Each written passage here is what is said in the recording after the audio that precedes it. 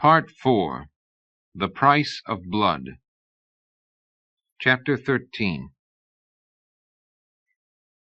Some time before dawn, she wasn't sure what hour it was, Leonora rose from bed and walked to the windows overlooking her balcony. In the end, she had not slept all night. Neither, as it happened, had her brother, a very long way to the south, fighting in the Ember War, and then sharing the beginning of spring on a hilltop won from the darkness. She herself had shared nothing with anyone that night, lying alone in her bed, visited by ghosts and memories. Now she looked out upon a cold darkness that had little in it of springtime or the promise of growth to come. The late stars still shone, though the moon had long since set. A wind blew in from off the sea.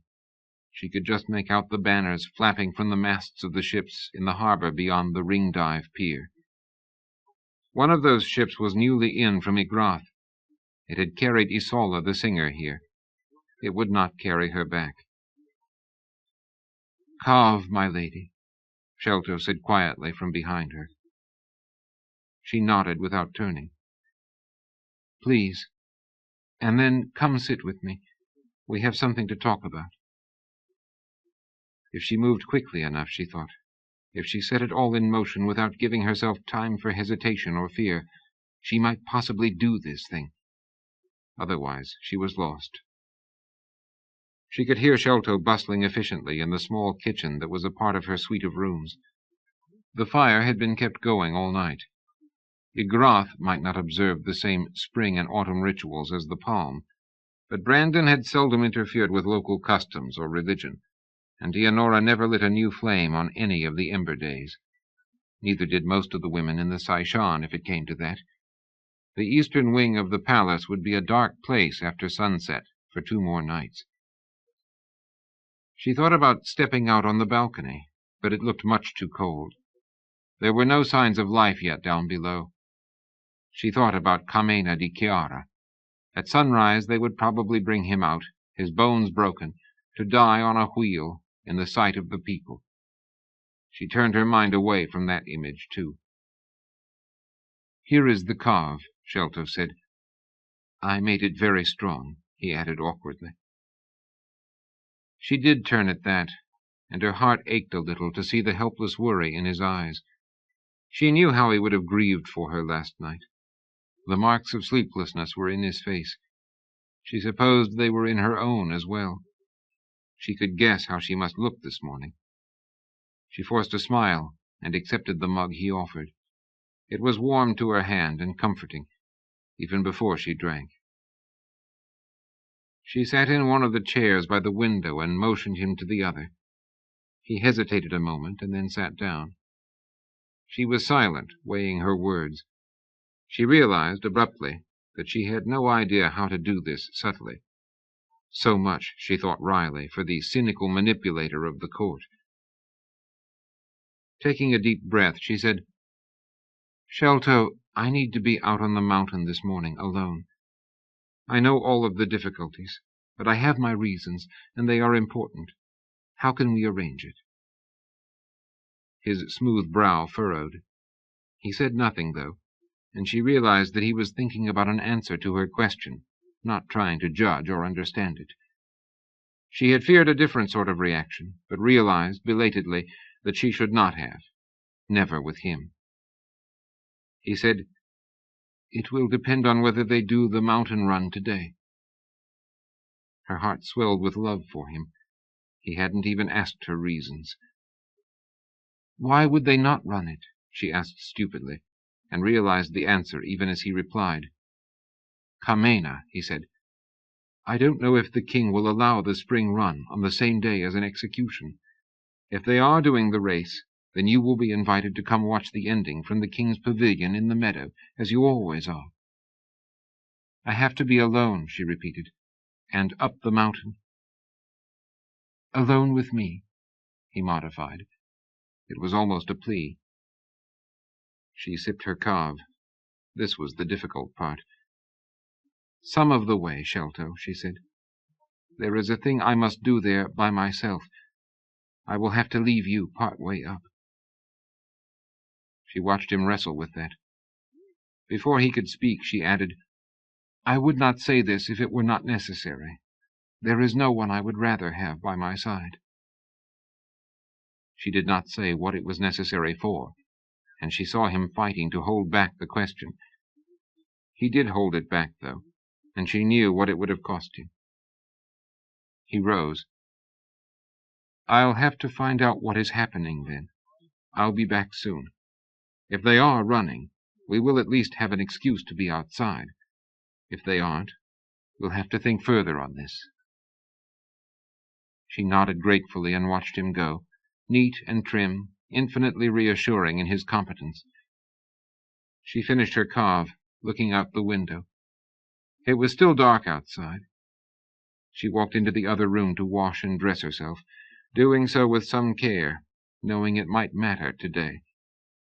She chose a simple brown woolen robe and belted it at the waist.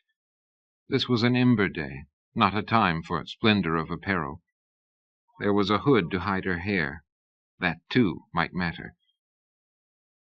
By the time she was done, Sholto had returned. He had a queer expression on his face. "They are running," he said, "and Carmena is not going to be executed on the wheel." "What happened to him?" she asked, feeling an instinctive dread. Sholto hesitated. "The word is being put about that he has been granted a merciful death already, because the actual conspiracy was from Igrath, and Carmena was merely a victim, a tool." She nodded. "And what has really happened?" Sholto's face was troubled. "This may be a thing you were better not to know, my lady." It probably was, she thought. But she had come too far in the night, and had too far yet to go. This was no morning for sheltering, or trying to seek shelter. "Perhaps," was all she said. "But I would prefer you to tell me, Sholto." He said after a moment, "I have been told that he is going to be altered. Rune is growing old, and the king must have a fool. It is necessary to have one in readiness, and it can take a long time, depending on the circumstances." The circumstances, Leonora thought, sickened, such as whether the fool in waiting had been a healthy, gifted, normal young man with a love of his home.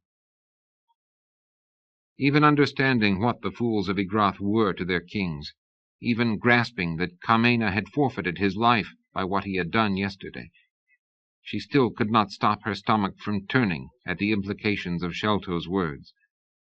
She remembered Rune hacking at Isola's body yesterday. She remembered Brandon's face. She forced her mind away from that. She couldn't afford to think about Brandon this morning. In fact, she was better off not thinking about anything at all. "Have I been summoned yet?" she asked tersely. "Not yet. You will be." She could hear tension in his voice. The news about Carmena had evidently disturbed him as well. "I know I will," she said. "I don't think we can wait, though. If I go out with the others, it will be impossible to slip away. What do you think would happen if we two tried to walk down together now?" Her tone was steady and calm. Sholto's face grew thoughtful. "We can try," he said after a moment. "Then come." Her fear was very simple. If she waited too long, or considered this too much, she would be paralyzed by doubt. The thing was to move, and to keep on moving, until she reached a certain place. What would happen then, if anything, she would leave to the Triad's grace. Her heart beating rapidly, she followed Sholto out of her rooms and into the main Saishan corridor. The first thin streaks of light were showing now through the windows at the eastern end. The two of them went the other way, passing two young castrates who were moving toward Venchel's rooms. Leonora looked straight at them. She was pleased, for the first time, to see fear spark in the eyes of both of the boys. Today, fear was a weapon, a tool, and she would need all the tools she could find. Sholto led her, not hurrying, down the wide stairway towards the double doors that led to the outside world. She caught up to him just as he rapped. When the guard outside opened, she stepped through without waiting for his challenge or Shelto's announcement. She fixed him with a cool glance as she went by, and saw his eyes widen as he recognized her. She began walking down the long hallway. As she went past the other guard, she saw that he was the young one she'd smiled at yesterday. Today she did not smile. Behind her she heard Shelto speak one quick, cryptic sentence, and then another in answer to a question. Then she heard his footsteps coming down the corridor. A moment later the door swung shut behind them. Shelto caught up to her. "I think it will take a brave man to stop you today," he said quietly. "They all know what happened yesterday. It is a good morning to be trying this." It was the only morning she would ever be trying this, Leonora thought. "What did you tell them?" she asked, continuing to walk. "The only thing I could think of. You are going to a meeting with Damon about what happened yesterday." She slowed a little, considering that, and as she did, the glimmerings of a proper plan came to her, like the first faint illumination of the sun rising in the east above the mountains. "Good," she said, nodding her head. "Very good, Shelto. That is exactly what I'm doing." Two other guards walked past them, taking no notice at all. "Shelto," she said, when they were alone again, "I need you to find Damon. Say I want to speak with him alone before we all go out this afternoon for the end of the race. Tell him I'll be waiting in the King's Garden 2 hours from now." 2 hours might or might not be enough. She didn't know. But somewhere in the vast expanse of the King's Garden on the north side of the palace, she knew there was a gate that led out to the meadows, and then the slopes of Sangarios beyond. Shelto stopped, forcing her to do the same. "You are going to go without me, aren't you?" he said. She would not lie to him. "I am," she said. "I expect to be back in time for that meeting. After you give him the message, go back to the Saishan. He doesn't know we're out already, so he'll have to send for me. Make sure the message goes directly to you. I don't care how." "They usually do," he said quietly, clearly unhappy. "I know that. When he does send, we'll have our excuse for being out. 2 hours from now, come back down yourself. I should be in the garden with him. Look for us there. And if you aren't—" She shrugged. "Stall. Hope. I have to do this, Shelto. I told you." He looked at her a moment longer, and then nodded his head once. They went on. Just before reaching the sweep of the grand staircase on their left, Shelto turned right, and they went down a smaller stairwell to the ground level. It brought them out into another east-west corridor. There was no one there. The palace was only just beginning to stir. She looked over at Shelto. Their eyes met. For a fleeting moment she was sorely tempted to confide in him, to make an ally of a friend. What could she say, though? How explain in the middle of a dawn corridor the dark night and the train of years that had led her here? She put a hand on his shoulder and squeezed. "Go now," she said. "I'll be all right." Without looking back, she walked alone a little way down the hallway, pushed open the 2 glass doors leading to the labyrinth of the King's Garden, and went out into the gray, cold beginning of dawn. It hadn't always been known as the King's Garden, nor had it always been as wild as it was now. The Grand Dukes of Chiara had shaped this pleasure ground for themselves over successive generations, and it had changed over the years as tastes and styles in the island court had changed. When Brandon of Ygrath had first arrived, it had been a glittering exercise in topiary. Hedges artfully trimmed in the shapes of birds and animals, trees precisely spaced and arranged throughout the enormous walled expanse of the garden, wide walks with sculpted benches at easy intervals, each one under a sequoia planted for fragrance and shade. There had been one tidy box-hedged maze, with a lover's seat at the center, and rows of flowers carefully arrayed in complementary colors. Tame and boring, the king of Ygrath had labeled it the first time he walked through. Within 2 years the garden had changed again, a great deal this time. The walkways were less wide now, dappled and overhung with leaves in summer and fall. They twisted seemingly at random through the densely planted groves of trees, brought down with some labor from the mountain slopes and the forests on the north side of the island. Some of the sculpted benches remained, and the thick and fragrant flower beds, but the bird hedges and the animal bushes had been the first things to go, and the neat, symmetrically pruned shrubs and serrano bushes had been allowed to grow out, higher and darker, like the trees. The maze was gone. The whole of the garden was a maze now. An underground stream had been tapped and diverted, and now the sound of running water was everywhere. There were leafy pools one might stumble upon, with overhanging trees for shade in the summer's heat. The king's garden was a strange place now, not overgrown, and most certainly not neglected, but deliberately shaped to give a sense of stillness and isolation, and even, at times, of danger. Times such as this, with the dawn wind still cold and the scarcely risen sun just beginning to warm the air. Only the earliest buds were on the branches of the trees, and only the first flowers of the season, anemones and wild cayena roses, adding flashes of color to the wan morning. The winter trees stood tall and dark against the gray sky. Dianora shivered and closed the glass doors behind her. She took a deep breath of the sharp air and looked up at the clouds piled high above the mountain, hiding the peak of Sangarios. Over to the east the clouds were beginning to break up. It would be a mild day later. Not yet, though. She stood at the edge of the wildness of an end-of-winter garden and tried to guide herself towards steadiness and calm. She knew there was a gate in the northern wall, but she wasn't sure she remembered where. Brandon had showed it to her one summer's night, years ago, when they had walked for miles aimlessly amid fireflies and the drone of crickets, and the sound of unseen water splashing in the darkness beyond the torchlit paths. He had brought her to a gate he'd stumbled upon one day, half hidden by climbing vines and a rose bush. He had shown it to her in the darkness, with torches behind them and blue Ilarion overhead. He had held her hand that night as they walked, she remembered, and talked to her about herbs and the properties of flowers.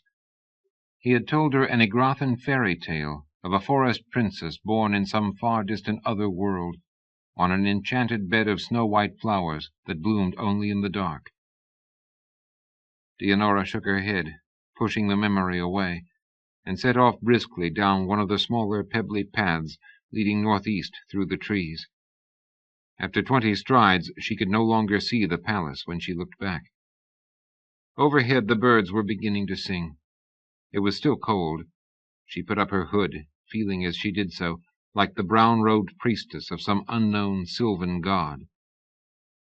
And thinking so, she prayed to the god she did know, and to Morian and Aeana, that the Triad might send her wisdom and the clear heart she had come out this ember morning to find. She was intensely aware of what day this was. At almost exactly the same moment, Alessan, Prince of Tigana, was riding out from Castle Borso, in the Chertandan highland, towards a meeting in the Braccio Pass that he thought might change the world. Dianora walked past a bed of anemones, much too small and delicate yet to pick. They were white, which made them Aeanas. The red ones were Morians, except in Tregea, where they were said to be stained by the blood of Aedeon on his mountain. She stopped and looked down at the flowers, their fragile petals shaken by the breeze. But her thoughts were back with Brandon's fairy tale of the faraway princess, born under summer stars, cradled on such flowers. She closed her eyes then, knowing that this would not do. And slowly, deliberately, searching out pain as a spur, a goad, she built up a mental image of her father riding away, and then of her mother, and then of Bayard among the soldiers in the square. When she opened her eyes to go on, There were no fairy tales in her heart. The paths twisted hopelessly, but the main cloud mass was to the north over the mountain, and she kept that in front of her as best she could. It was strange to be wandering like this, almost lost among the trees, and Dianora realized with a start that it had been a great many years since she'd last been so alone. She had only 2 hours and a long way to go. She quickened her pace. A little later the sun came up on her right, and the next time she looked up, part of the sky was blue above her, and gulls were wheeling against that blue. She pushed back her hood and shook her long hair free, and just then she saw the thick, high gray stone of the northern wall through a screen of olive trees. Vines and clumps of lauren moss were growing along the wall, purple and dark green. The path ended at the olives, forking east and west. She stood a moment, irresolute, trying to orient herself within a memory of summer and torches at night. Then she shrugged and went west, because her heart always did that. 10 minutes later, winding past a pool and a ruffled reflection of white clouds within it, Dianora came to the gate. She stopped, suddenly cold again, though the morning was warmer now with the sun. She looked at the arched shape and the rusted iron hinges. The gate was very old. There seemed to have been something carved on it once, but whatever image or symbol had been there was almost entirely worn away. The gate was overgrown with ivy and vines. The rosebush, she remembered, was bare yet on this first day of spring, but the thorns were long and sharp. She saw the heavy bolt, as rusted as the hinges. There was no lock, but she was suddenly uncertain whether she would even be able to move the corroded bolt. She wondered who had last gone through this gate into the meadows beyond. Who and when and why? She thought about climbing and looked up. The wall was 10 feet high, but she thought there might be hand and toe holds there. She was about to move forward when she heard a sound behind her. Thinking about it afterwards, she tried to understand why she hadn't been more frightened than she was. Somewhere in her mind, she decided, she must have thought that this might happen. The gray rock on the mountainside had been only a starting point. There was no reason in the world to expect that she might find that rock, or find what she needed there. She turned in the king's garden, alone among the trees and the earliest flowers, and saw the Ruselka combing her long green hair beside a pool. They are only found when they want to be, she remembered. And then she had another thought, and she looked quickly around to see if anyone else was there. They were quite alone in the garden, though, or in this part of the garden. The Ruselka smiled, as if reading Dianora's mind. She was naked, small and very slender, but her hair was so long it almost served her as a robe. Her skin was as translucent as Brandon had said it had been, and the eyes were enormous, almost frighteningly so, pale as milk in the pale white face. "She looks like you," Brandon had said. Or no, "She reminded me of you," was what he'd said. And in an eerie, chilling fashion, Dianora had a sense of what he meant. She had a memory of herself in the year Tigana fell, too thin and pale, her eyes almost as huge as these in the hollows of her face. But Brandon had never seen or known her then. Dianora shivered. The Ruselka's smile deepened. There was nothing of warmth in her, or comfort. Dianora didn't know if she had expected either of those. She didn't really know what she had expected to find. She had come for the clear path of the old foretelling verse, and it seemed that if she was to find it, it would be here among the intricately winding ways of the king's garden. The Ruselka was beautiful, heartbreakingly so, in a fashion that had little to do with mortal beauty. Dianora's mouth was dry. She didn't even try to speak. She stood very still in her plain brown robe, her own dark hair unbound and falling down her back, and she watched the Ruselka lay a bone-white comb down on the stone bench by the pool and motion to her. Slowly, her hands beginning to tremble, Dianora walked off the path and under an arch of trees to stand before that pale, elusive creature of legend. She was so near she could see the green hair shine in the soft morning light. The pale eyes had shadings to them, and depth. The Rusalka lifted one hand, its fingers longer and more slender than any mortal's could be, and she brought it up to Dianora's face and touched her. The touch was cool, but not so cold as she might have feared. Gently the Rusalka stroked her cheek and throat. And then, the hieratic alien smile deepening again, she slipped her hand further down, undid a button of Dianora's robe, and reached within to touch her breasts, one and then the other, not hurrying, smiling that entirely secret smile all the while. Dianora was trembling. She could not make herself stop.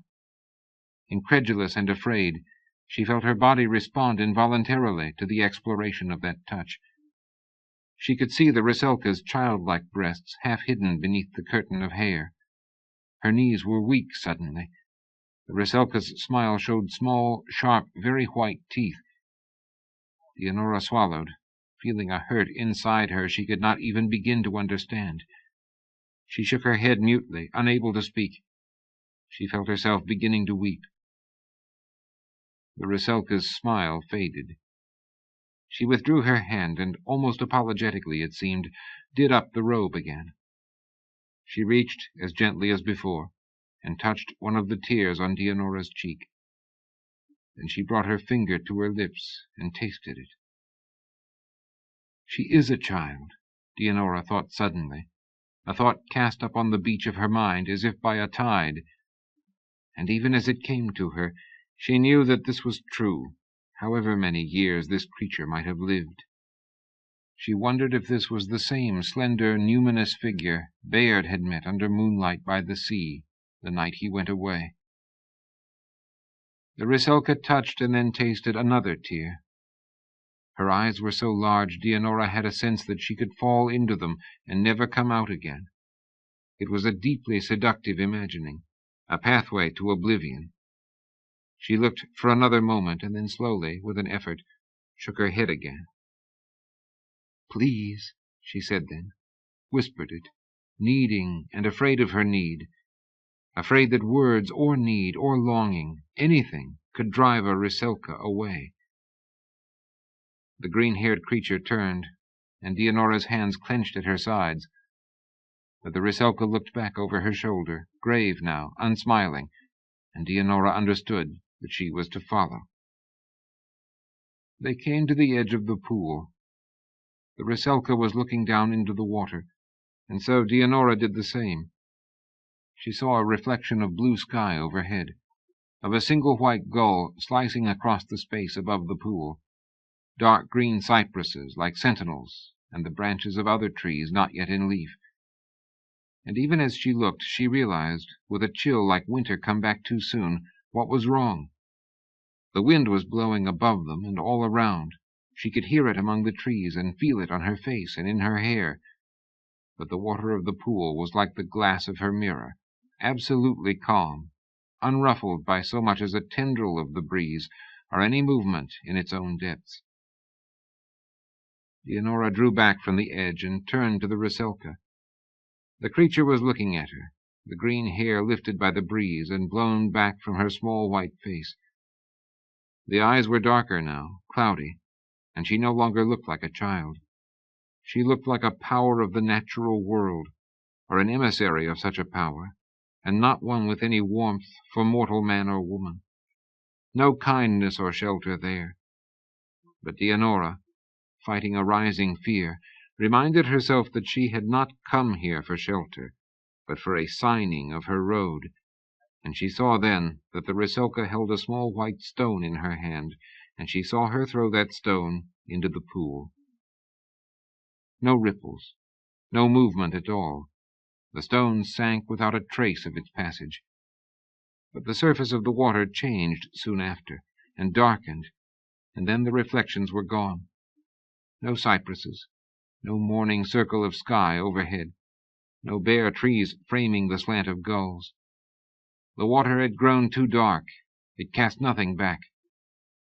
But Leonora felt the Rusalka take her hand and draw her gently but inexorably back to the edge of the pool, and she looked down, having come out from the Sai-Shan to find this truth, this signing, and in the dark waters she saw a reflection. Not herself or the Rusalka, nor anything at all of the king's garden on this first of the ember days. Instead, an image of another season, late spring or summer, another place, bright with color, a great many people gathered, and somehow she could even hear the sound of them in the image, and beneath that sound, constantly, was the surge and sigh of waves. And in the depths of the pool, Leonora saw an image of herself, clad in a robe green as the Rusalka's hair, moving alone between those gathered people. And then she saw in the pool where her steps were leading her. Fear touched her in that moment with an icy hand for 1 second, and then was gone. She felt her racing heart beat slow, and then grow slower yet. A deep calm came over her, and a moment later, not without its burden of sorrow, came acceptance. For years her nights had known dreams of such an ending. This morning she had come out of the Sai-Shan looking for this certainty, and now, above this pool, her path came clear to her at last, and Leonora saw that it led to the sea. The sounds of gathered people faded away, and then all the images, the bright sun of summer. The pool was dark again, giving nothing back at all.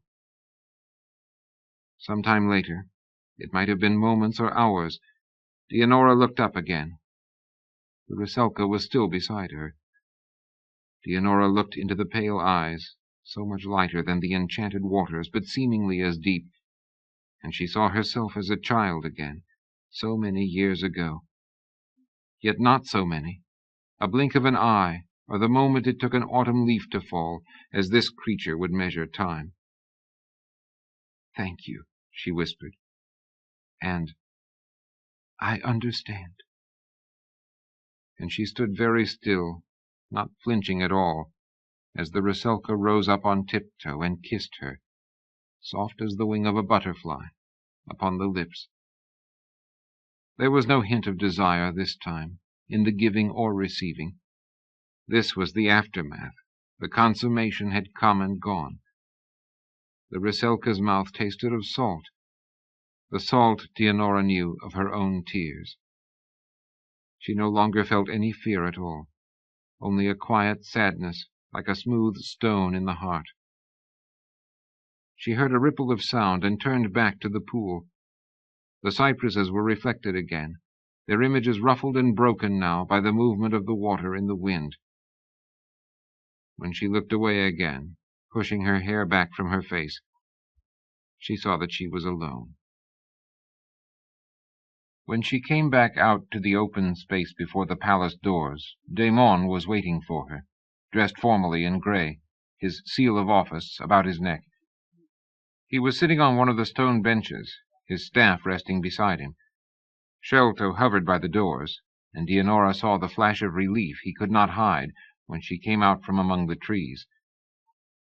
She stopped and looked at the Chancellor, allowing a slight smile to show on her face. It was artifice, of course, but an act she could do unconsciously by now.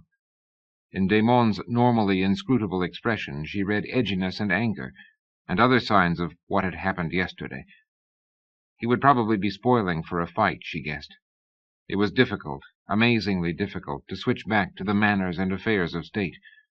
It was also something that had to be done. "You were late," she said mildly, walking towards him. He had risen with perfect courtesy as she approached. "I went walking in the garden. There are anemones beginning already." "I was precisely on time," Damon said. She might once have been intimidated, but not now. He would be wearing the seal as an attempt to reinforce his authority, but she knew how badly yesterday would have unsettled him. She was fairly certain he would have offered to kill himself last night. He was the man for whom the old traditions mattered. In any case, she was armored against him. She had seen a Riselka this morning. "Then I must have been early," she said carelessly. "Forgive me. It is good to see you looking so well after yesterday's confusions. Have you been waiting long?" "Long enough.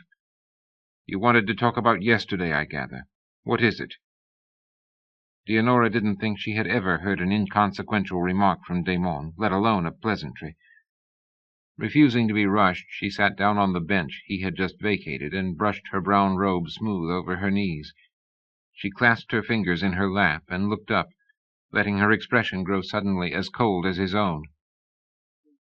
"He almost died yesterday," she said flatly, deciding only in that moment what her tack would be. "He would have died. Do you know why, Chancellor?" She didn't wait for his answer. "The king almost died because your people were too complacent or too slovenly to bother searching a party of Igrathans. What did you think? The danger could only come from the palm? I expect yesterday's guards to be dealt with, Damon, and soon." The use of his name and not his title was deliberate. He opened his mouth and closed it, visibly biting back a swift retort. She was pushing things. Triad knew how hard she was pushing with this, but if ever there was going to be a chance for her to do so, this would be it. Damon's face was white with anger and shock. He took a deep breath to control himself. "They have been dealt with already," he said. "They are dead." She hadn't expected that. She managed with an effort to keep her discomfiture out of her eyes. "There is more," she went on, pressing her advantage. "I want to know why Kamena di Chiara was not watched when he went to Igrath last year." "He was watched. What would you have had us do? You know who was behind yesterday's attack. You heard." "We all heard. Why did you not know about Isola and the Queen?" This time the bite she put into the words was real, not merely tactical. For the first time she saw a flicker of hesitation in his eyes. He fingered his seal, then seemed to become aware that he was doing so, and dropped his hand to his side. There was a brief silence. "I did know," he said finally. His eyes met her own, a question in them, like an angry challenge. "I see," said Leonora a moment later, and looked away. The sun was higher now, slanting across most of the clearing. If she moved a little along the bench, its warmth would fall upon her. The harsh, unspoken question in Damon's eyes hung in the air. Would you have told the king, knowing these things about his queen? Leonora was silent, tracking implications to their endings. With this admission, she realized, Damon was hers, if he hadn't already been so after his failure yesterday, and what she had done to save the king. She was also, she thought, in fairly immediate danger as a consequence. The Chancellor was not a man to be treated lightly, ever. Most of the Saishan had their suspicions as to how Cloese di Chiara had died 10 years ago, and why. She looked up, and let her rising anger keep the anxiety from showing. "Wonderful," she said acidly. "Such efficient security. And now, of course, because of what I was forced to do, your pet courtier, Neso, simply has to receive the posting in Ossory, doesn't he? With a wound of honor earned saving the life of the king. How marvelously clever of you, Damon." She had miscalculated. For the first time he smiled, a narrow, mirthless expression. "Is that what this is about?" he asked softly. She bit back a swift denial. It was not inconvenient for him to think so, she realized. "Among other things," she admitted, as if grudgingly. "I want to know why you have been favoring him for the Ossory posting. I had been meaning to talk to you about this." "I thought as much," he said, a measure of his usual complacency returning. "I have also been keeping track of some, not all, I have no doubt, of the gifts Sholto has been receiving in your name these past weeks. That was a splendid necklace yesterday, by the way. Did Neso's money pay for it?" in an attempt to have you win me over to his side? He was immensely well informed, and he was shrewd. She had always known these things. It was never wise to underestimate the Chancellor. It helped pay for it, she said briefly. You haven't answered my question. Why do you favor him? You must know what sort of man he is. Of course I know, Damon replied impatiently. Why do you think I want him out of here? I want him posted to Ossory because I don't trust him at court. I want him away from the king, and in a place where he can be killed without undue inconvenience. I trust that answers your question. She swallowed. Never, ever underestimate him, she told herself again. It does, she said. Killed by whom? That should be obvious. It would be put about that the Assolini did it themselves.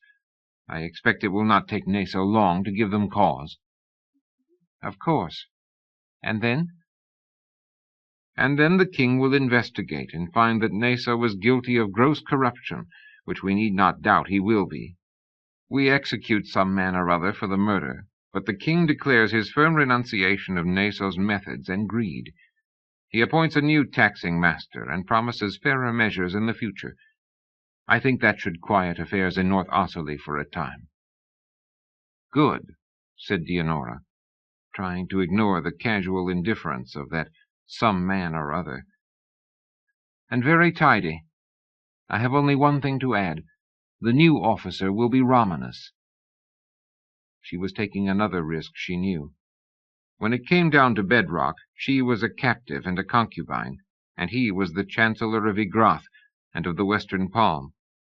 On the other hand, there were other ways to measure the balance here, and she fought to focus on those. Damon looked coolly down at her. She kept her gaze on his, her eyes wide and disingenuous.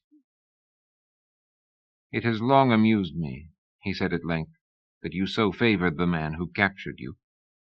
One would think you hadn't minded, that you wanted to come. Perilously, uncannily near to the mark, but she could see he was baiting her, not serious in his thrust. She forced herself to relax and smiled. How could I mind being here? I'd never have had a chance at pleasant meetings such as this. And in any case, she let her tone change, I do favor him, yes. On behalf of the people of this peninsula, I do. And you know that that will always be my concern, Chancellor. He is a decent man. There are not many such Ygrathans, I'm afraid. He was silent a moment. Then, there are more than you think. But before she could manage to interpret either his words or the surprising voice in which they were spoken, he added, I seriously thought of having you poisoned last night. Either that or suggesting you be freed and made a citizen of Ygrath. What extremes, my dear! She could feel herself growing cold, though. Didn't you teach us all that balance is everything? I did, he said soberly, not rising to her bait. He never did. Have you any idea what you've done to the equilibrium at this court? What, she said with real asperity, would you have preferred me to do yesterday? That is not at all the point. Obviously. There was a rare spot of color in his cheeks. When he resumed, though, it was in his usual tones. I was thinking of Romanus for Ossory myself. It shall be as you suggest. In the meantime, I very nearly forgot to mention that the king has sent for you.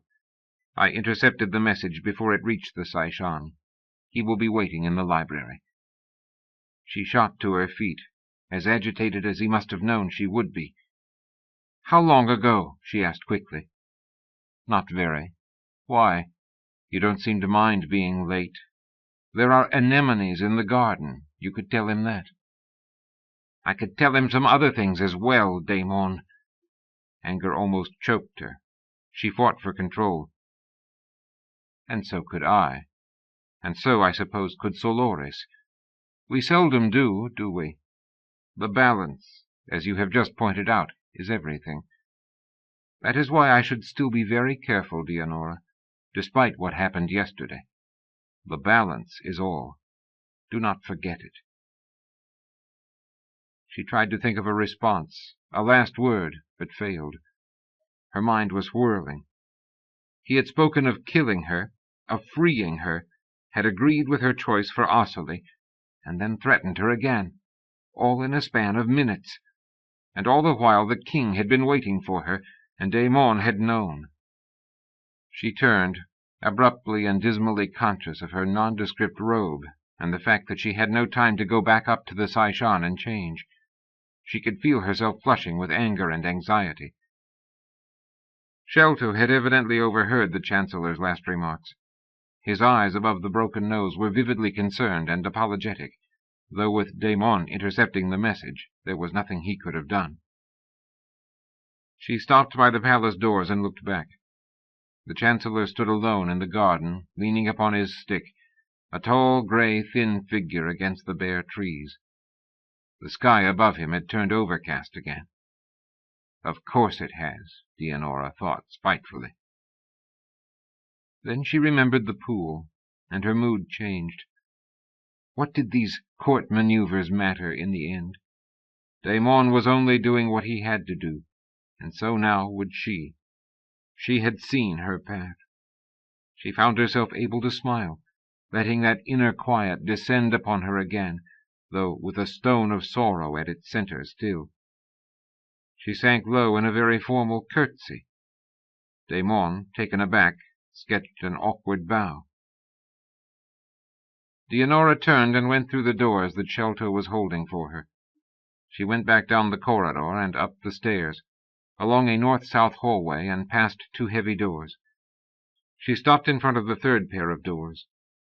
Out of reflex and habit more than anything else, she checked her reflection in the bronze shield that hung on the wall. She adjusted her robe and pushed both hands through her hopelessly wind-blown hair. Then she knocked on the library doors and entered, holding hard to her calm and the vision of the pool, a round stone of knowledge and sorrow in her heart that she hoped would anchor it in her breast and keep it from flying away. Brandon was standing with his back to the door, looking at a very old map of the then-known world that hung above the larger of the fires. He did not turn. She looked up at the map. On it, the peninsula of the Palm, and even the larger landmass of Quilea beyond the mountains running all the way south to the ice, were dwarfed by the size of Barbadior and its empire to the east, and by Ygrath to the west overseas.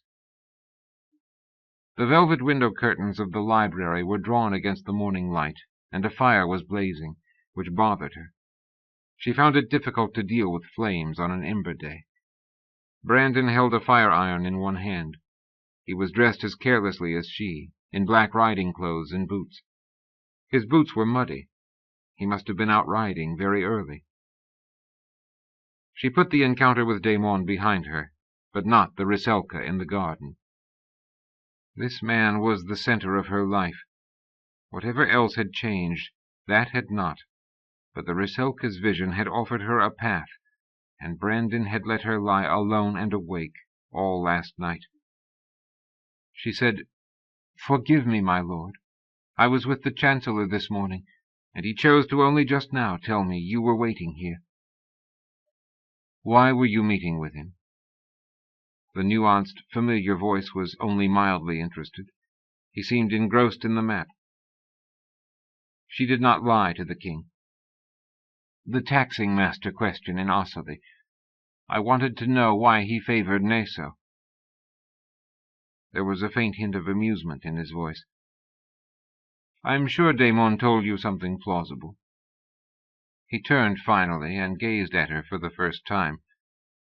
He looked exactly the same as he always did, and she knew what always happened when their glances first met.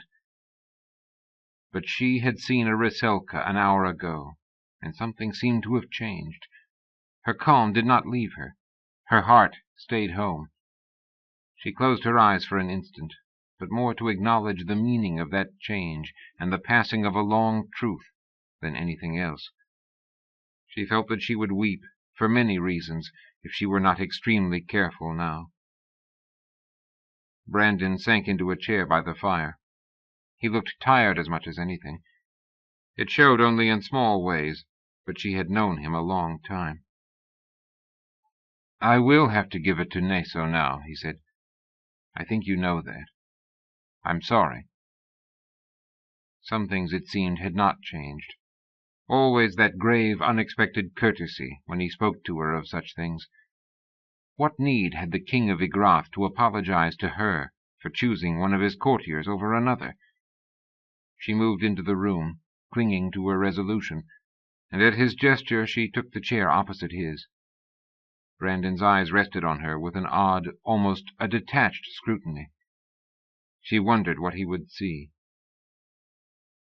She heard a sound from the far end of the room, and glancing over, saw Rune sitting by the second fire, aimlessly leafing through a picture book. His presence reminded her of something, and she felt her anger suddenly come back. "Of course you have to offer it to Neso," she said. "Arsely is his prize for gallantry in the service of his king." He scarcely responded. Briefly his mouth quirked, his expression mildly ironic. He still seemed preoccupied, though, only half attending to what she said. "Gallantry, courage, they'll call it something of that sort," he said absently. "Not getting out of the way in time, it really was. Daemon was already arranging last night to have word spread that it was Neso who saved my life." She would not rise to that. She refused. She didn't even understand why he was saying this to her. She said, instead, looking across the room at Rune, not at the king, "That makes sense, and you must surely know that I don't care. What I do not understand is why you are putting out lies about Kamena's fate." She took a breath and then plunged ahead. "I know the truth. It is such an ugly, vicious thing to do. If you must prepare a fool to follow Rune, why mar a whole man and a healthy one? Why do such a thing?" He did not answer for a long time, and she was afraid to look at him. Rune, too far away to hear, none the less stopped leafing through his book and was looking over at them. "As it happens, there are precedents," was what Brandon said at length, his tone still mild. But then, a moment later, he added, "I should probably have taken Sholto away from you a long time ago. You both learn too much too quickly." She opened her mouth, but no words came out. What could she say? She had asked for this, for exactly this. But then, glancing out of the corner of her eye, she saw that Brandon was smiling. An odd smile, and there was something strange about his eyes as he looked at her. He said, "As it also happens, Sholto would have been right this morning, but his tidings are wrong by now." "What do you mean?" She felt the stirrings of a genuine uneasiness. There was a strangeness to his manner this morning that she could not lay a finger on. It was more than tiredness, though. She knew that much. "I rescinded yesterday's orders after my ride," Brandon said quietly. "Kamena is probably dead by now. An easy death, exactly as word has been put about." She discovered that her hands were clutching each other in her lap. She said fatuously, without thinking, "Is this true?" He only raised his eyebrows, but she felt herself flush deep red. "I have no need to deceive you, Dianora. I told them to arrange for witnesses among the Chiarans, so there would be no doubt. What would confirm it for you? Shall I have his head sent to your rooms?" She looked down again, thinking of Isola's head bursting like a smashed fruit. She swallowed. He had done that with a gesture of his hand. She looked back at the king. Mutely she shook her head. What had happened on that ride? What was happening here? Then, abruptly, she remembered what else had occurred to him yesterday. On the mountainside, at a place where a grey rock stood beside the runner's track. One man sees a Rusalka. His path forks there. Brandon turned back towards the fire, one leg crossed over the other. He laid the point of the iron down on the hearthstone, leaning it against his chair. "You haven't asked me why I changed the orders. That's unlike you, Dianora." "I'm afraid to," she said truthfully. He glanced over at that, his dark brows level now, the grey eyes intimidating with their intelligence. "That's unlike you as well." "You aren't very like yourself either this morning." "Fair enough," he said quietly. He looked at her for a moment in silence, then seemed to consider something else. "Tell me, did Damon make things difficult for you just now? Did he warn you or threaten?" It wasn't sorcery, she told herself fiercely. Not mind-reading. It was only Brandon being what he was, aware of all the nuances that affected those in their orbits around him. "Not directly," she said awkwardly. Once she might have seen this as an opportunity, but the mood this morning was so strange. "He was upset about yesterday. Afraid, I think, of balances shifting here at the court. Once word is safely out that it was Naso who saved your life, I think the Chancellor will be easier. It won't be a difficult story for him to spread. Things happened very fast. I doubt anyone saw it clearly." This time Brandon's smile as he listened was one she knew and cherished. Equal to equal, their minds sharing the track of a complex thought. But when she finished, his expression changed. "I did," he said. "I saw it clearly." She looked away and down again, at her hands in her lap. "Your path is clear now," she told herself as sternly as she could. "Remember that." She had been offered a vision of herself in green beside the sea, and her heart was her own now after last night. There was a stone holding it there, safe within her breast. Brandon said, "It would be easy to tell the Naso story, I agree, but I did a great deal of thinking last night, and then on my ride this morning. I'll be talking to Damon later today, after we watch the runners come home. The tale that goes around will be the true one, Dianora." She wasn't sure she had heard him rightly, and then she was sure, and something seemed to reach a brim and then spill over a little, like an overflowing wine-glass inside her. "You should go riding more often," she mumbled. He heard. He laughed softly, but she didn't look up. She had a very strong sense that she couldn't afford to look up. "Why?" she asked, intent on her interlocked fingers. "Why to both things, then? Carmena's fate, and now this?"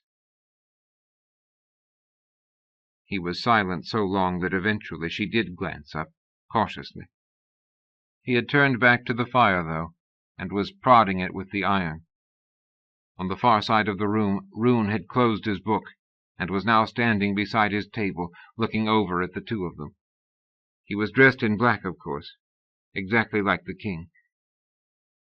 "Did I ever tell you," said Brandon of Ygrath very softly, "the legend my nurse used to tell me as a child, about Finavir?" Her mouth was dry again. Something in his tone, the way he was sitting, the discontinuity of his reply. "No," she said. She tried to think of something witty to add, but failed.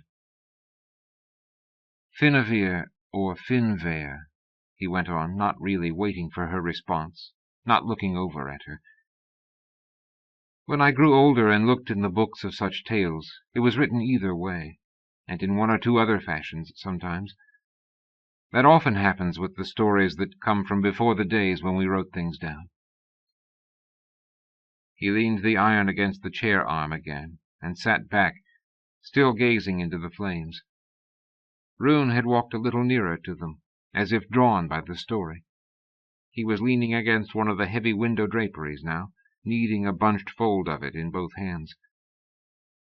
Brandon said, "In Ygrath the tale is sometimes told, and sometimes believed.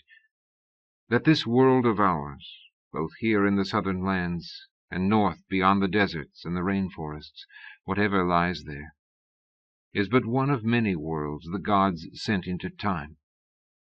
The others are said to be far off, scattered among the stars, invisible to us. There has been such a belief here as well, Dianora said quietly when he paused. In Certando, in the highlands, they once had a teaching that was much the same, though the priests of the Triad burned people for saying as much. It was true. There had been mass burnings for the Carlozzini heresy in the plague years, long ago. Brandon said, "We never burned or wheeled people for that thought. They were laughed at sometimes, but that is another thing. What my nurse used to tell me was what her mother told her, and her mother's mother before, I have no doubt. That some of us are born over and again into various of these worlds, until at the last, if we have earned it by the manner of our lives, we are born a final time into Finnavir, or Finver, which is the nearest of all the worlds to where the true gods dwell." "And after that?" she asked. His quiet words seemed to have become a part of the unfolding spell of this day. "After, no one knew or would tell me, nor did any of the parchments and books I read when I grew older." He shifted in his seat, his beautiful hands resting on the carved arms of the chair. "I never liked my nurse's legend of Finnavir. There are other kinds of stories, some of them quite different, and many of them I loved, but for some reason that one stayed with me. It bothered me. It seemed to make our lives here merely a prelude, inconsequential in themselves, of importance only for where they would lead us next. I have always needed to feel that what I am doing matters, here and now." "I think I would agree with you," she said. Her own hands were gentle in her lap now. He had shaped a different mood. "But why are you telling me this, if you have never liked the story?" The simplest of questions. And Brandon said, "Because during the nights this past year and more, I have had recurring dreams of being reborn, far away from all of this, in Finnavir." He looked straight at her then, for the first time since beginning the tale, and his grey eyes were calm, and his voice was steady as he said, "And in all of those dreams, you have been at my side, and nothing has held us apart, and no one has come between." She had had no warning, none at all, though perhaps the clues had been there all along, and she too blind to see. And suddenly she was blind now, helpless tears of shock and wonder overflowing in her eyes, and a desperate, urgent hammering that she knew to be her heart. Brandon said, "Dianora, I needed you so much last night I frightened myself. I did not send for you only because I had to somehow try to come to terms with what happened to me when you blocked Carmena's arrow. Soloris was a court deception, no more than that, so they might not think me unmanned by danger. I spent the whole night pacing, or at my desk, trying to riddle out where my life has now come. What it means that my wife and only living son should try to kill me, and fail only because of you. And thinking about that, consumed by it, I only realized near dawn that I had left you alone all night. My dear, will you ever forgive me for that?" "I want time to stop," she was thinking, wiping vainly at her tears, trying to see him clearly. "I want never to leave this room. I want to hear these words spoken over and over, endlessly, until I die." "I made a decision on my ride," he said. "I was thinking about what Isola had said, and I was finally able to accept that she was right. Since I will not, since I cannot possibly change what I am committed to doing here, I must be prepared to pay all of the price myself, not through others in Igrath." She was shaking, quite unable to stop her tears. He had not touched her, or even moved towards her. Behind him, Rune's face was a twisted mask of pain and need, and something else, the thing she sometimes saw there and could not face. She closed her eyes. "What will you do?" she whispered. It was hard to speak. And then he told her, all of it, named for her the fork in the road he had chosen. She listened, her tears falling more slowly now, welling up from an over-full heart, and at length she came to understand that the wheel was coming full circle. Listening to Brandon's grave voice over the crackle of flames on an ember day, Leonora saw only images of water in her mind, the dark waters of the pool in the garden, and the vision of the sea she'd been given there.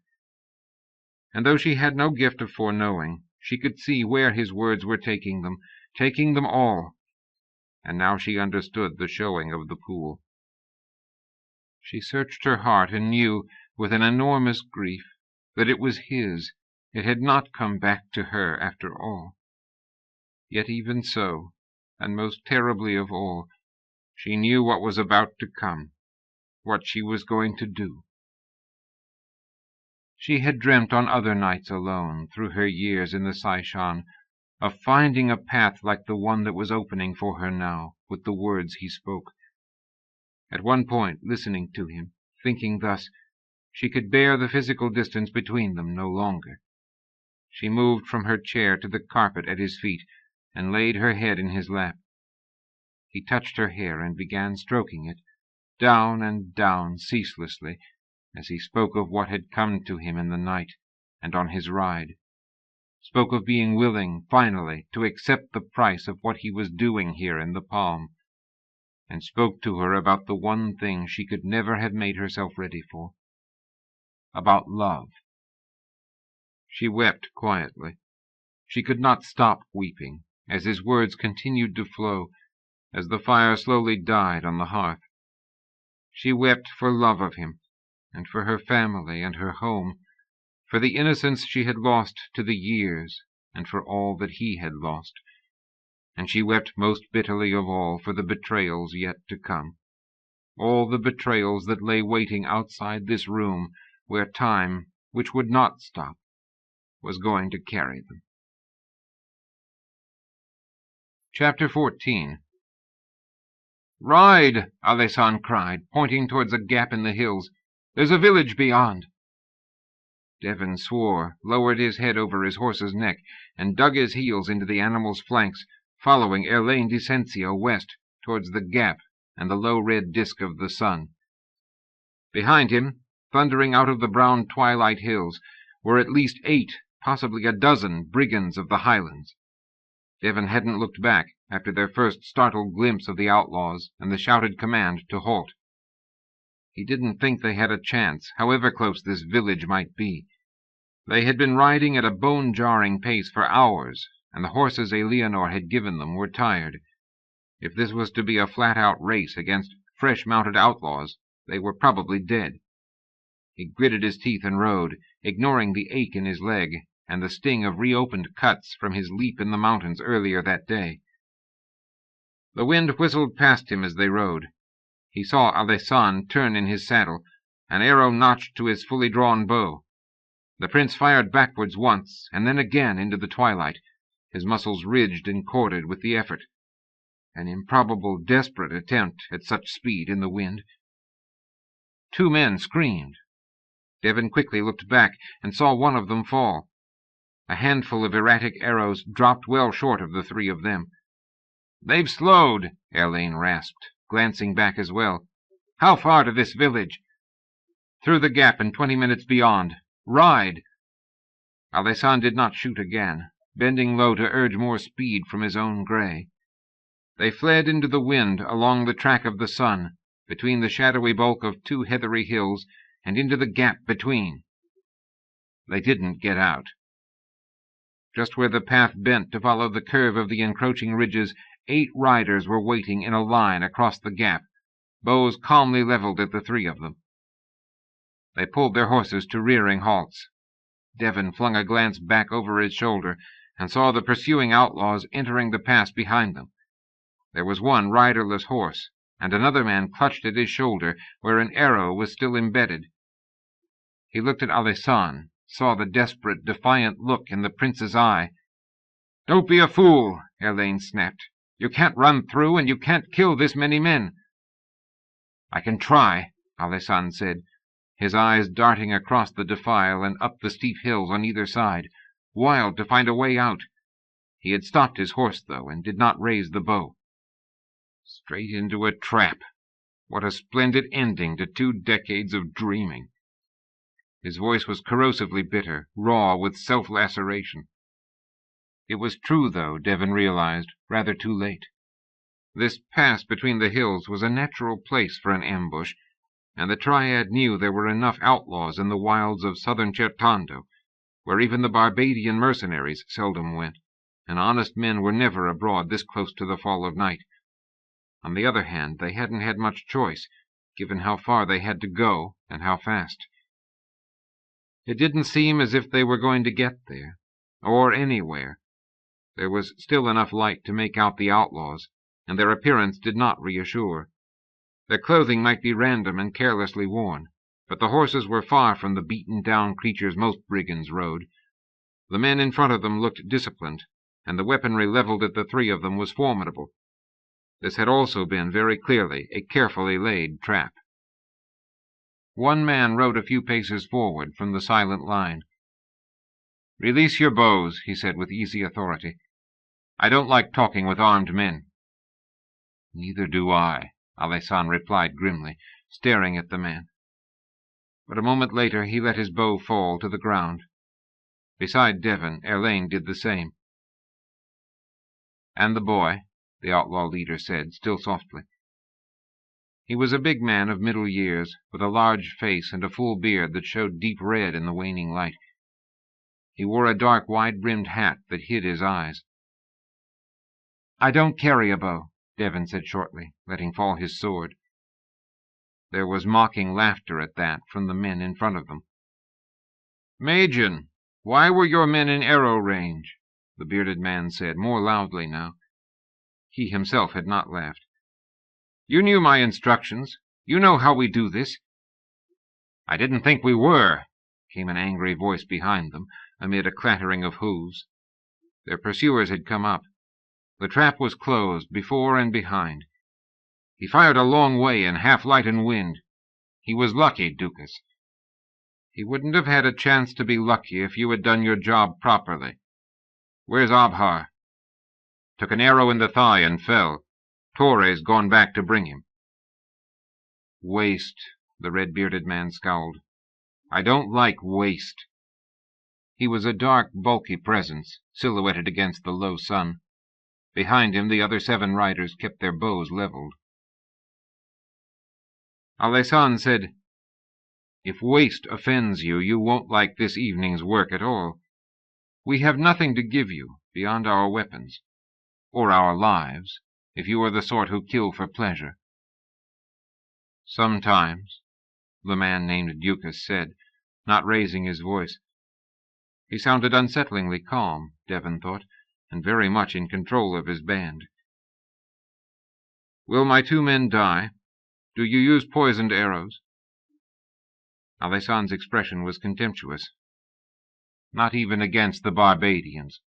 Why, do you?" "Sometimes," the outlaw leader said again. "Especially against the Barbadians. These are the Highlands, after all." He smiled for the first time, a cold, wolfish grin. Devon had a sudden sense that he wouldn't want to have this man's memories, or his dreams. Alessan said nothing. It was growing darker in the pass. Devon saw him glance over at Erlaine, a sharp query in his face. The wizard shook his head, a minute, almost invisible gesture. "Too many," he whispered. "And besides—" "The gray-haired one is a wizard," came an emphatic voice from the line beyond Ducas. A chunky, round-faced man moved his horse forward beside the leaders. "Don't even think of it," he continued, looking straight at Erlaine. "I could block anything you tried." Startled, Devon glanced at the man's hands, but at this distance it was too dark for him to see if 2 fingers were missing. They would have to be, though. They had come upon another wizard. Much good it would do them. "And precisely how long do you think it would take a tracker to find you, then?" Erlaine was saying, his voice silken. "With the backspill of magic from the both of us leading to this place." "There are a sufficiency of arrows trained on your heart and throat," the leader interjected, to ensure that such an event would not happen. "But I confess this grows more interesting every moment. An archer and a wizard riding abroad on an ember day. Aren't you afraid of the dead? What does the boy do?" "I'm a singer," Devon said grimly. "Devon Dociley, lately from the company of Menico di Ferro, if that means anything to you." The thing, obviously, was to keep the talk going somehow, and he had heard stories, wishful thinking on the road perhaps, of outlaw bands sparing musicians in exchange for a night of song. Something occurred to him. "You thought we were Barbadians, didn't you? From a distance. That's why you laid the trap." "A singer. A clever singer," Ducas murmured. "If not clever enough to stay indoors on an ember day. Of course we thought you were Barbadians. Who in the eastern peninsula but Barbadians and outlaws would be abroad today? And all of the outlaws for 20 miles around are part of my band." "There are outlaws and outlaws," Alessandro said softly. "But if you were hunting Barbadian mercenaries, you are men with the same hearts as ours. I can tell you, and I do not lie, Ducas, that if you hinder us here, or kill us, you will be giving such comfort to Barbadior and to Igrath as they could not have ever dreamt of asking of you." There was, not surprisingly, a silence.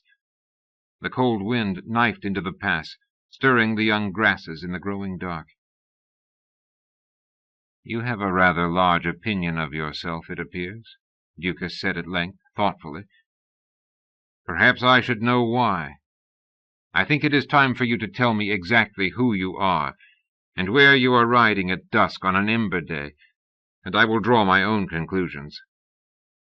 "My name is Alessandro. I am riding west. My mother is dying, and has summoned me to her side." "How devoted of you," Ducas said. "But one name tells me nothing, and west is a big place, my friend with the bow." "Who are you, and where are you riding?" The voice was an uncoiled whip this time. Devon jumped. Behind Ducas, 7 bowstrings were drawn back. Devon, his heart pounding, saw Alessandro hesitate. The sun was almost gone now, a red disk cut in half by the horizon beyond the pass. The wind seemed to be blowing harder, promising a chilly night to come after this first day of spring. There was a chill in Devon as well.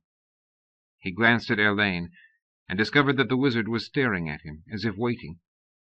Alessandro had not yet spoken. Ducas shifted meaningfully in his saddle. Devon swallowed, and, knowing that however hard this was for him, it had to be easier than it would be for Alessandro, he said, "Tigana. He is from Tigana, and so am I." He was careful to look straight at the outlaw wizard as he spoke, not at Ducas or the other riders. He saw out of the corner of his eye that Alessandro was doing the same thing, so as not to have to see the blank look of incomprehension they both knew would follow. The wizard would be different. Wizards could hear the name. A murmur rose from the gathered men, before them and behind, and then one man spoke aloud amid the shadows of falling dusk in that lonely place. A voice from the line behind them. "By the blood of the god!" that voice cried from the heart. Devon wheeled around. A man had dismounted and was striding quickly forward to stand in front of them. Devon saw that the man was small, not much bigger than himself, perhaps 30 years old or a little more, and that he was moving awkwardly and clearly in pain, with Alessand's arrow in his arm. Ducas was looking at his wizard. "Certino, what is this?" he said with an edge in his voice. "I do not—" "Sorcery," the wizard said bluntly. "What? His?" Ducas nodded towards Erlaine. "No, not his." It was the wounded man who spoke, his eyes never leaving Alessand's face. "Not this poor wizard's. It is real sorcery, this. It is the power of Brandon of Ygrath that keeps you from hearing the name." With an angry motion, Ducas swept his hat off, revealing a balding dome with a fringe of bright red hair. "And you, Nado, how do you hear it, then?" The man on the ground swayed unsteadily on his feet before replying. "Because I was born there too, and so I'm immune to the spell, or another victim of it, whichever you prefer." Devon heard the tautness in his voice, as of someone holding hard to his self-control. He heard the man called Nado say, looking up at Alessand, "You have been asked for your name, and you only gave him a part. Will you tell us the rest? Will you tell me?" It was hard to see his eyes now, but his voice told an old story. Alessand was sitting on his horse with an easiness, even after a day in the saddle, that seemed to deny even the possibility of weariness, or the tension of where they were. But then his right hand came up and pushed once unconsciously through his already tangled hair, and Devon, seeing the familiar gesture, knew that whatever he himself was feeling now, it was doubled and redoubled in the man he followed. And then in the stillness of that pass, with the only other sounds the whistle of wind between the hills and the stirring of the horses on the young grass, he heard, "My name is Alessand di Tigana, bar Valentine. If you are as old as you appear to be, Nado di Tigana, you will know who I am." With a prickling of hairs on his neck and a shiver he could not control, Devon saw Nado drop to his knees on the cold ground even before the last words were spoken. "Oh, my prince!" the wounded man cried in a raw voice, and covering his face with his one good hand, he wept. "Prince?" said Ducas very softly. There was a restive movement among the outlaws. "Certino, you will explain this to me." Certino the wizard looked from Alessand to Erlaine, and then down at the weeping man. A curious, almost a frightened expression crossed his pale, round face. He said, "They are from Lower Corte. It had a different name before Brandon of Ygrath came. He has used his sorcery to take that name away. Only people born there, and wizards, because of our own magic, can hear the true name. That is what is happening here." "And Prince?" Nado called him that. Certino was silent. He looked over at Erlaine, and there was still that odd, uneasy look on his face. He said, "Is it true?" And Erlaine Dicensio, with an ironic half-smile, replied, "Just don't let him cut your hair, brother, unless you like being bound into slavery." Certino's mouth fell open. Ducas slapped his knee with his hat. "Now that," he snapped, "I do not understand at all. There is too much of this I do not understand. I want explanations from all of you." His voice was harsh, much louder than before. He did not look at Alessand, though. "I understand it well enough, Ducas," came a voice from behind them. It was Magian, the captain of the group that had driven them into the gap. He moved his horse forward as they turned to look at him. "I understand that we have made our fortunes tonight. If this is the prince of a province Brandon hates, then all we need do is take him west to Fort Forese across the border, and turn him over to the Ygrathans there, with a wizard to boot. And who knows, one of them probably likes boys in his bed too. Singing boys." His smile was a wide, loose thing in the shadows.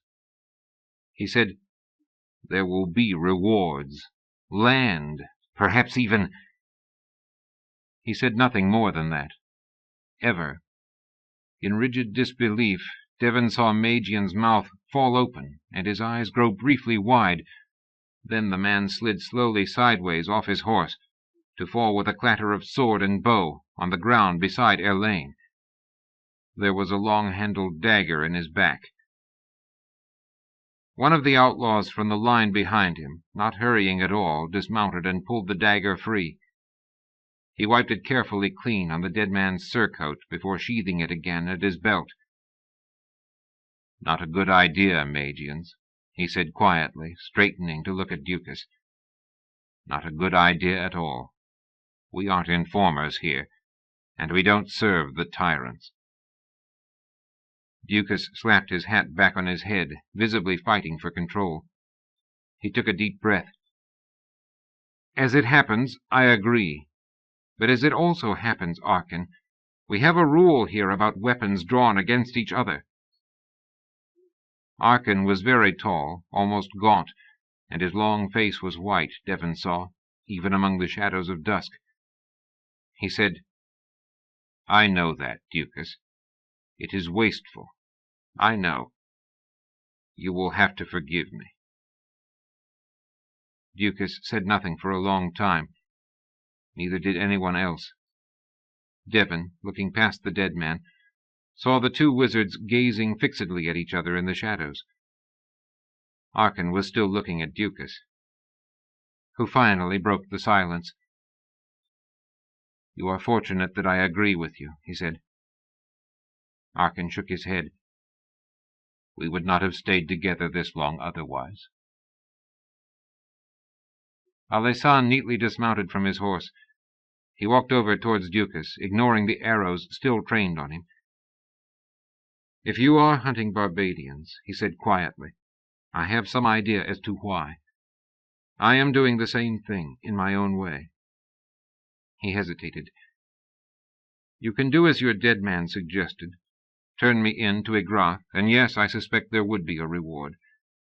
Or you can kill us here and have done with us. You can also let us go our own way from this place. But there is one other quite different thing you can do." "Which is?" Ducas seemed to have regained his self-control. His voice was calm again, as it had been at the beginning. "Join me in what I seek to do. Which is to drive both tyrants from the palm before this summer is out." Nado looked up suddenly, a brightness in his face. "Really, my lord? We can do this? Even now?" "There is a chance," Alessan said. "Especially now.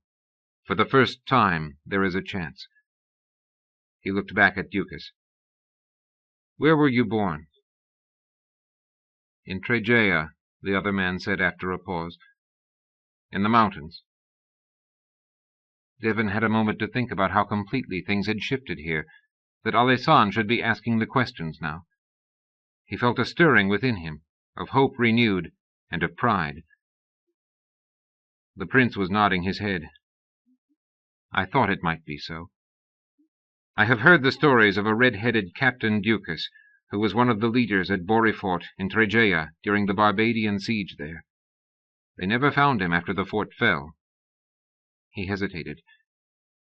"I could not help but notice the color of your hair." For a moment the two men were motionless, as in a tableau, one on the ground, the other on his horse. Then, quite suddenly, Ducas de Tregea smiled. "What is left of my hair," he murmured wryly, sweeping off his hat again with a wide gesture.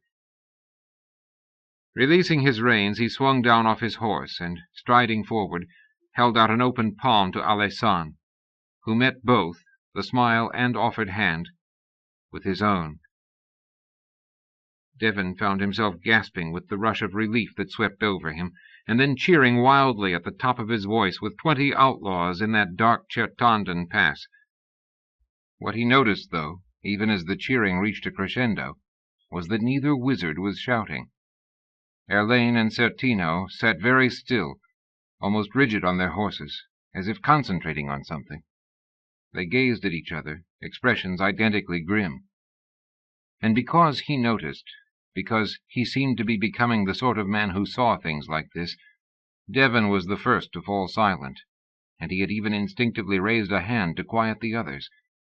Alessan and Ducas lowered their linked palms, and gradually, as silence returned to the pass, everyone looked at the wizards. "What is it?" Ducas said. Certino turned to him. "Tracker. Northeast of us, quite close. I just felt the probe. He'll not find me, though. I've done no magic for a long time." "I have," said Erlaine Dicencio. "Earlier today, in the Braccio Pass. Only a light spell, a screen for someone. Evidently it was enough. There must have been a tracker in one of the southern forts." "There almost always is," Certino said flatly. "What," Ducas said, "were you doing in the Braccio Pass?" "Gathering flowers," Alessan said. "I'll tell you later. Right now we have Barbadians to deal with.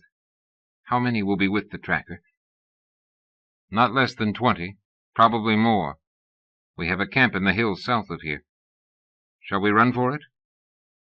"They'll follow," Erlaine said. "He's got me traced. The spill of my magic will mark me for another day at least." "I don't much feel like hiding in any case," Alessan said softly. Devon turned quickly to look at him. So did Ducas.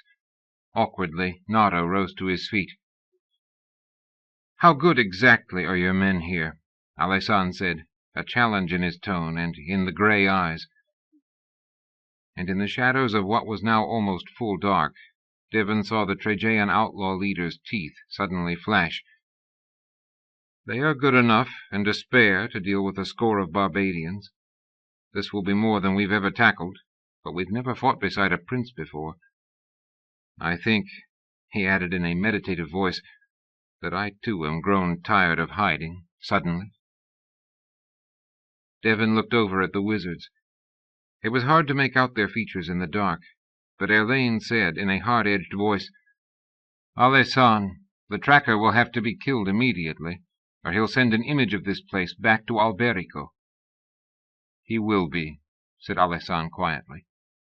And in his voice, too, there was a new note, the presence of something Devon had never heard. A second later he realized that it was death. Alessan's cloak flapped in a gust of wind. Very deliberately he drew his hood over his face. The hard thing for Devon was that Alberico's tracker turned out to be 12 years old. They sent Erlaine riding west out of the pass as the lure. He was the one being followed. He had Certino di Certando, the other wizard, and 2 other men with them, one of whom was the wounded Nardo, who insisted on being of use even though he could not fight. They had taken the arrow from his arm and bandaged it as best they could. It was clear that he was in difficulty, but even more clear that, in the presence of Alessan, he was not about to give way to that. A short while later, under the stars on the low eastward crescent of Vidomni, the Barbadians entered the pass. There were 25 of them and the tracker. 6 carried torches, which made things easier, though not for them.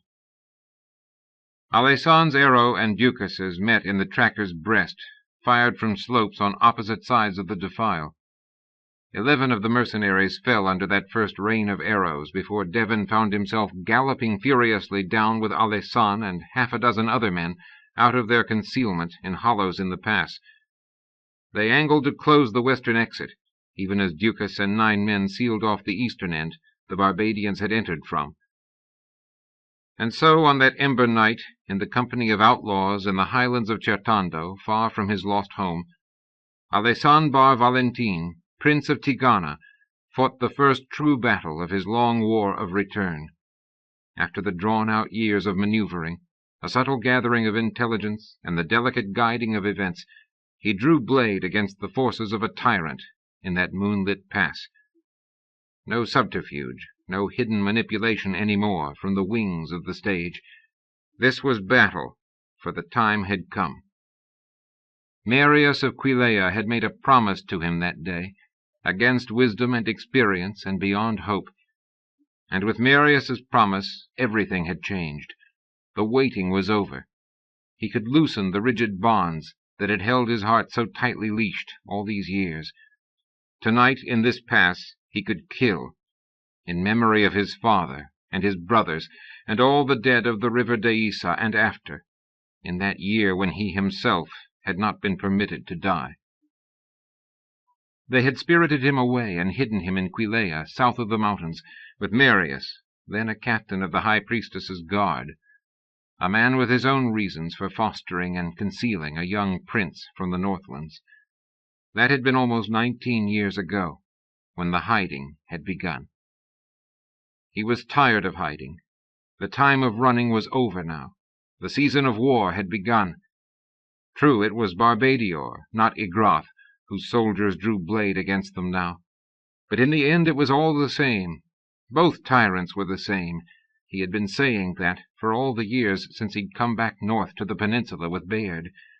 It was a truth hammered into shape like metal on the hard forge of his heart. They had to take them both, or be no nearer freedom than before. And in the Braccio Pass this morning the taking had begun. The keystone had been set in the arch of his design. And so tonight, in this dark defile, he could unbind his pent-up passion, his own long memories of loss, and set his sword-arm free. Devon, laboring to keep up with the prince, rode into his first combat with raw panic and exhilaration vying for mastery in his breast. He did not shout as most of the outlaws did. He was concentrating as much as anything else on ignoring the ache in his wounded leg. He gripped the dark sword Bayard had bought for him, holding it with the blade curving upwards, as he had been taught in wintry morning lessons that seemed unimaginably remote from this night's happenings. He saw Alessandre drive straight into the circled ranks of the mercenaries, unswerving as one of his arrows, as if to put behind him in this one act of direct response all the years when such a thing was not allowed. Frantically, gritting his teeth, Devon followed in Alessandre's wake. He was alone, though, and half a dozen lengths behind, when a yellow-bearded Barbadian loomed up beside him, enormous on his horse. Devon cried out in shock. Only some blind survival instinct and the reflexes he had been born with saved his life. He pulled his horse hard to the left, veering for a space he saw, and then leaning back to his right, as low to the ground as he could manage, he cut upwards with all his strength. He felt a searing pain in his wounded leg and almost fell.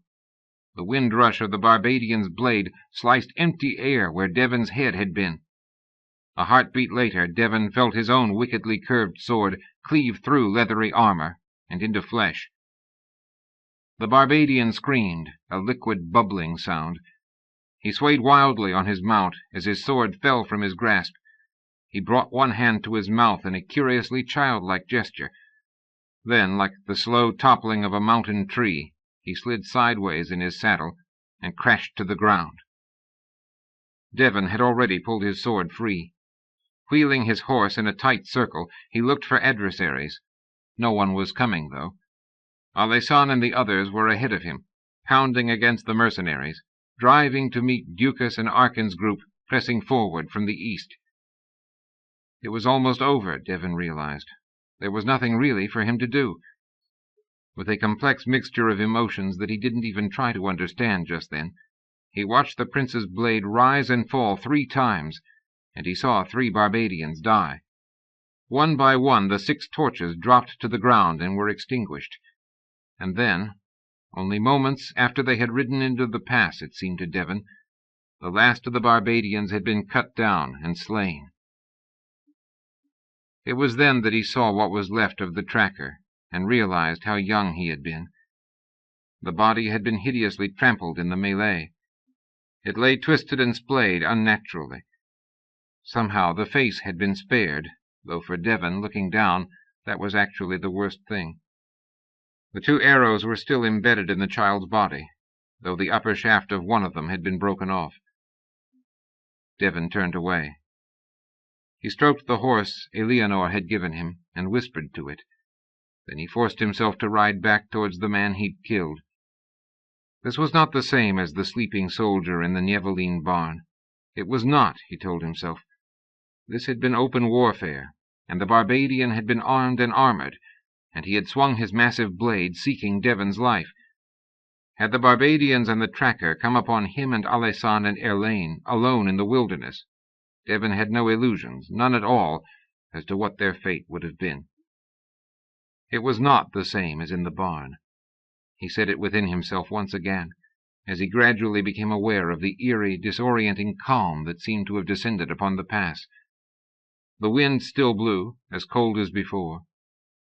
He glanced up and realized belatedly that Alessan had quietly ridden to his side, and was also looking down at the man Devon had slain. Both horses stamped and snorted, made restless by the frenzy just past and the smell of blood. "Devon, believe me, I am sorry," Alessan murmured softly so that no one else would hear. "It is hardest the first time, and I gave you no chance to prepare." Devon shook his head. He felt drained, almost numb. "You didn't have much choice. Maybe it was better this way." He cleared his throat awkwardly. "Alessan, you have larger things to worry about. I chose freely in the Sandrin woods last fall. You aren't responsible for me." "In a way I am." "Not in a way that matters. I made my own choice." "Doesn't friendship matter?" Devon was silent, rendered suddenly diffident. "Alessan had a way of doing that to you." After a moment the prince added, almost as an afterthought, "I was your age when I came back from Quilea." For a moment he seemed about to add something, but in the end he did not. Devon had an idea of what he meant, though, and something kindled quietly within him, like a candle. For a moment longer they looked down at the dead man. Only a crescent, Vidomni's pale light, was still bright enough to show the staring pain in his face. Devon said, "I chose freely, and I understand the need, but I don't think I'm ever going to get used to this." "I know I never have," said Alessan. He hesitated. "Either one of my brothers would have been so much better at what I was kept alive to do." Devon turned then, trying to read the expression on the prince's face in the shadows. After a moment he said, "I never knew them, but will you allow me to say that I doubt it? Truly, I doubt it, Alessan." After a moment the prince touched his shoulder. "Thank you. There are those who would disagree, I'm afraid, but thank you nonetheless." And with those words he seemed to remember something, or be recalled to something. His voice changed. "We had better ride. I must speak with Ducas, and then we'll have to catch up with Erlaine and go on. We've a lot of ground to cover yet." He looked at Devon appraisingly. "You must be exhausted. I should have asked before. How is your leg? Can you ride?" "I'm fine," Devon protested quickly. "Of course I can ride." Someone behind them laughed sardonically. They both turned, to discover that Erlaine and the others had in fact returned to the pass. "Tell me," the wizard said to Alessan, sharp mockery in his voice, "what did you expect him to say? Of course he'll tell you he can ride. He'd ride all night, half dead, for you. So would this one." He gestured towards Nado behind him, "on barely an hour's acquaintance. I wonder, Prince Alessan, how does it feel to have such a power over the hearts of men?" Ducas had ridden over while Erlaine was speaking. He said nothing, though, and it was too dark now with the torches extinguished to make out anyone's features clearly. One had to judge by the words and the inflections given them. Alessan said quietly, "I think you know my answer to that. In any case, I'm unlikely to think too highly of myself with you around to point these things out to me." He paused, then added, "Triad forfend, you would ever volunteer to ride all night in any cause but your own?" "I," said Erlaine flatly, "have no choice in the matter any more. Or have you forgotten?" "I have not," But I've no mind to repeat that quarrel now, Erlaine. Ducas and his men have just put their lives at risk to save your own. If you— To save my own? I would never have been at risk if you hadn't compelled me to— Erlaine, enough. We have a great many things to do, and I am not of a mind to debate. In the darkness, Devon saw Erlaine sketch a mocking bow on horseback. "I most humbly cry your pardon," he said, in an exaggerated tone. "You really must let me know when you are of a mind to debate. You'll concede it is an issue of some importance to me." Alessan was silent for what seemed a long time. Then mildly he said, "I think I can guess what is behind this now. I understand. It is meeting another wizard, isn't it? With Certino here, you feel what has happened to you the more." "Don't pretend you understand me, Alessan," said Erlaine furiously. Still calmly, Alessan said, "Very well, then, I won't. In some ways, I may never understand you, and how you have lived your life. I told you that the evening we met. But for now this issue is a closed one. I will be prepared to discuss it the day the tyrants are gone from the palm, not before." "You will be dead before that. We will both be dead." "Don't touch him," Alessan said sharply. Belatedly, Devon saw that Nato had raised his good hand to strike the wizard. More quietly, the prince added, "If we are both dead, then our spirits can wrangle in Morian's halls, Erlaine. Until then, no more. We will have a great deal to do together in the weeks to come." Ducas coughed. "As to that," he said, "we two also had better speak. There is a fair bit I'd like to know before I go further than this night's work, much as it has pleased me." "I know," said Alessan, turning to him in the dark. He hesitated. "Will you ride with us for a little? Only as far as the village. You and Nardo, because of his arm." "Why there? And why because of the arm? I don't understand," Ducas said. "You should know that we are not much welcome in the village, for obvious reasons." "I can guess. It won't matter. Not on an ember night. You will understand when we get there. Come. I want my good friend Erlaine Dicensio to see something, and I suppose Certino had better join us too." "I wouldn't miss this for all the blue wine in Asti bar," said the pudgy Chertondan wizard. It was interesting, at another time it might even have been amusing, to note what a healthy distance he continued to keep between himself and the prince. The words he spoke were facetious, but his tone was deadly serious. "Come on, then," said Alessan brusquely. He turned his horse past Erlaine's, almost brushing against the other man, and started west out of the pass. The ones he had named began to follow. Ducas spoke a few terse commands to Arkin, too low for Devon to hear. Arkin hesitated for a moment, clearly torn, wanting to come with his leader. But then, without speaking, he turned his horse the other way. When Devon glanced back a moment later, he saw that the outlaws were rifling the Barbadians' bodies for weapons. He turned to look over his shoulder again a few moments later, but they were in open country by then, with the hills in shadow to the south and east, and a grassy plain rolling north of them. The entrance to the pass could no longer even be seen. Arkin and the others would be gone from within it soon, Devon knew, leaving only the dead. Only the dead for the scavengers, one of them killed by his own sword, and another one a child. The old man lay on his bed in the darkness of an ember night, and the always darkness of his own affliction. Far from sleep, he listened to the wind outside, and to the woman in the other room clicking her prayer beads and intoning the same litany over and over. Eana love us, Aedeon preserve us, Morian guard our souls. Eana love us, Aedeon preserve us, Morian guard our souls. Eana love us. His hearing was very good.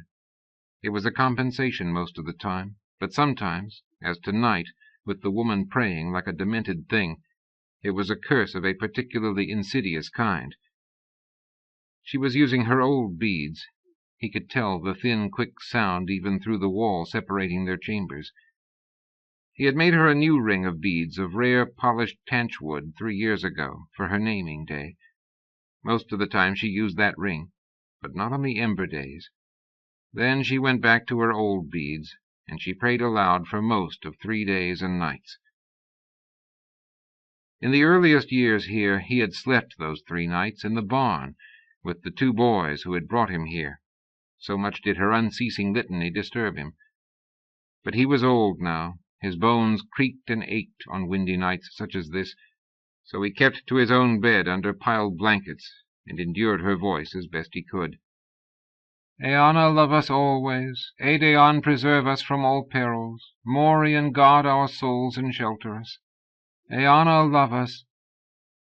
The ember days were a time of contrition and atonement, but they were also a time when one was to count and give thanks for one's gifts. He was a cynical man, for sufficient and varied reasons, but he would not have called himself unreligious, and he would not in fact have said he'd lived a life unblessed, despite the blindness of almost 2 decades. He had lived much of his life in wealth and near to power. The length of his days was a blessing, and so too was the lifelong grace of his hands with wood. Only a form of play at first, a diversion, it had become something more than that in the years since they had come here. There was also his other gift of skill, though few people knew of that. Had it been otherwise, he would never have been able to shape a quiet life in this highland village, and a quiet life was essential, because he was hiding. Still. The very fact of his survival on the long, sightless journey all those years ago was a blessing of a special kind. He was under no illusions. He would never have survived without the loyalty of his 2 young servants, the only ones they had allowed to stay with him, the only ones who had wanted to stay. They weren't young, nor were they servants any longer. They were farmers on land they owned with him, no longer sleeping on the front-room floor in their first small farmhouse, nor out in the barn as they had in the earliest years, but in their own homes with wives beside them and children nearby. Lying in darkness, he offered thanks for that, as gratefully as for anything he had ever been given himself. Either of them would have let him sleep in their home these 3 nights, to escape the unending drone of the woman in the other room, but he would not presume to ask so much. Not on the ember nights, not on any night. He had his own sense of what was appropriate, and besides, he liked his own bed more and more with the passing years. Eanna love us as her children, Edeon preserve us as his children. He wasn't clearly going to be able to fall asleep. He thought about getting up to polish a staff or a bow, but he knew Menna would hear him, and he knew she would make him pay for profaning an ember night with labor. Watery porridge, sour wine, his slippers cruelly moved from where he laid them down. They were in my way, she would say when he complained. Then, when fires were allowed again, burnt meat, undrinkable cove, bitter bread, for a week at least, Menna had her own ways of letting him know what mattered to her. After all the years, they had their tacit understandings, much as any old couple did, though of course he had never married her. He knew who he was, and what was appropriate, even in this fallen state, far from home, from the memory of wealth or power. Here on this small farm holding, bought with gold fearfully hidden on his person during that long blind journey 17 years ago, sure that a murderous pursuit was riding close behind. He had survived, though, and the boys, coming to this village on a day in autumn long ago, strangers arriving in a dark time, a time when so many people had died, and so many others were brutally uprooted all across the palm in the wake of the tyrant's coming. But the 3 of them had somehow endured, had even managed to make the land put forth a living for them in good years. In Chertando's bad years, latterly, he had had to deplete his dwindled reserve of gold. But what else was it for, at this point? Really, what else would it be for? Menna and the 2 boys, they were no longer boys, of course, were his heirs. They were all he could claim as family now. They were all he had, if one didn't count the dreams that still came in his nights. He was a cynical man, having seen a great deal in the days before his darkness came, and after, in a different way of seeing. But he was not so burdened by irony as to defeat wisdom. He knew that exiles always dreamt of home, and that the sorely wronged never really forgot. He had no illusions about being unique in this. Eana love us, Aedeon preserve us from... Triad save us! Menna fell silent, very abruptly, and for the same reason the old man sat suddenly upright in bed, wincing at a sharp protest from his spine. They had both heard it, a sound outside in the night, in the ember night, when no one should be abroad. Listening carefully, he caught it again, the sound, delicate and faint, of pipes playing in the darkness outside, passing by their walls. Concentrating, the old man could make out footsteps. He counted them. Then, his heart beating dangerously fast, he swung out of bed as quickly as he could, and began to dress. "It is the dead!" Menna wailed in the far room. "Aedeon preserve us from vengeful ghosts, from all harm. Eana love us. The dead have come for us. Morion of portals, guard our souls." Despite his agitation, the old man paused to note that Menna, even in her fear, still included him in her prayers. For a moment he was genuinely moved. In the next moment he ruefully acknowledged the inescapable fact that the succeeding 2 weeks of his life, at least, were likely to be sheerest domestic torment. He was going outside, of course. He knew exactly who this was. He finished dressing and reached for his favorite stick by the door. He moved as quietly as he could, but the walls were thin, and Menna's hearing almost as good as his own. There was no point in trying to slip out unheard. She would know what he was doing, and would make him pay the price. Because this had happened before, on ember nights and other nights for almost 10 years now. Sure of foot inside the house, he went to the front door and used his stick to roll back the chink blocker on the floor. Then he opened the door and went out. Menna was praying again already. "Eana love me, Aedeon preserve me, Morion guard my soul." The old man smiled a wintry smile. 2 weeks at least, watery porridge in the morning, burnt, tasteless carve, bitter Magati tea. He stood still for a moment, still smiling faintly, breathing the crisp, cool air. Mercifully, the wind had died down a little. His bones felt fine. Lifting his face to the night breeze, he could almost taste the spring to come. He closed the door carefully behind him and began tapping his way with the stick along the path towards the barn. He had carved this stick when he still had his sight. Many times he had carried it in the palace, an affectation at a dissolute court. He had never expected to need it in this way. Its head was the head of an eagle, with the eyes lovingly detailed, wide and fiercely defiant.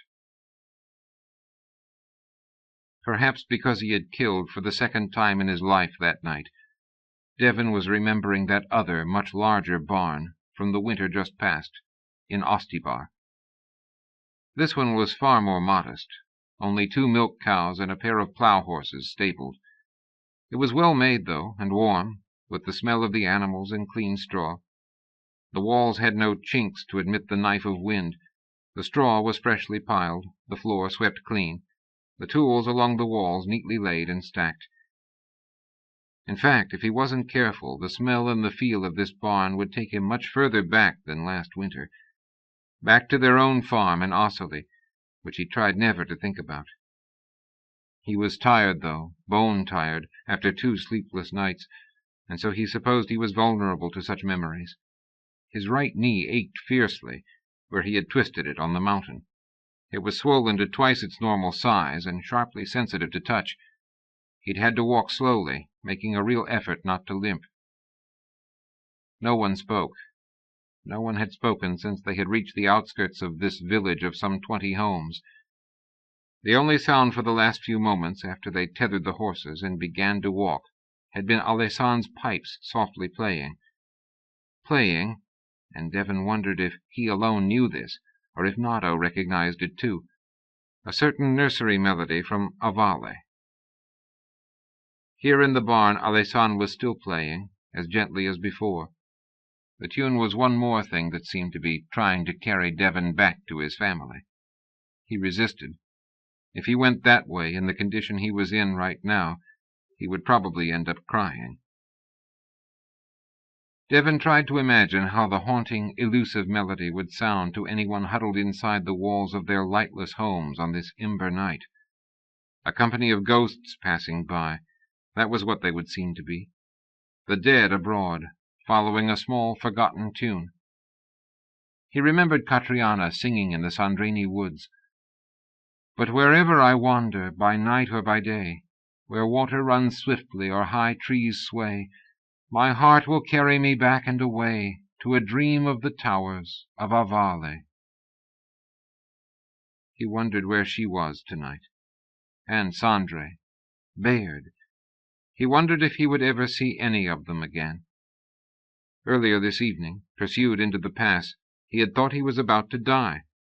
And now, 2 hours later, they had killed 25 Barbadians with those same outlaws who had pursued them, and 3 of the outlaws were here with them, in this unknown barn, listening to Alessand play a cradle song. He didn't think he would understand the strangeness of life if he lived to be 100 years old. There was a sound outside, and the door swung open. Devon stiffened involuntarily. So did Ducas di Tregea, a hand reaching for his sword. Alessand looked at the door, but his fingers never faltered on the pipes, and the music continued.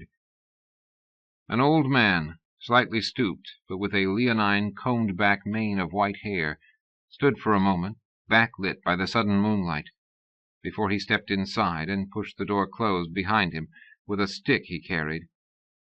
After that it was dark again in the barn, and hard to see for a few moments. No one spoke. Alessand did not even look up again. Tenderly, with feeling, he finished the tune. Devon looked at him as he played, and wondered if he was the only man here who understood what music meant to the prince. He thought about what Alessand had been through in this past day alone, about what it was he was riding towards, and something complicated and awkward stirred in his heart as he listened to the wistful ending of the song. He saw the prince set his pipes aside with a motion of regret, laying down his release, taking up the burdens again, all the burdens that seemed to be his legacy, the price of his blood. "Thank you for coming, old friend," he said now, quietly, to the man in the doorway.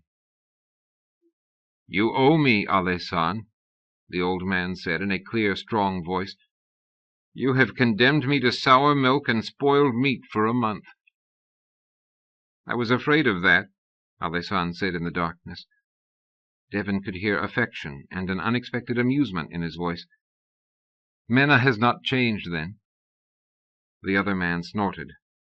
"Menna and change do not coexist," he said. "You are with new people, and a friend is missing.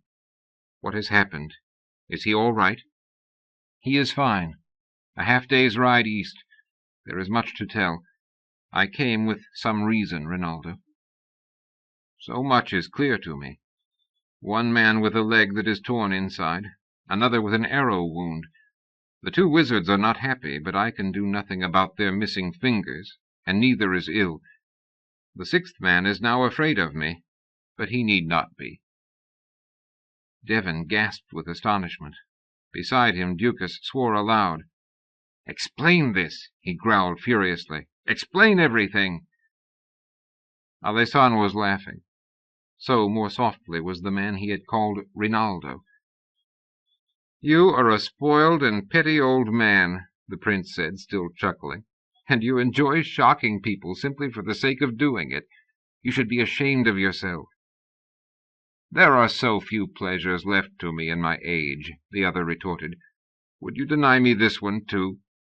There is much to tell, you say. Tell me." Alessan's voice grew sober. "I had a meeting in the mountains this morning." "Ah, I was wondering about that. And what follows?" "Everything, Rinaldo. Everything follows. This summer. He said yes. We will have the letters. One to Alberico, one to Brandon, and one to the governor of Sensio." "Ah," said Rinaldo again. "The governor of Sensio." He said it softly, but could not quite disguise the excitement in his voice.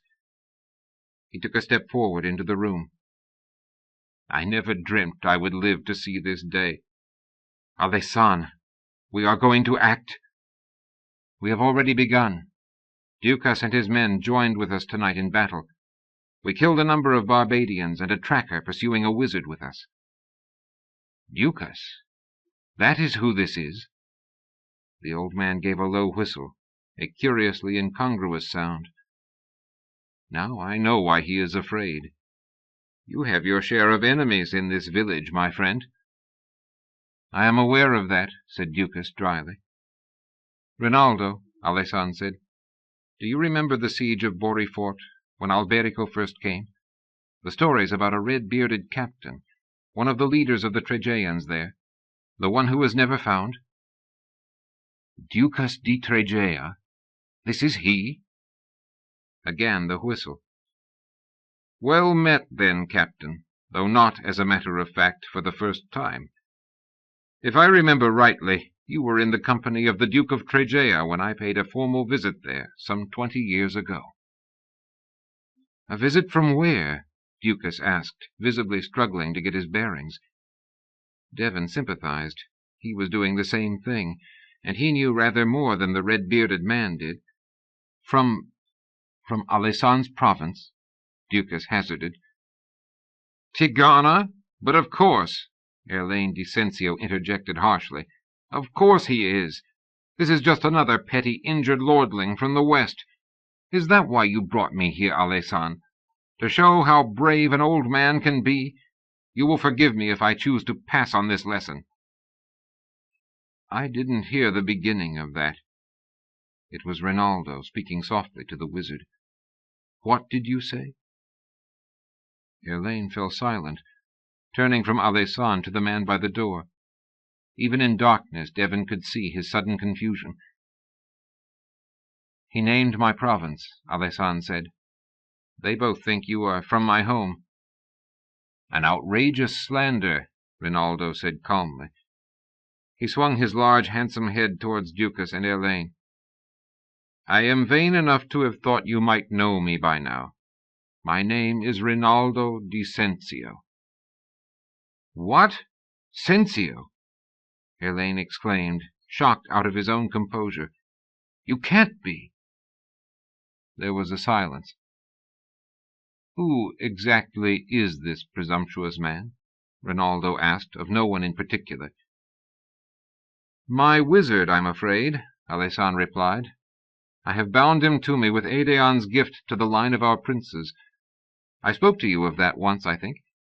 His name is Erlaine di Sensio."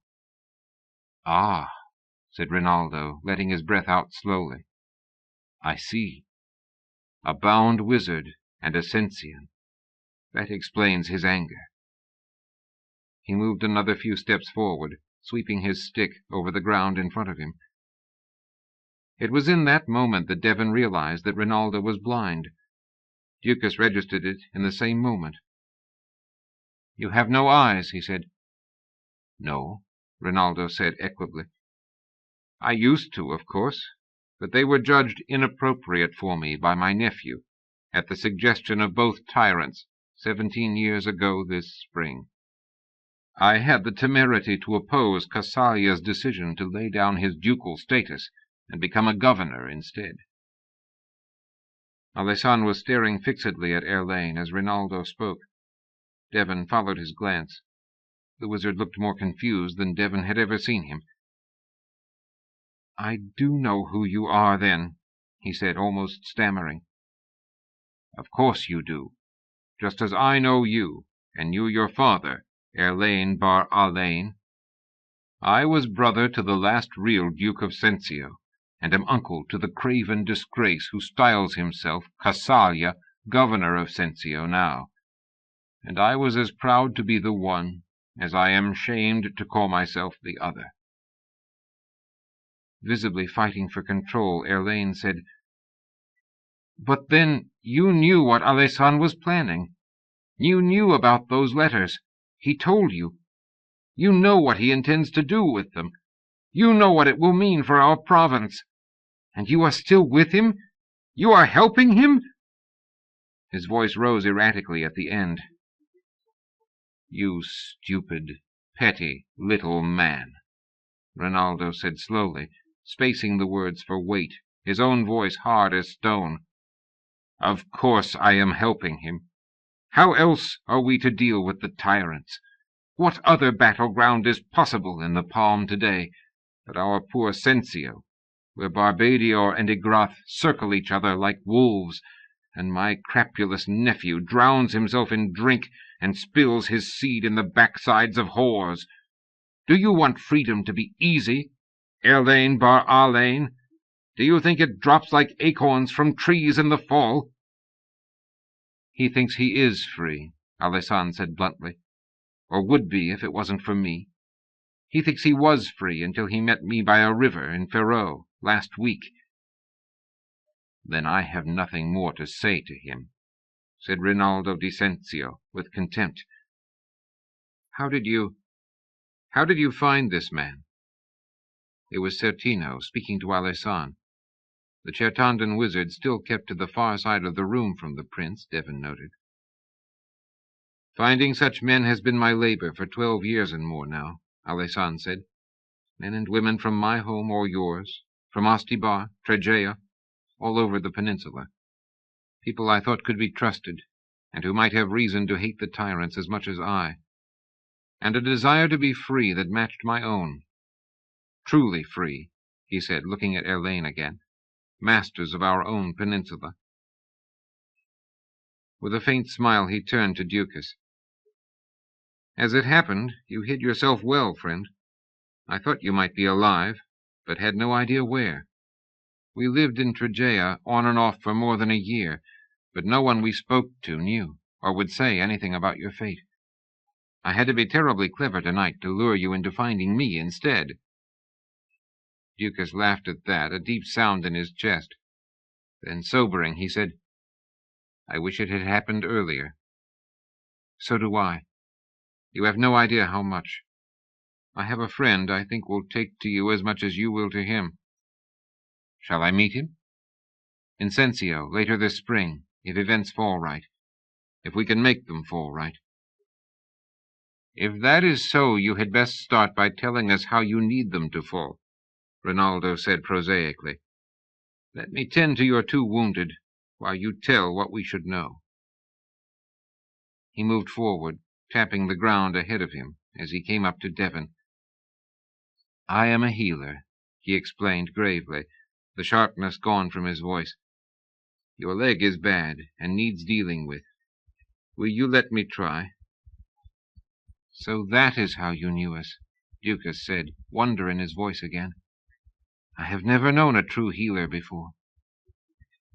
"There are not many of us, and we tend not to announce ourselves," Rinaldo said, the empty sockets of his eyes fixed on nothingness. "That was so even before the tyrants came. It is a gift with limits and a price. Now we keep ourselves hidden for the same reason the wizards do, or almost the same.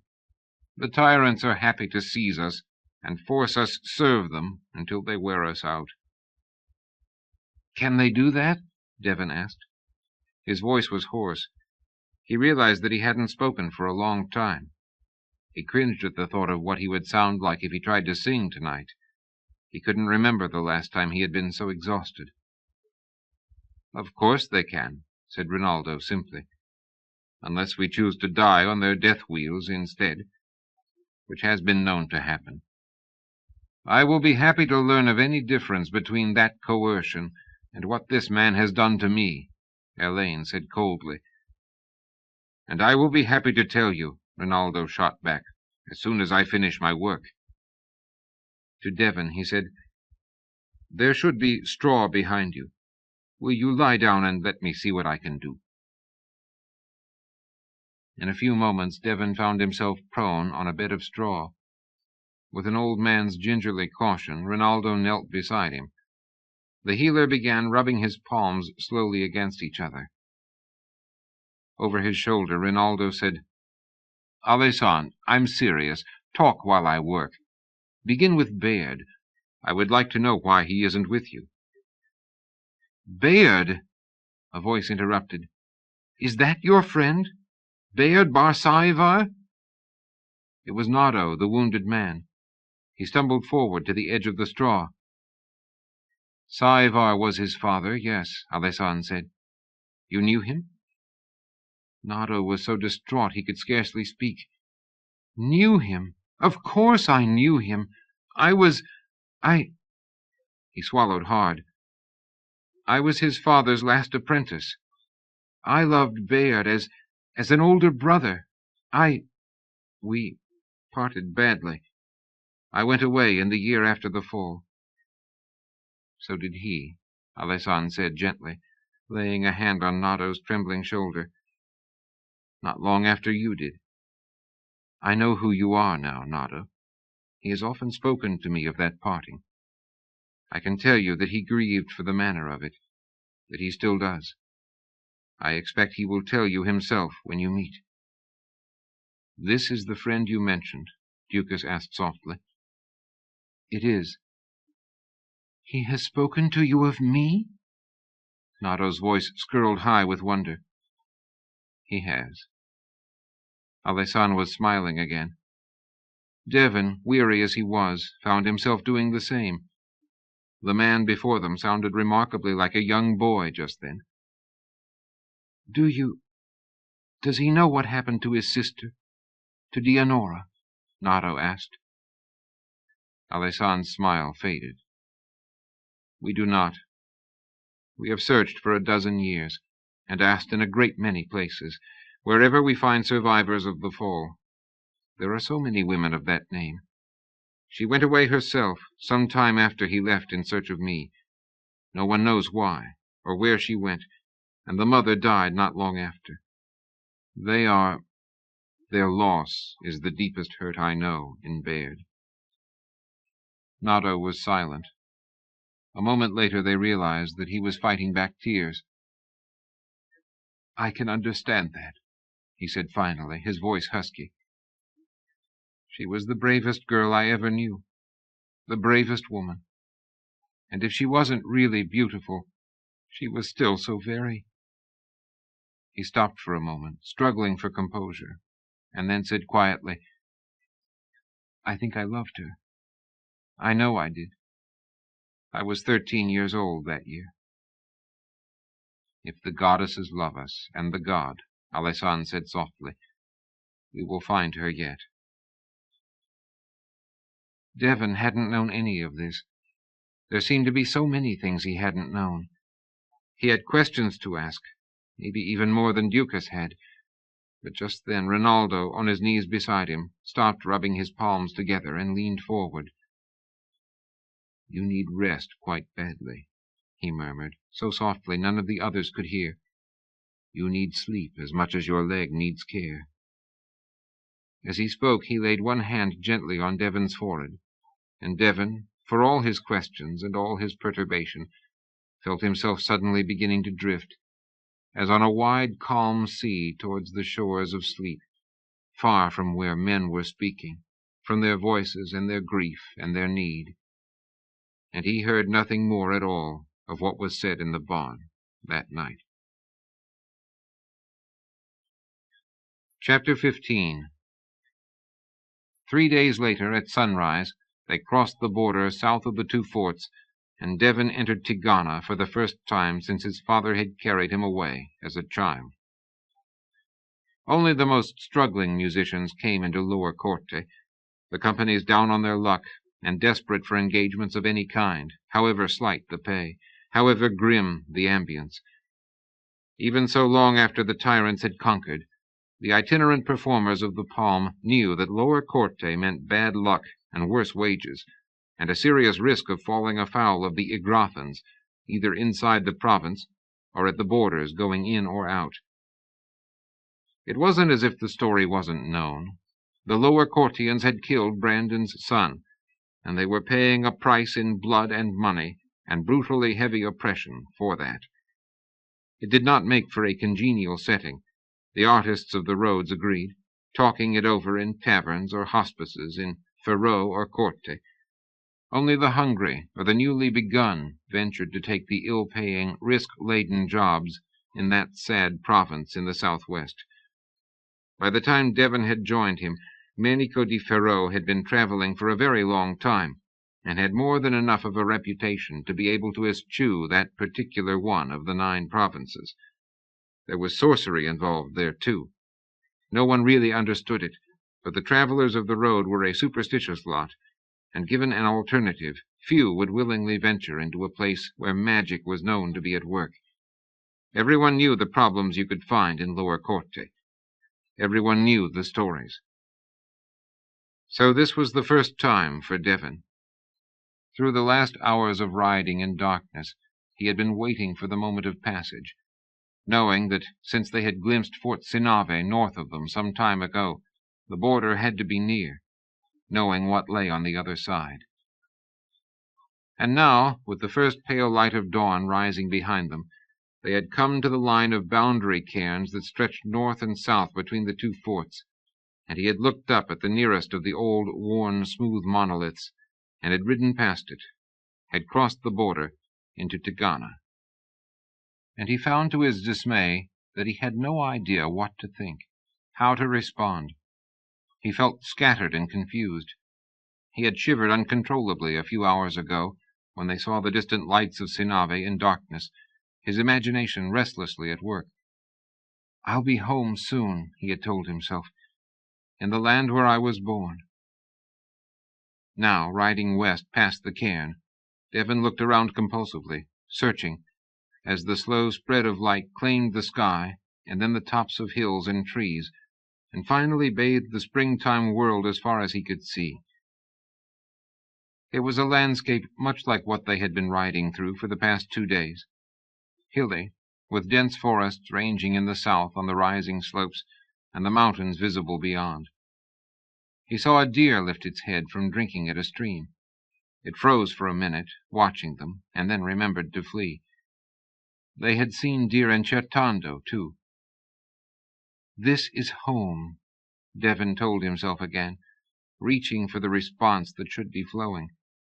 In this land his father had met and wooed his mother.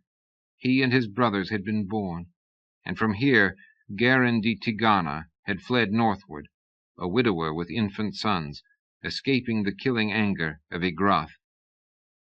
Devon tried to picture it.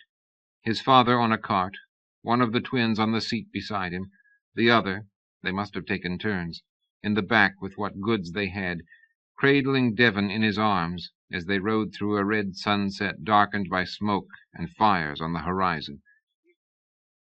It seemed a false picture in some way Devon could not have explained. Or, if not exactly false, it was unreal somehow, too easy an image. The thing was, it might even be true. It might be exactly true, but Devon didn't know. He couldn't know. He had no memories of that ride, of this place, no roots, no history. This was home, but it wasn't. It wasn't really even Tigana through which they rode. He had never even heard that name until half a year ago, let alone any stories, legends, chronicles of its past. This was the province of Lower Corte, so he had known it all his life. He shook his head, edgy, profoundly unsettled. Beside him, Erlaine glanced over, an ironic smile playing about his lips, which made Devon even more irritable. Ahead of them, Alessan was riding alone. He hadn't said a word since the border. He had memories, Devon knew, and in a way that he was aware was odd or even twisted, he envied the prince those images, however painful they might be. They would be rooted and absolute, and shaped of this place, which was truly his home. Whatever Alessan was feeling or remembering now, would have nothing of the unreal about it. It would all be raw, brutally actual, the trampled fabric of his own life. Devon tried, riding through the cheerful bird-song of a glorious spring morning, to imagine how the prince might be feeling. He thought that he could, but only just, a guess more than anything else. Among other things, perhaps first of all things, Alessan was going to a place where his mother was dying. No wonder he had urged his horse ahead. No wonder he wasn't speaking now. He is entitled, Devon thought, watching the prince ride, straight-backed and self-contained in front of them. He's entitled to whatever solitude, whatever release he needs. What he carries is the dream of a people, and most of them don't even know it. And thinking so, he found himself drawn out of his own confusion, his struggling adjustment to where they were. Focusing on Alessan, he found his avenue to passion again, to the burning inward response to what had happened here, and was still happening, every hour of every day in the ransacked, broken-down province named Lower Corte. And somewhere in his mind and heart, fruits of a long winter of thought, and of listening in silence as older and wiser men spoke, Devon knew that he was not the first, and would not be the last person, to find in a single man the defining shape and lineaments for the so much harder love of an abstraction or a dream. It was then, looking all around at the sweep of land under the wide arch of a high blue sky, that Devon felt something pluck at the strings of his heart, as if it were a harp, as if he were. He felt the drumming of his horse's hoofs on the hard earth, following fast behind the prince, and it seemed to Devon that that drumming was with the harp strings as they galloped. Their destiny was waiting for them, brilliant in his mind like the colored pavilions on the plain of the Triad Games that took place every 3 years. What they were doing now mattered. It could make a difference. They were riding at the very center of events in their time. Devon felt something pull him forward, lifting and bearing him into the riptide, the maelstrom of the future, into what his life would have been about when it was over. He saw Erlaine glance over again, and this time Devon smiled back at him, a grim, fierce smile. He saw the habitual reflexive irony leave the wizard's lean face, replaced by a flicker of doubt.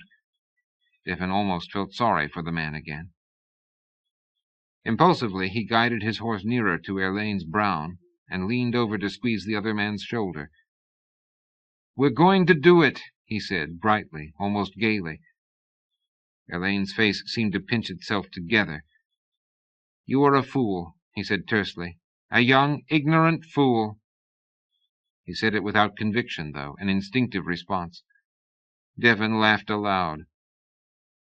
Later he would remember this moment, too. His words, Erlaine's, his laughter under the bright blue cloudless sky, forests and the mountains on their left, and in the distance before them now, the first glimpse of the Sperion, a glinting ribbon, flowing swiftly north before beginning its curve west to find the sea. The sanctuary of Eana lay in a high valley set within a sheltering and isolating circle of hills south and west of the river Sperion and of what had been Avale.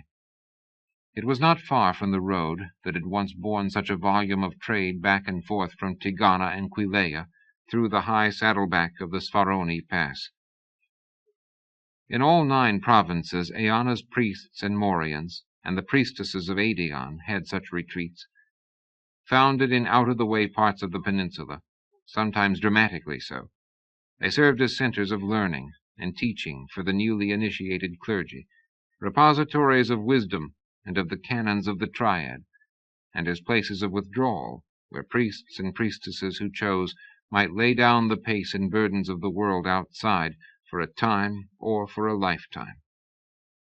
And not just the clergy. Members of the laity would sometimes do the same, if they could afford contributions that were judged as appropriate offerings for the privilege of sheltering for a space of days or years within the ambit of these retreats. Many were the reasons that led people to the sanctuaries. It had long been a jest that the priestesses of Aedeon were the best birth doctors in the palm, so numerous were the daughters of distinguished or merely wealthy houses that elected to sojourn at one of the gods' retreats at times that might otherwise have been inconvenient for their families. And of course it was well known that an indeterminately high percentage of the clergy were culled from the living offerings these same daughters left behind when they returned to their homes. Girl children stayed with Aedeon. The boys went to Morion.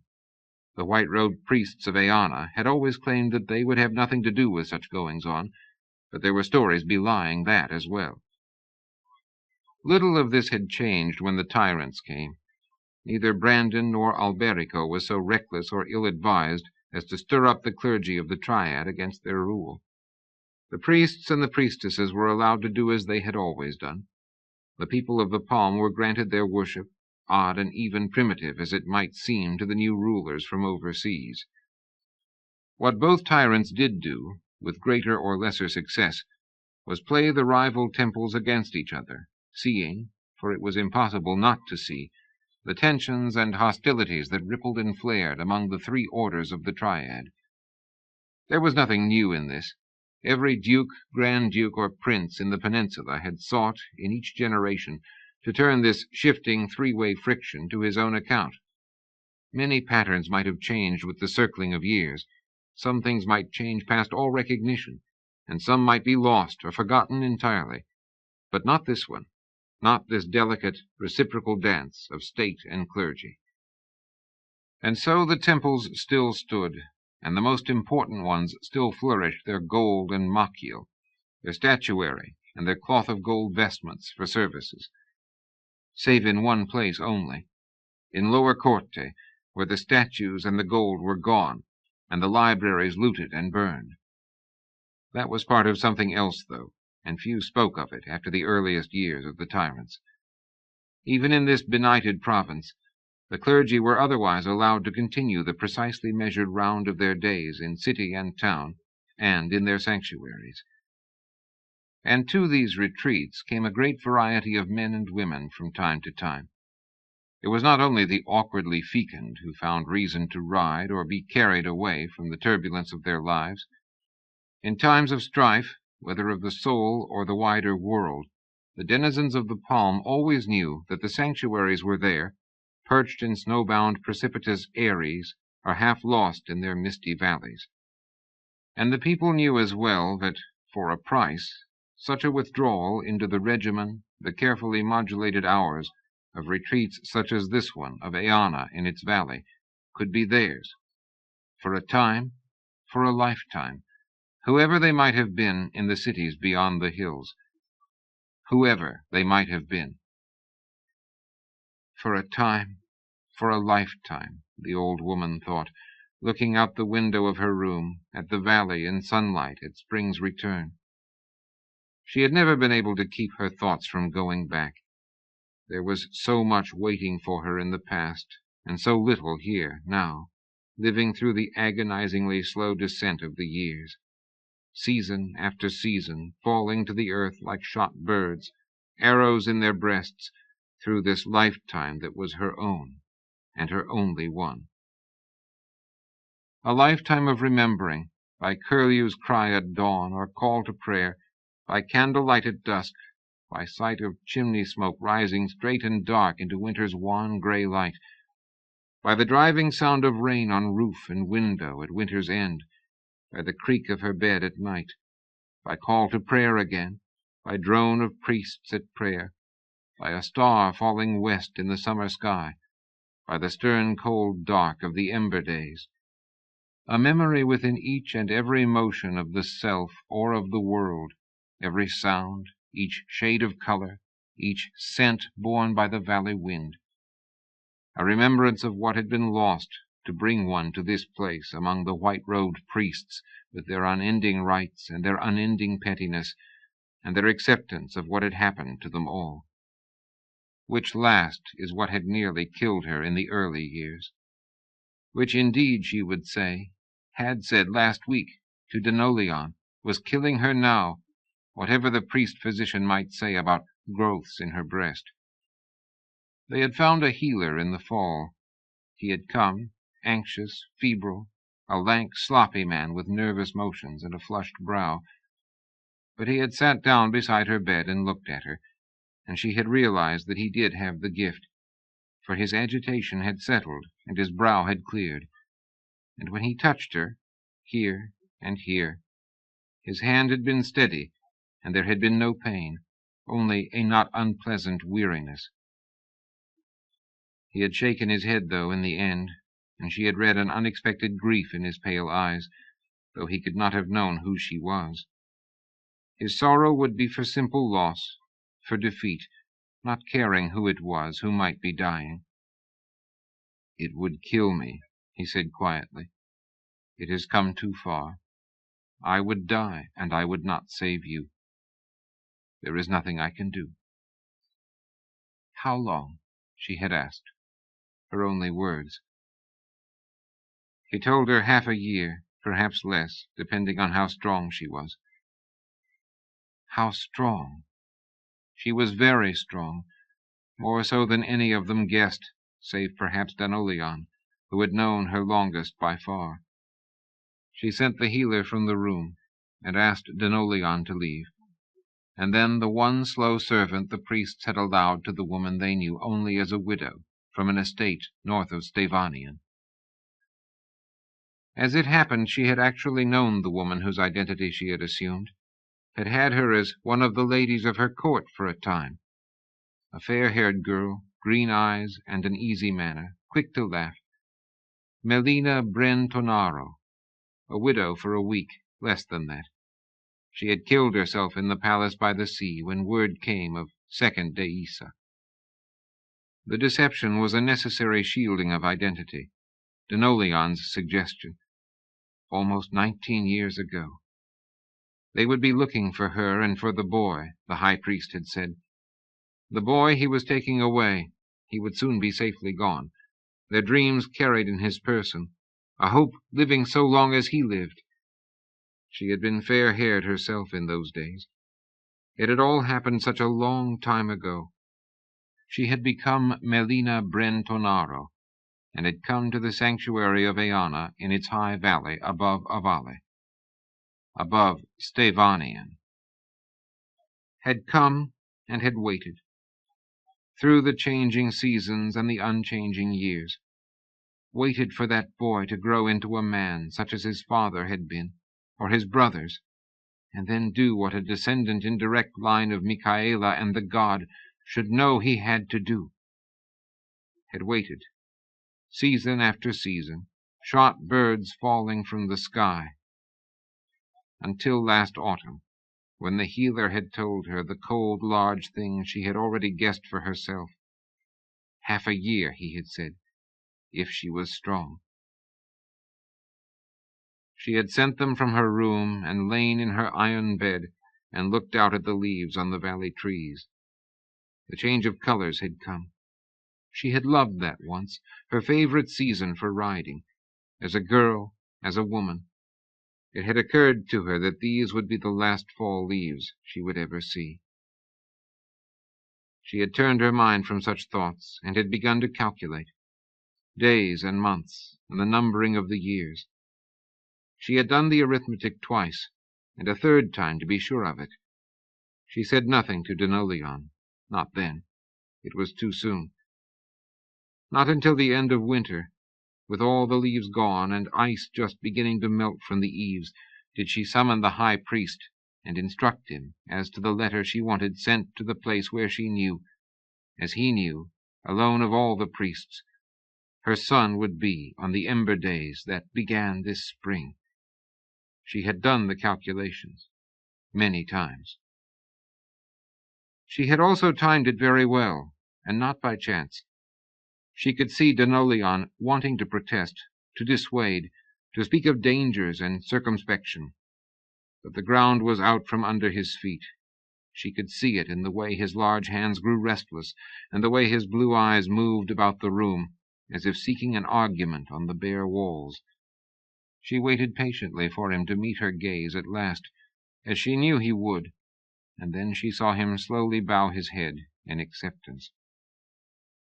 How did one deny a mother, dying, a message to her only living child, an entreaty to that child to come bid her farewell before she crossed over to Morian?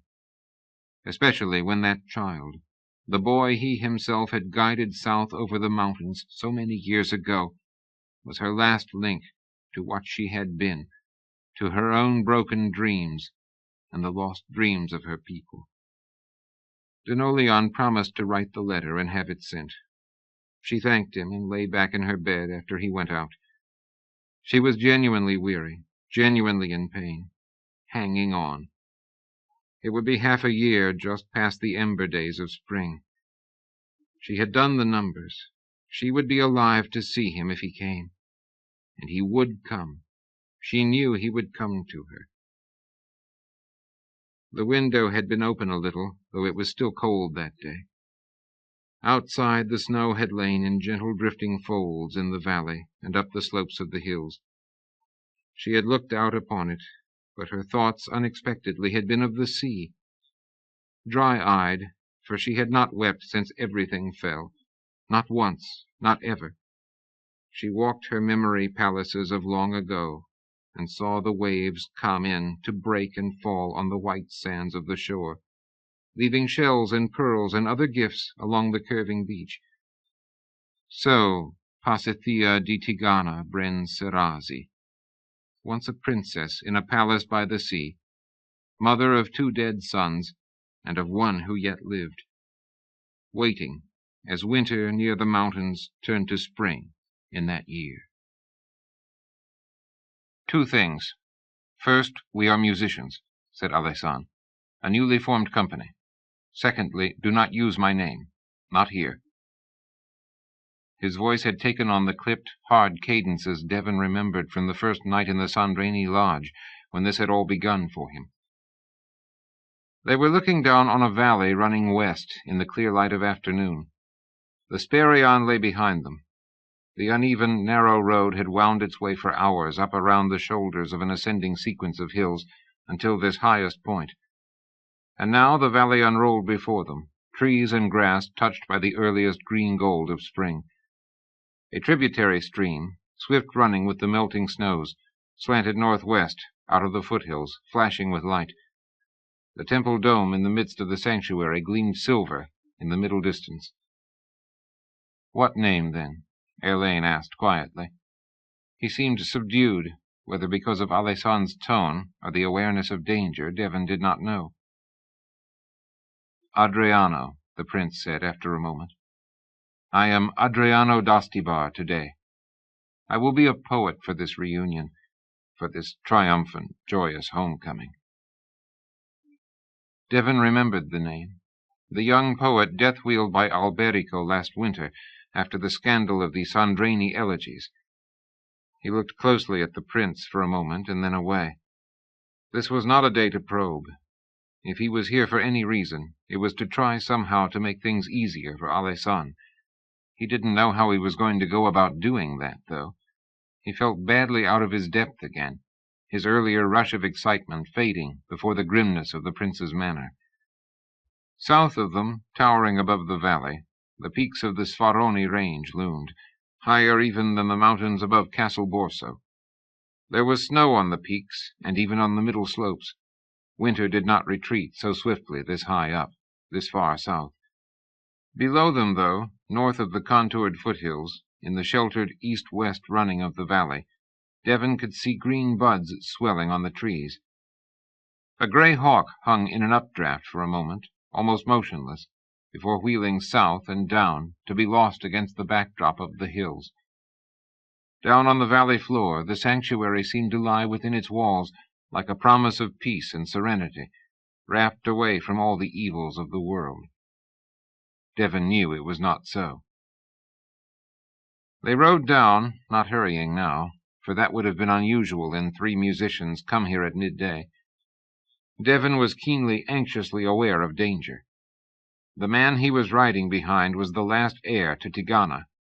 He wondered what Brandon of Igrath would do to Alessan if the prince was betrayed and taken after so many years. He remembered Marius of Quilea in the mountain pass. "Do you trust this message?" Devon had never trusted the priests of Eanna in his whole life. They were too shrewd, by far the most subtle of the clergy, by far the most apt to steer events to their own ends, which might lie out of sight, generations away. Servants of a goddess, he supposed, might find it easier to take the longer view of things. But everyone knew that all across the peninsula the clergy of the Triad had their own triple understanding with the tyrants from abroad. Their collective silence, their tacit complicity, bought in exchange for being allowed to preserve the rights that mattered more to them, it seemed, than freedom in the palm. Even before meeting Alessan, Devon had had his own thoughts about that. On the subject of the clergy, his father had never been shy about speaking his mind. And now Devon remembered again Garen's single candle of defiance twice a year on the ember nights of his childhood in Ossoli. Now that he had begun to think about it, there seemed to be a great many nuances to the flickering lights of those candles in the dark, and more shadings to his own stolid father than he had ever guessed. Devon shook his head. This was not the time to wander down that path. When the hill track finally wound its way down to the valley floor, a wider, smoother road began, slanting towards the sanctuary in the middle of the valley. About half a mile away from the stone outer walls, a double row of trees began on either side of the approach, elms coming into early leaf. Beyond them, on either side, Devon saw men working in the fields, some lay servants and some of them priests, clad not in the white of ceremony, but in nondescript robes of beige, beginning the labors that the soil demanded at winter's end. One man was singing, a sweet, clear tenor voice. The eastern gates of the sanctuary complex were open before them, simple and unadorned, save for the star symbol of Eanna. The gates were high, though, Devon noted, and of heavy wrought iron. The walls that enclosed the sanctuary were high as well, and the stone was thick. There were also towers, 8 of them, curving forward at intervals around the wide embrace of the walls. This was clearly a place built, however many hundreds of years ago, to withstand adversity. Set within the complex, rising serenely above everything else, the dome of Eanna's temple shone in the sunlight as they rode up to the open gates and passed within.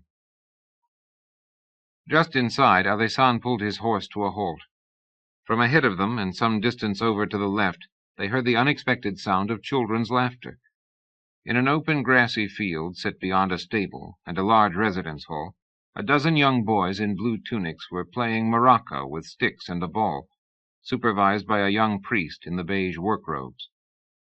Devon watched them with a sudden sharp sadness and nostalgia. He could remember vividly going into the woods near their farm with Povar and Nico when he was 5 years old, to cut and carry home his first Morocco stick. And then the hours, minutes more often, snatched from chores, when the 3 of them would seize their sticks and one of the battered succession of balls Nico had patiently wound together out of layers and layers of cloth, to whoop and slash their way about in the mud at the end of the barnyard, pretending they were the Ossolini team at the upcoming Triad games. "I scored 4 times one game in my last year of temple schooling," Erlane Dicensio said in a musing voice. "I've never forgotten it. I doubt I ever will." Surprised and amused, Devon glanced over at the wizard. Alessan turned in his saddle to look back as well. After a moment, the 3 men exchanged a smile. In the distance, the children's shouts and laughter gradually subsided. The 3 of them had been seen. It was unlikely that the appearance of strangers was a common event here, especially so soon after the melting of the snow. The young priest had left the playing field and was making his way over, as was an older man with a full black leather apron over his robes of beige, coming from where the sheep and goats and cows were kept in pens on the other side of the central avenue. Some distance in front of them lay the arched entrance to the temple, and beside it, on the right and a little behind, the smaller dome of the observatory. For in all her sanctuaries the priests of Eanna tracked and observed the stars she had named. The complex was enormous, even more so than it had seemed from above on the hill slopes.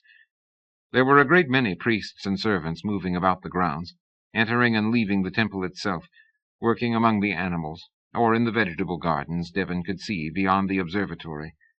From that direction as well came the unmistakable clanging of a blacksmith's forge. Smoke rose up there, to be caught and carried by the mild breeze. Overhead he saw the hawk again, or a different one, circling lazily against the blue.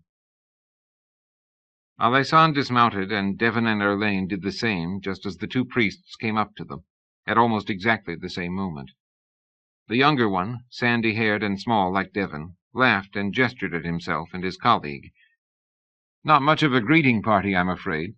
We weren't expecting visitors this early in the year, I must admit. No one even noticed you riding down. Be welcome, though. Be most welcome to Eanna's sanctuary, whatever the reason you have come to us. May the goddess know you and name you hers." He had a cheerful manner and an easy smile. Alessandre returned the smile. "May she know and surely name all who dwell within these walls. To be honest, we wouldn't have been certain how to deal with a more official greeting.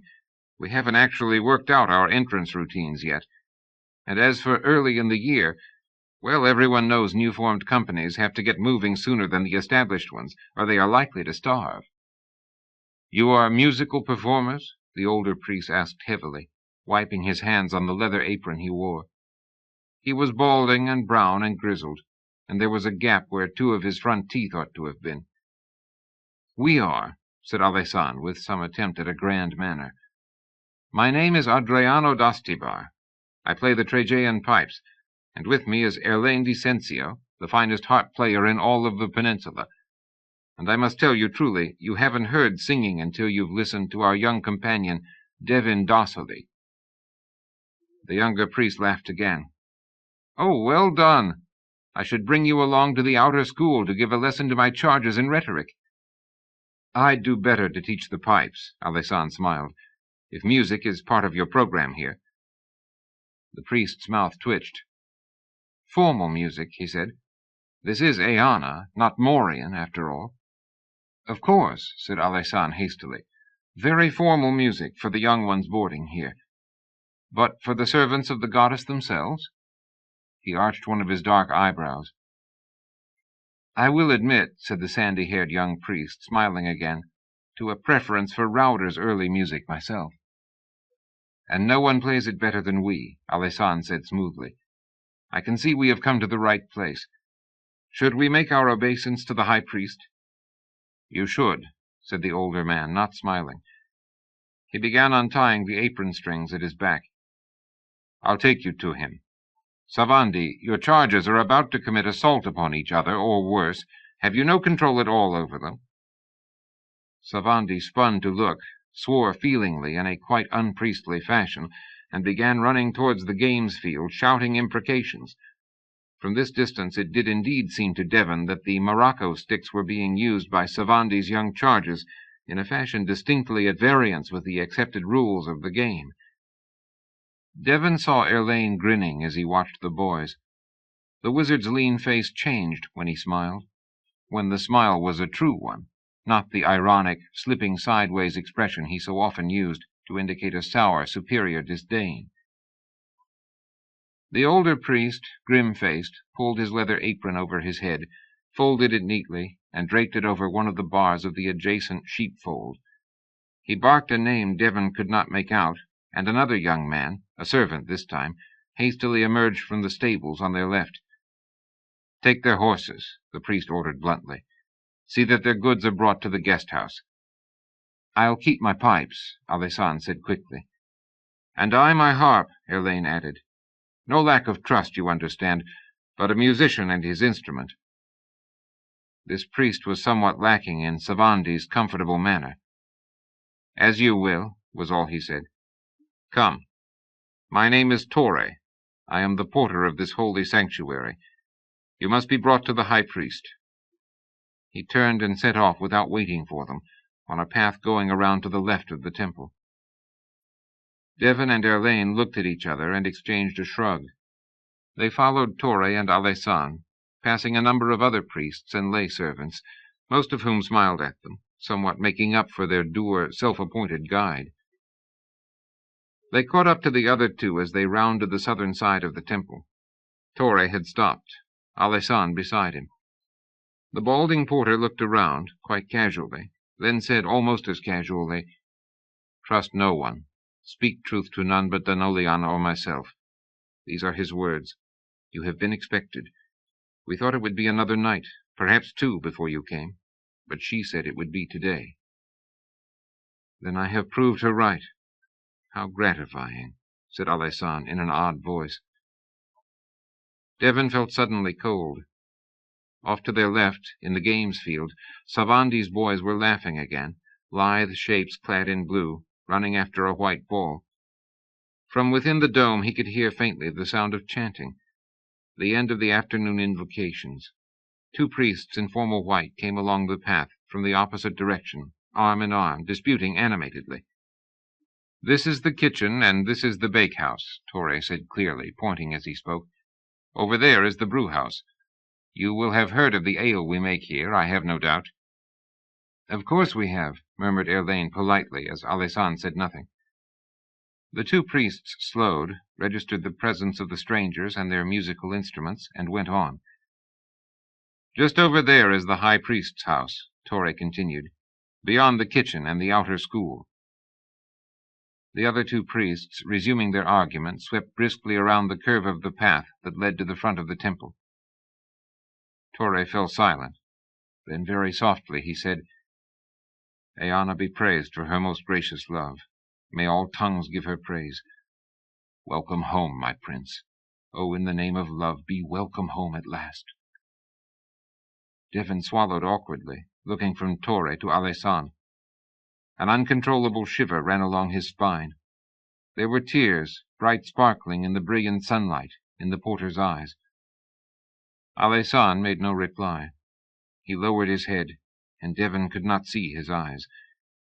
They heard children's laughter, the final notes of a sung prayer. "She is still alive, then?" Alessan asked, looking up at last. "She is," said Torre emotionally. "She is still alive.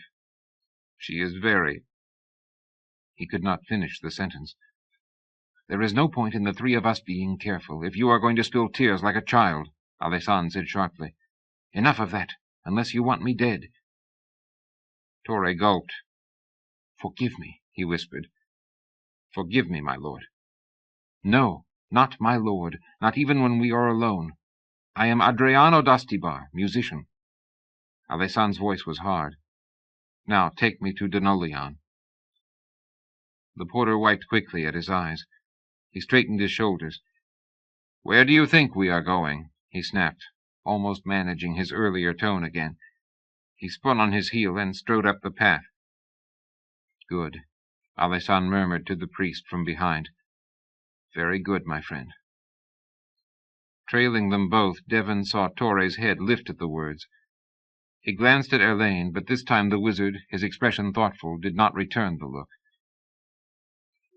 They passed the kitchens and then the outer school, where Savandi's charges, children of noblemen or wealthy merchants, sent here to be educated, would study and sleep.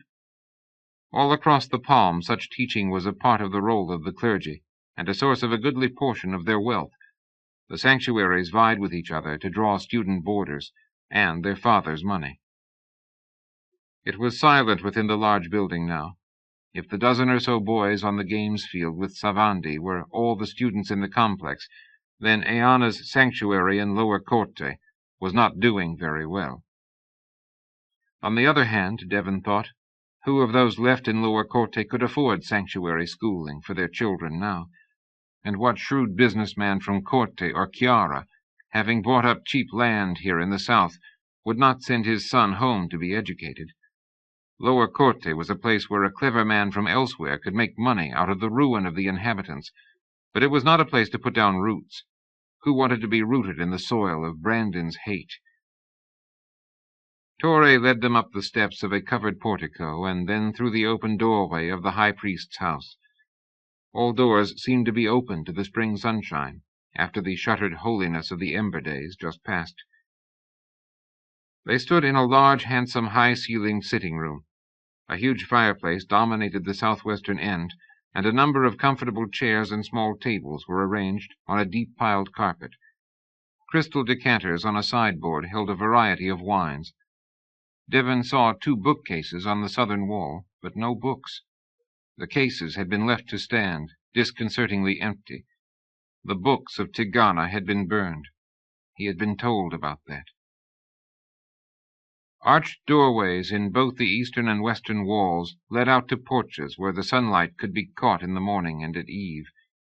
On the far side of the room there was a closed door, almost certainly leading to the bedchamber. There were 4 cleverly designed square recesses in the walls, and another smaller one above the fire, where statues would once have stood. These, too, were gone. Only the ubiquitous silver stars of Eana served for painted decoration on the walls. The door to the bedroom opened, and 2 priests came out. They seemed surprised, but not unduly so, to see the porter waiting with 3 visitors. One man was of medium height and middle years, with a sharp face and close-cropped salt-and-pepper hair. He carried a physician's tray of herbs and powders in front of him, supported on a thong about his neck. It was at the other man that Devon stared, though. It was the other man who carried the high priest's staff of office. He would have commanded attention even without it, Devon thought, gazing at the figure of what had to be DeLotel. The high priest was an enormous man, broad-shouldered, with a chest like a barrel, straight-backed despite his years. His long hair and the beard that covered half his chest were both white as new snow, even against the whiteness of his robe. Thick, straight eyebrows met in the middle of a serene brow, and above eyes as clear and blue as a child's. The hand he wrapped about the massive staff of office held it as if it were no more than a cowherd's hazel switch. If they were like this, Devon thought, awed, looking up at the man who had been high priest of Eana in Tigana when the Igrathans came. If the leaders were all like this, then there were truly great men here before the fall. They couldn't have been so different from today. He knew that rationally. It was only 20 years ago. However much might have changed and fallen away. But even so, it was hard not to feel daunted in the commanding presence of this man. He turned from DeLotel to Alessan, slight, unprepossessing, with his disorderly, prematurely silvered hair and cool, watchful eyes, and the nondescript, dusty, road-stained riding clothes he wore. But when he turned back to the high priest, he saw that DeLotel was squeezing his own eyes tightly shut as he drew a ragged breath, and in that moment Devon realized, with a thrill that was oddly akin to pain, where, despite all appearances, the truth of power lay between these men. It was DeLotel, he remembered, who had taken the boy Alessan, the last prince of Tigana, south and away, in hiding, across the mountains all those years ago, and would not have seen him again since that time. There was gray in the hair of the tired man who stood before the high priest now. DeLotel would be seeing that, trying to deal with it. Devon found himself hurting for the 2 of them. He thought about the years, all the lost years that had tumbled and spun and drifted like leaves or snow between these 2, then and now. He wished he were older, a wiser man with a deeper understanding. There seemed to be so many truths or realizations of late, hovering at the edge of his awareness, waiting to be grasped and claimed, just out of reach. "We have guests," Torre said in his brusque manner. 3 musicians, a newly formed company. "Ha!" the priest with the medicine tray grunted with a sour expression. "Newly formed? They'd have to be to venture here and this early in the year. I can't remember the last time someone of any talent showed up in this sanctuary.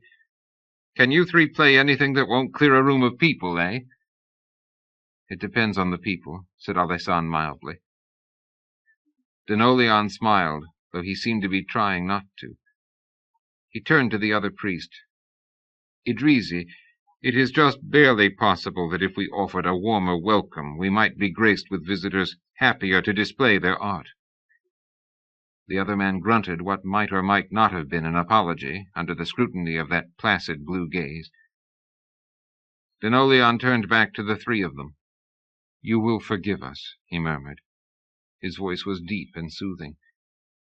We have had some disconcerting news recently, and right now we have a patient in some pain. Idrisi di Corte here, our physician, tends to be distressed when such is the case. Privately, Devon doubted if distress had much to do with the courtier priest's rudeness, but he kept his peace. Alessan accepted DeLotel's apology with a short bow. I am sorry to hear that, he said to Idrisi. Is it possible we might be of aid? Music has long been known as a sovereign ease for pain. We should be happy to play for any of your patients. He was ignoring, for the moment, Devon noted, the news DeLotel had mentioned. It was unlikely to be an accident that DeLotel had given them Idrisi's formal name, making clear that he was from Corte. The physician shrugged. As you please.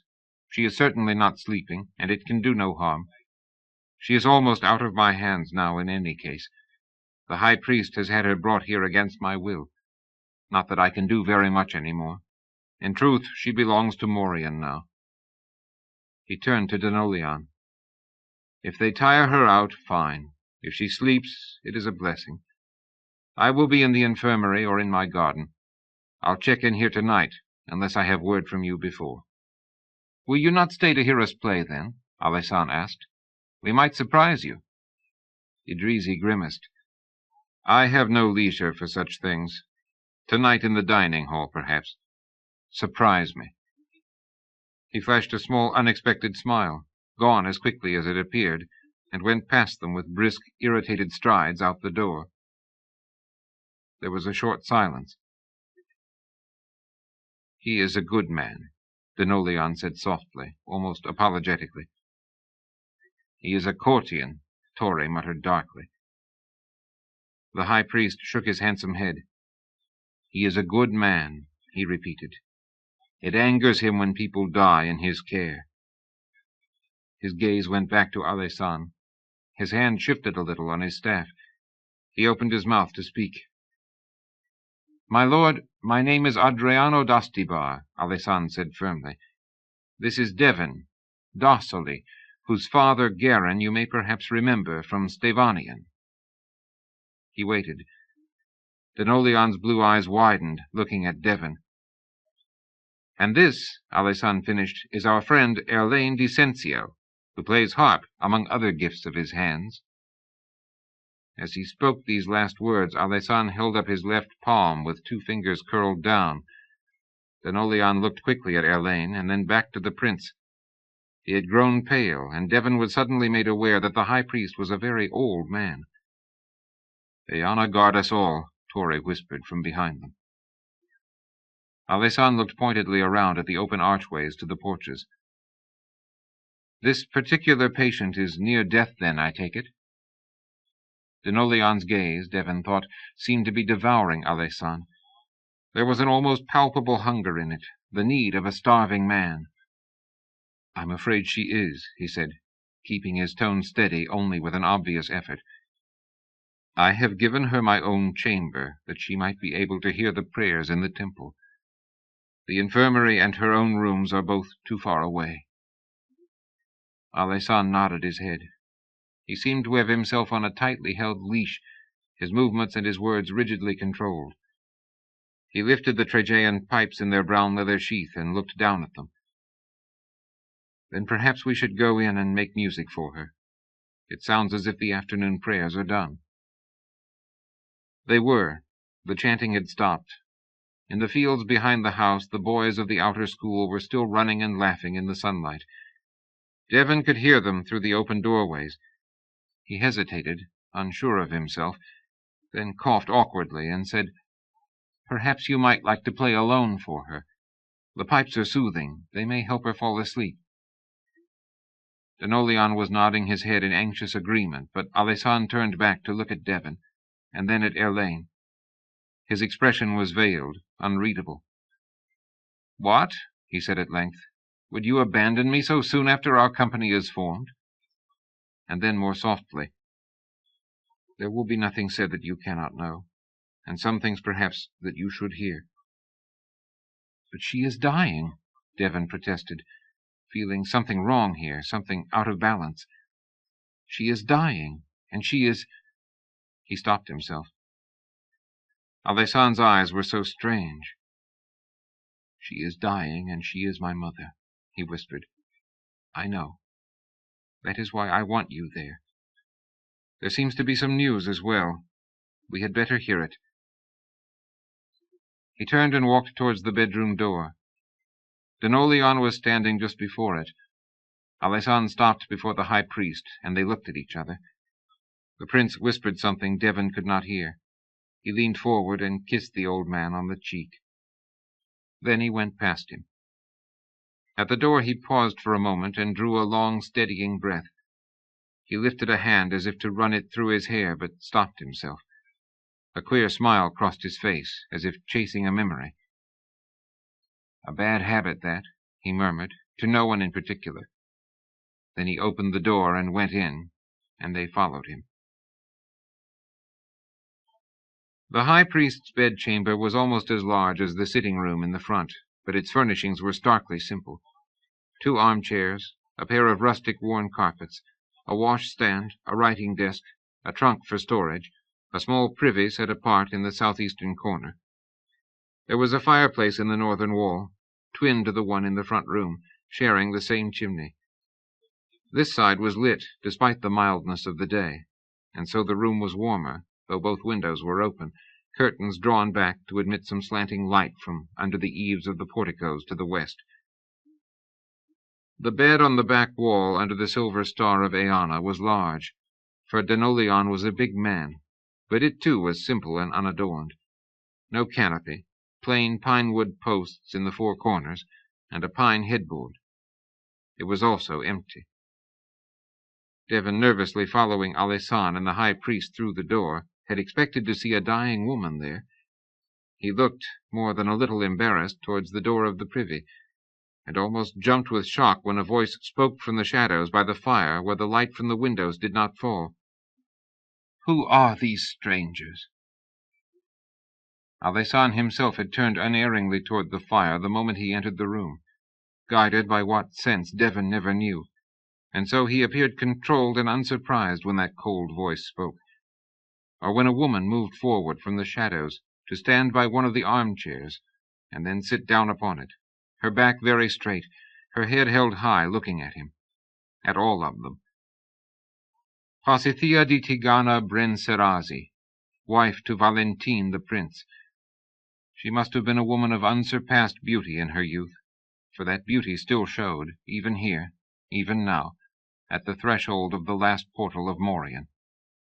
She was tall and very thin, though part of that clearly was due to the illness wasting her from within. It showed in her face, which was pale almost to translucence, the cheekbones thrust into too sharp relief. Her robe had a high, stiff collar which covered her throat. The robe itself was crimson, accentuating her unnatural, otherworldly pallor. It was as if Devon thought she had already crossed to Morian, and was looking back at them from a farther shore.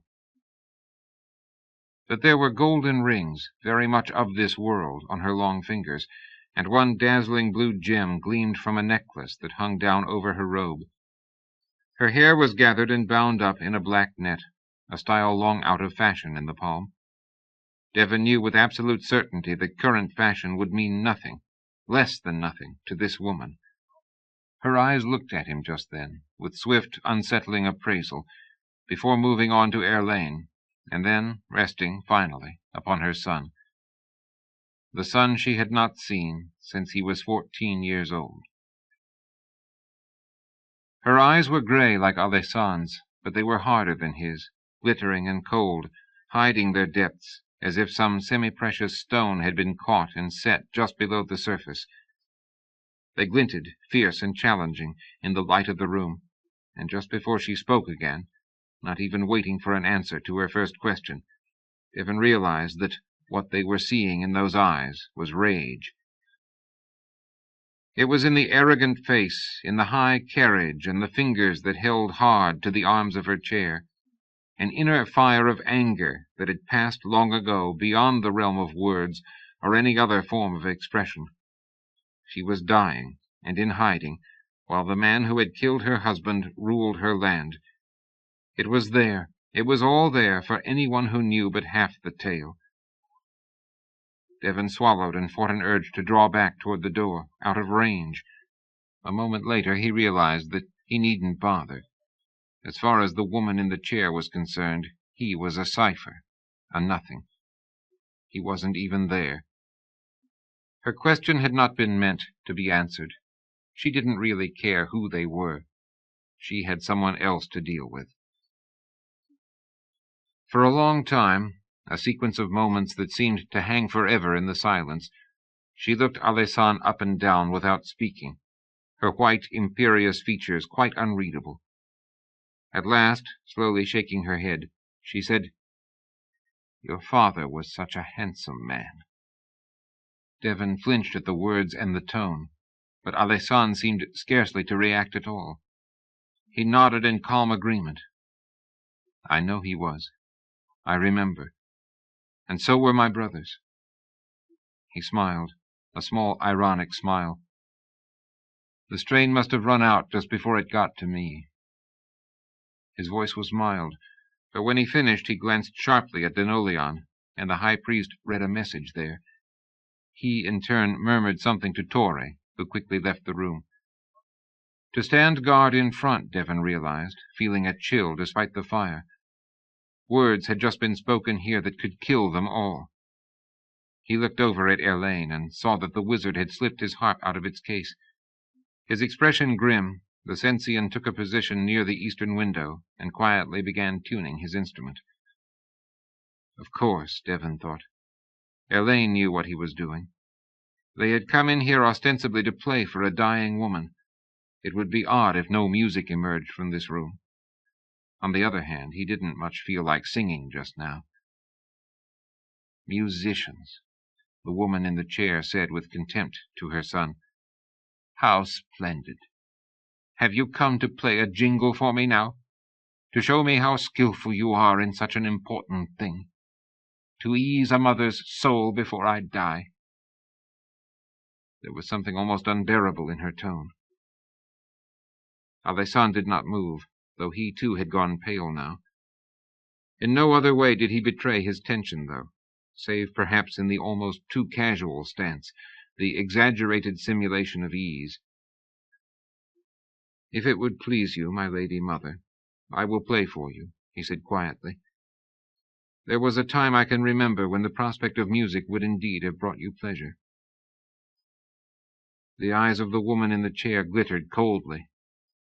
"There was a time for music, when we ruled here, when the men of our family were men in more than name." "Oh, I know," said Alessandre a little sharply. "True men and wondrous proud, all of them. Men who would have stormed the ramparts of Chiara alone and killed Brandon long ago, if only through his abject terror at their ferocious determination. Mother, can you not let it rest, even now? We are the last of our family, and we have not spoken in 19 years. His voice changed, softened, grew unexpectedly awkward. "Must we wrangle yet? Can our speech be no more than the letters were? Did you ask me here simply to say again what you have written so many times?" The old woman shook her head. Arrogant and grim, implacable as the death that had come for her. "No, not that," she said. "I have not so much breath in me to waste. I summoned you here to receive a mother's dying curse upon your blood." "No!" Devon exclaimed before he could stop himself. In the same second, DeLotel took a long stride forward. "My lady, no indeed," he said, anguish in his deep voice. "This is not... I am dying," Pasithea Bryn Serazi interrupted harshly. There were spots of bright, unnatural color in her cheeks. "I do not have to listen to you any more, DeLotel, to anyone. Wait, you told me, all these years. Be patient, you said. Well, I have no more time for patience. I will be dead in a day. Morian waits for me. I have no more time to linger while my craven child gambols about the palm, playing ditties at rustic weddings." There came a discordant jangling of harp-strings. "That," said Elaine Dicensio from the eastern window, "is ignorant and unfair." He stopped as if startled by his own outburst. "Triad knows I have no cause to love your son, and it is now more than clear to me whence his arrogance comes, and his lack of care for other lives, for anything but his own goals. But if you name him a coward simply for not trying to kill Brandon of Igrath, then you are dying a vain, foolish woman, which, to be perfectly frank, does not surprise me at all in this province." He leaned back against the ledge, breathing hard, looking at no one. In the silence that followed, Alessandro finally moved. His stillness had seemed inhuman, unnatural. Now he sank to his knees beside his mother's chair. "You have cursed me before," he said gravely. "Remember? I have lived much of my life in the shadow of that. In many ways, it would have been easier to die years ago. Bear and I slain, trying to kill the tyrant in Chiara, perhaps even killing him, through some miracle of intervention. Do you know, we used to speak of it at night, every single night, when we were in Quilea, still boys, shaping 100 different plans for an assassination on the island, dreaming of how we would be loved and honored after death, and a province with its name restored because of us." His voice was low, almost hypnotic in its cadences. Devon saw DeLotel, his face working with emotion, sink back into the other armchair. Pasithea was still as marble, as expressionless and cold. Devon moved quietly toward the fire, in a vain attempt to quell the shivering that had come over him. Elaine was still by the window. He was playing his harp again, softly, single notes and random chords, not quite a tune. "But we grew older," Alessandro went on, and an urgency, a terrible need to be understood, had come into his voice. "And one midsummer's eve Marius became year-king in Quilea, with our aid. After that, when we three spoke, the talk was different. Baird and I began to learn some true things about power and the world, and that was when it changed for me. Something new came to me in that time, building and building. A thought, a dream, larger and deeper than trying to kill a tyrant. We came back to the Palm and began to travel. As musicians, yes, and as artisans, merchants, athletes one time in a triad game year, as masons and builders, guards to a Sensian banker, sailors on a dozen different merchant ships. But even before those journeys had begun, Mother, even before we came back north over the mountains, it had all changed for me. I was finally clear about what my task in life was to be, about what had to be done or tried. You know it. DeLotel knows. I wrote you years ago what my new understanding was, and I begged your blessing for it. It was such a simple truth. We had to take both tyrants together, that this whole peninsula might again be free." His mother's voice overrode his steady passion then, harsh, implacable, unforgiving. I remember the day that letter came, and I will tell you again what I wrote you then to that harlot's castle in Certondo. You would buy Cortes' freedom, and Ostibar's and Tregea's, at the price of Tigana's name, of our very existence in the world, at the cost of everything we ever had or were before Brandon came, at the price of vengeance and our pride." "Our pride," Alessandro echoed, so softly now they could barely hear. "Oh, our pride.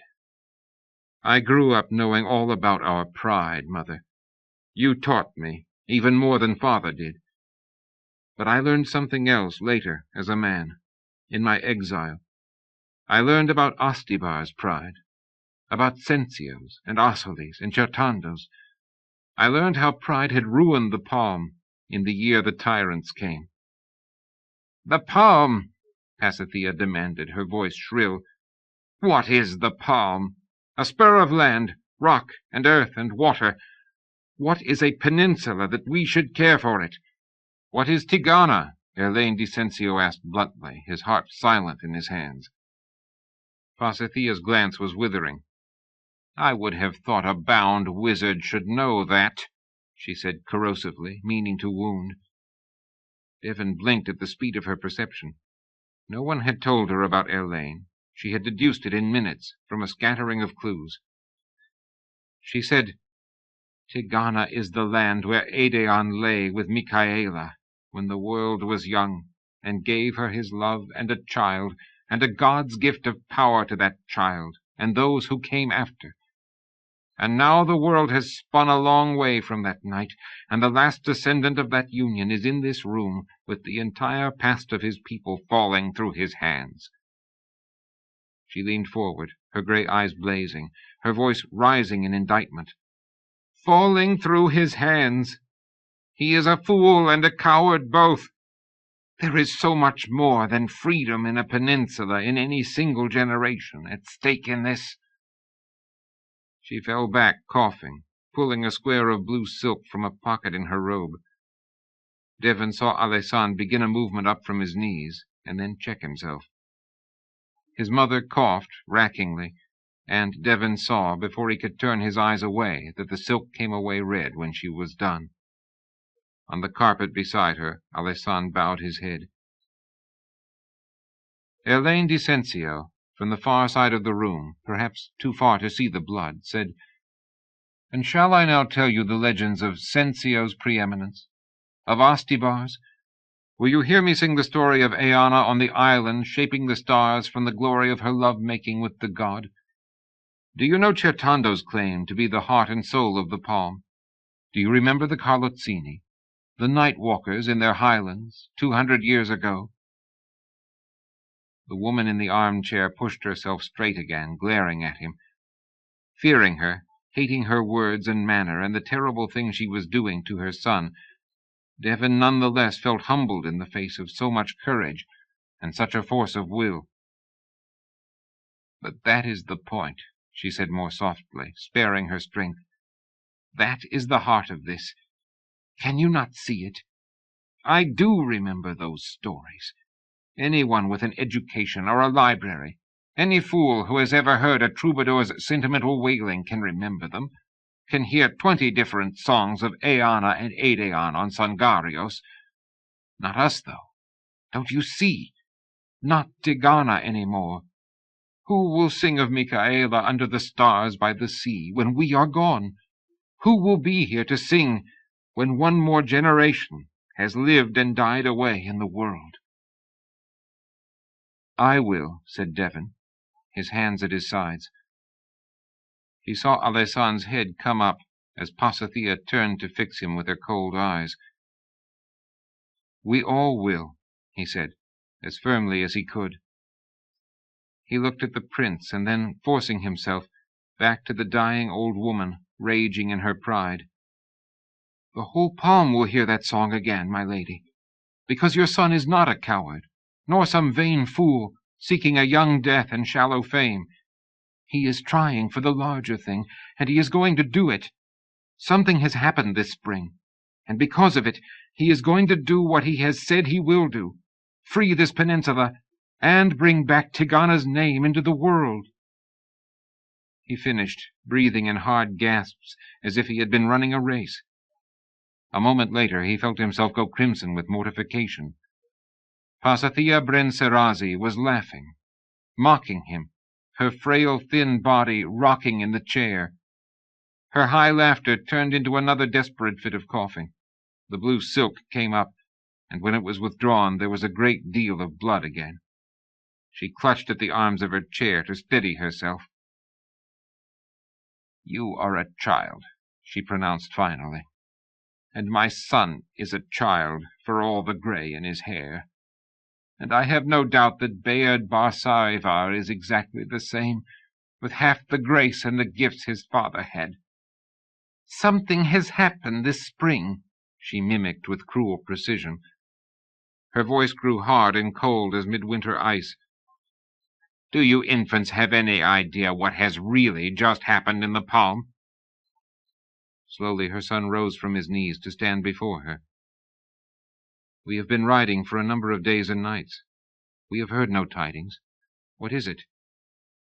"I told you there was news," DeLotel said quickly, "but I had no chance to give you the—" "I am pleased," Pasithea interrupted. "So very pleased. It seems I still have something to tell my son before I leave him forever. Something he hasn't learned or thought out all by himself already." She pushed herself erect again in the chair, her eyes cold and bright like frost under blue moonlight. There was something wild and lost in her voice, though, trying to break through, some terrible fear, and of more than death. She said, "A messenger came yesterday at sunset, at the end of the Ember Days, an Igrathan, riding from Stevanian with news from Chiara. News so urgent Brandon had sent it by his sorceress link to all his governors, with instructions to spread the tidings. And the tidings are—" Alessan had braced himself, as if preparing to receive a blow. "The tidings? The tidings, my feckless child, are that Brandon has just abdicated as king of Igrath. He is sending his army home, and his governors.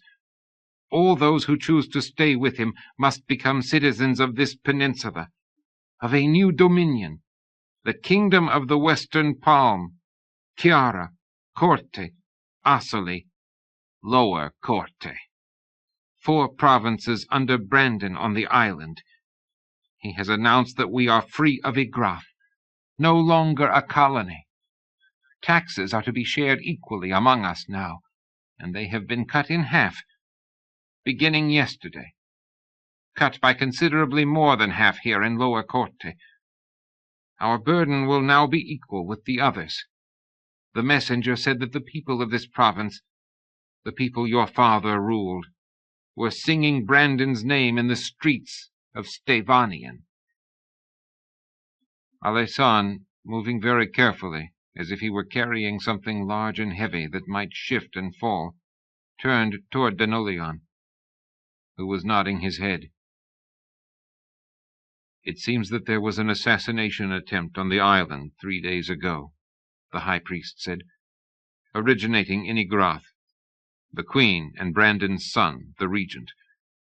It apparently failed only because of one of his tribute women, the one from Certando who almost started a war. You may remember that, 12, 14 years ago. It seems that in the wake of this, Brandon has changed his mind about what he has been doing. Not about staying in the Palm, or about Tigana and his revenge, but about what must be done in Igrath if he continues here." "And he is going to continue here," Pasithea said. "Tigana will die, still be lost forever to his vengeance, but our people will be singing the tyrant's name as it dies, the name of the man who killed your father." Alessan was nodding his head reflexively. He seemed, in fact, scarcely to be listening, as if he had suddenly withdrawn entirely inside himself. Pasithea fell silent in the face of that, looking at her son. It grew deathly still in the room. Outside, far away, the uncontrolled shouts and laughter of the children in the field came to their ears again, the louder for the silence within. Devon listened to that distant mirth, and tried to slow the chaos of his heart, to attempt to deal with what they had just heard. He looked at Elaine, who had laid down his harp on the window ledge and walked a few steps into the room, his expression troubled and wary. Devon tried desperately to think, to gather his scattered thoughts, but the news had caught him hopelessly unprepared. Free of Igrath, which was what they wanted, wasn't it? Except that it wasn't. Brandon was staying. They were not free of him, or the weight of his magic. And Tigana? What of Tigana now? And then, quite unexpectedly, there was something else bothering him. Something different. a distracting, niggling awareness tugging at the corner of his mind, telling him there was something he should know, should remember. Then, equally without warning, the something slid forward and into place. In fact, he knew exactly what was wrong. Devon closed his eyes for a moment, fighting a sudden paralyzing fear. Then, as quietly as he could, he began working his way along the western wall, away from the fireplace where he had been standing all this time. Alessandro was speaking now, almost to himself. He said, "This changes things, of course. It changes a great deal. I'm going to need time to think it through, but I believe it may actually help us.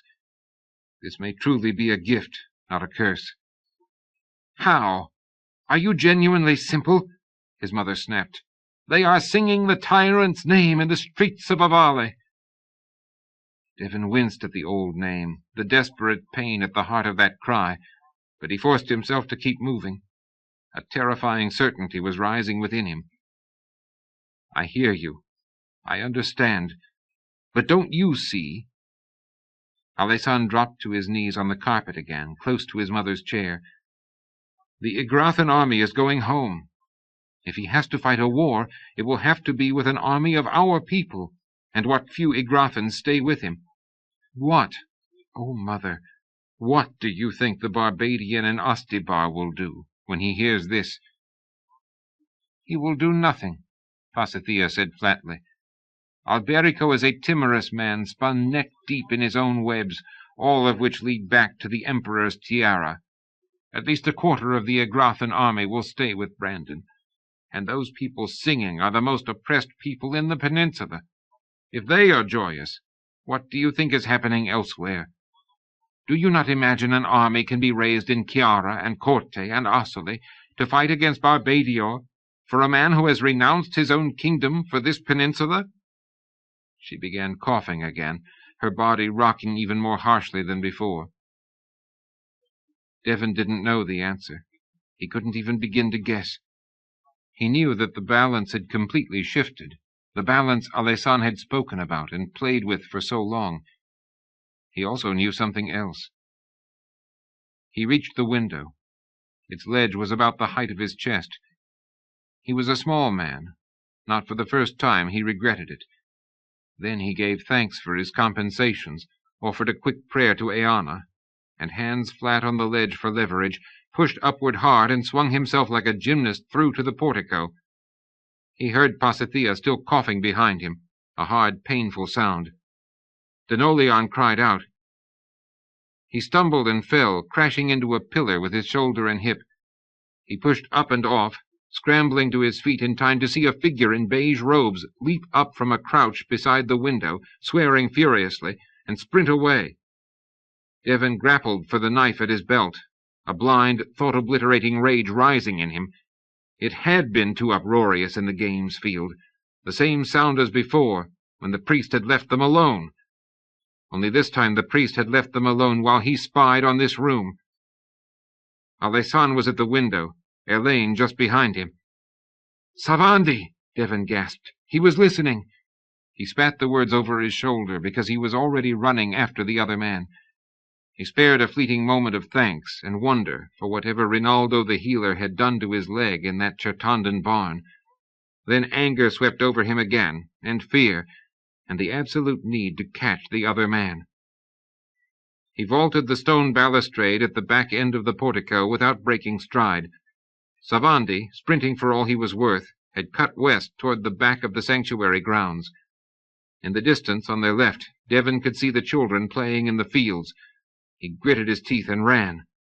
"These cursed priests," he was thinking, fury almost choking him. "Will they undo everything, even now?" If Alessandro's identity became known anywhere in this sanctuary, Devon had little doubt how swiftly that knowledge would reach Brandon of Igrath. He had no doubts at all about what would happen then. And then he was assailed by another whirling thought, one that terrified him.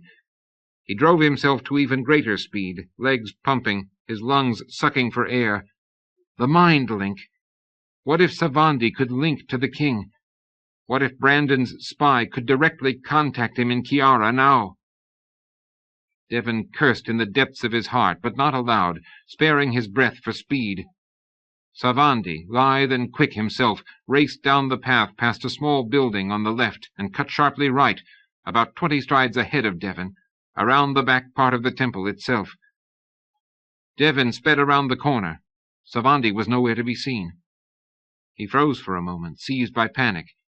There was no door in the temple here, and only a thick barrier of hedges, just coming into green on the left. Then he saw where the hedges were quivering, and he leaped for that spot. There was a gap forced low down. He dropped to his knees and scrambled through, scratching his arms and face. He was in a cloistered area, large, beautifully serene, gracefully laid out, with a splashing fountain at the center. He had no time to value such things, though. At the northwest corner the cloister gave onto another portico and a long building with a small domed roof at the near end. Savandi was just now sprinting up the steps to the portico and then through a doorway into the building. Devon looked up. At one second-story window an old man could be seen, white-haired and hollow-cheeked, gazing down without expression on the sunlit cloister. Running flat out for the doorway, Devon realized where he was. This was the infirmary, and the small dome would be a temple for the sick who sought the comfort of Eanna but could not venture down the path to her larger dome. He took the 3 steps to the portico in one flying leap and burst through the doorway, knife in hand. He was aware that following so fast he was an easy target for an ambush if Savandi chose to lie in wait. He didn't think that would happen, though, which only increased his deeper fear. The man seemed to be racing away from where his fellow priests might be found, in the temple itself, the kitchens, the dormitory, or the dining room, which meant that he didn't expect help or aid, that he couldn't really be hoping to escape. Which meant in turn that there was probably only one thing he was going to try to do, if Devon gave him enough time. The doorway gave onto a long corridor and a stairway leading upward. Savandi was out of sight, but Devon, glancing down, gave a quick prayer of thanks to Eanna. Running across the damp ground of the cloister, the priest had picked up mud on his shoes. The trail was unmistakable on the stone floor, and it went down the corridor and not up the stairs. Devon sped in pursuit, flying down the hallway, skidding into a left turn around a corner at the far end. There were rooms at intervals all along, and an arched entrance to the infirmary's small temple at the opposite end. Most of the doors were open. Most of the rooms were empty. But then, in that short corridor, he came to one closed door. Savandi's trail led there and stopped. Devon clutched the handle and threw his shoulder hard against the heavy wood. Locked. Immovable. Sobbing for breath, he dropped to his knees, grappling in his pocket for the twist of wire he was never without, not since Mara had been alive, since she had taught him all he knew about locks. He untwisted and tried to shape the wire, but his hands were trembling. Sweat streamed into his eyes. He wiped it furiously away and fought for calm. He had to get this door open before the man inside sent the message that would destroy them all. An exterior door opened behind him. Steps thudded quickly down the hallway. Without looking up, Devon said, "The man who touches or hinders me dies. Savandi is a spy for the king of Igrath. Find me a key for this door." "It is done," came a voice he knew. "It is open. Go." Devon flung a glance over his shoulder and saw Erlaine Decensio standing there with a sword in his hand. Springing to his feet, Devon twisted the handle again. The door swung open. He charged into the room. There were jars and vials lining shelves around the walls, and instruments on tables. Savandi was there, on a bench in the middle of the room, hands at his temples, visibly straining to concentrate. "Plague rot your soul!" Devon screamed at the top of his voice. Savandi seemed to snap awake. He rose with a feral snarl, grabbing for a surgical blade on the table beside him. He never reached it. Still screaming, Devon was upon him, his left hand gouging at the priest's eyes. He slashed forward and up with his right in a hard and deadly arc, plunging his blade in between Savandi's ribs. Once he stabbed, and then again, raking savagely upward, feeling the blade twist, grinding against bone with a sickening sensation. The young priest's mouth gaped open, His eyes widened in astonishment. He screamed, high and short, his hands flying outward from his sides, and then he died. Devon released him and collapsed on the bench, fighting for breath. Blood pounded in his head. He could feel a vein pulsing at his temple. His vision blurred for a moment, and he closed his eyes. When he opened them, he saw that his hands were still shaking. Elaine had sheathed his sword. He moved to stand beside Devon. Did he send—" Devon found that he couldn't even speak properly. "No." The wizard shook his head. "You came in time. He didn't link. No message went." Devon stared down at the blank, staring eyes and the body of the young priest who had sought to betray them. How long, he wondered. How long was he doing this? "How did you get here?" he asked Elaine, his voice hoarse. His hands were still shaking. He dropped the bloodied knife with a clatter on the tabletop. "I followed from the bedchamber, saw which way you went until I lost you around the back of the temple. Then I needed magic. I traced Savandi's aura here. We came through the hedges and across the cloister. He was trying to shake me." "I can see that. You're bleeding again." "Doesn't matter." Devon took a deep breath. There were footsteps in the corridor outside. "Why did you come? Why do this for us?" Elaine looked defensive for an instant, but quickly regained his sardonic expression. "For you? Don't be a fool, Devon. I die if Alessandro does. I'm bound, remember? This was self-preservation, nothing else." Devon looked up at him, wanting to say something more, something important, but just then the footsteps reached the doorway, and DeLotel entered quickly, with Torre close behind. Neither of them said a word, taking in the scene. "He was trying to mind-link with Brandon," Devon said. "Elaine and I got to him in time." Elaine made a dismissive sound. "Devon did. But I had to use a spell to follow them, and another on the door. I don't think they were strong enough to draw attention, but in case there is a tracker anywhere around here, we had better get moving before morning." DeLotel seemed not to have even heard. He was looking down at Savandi's body. There were tears on his face. "Don't waste your grief on a carrion bird," Torre said harshly. "I must," the high priest said softly, leaning upon his staff. "I must. Don't you understand? He was born in Avale. He was one of us." Devon abruptly turned his head away. He felt sick to his stomach, hit by a resurgence of the raging white fury that had sped him here and had driven him to kill so violently. One of us. He remembered Sandre d'Astibar in the cabin in the woods, betrayed by his grandchild. He was seriously afraid he was going to be ill. One of us. Elaine Dicensio laughed.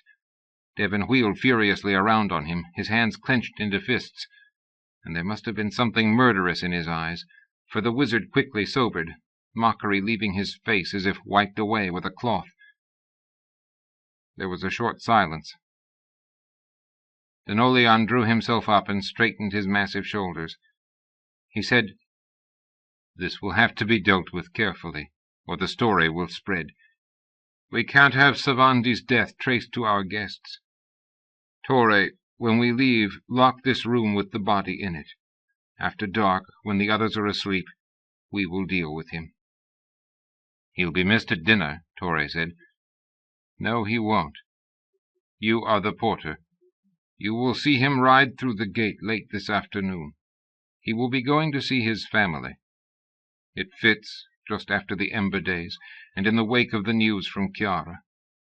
He has ridden out often enough, and not always with my permission. I think I have an idea why, now. I wonder if he ever really rode to his father's house. Unfortunately for Savandi, this time he is going to be killed by someone on the road just outside our valley." There was a hardness to the high priest's voice that Devon had not heard before. One of us. He looked down at the dead man again. His third killing. But this one was different. The guard in the Nieveline barn, the soldier in the hill pass, they had been doing what they had come to the Palm to do, loyal to the power they served, hiding nothing of their nature, true to their manifest cause. He had grieved for their dying, for the lines of life that had brought him together with them. Savandi was otherwise. This death was different. Devon searched his soul and found that he could not grieve for what he had done. It was all he could do, he realized, with a sense of real uneasiness, to refrain from plunging his dagger again in the corpse. It was as if the young priest's corrosive treachery to his people, his smiling deceit, had tapped some violence of passion Devon hadn't known lay within him. Almost exactly, he thought suddenly, the way that Eleanor of Castle Borso had done, in a very different sphere of life. Or perhaps at the heart of things not so very different after all. But that was too hard, too dangerous a knot to try to untie just now, in the staring presence of death, which reminded him of something, made him suddenly aware of an absence. He looked quickly up at DeLotel. "Where's Alessan?" he said sharply. "Why didn't he follow?" But even before he was answered, he knew. There could only be one reason in the world why the prince hadn't come. The high priest looked down at him. "He is still in my chamber, with his mother, though I am afraid it may be over by now." "No," Devon said. "Oh, no," and rose and went to the door and into the corridor, and then out through the eastern doorway of the infirmary into the slanting light of late afternoon, and began again to run. Along the back curve of the temple dome, past the same small building as before, and a little garden he hadn't noticed coming here. Then back, flying down the path to the high priest's house, and up onto the portico between the pillars, as if rewinding events like a ball of wool, to the window through which he had leaped such a little while ago. As if he could race back not only past Savandi, past their coming here, but all the way back, with a sudden incoherent longing, to where the seeds of this grief had been planted when the tyrants came. But time was not rewound, neither in the heart nor in the world as they knew it. It moved on, and things changed, for better or for worse. Seasons changed, the hours of sunlit day went by, darkness fell and lingered, and gave way to light at dawn. Years spun after each other, one by one. People were born and lived by the Triad's grace, and they died. And they died. Alessan was still in the room, still on his knees on the simple carpet, but beside the bed now, not by the heavy dark oak chair as before. He had moved. Time had moved. The sun was further west along the curving sky. Devon had wanted to somehow run his way back through the moments that had passed, that Alessan might not have been left alone, not with this, on his first day in Tigana since he was a boy. He was no longer a boy. There was gray in his hair. Time had run. 20 years' worth of time had run, and he was home again. And his mother lay on the high priest's bed. Alessan's 2 hands were laced around one of her own, cradling it gently as one might hold a small bird that would die of fright if clutched too fast, but would fly away forever if released. Devon must have made some kind of sound at the window, for the prince looked up. Their eyes met. Devon ached inside, wordless with sorrow. His heart felt bruised, besieged. He felt hopelessly inadequate to the needs of such a time as this now was. He wished that Bayard were here, or Sandre. Even Catriana would know what to do better than he. He said, "He is dead. Savandi. We caught him in time." Alessan nodded, acknowledging this. Then his gaze went down again to his mother's face, serene now, as it had not been before. as it very likely had not been for the last long years of her life. Time moving inexorably forward for her, taking memory, taking pride, taking love. "I'm sorry," Devon said. "Alessan, I'm so sorry." The prince looked up again, the grey eyes clear but terribly far away, chasing images backward along a skein of years. He looked as if he would speak, but did not. Instead, after another moment, he gave his small shrug, the calm, reassuring motion of acceptance, of shouldering another burden that they all knew so well. Devon suddenly felt as if he could not bear it any more. Alessan's quiet acquiescence was as a final blow in his own heart. He felt torn open, wounded by the hard truths of the world, by the passing of things. He lowered his head to the window-sill and wept like a child in the presence of something too large for his capacity. In the room, Alessan knelt in silence by the bed, holding his mother's hand between his own. And the westering sun of afternoon sent light in a golden slant through the window and across the chamber floor, to fall upon him, upon the bed, upon the woman lying there, upon the golden coins that covered her grey eyes. Chapter 16. Spring came early in Ostibar town. It almost always did along that sheltered northwestern side of the province, overlooking the bay and the strung-out islands of the archipelago. East and south, the unblocked winds from the sea pushed the start of the growing season back a few weeks, and kept the smaller fishing boats close to shore this early in the year. Sensio was already flowering, the traders in Ostibar harbor reported, the white blossoms of the sejoya trees making the air fragrant with the promise of summer to come. Chiara was still cold, it was said, but that happened sometimes in early spring on the island. It wouldn't be long before the breezes from Kardun gentled the air and the seas around her. Sensio and Chiara. Alberico of Barbadior lay down at night thinking about them, and rose up in the morning doing the same, after intense, agitated nights of little rest, shot through with lurid, disturbing dreams. If the winter had been unsettling, rife with small incidents and rumors, the events of early spring were something else entirely, and there was nothing small, nothing only marginally provocative about them. Everything seemed to be happening at once. Coming down from his bedchamber to his offices of state, Alberico would find his mood darkening with every step in the apprehensive anticipation of what might next be reported to him. The windows of the palace were open now to let the mild breezes sweep through.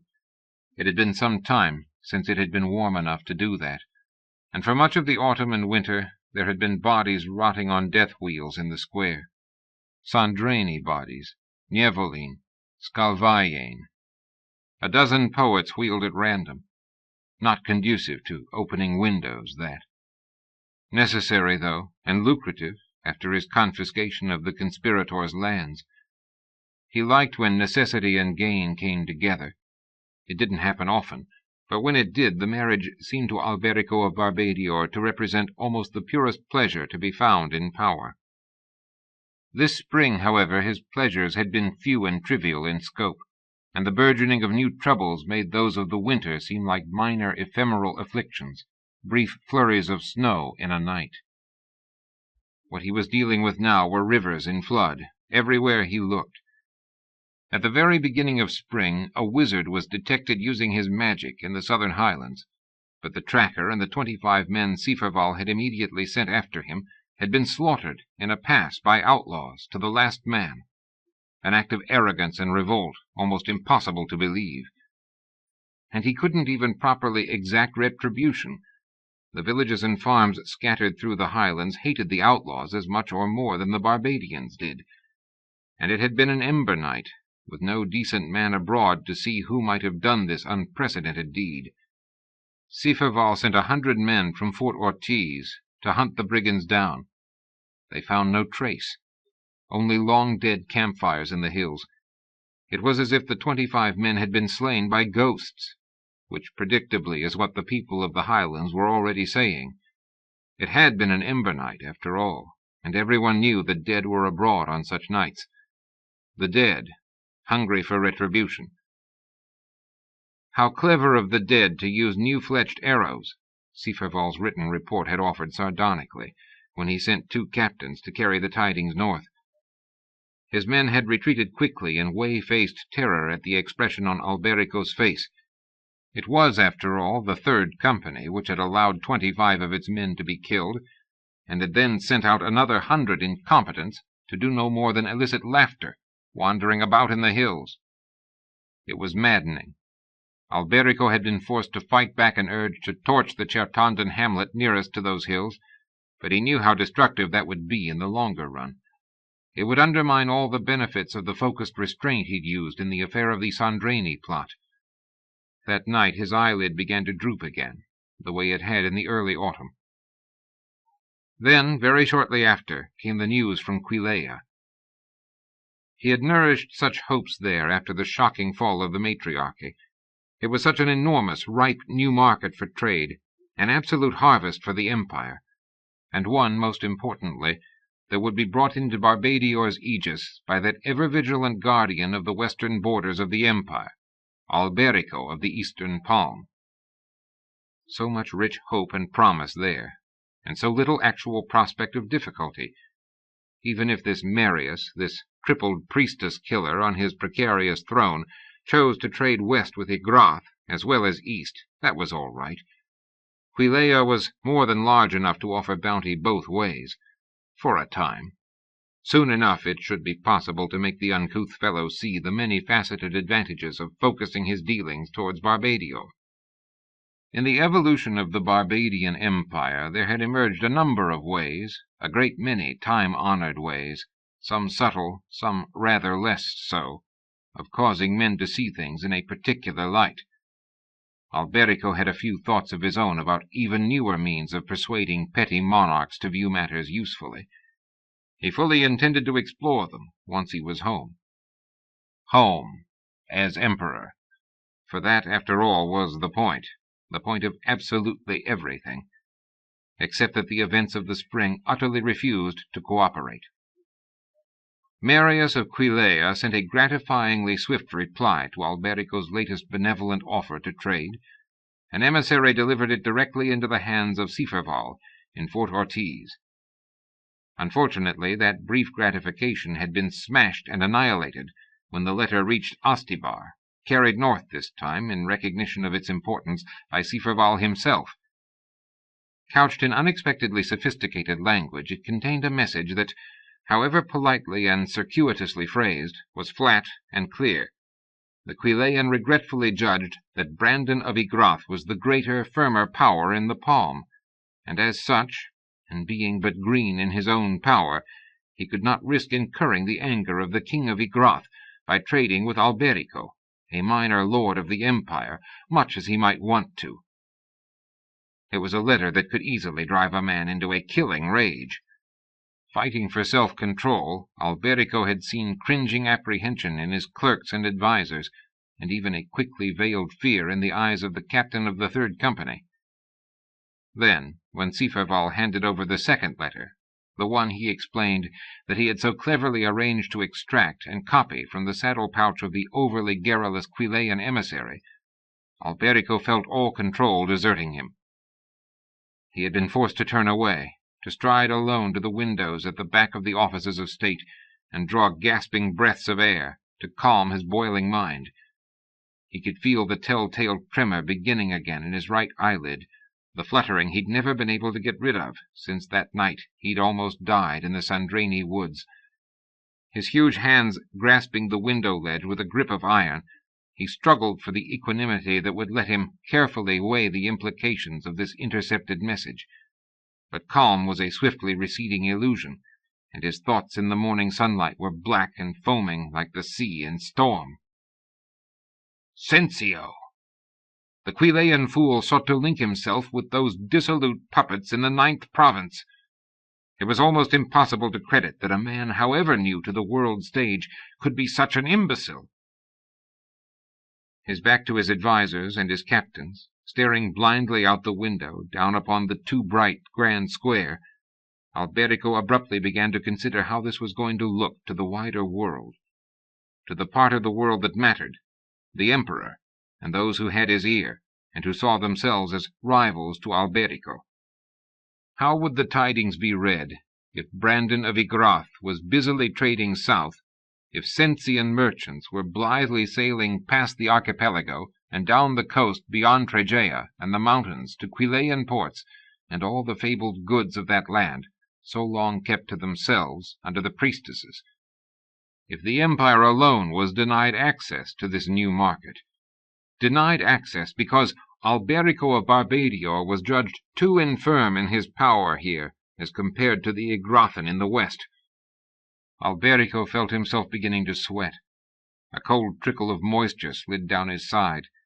There was a spasm of pain in his chest as a muscle clenched near his heart. He forced himself to breathe slowly until it passed. From the source of so much promise, it suddenly seemed as if a dagger had materialized, more sharp and deadly than any enemy of his back in Barbadia might have fashioned. Cencio. He had been thinking and dreaming about the 9th province all through the months of ice and snow, seeking a way in his restless nights to break out, to regain control of a situation that increasingly seemed to be operating upon him, instead of he upon it, as master of his destiny. And that had been in the winter, even before this news from beyond the mountains. Then, shortly after, even as the first flowers began blooming in the gardens of Ostibar, there was more.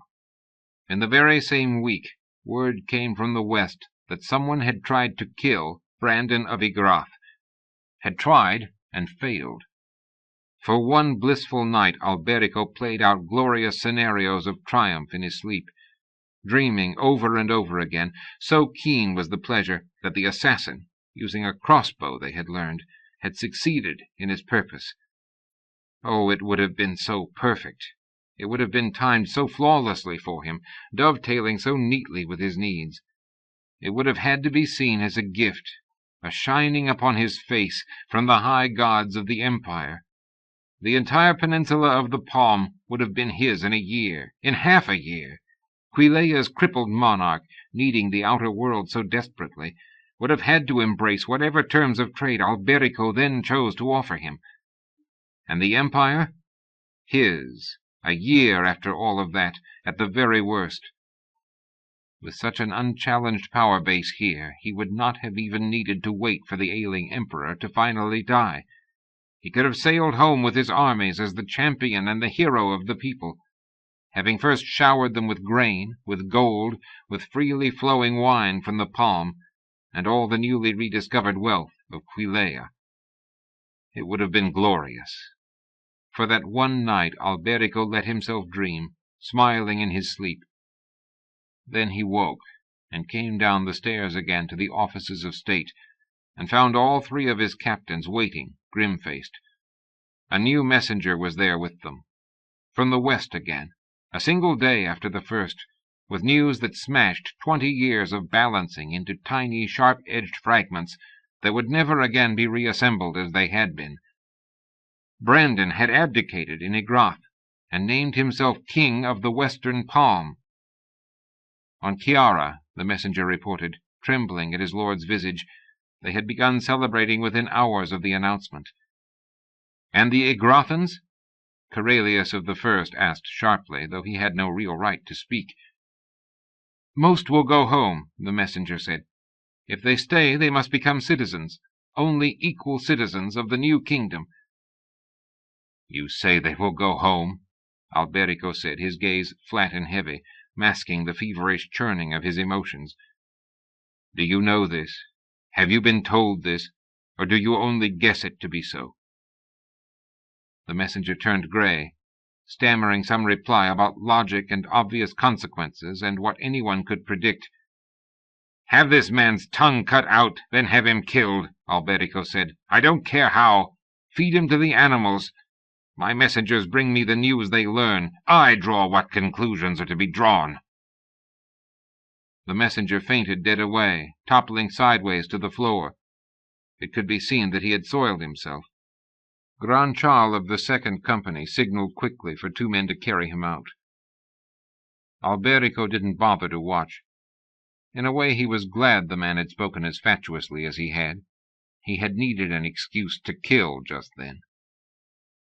He gestured with 2 fingers, and his steward hastily ushered everyone out of the room but the 3 captains. Not that any of the lesser officials seemed inclined to linger at that particular moment, which was as it should be. He didn't trust any of them very much. He didn't entirely trust his captains either, but he needed them, and they needed him, and he had been careful to keep them at odds and on edge with each other. It was a workable arrangement, or it had been until now. But now was what mattered, and Brandon had just thrown the peninsula into chaos. Not that the palm actually mattered, not in itself. It was a gateway, a stepping stone. He had moved out of Barbadior as a young man, in order to rise in the world and return as a leader in his prime, and there was no point at all to 20 years of exile if he could not sail home in triumph, in more than triumph, in mastery. He turned his back on the captains and went to the window, surreptitiously massaging his eye. He waited to see who would speak first and what he would say. There was a fear growing within him that he was at pains to hide. Nothing was falling right. None of his caution and discretion seemed to have borne the fruit it should. Corellius said very softly from behind him, "My lord, there is opportunity here. There is great opportunity." Which is exactly what he was afraid the man would say. Afraid because he knew it was true, and because it meant moving again, and quickly, committing himself to dangerous, decisive action. But action here and not in the Empire, not back home, where he had been readying himself to return. War far away in this savage, obdurate peninsula, where he could lose all, a lifetime's sowing, in striving for a conquest he hardly cared about. "We had best go carefully," Granchal said quickly, more to oppose Corellius than anything else, Alberico knew, but he noted that "we." He turned and fixed the 2nd Company captain with a wintry glance. "I will indeed do nothing without thought," he said, placing clear emphasis on the first word. Granchal flicked his eyes away. Sifeval smiled beneath his curling blonde mustaches. Corellius did not. His expression remained sober and thoughtful. He was the best of the 3, Alberico knew. Also the most dangerous, for the 2 things went hand in hand in such a man. Alberico moved around behind his huge oak desk and sat down again. He looked up at the 1st Company leader and waited. Corellius said again, "There is opportunity now. There will be turmoil in the west, disruption, Igrathans sailing home. Shall I tell you what I think?" His pale skin was flushed with a growing excitement. Alberico understood that. The man saw chances of his own, land and wealth for himself.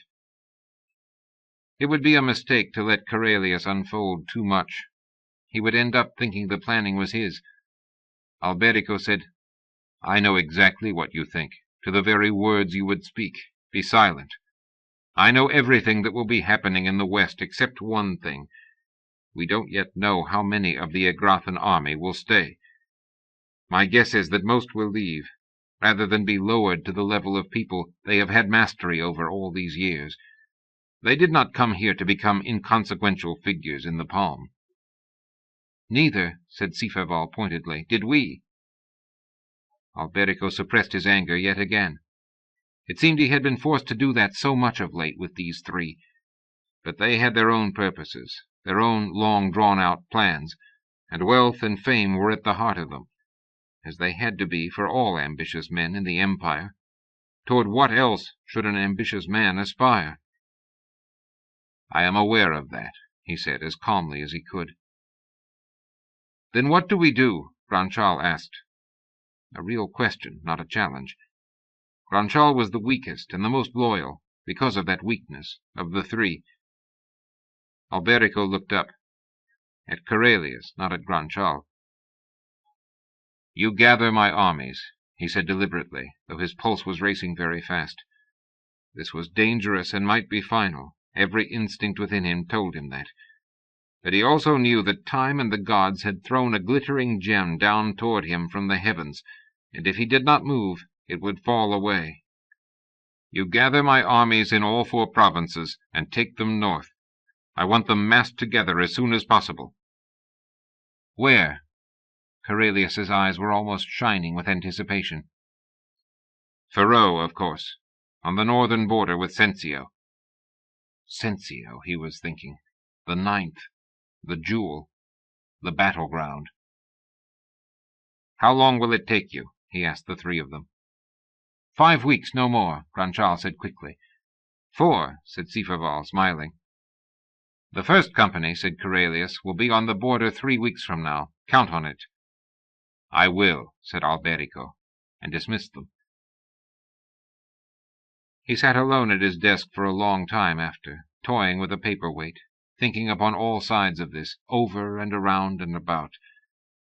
But however he looked upon it all, the pieces seemed to slide into place. There was power to be grasped here, and triumph.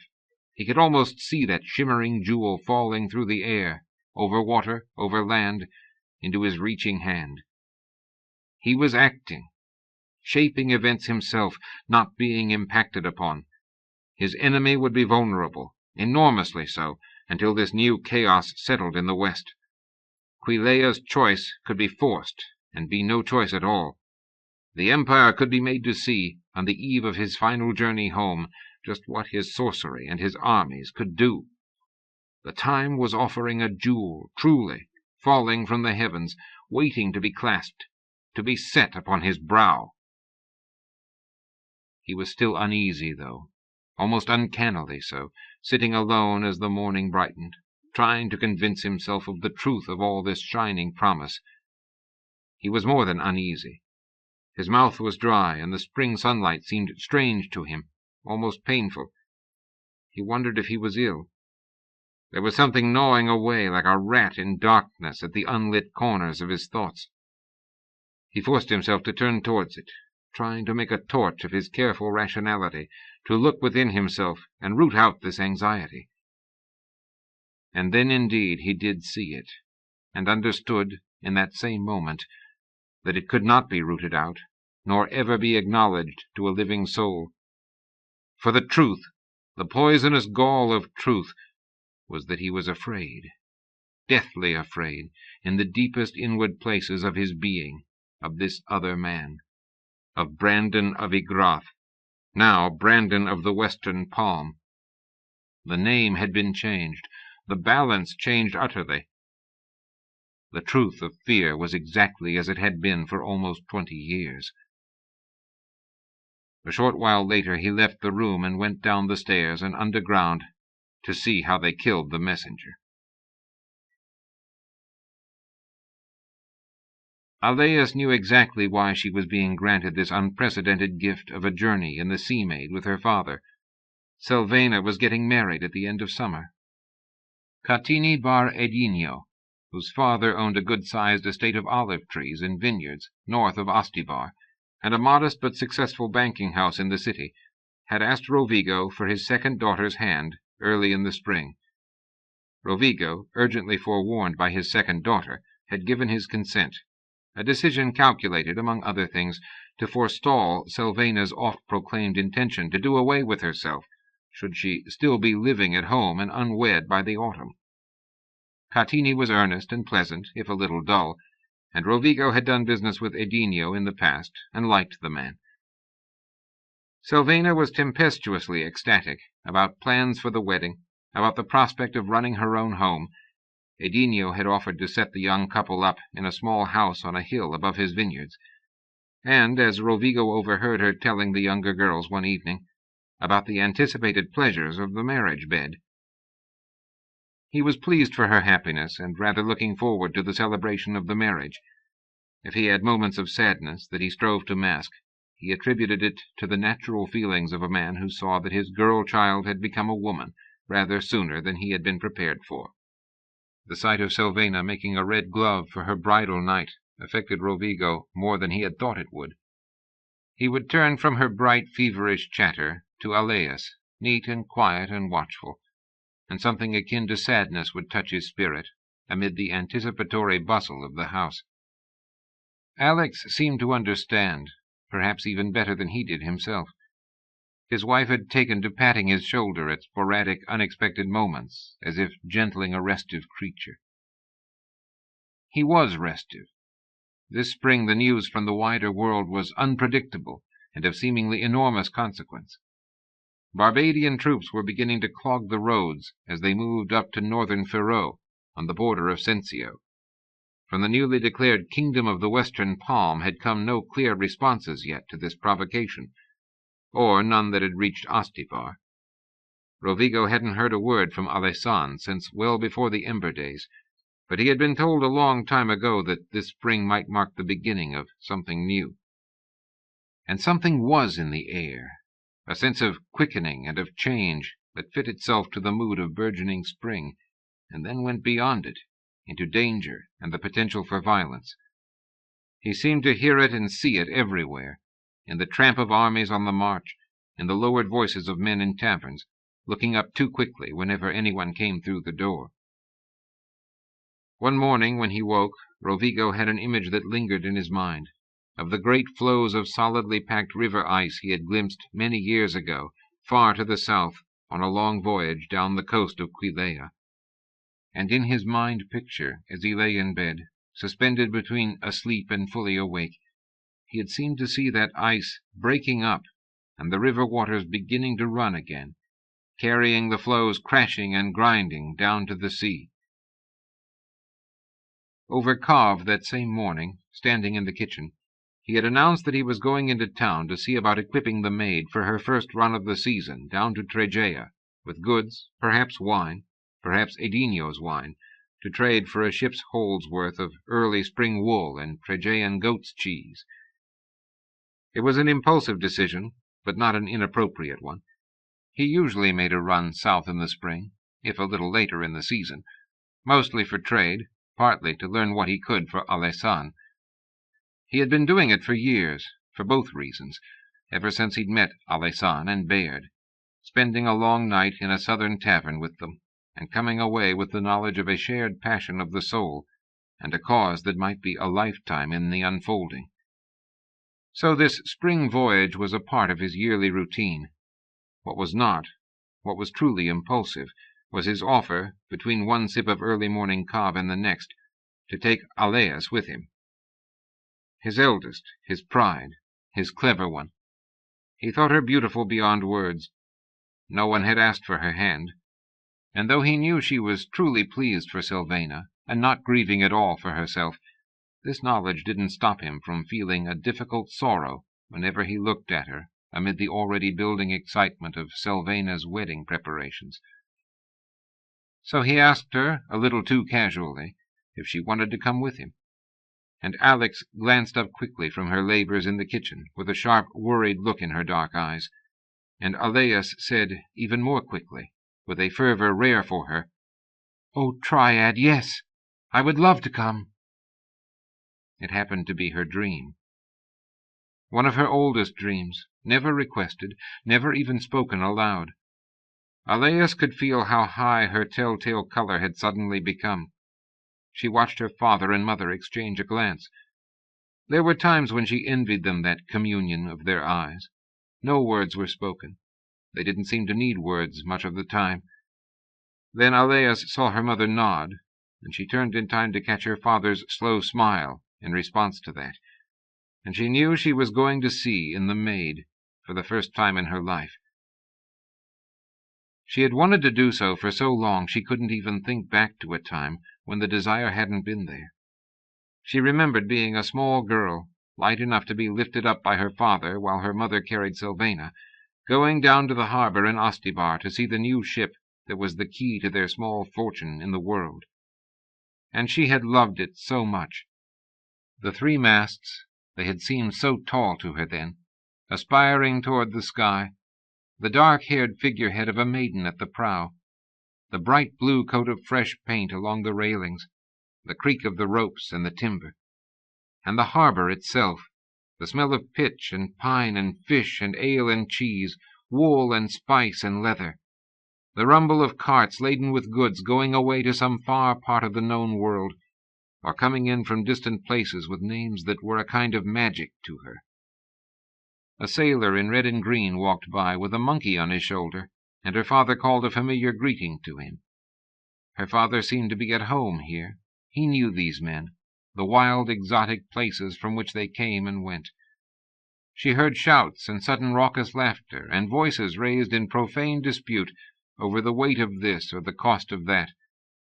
Then someone cried out that there were dolphins in the bay. That was when her father had lifted her up on his shoulders so she might see them. Sylvana had begun to cry at all the fierce commotion, Alais remembered, and they had gone back to their cart shortly after and ridden away, past the watchful, looming presence of the Barbadians, big, fair-haired men on their big horses, guarding the harbor of Ostibar. She had been too young to understand what they were about, but her father's abrupt silence and expressionless face, riding by them, had told her something.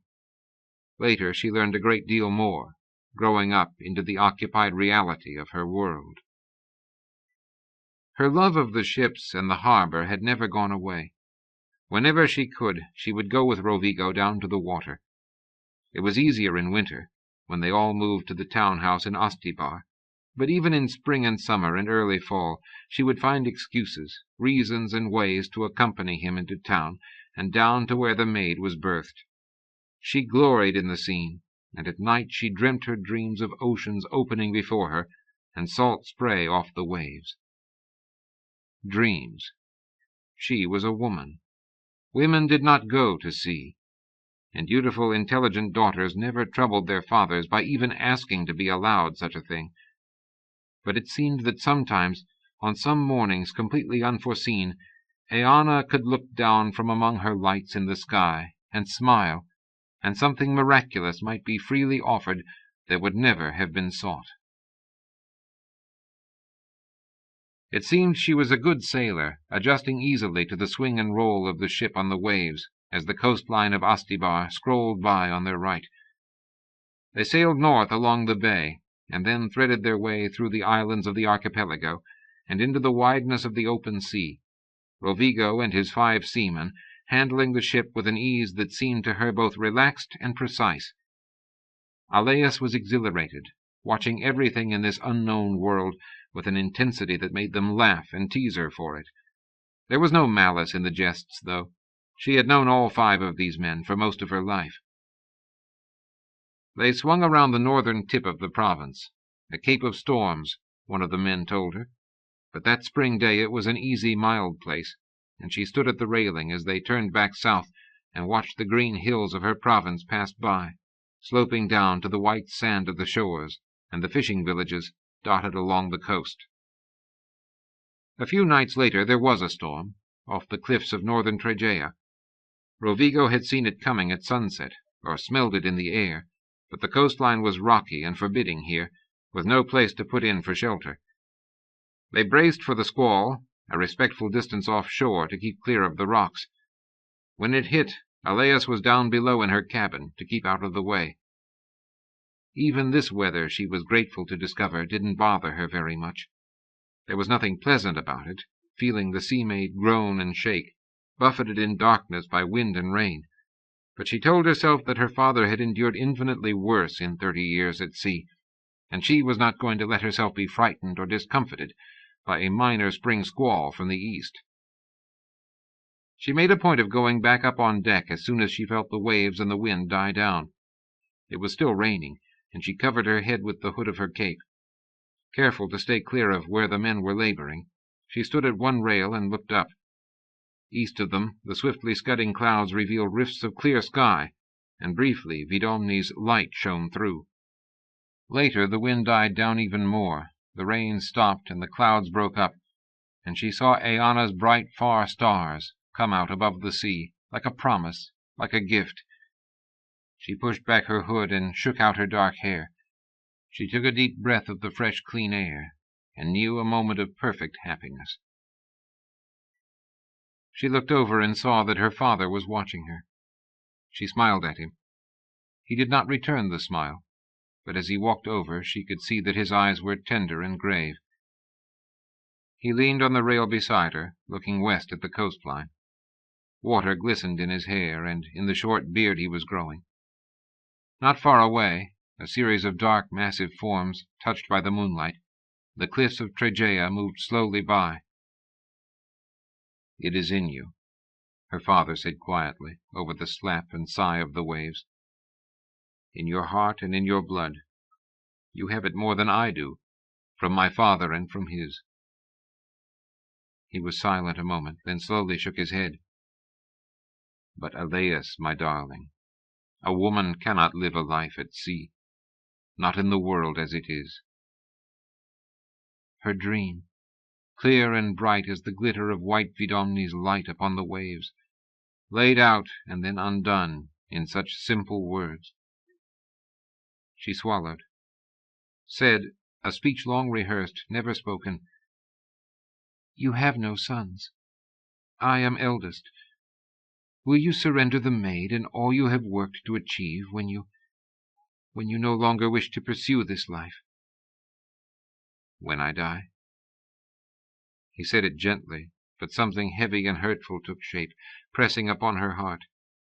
She looped her hand through the crook of his arm, holding tight, and moved nearer to him, to lean her head on his shoulder.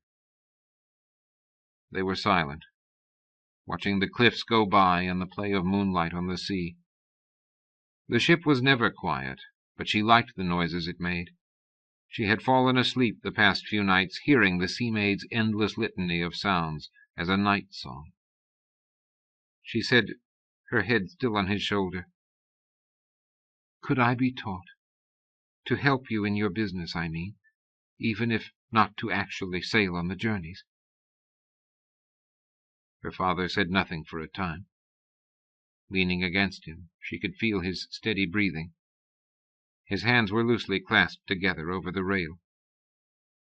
He said, "That can be done, Elias. If you want it, it can be done. Women run businesses all over the palm. Widows most often, but not only them." He hesitated. "Your mother could keep this going, I think, if she wanted to, if she had good advisers." He turned his head to look down at her, but she did not lift hers from his shoulder.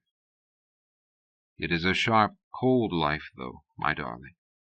For a woman, for a man, without a hearth at the end of day for warmth, without love to carry you outward and home." She closed her eyes at that. There was something here that went to the heart of things. They had never pressed her, never harried or urged, though she was almost 20 years old, and it was time, it was well past time. And she had had that one strange dream many nights through the dark of the winter just past, herself and a shadowy figure against the moon, a man in a high unknown place, among flowers, under the arch of stars, his body lowered to her own, her hands reaching to gather him. She lifted her head, withdrew her arm, said carefully, looking down at the waves, "I like Catini. I'm happy for Sylvana. She's ready. She's wanted this for so long, and I think he'll be good to her. But, Father, I need more than what she will have. I don't know what it is, but I need more." Her father stirred then. She watched him draw a deep breath and then slowly let it out. "I know," she heard him say. "I know you do, my darling. If I knew what, or how, and could give it, it would be yours. The world and the stars of Eanna would all be yours."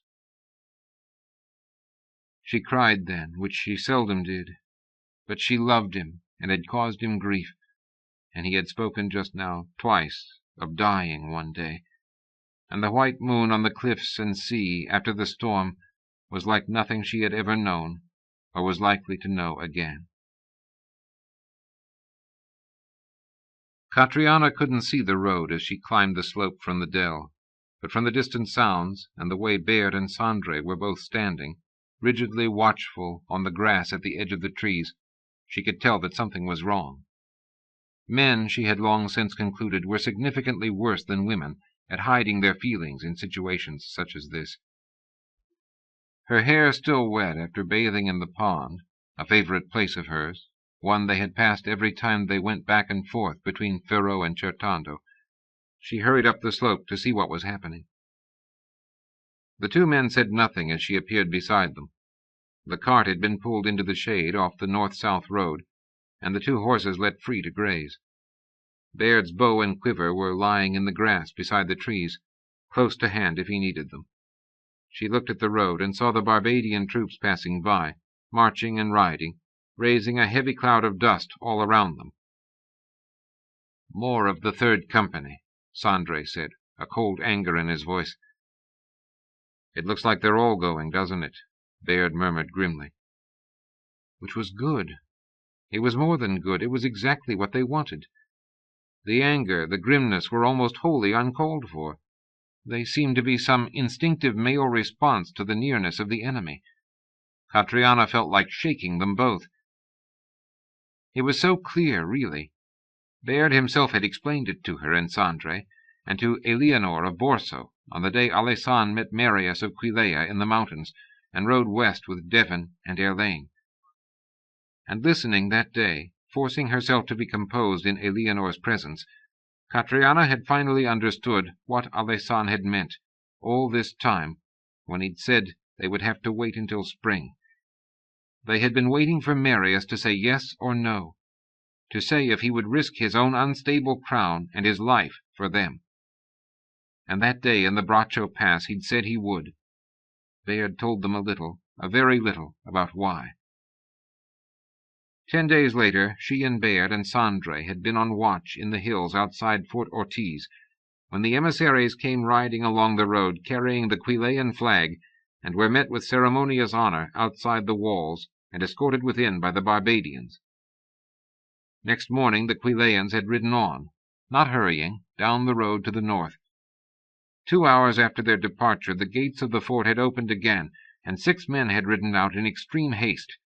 One of them, it was Sandre who noted it, was Siferval himself, captain of the Third Company.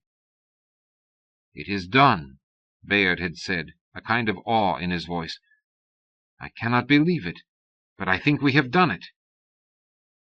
A little more than a week later, the first troops had begun to move, and they knew he was right. It wasn't until some days after that, in an artisan's village in northern Certando, trading for carvings and finished cloth, that they learned, belatedly, what Brandon of Igrath had done in Chiara, the kingdom of the Western Palm. "Are you a gambling man?" Sandre had said to Baird. "The dice are rolling now, and no one will hold or control them until they stop." Baird had said nothing in reply, but something stunned, near to shock in his expression, made Catriana go over and take his hand in hers, which was not really like her at all. But everything had changed, or was changing.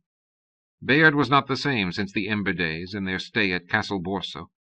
Something had happened to him there, too, but this part he didn't explain. Alessan was gone, and Devon, and though she hated to admit it, she missed him almost as much as the prince. Even their role here in the East had completely altered now. They had waited in the highlands for the emissaries, in case something should go wrong. But now Baird kept them moving at speed from town to town, and he was stopping to speak to men and to some women Catriana had never even heard about, telling them to be ready, that there might be a summer rising. And with some of them, not many, only a select few, his message was very specific. Sensio. Head north to Sensio before midsummer. Have a weapon with you if you can. And it was these last words that brought home to Catriana most sharply, most potently, the fact that the time for action had truly come. It was upon them. No more oblique disruptions or hovering on the edge of events. Events had a center now, which was, or would soon be, in Sensio, and they were going there. What was to happen she didn't yet know. If Baird did, he wasn't telling. What he did tell her, and Sandre too, were the names of people. Scores of them. Names he had held in memory, some for a dozen years. People who were with them in this, who could be trusted, who needed to be told, here in the provinces ruled by Barbadior, that the movement of Alberico's troops was their own signal to be ready at last, to watch the unfolding of events and be prepared to respond. They would sit together at night, the three of them, around a campfire under stars, or in a secluded corner of an inn, in some hamlet or village, and Bayard would recite for them the names they needed to know. It was only on the third night, falling asleep afterward, that Catriana belatedly realized that the reason they needed to be told this was if Bayard were to die with Alessan away in the west. Ricaso Bardelano, Bayard would say, a cooper in Marsiglian, the first village south of Fort Chorone. He was born in Novale, could not go to war because of a lame foot. Speak to him. He will not be able to come north, but knows the others nearby, and will spread the word and lead our people in that district if the need for a rising comes. Ricaso Bardelano, she would repeat, in Marsiglian. Porena Brenculion, in DeLonghi, just inside the Tregean border, on the main road from Ferrau. She's a little older than you, Catriana. Her father died at the Deissa. She knows who to speak to. Porena, Sandre would murmur, concentrating, his bony, gnarled hands clasped together. In DeLonghi. And Catriana marveled at how many names there seemed to be, how many lives Bayard and Alessan had touched in their travels through a dozen years since returning from Quilea, readying themselves and these unknown others for a time, a season, a moment in the future, which was now, which they had lived to see. And her heart was filled with hope as she whispered the names over and over to herself like talismans of power.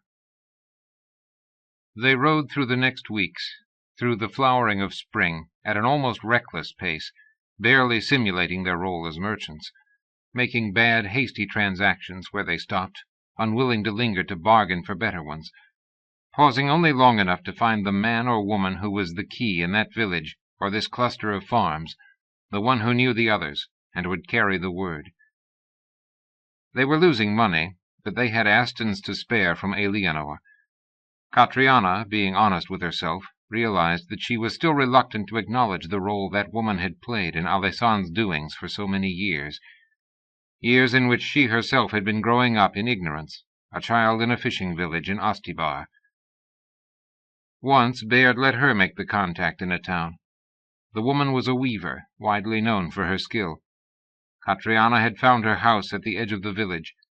2 dogs had barked at her approach, and had been stilled by a mild voice from within. Inside, Catriana had found a woman only a little younger than her mother.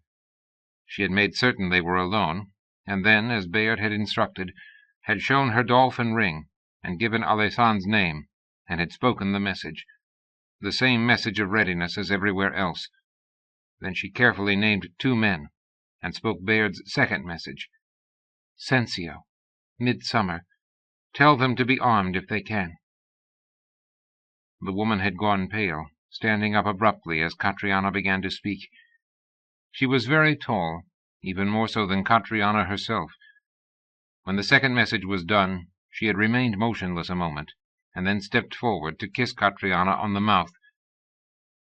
Triad bless you and keep you, and the both of them, she had said. I did not think I would live to see this day. She was crying. Catriana tasted salt on her lips. She had walked out into the sunshine and back to Bayard and Sandre. They had just finished a purchase of 12 barrels of Chertandan ale, a wretched transaction. We're going north, you fools, she had exclaimed, exasperated, her trade instincts taking over. They don't like ale in Ferrau. You know that. Then we'll have to drink it ourselves, Sandre said, swinging up on his horse and laughing. Bayard, who so rarely used to laugh, but who had changed since the Ember days, began to chuckle suddenly. And then, sitting beside him on the cart as they rode out of town, so did she, listening to the two of them, feeling the clean freshness of the breeze blowing through her hair, and, as it seemed, through her heart. It was that same day, early in the afternoon, that they came to the dell she loved, and Bayard, remembering, pulled the cart off the road to let her go down to the pool and bathe. When she climbed back up, neither man was laughing or amused any more, watching the Barbadians go by. It was the way the two of them were standing that caused the trouble, she was sure of it, but by the time she came up beside them it was already too late. It would have been mostly Bayard whose look drew their attention. Sandre, in his Cardew guise, was a matter of almost complete indifference to the Barbadians. But a merchant, a minor trader with a single cart and a second scrawny horse, who stood gazing at an army passing in the way that this one did, coldly, his head arrogantly high, not even remotely submissive or chastened, let alone showing any of the fear proper to such a situation. The language of the body, Catriona thought, could be heard far too clearly sometimes.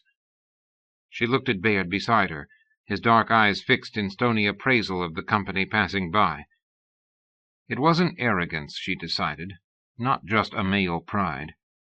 It was something else, something older, a primitive response to this display of the tyrant's power, that he could no more hide than he could the dozen barrels of ale they carried on the cart. "Stop it!" she whispered fiercely. But even as she did, she heard one of the Barbadians bark a terse command, and half a dozen of them detached from the moving column of men and horses, and galloped over toward them. Catriona's mouth went dry. She saw Bayard glance over to where his bow lay in the grass. He shifted his stance slightly to balance himself better.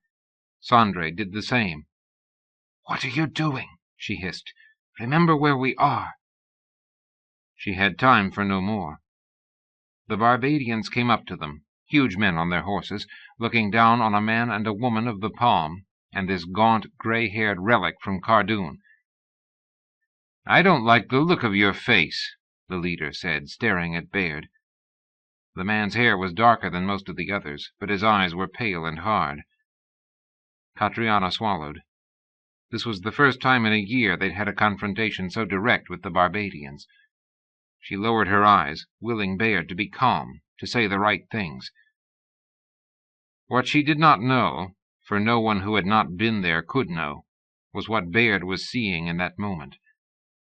Not 6 Barbadians on horses by a road in Certando, but as many Igrothan soldiers in the square before his father's house long ago.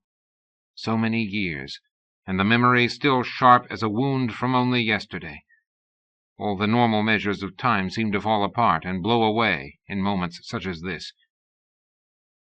Bayard forced himself to avert his gaze before the Barbadian's glare. He knew he had made a mistake, knew this was a mistake he would always make if he wasn't careful. He had been too euphoric, though, rushing too fast on a flood tide of emotion, seeing this marching column as dancing to the tune he and Alessan had called. But it was early yet, far too early. So much lay unknown and uncontrollable in the future. And they had to live to see that future, or everything would have been wasted. Years and lives, the patient conjuring of dream into reality. He said, eyes cast down, voice low, "I am sorry if I have offended. I was only marveling at you. We have not seen so many soldiers on the road in years." "We moved aside to make way," Sandre added in his deep voice. "You be silent," the Barbadian leader rasped. "If I wish to converse with servants, I will inform you." One of the others sidled his horse toward Sandre, forcing him to step backward. Catriona, behind him, felt her legs grow weak. She reached out and gripped the railing of the cart. Her palms were damp with fear. She saw 2 of the Barbadians staring at her with frank, smirking appraisal, and she was suddenly aware of how her clothing would be clinging to her body after her swim in the pond. "Forgive us," Bayard repeated in a muffled tone. "We meant no harm at all." "Really? Why were you counting our numbers?" "Counting? Your numbers? Why would I do such a thing?" "You tell me, merchant." "It is not so," Bayard protested, inwardly cursing himself as an amateur and a fool. After 12 years, something so clumsy as this. The situation was careening out of control, and the simple fact was that he had indeed been counting the Barbadian numbers. "We are only traders," he added. "Only minor traders." "With a Cardew warrior for guard?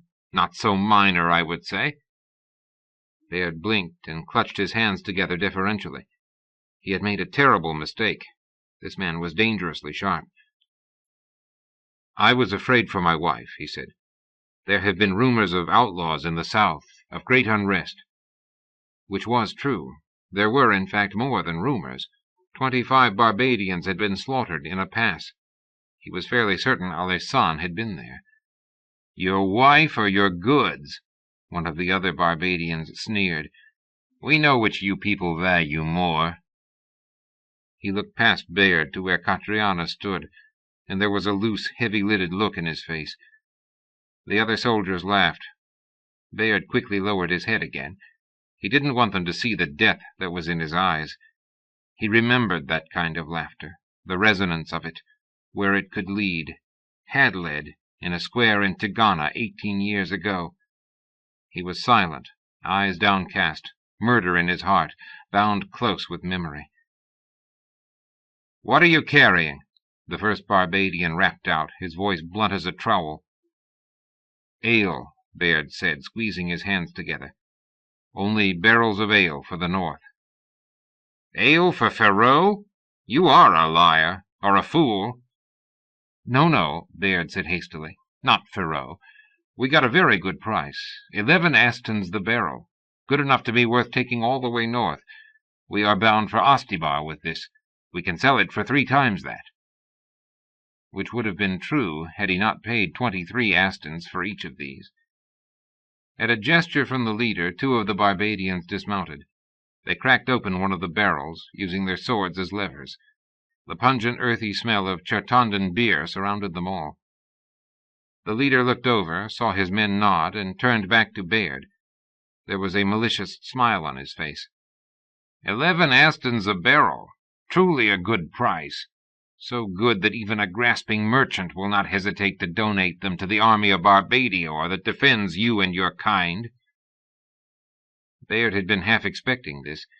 Careful to stay in character, he said, If it is your desire, then yes.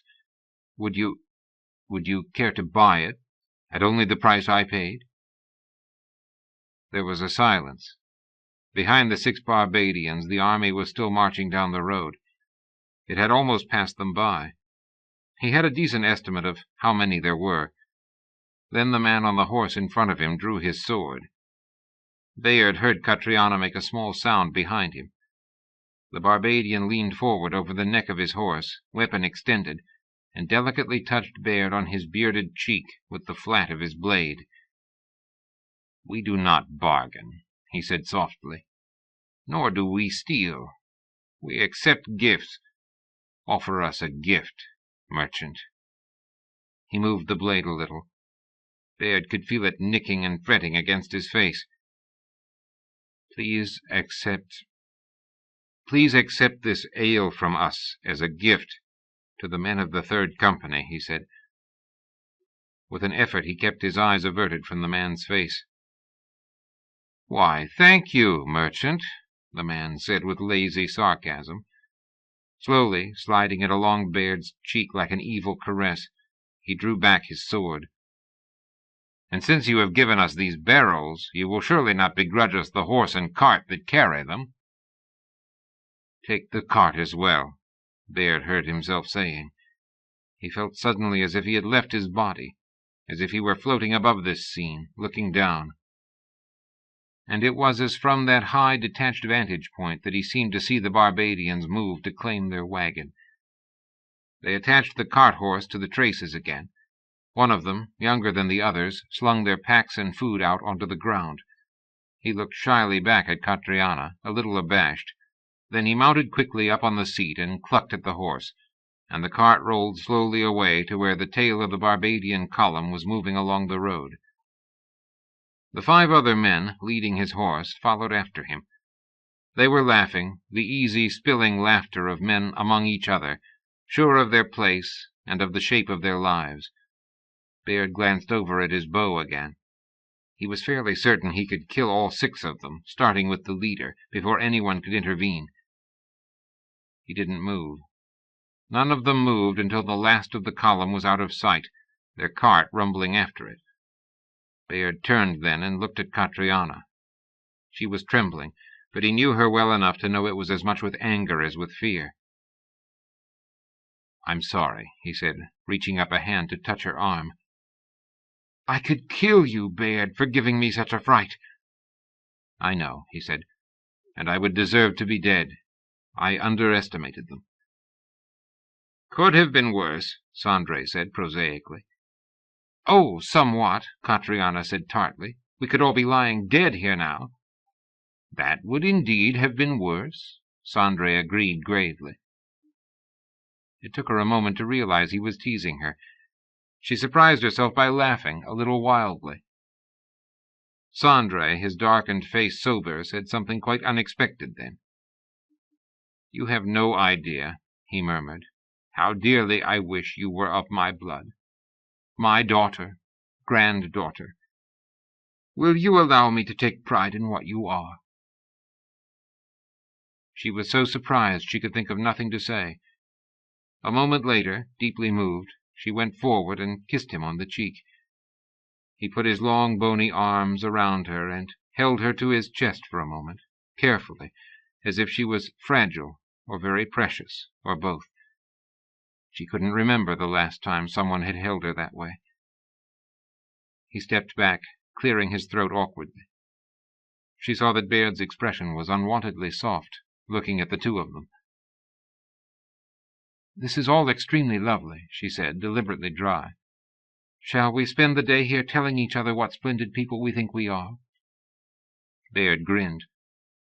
"Not a bad idea, but not the very best. I think we'll have to double back to where we bought the ale. We need another cart and horse."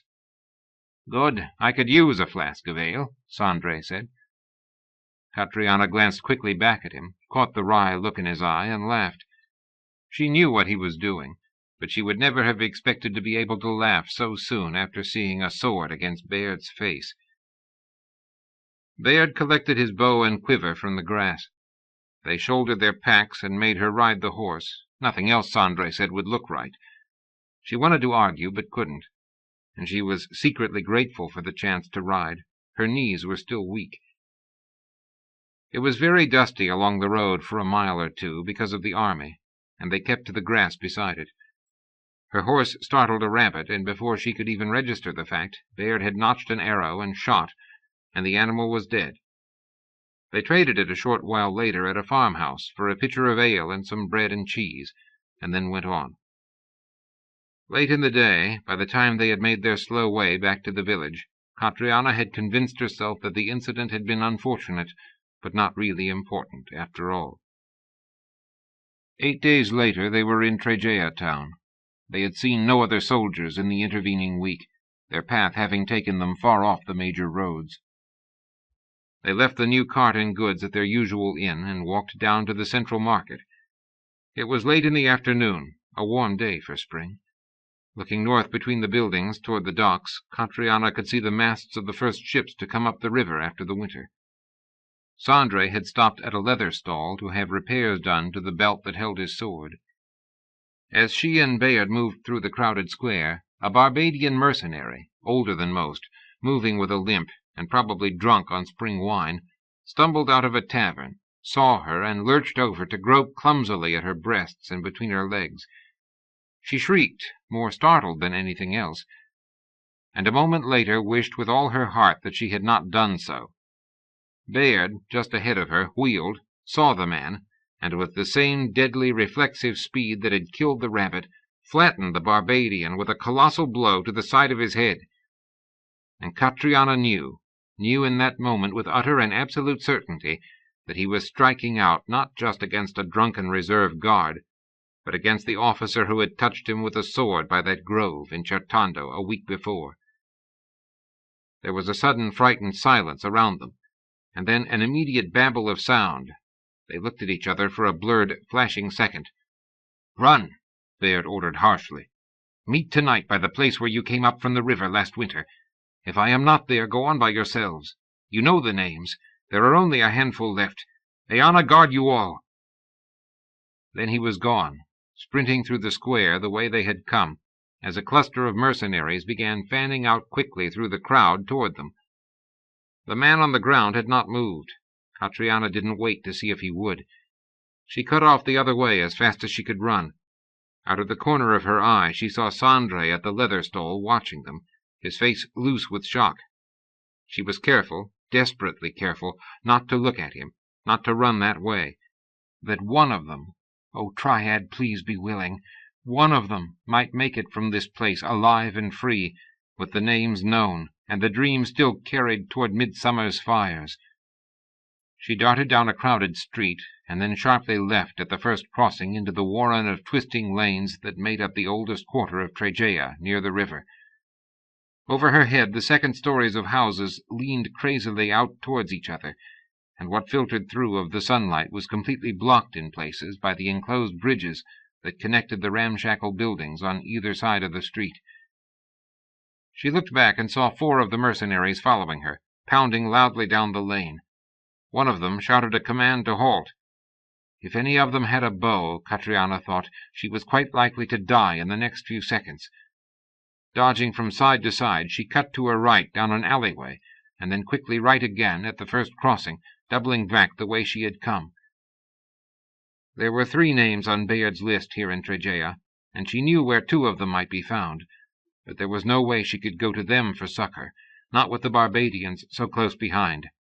She would have to lose the pursuit herself if she could, and leave it to Sandre to make the contact, or Bayard if he survived.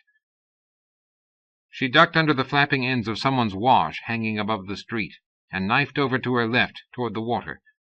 There were people milling about in the lanes, glancing up with mild curiosity as she went by. Their glances would change in a moment, she knew, when the Barbadians rumbled through after her. The streets were a hopelessly jumbled maze. She wasn't certain where she was, only that the river was north of her. At fleeting intervals she could glimpse the topmost masts of the ships. The waterfront would be dangerous, though, much too open and exposed. She doubled back south again, her lungs sucking for air. Behind her she heard a crashing sound, and then a cacophony of irate shouts and curses. She stumbled going around another corner to her right. Every moment, every turning, she expected this chaos of lanes to lead her straight back into her pursuers. If they fanned out, she was probably finished. A wheelwright's cart blocked the lane. She flattened herself against the wall and sidled sideways past. Came to another crossing of roads, sprinted straight through this time, past 6 children playing a skipping game with ropes, turned at the second crossing, and was grabbed hard just above her right elbow. She started to scream, but a hand was quickly slapped over her mouth. She bared her teeth to bite, violently twisting to escape. Then suddenly she froze in disbelief. "Quietly, my heart, and come this way," said Rovigo d'Astibar, removing his palm from her mouth. "No running. They are 2 streets over. Look as if you're walking with me." Hand on her arm, he guided her quickly into a tiny, almost deserted lane, looked back once over his shoulder, and then propelled her through the doorway of a fabric shop. "Now, down behind the counter, quickly." "How did you—" she gasped.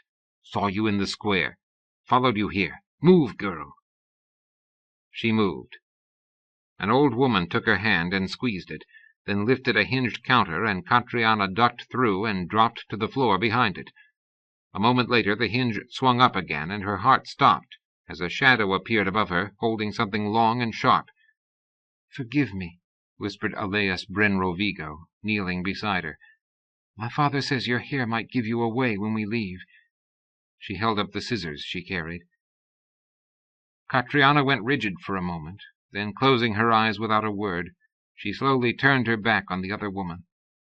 A moment later she felt her long red tresses gathered and pulled, and then the long, sharp cloth-cutter's scissors rasped cleanly through in a line above her shoulders, severing a decade's growth in a moment in the shadows.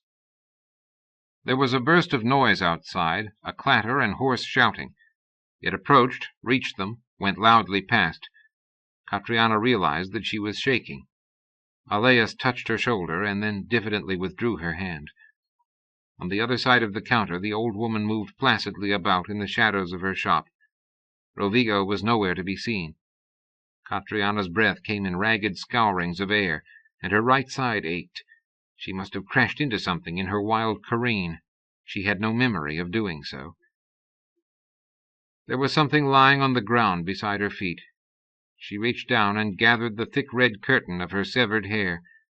It had happened so fast she'd hardly had time to realize what was being done. "Catriona, I'm so sorry," Alais whispered again. There was real grief in her voice. Catriona shook her head. "Nothing. This is less than nothing," she said. It was difficult to speak. "Only vanity. What does it matter?" She seemed to be weeping. Her ribs hurt terribly. She put a hand up and touched the shorn remains of her hair. Then she turned sideways a little, on the floor of the shop, down behind the counter, and leaned her head wearily against the other woman's shoulder. Alais's arms came up and around her then, holding her close while she cried. On the other side of the counter, the old woman hummed tunelessly to herself as she folded and sorted cloth of many colors and as many different textures, working by the wan light of afternoon as it filtered down to the street in a quarter where the leaning houses mostly blocked the sun. Bayard lay in the mild darkness by the river, remembering how cold it had been the last time he was here, waiting with Devon at winter twilight to see if Catriona would come floating down to them. He had lost the pursuit hours ago. He knew Tregea very well. He and Alaisan had lived here for more than a year, off and on, after their return from Quilea, rightly judging this wild mountainous province as a good place to seek out and nurture any slow flames of revolution. They had been principally looking for one man they had never found, a captain from the siege of Bori Fort, but they had discovered others, and spoken to them, and bound them to their cause. And they had been back here many times over the years, in the city itself and in the mountains of its distrata, finding in the harsh, simple life of this province a strength and a clean directness that helped carry them both through the terribly slow, twistingly indirect paths of their lives. He had known the city's maze of streets infinitely better than the Barbadians who were barracked here, known which houses could be quickly climbed, which roofs led to others, and which to avoid as dangerous dead ends. It had been important, in the life they'd led, to know such things. He'd cut south and then east from the market, and then scrambled up to the roof of the Shepherd's Crook, their old tavern here, using the slanting cover of the adjacent woodpile as a springboard. He remembered doing the same thing years ago, dodging the night watch after curfew. Running low and quickly, he crossed 2 roofs, and then spanned a street by crawling along the top of one of the ramshackle-covered bridges that linked houses on either side. Behind him, far behind him very soon, he heard the sounds of pursuit being balked by seemingly inadvertent things. He could guess what those things might be. A milk cart with a loose wheel, a quickly gathered crowd watching 2 men brawl in the street, a keg of wine spilled as it was wheeled into a tavern. He knew Tregea, which meant knowing the spirit of its people, too. In a short time he was a long way from the market square, having covered the distance entirely from roof to roof, flitting light-footed and unseen. He could have almost enjoyed the chase, had he not been so worried about Catriona. At the higher southern fringes of Tregea, the houses grew taller and the streets wider. His memory did not fail him, though. He knew which ways to angle in order to continue working upward till he came to the house he sought and leaped to land on its roof. He remained there for several moments, listening carefully for sounds of alarm in the street below. He heard only the ordinary traffic of late afternoon, though, and so Bayard slipped the key out from its old hiding-place under the one burnt shingle, unlocked the flat trap-door, and slipped down noiselessly into Tremazzo's attic. He lowered the door behind him and waited for his eyes to adjust to the darkness. Down below, in the apothecary's shop itself, he could hear voices quite clearly, and he quickly made out the unmistakable rumble of Tremazzo's bass tones. It had been a long time, but some things seemed never to change. Around him he could smell soaps and perfumes, and the odors, astringent or sweet, of various medications. When he could see a little in the gloom, he found the tattered armchair that Tremazzo used to leave up here for them, and sank down into it. The very action brought back memories from years ago. Some things did not change. Eventually the voices below fell silent. Listening carefully, he could make out only the one distinctive heavy tread in the shop. Leaning over, Bayard deliberately scratched the floor, the sound a rat might make in an attic room, but only a rat that could scratch 3 times quickly and then once again. 3 for the triad as a whole, and 1 more for the god alone.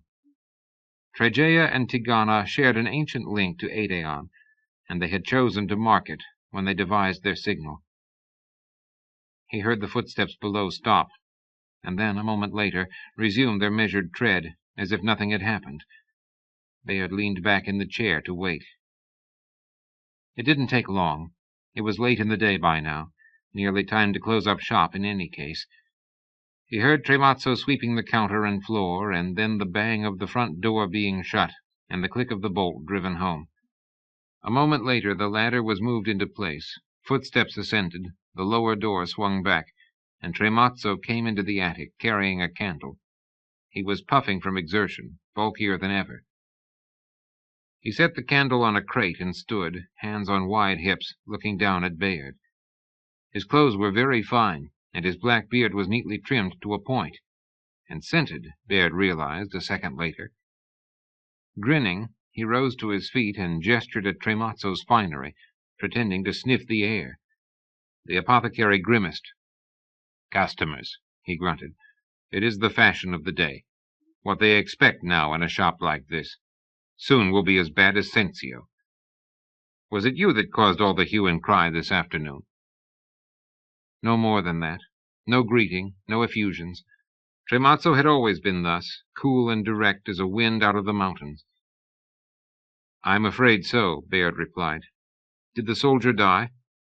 "Hardly," Tremazzo said in his familiar, dismissive tones. "You aren't strong enough for that." "Was there word of a woman caught?" "Not that I heard. Who is she?" "One of us, Tremazzo. Now listen, there is real news, and I need you to find a Cardew warrior and give him a message from me." Tremazzo's eyes widened briefly as Bayard began, then narrowed with concentration as the story unfolded. It didn't take long to explain. Tremazzo was nothing if not quick. The bulky apothecary was not a man to venture north to Sensio himself, but he could contact others who were, and let them know, and he should be able to find Sandre at their inn. He went down the ladder once more and returned, puffing, with a wheel of bread and some cold meat, and a flask of good wine to go with them. They touched palms briefly, then he left in search of Sandre. Sitting among the sundry items stored above an apothecary's shop, Bayard ate and drank, waiting for darkness to fall. When he was sure the sun had set, he slipped out onto the roof again, and started back north through the town. After a while he worked his way down to the ground, and, careful of the torches of the watch, threaded eastward through the winding streets, to the place at the edge of the city where Catriana had come ashore from her winter leap. There he sat down in the grass by the river in the almost windless night, and settled himself to wait. He had never really feared he would be caught. He'd had too many years of living this way, body honed and hardened, senses sharpened, mind quick to remember things, to seize and act upon opportunity. Nothing of which explained or excused what he'd done to get them into this in the first place. His impulsive blow at the drunken Barbadian had been an act of unthinking stupidity, regardless of the fact that it was also something that most of the people in that square had longed to do themselves at one time or another. In the palm of the tyrant today, one suppressed such longings or died, or watched people one cared for die. Which led him back to Catriana. In the starry spring darkness he remembered her emerging like a ghost from winter water. He lay silent in the grass thinking of her, and then, after a time, perhaps predictably, of Elena. And then, always and forever, certain as dawn or dusk or the turning of the seasons, of Dianora, who was dead or lost to him somewhere in the world. There was a rustle, too small to be alarming, in the leaves of a tree behind him. A moment later a triala began to sing. He listened to it, and to the river flowing, alone and at home in the dark, a man shaped and defined by his need for solitude and the silent play of memory. His father, as it happened, had done the same thing by the Deisa, the night before he died. A short time later an owl called from along the river bank just west of him. He hooted softly in reply, silencing the triala's song. Sandre came up silently, scarcely disturbing the grass. He crouched down and then sat, grunting slightly. They looked at each other. "Catriona," Bayard murmured. "I don't know. Not caught, though, I think. I would have heard. I lingered in the square and around it. Saw the guards come back. The man you hit is all right. They were laughing at him after. I think this will pass." Bayard deliberately relaxed his tensed muscles. He said conversationally, "I am a very great fool sometimes. Had you noticed?" "Not really. You'll have to tell me about it sometime. Who was the extremely large man who accosted me?" "Tremazzo. He's been with us for a long while. We used his upper storage room for meetings when we lived here, and after." Sandre grunted. "He came up to me outside the inn and offered to sell me a potion to ensure the lust of any woman or boy I desired." Bayard found himself grinning. "Rumors of Cardew habits precede you." "Evidently." Sandre's teeth flashed white in the darkness. "Mind you, it was a good price. I bought 2 vials of the stuff." Laughing quietly, Bayard felt a curious sensation, as if his heart were expanding outward toward the man here with him. He remembered Sandre the night they had met, when all the plans of his old age had been undone, when a final savage end had come for the whole Sandreni family, a night that had not come to an end until the Duke had used his magic to go into Alberico's dungeons and kill his own son, Tommaso. Any woman or boy I desired. Bayard felt humbled by the strength of the old man with him. Not once in half a year and more of hard traveling, through the bitter cold and rutted tracks of winter, had Sandre breathed so much as a request for a halt or an easier pace. Not once had he balked at a task, shown weariness, been slow to rise in the pre-dawn dampness of the road.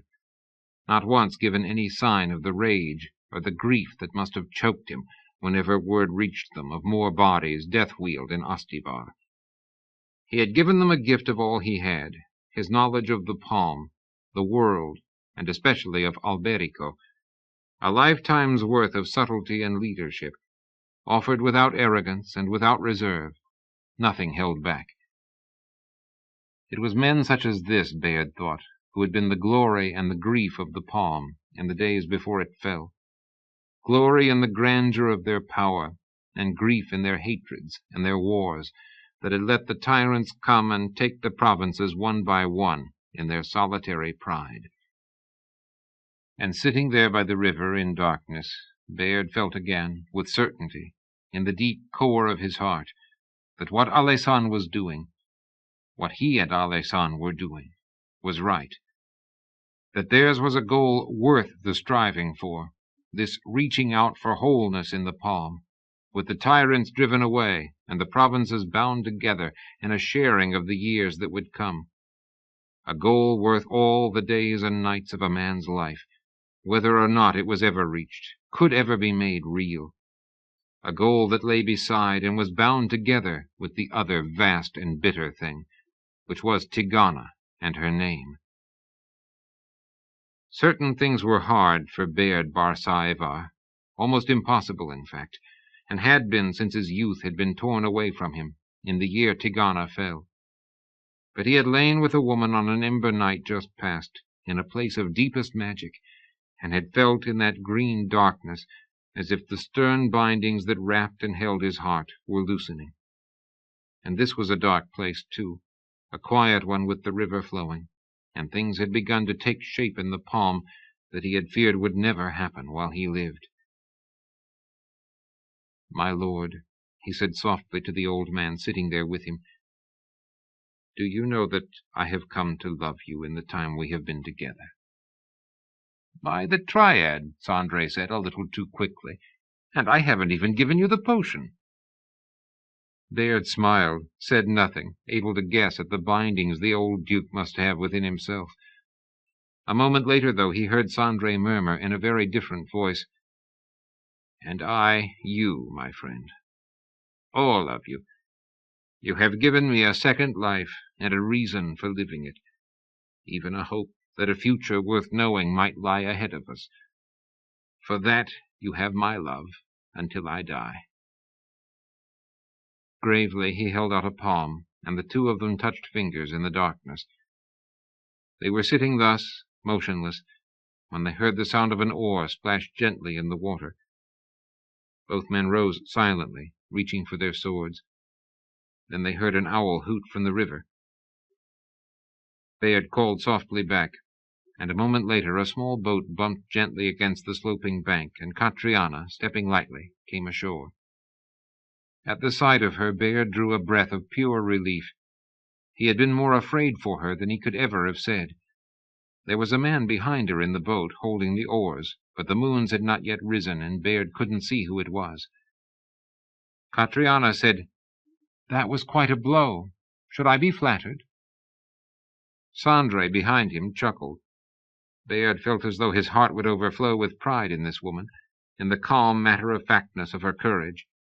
Matching her tone with an effort, he said only, "You shouldn't have shrieked. Half of Tregea thought you were being ravished." "Yes, well," she said dryly, "do forgive me. I wasn't sure myself."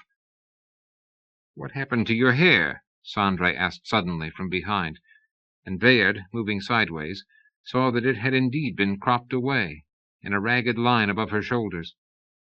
She shrugged with exaggerated indifference. "It was in the way. We decided to cut it off." "Who is we?" Bayard asked.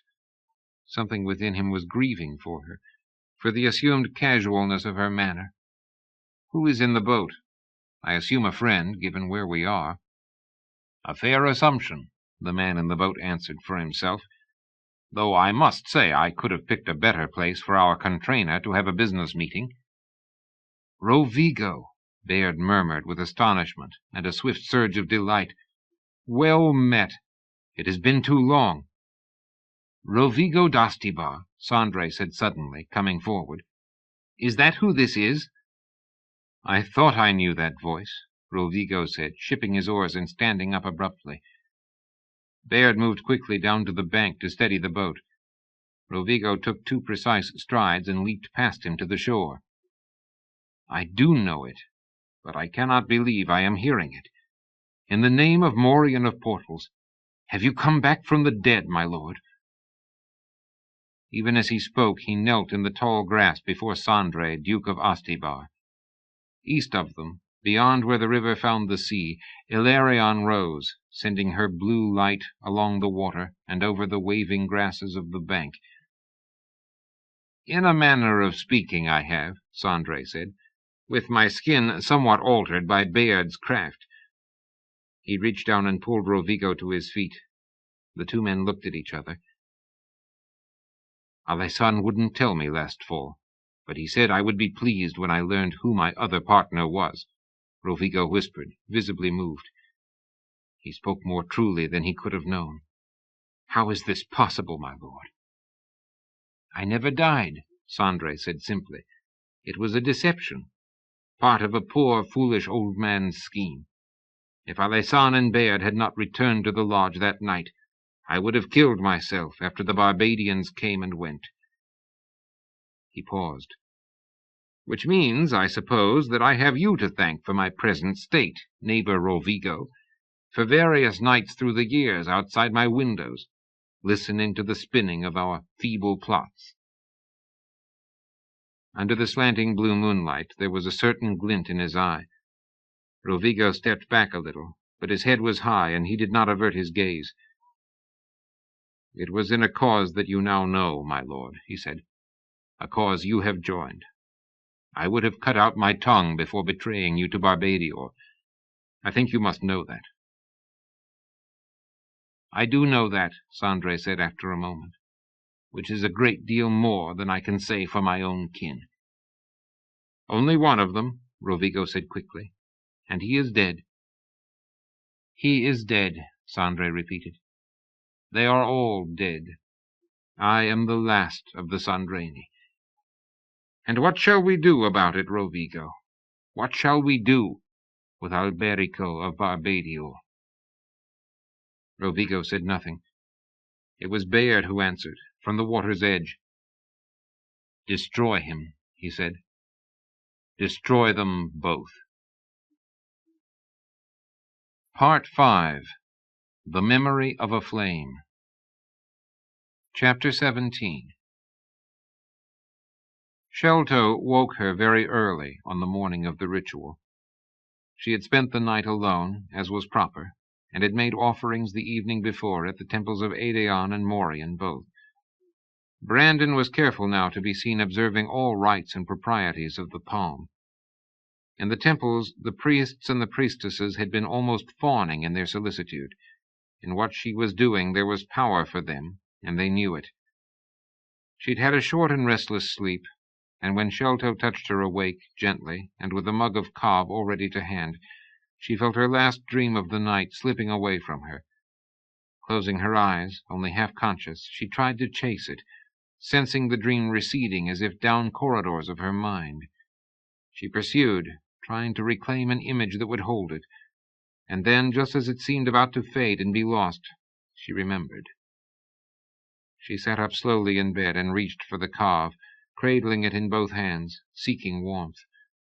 Not that the room was cold, but she had now remembered what day it was, and there was a chill in her heart that went beyond foreboding and touched certainty.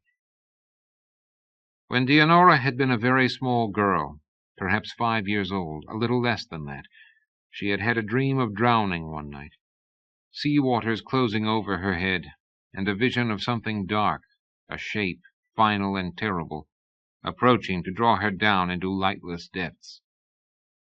She had come awake gasping and screaming, thrashing about in bed, uncertain of where she even was. And then her mother had been there, holding Dianora to her heart, murmuring, rocking her back and forth until the frantic sobbing ceased. When Dianora had finally lifted her head from her mother's breast, she had seen by candlelight that her father was there as well, holding Bayard in his arms in the doorway. Her little brother had been crying too, she saw, shocked awake in his own room, across the hall by her screams. Her father had smiled and carried Bayard over to her, and the four of them had sat there in the middle of the night on Dianora's bed, while the candles cast light in circles around them, shaping an island in the dark. "Tell me about it," she remembered her father saying. Afterward he had made shadow figures for them with his hands on the wall, and Bayard, soothed and drowsy, had fallen asleep again in his lap. "Tell me the dream, love." "Tell me the dream, love." On Chiara, almost 30 years after, Dianora felt an ache of loss, as if it had all been but a little while ago. Days, weeks, no time at all. When had those candles in her room lost their power to hold back the dark? She had told her mother and father, softly so as not to wake Bayard, some of the fear coming back in the stumbling words, the waters closing over her, a shape in the depths drawing her down. She remembered her mother making the sign against evil, to unbind the truth of the dream and deflect it away.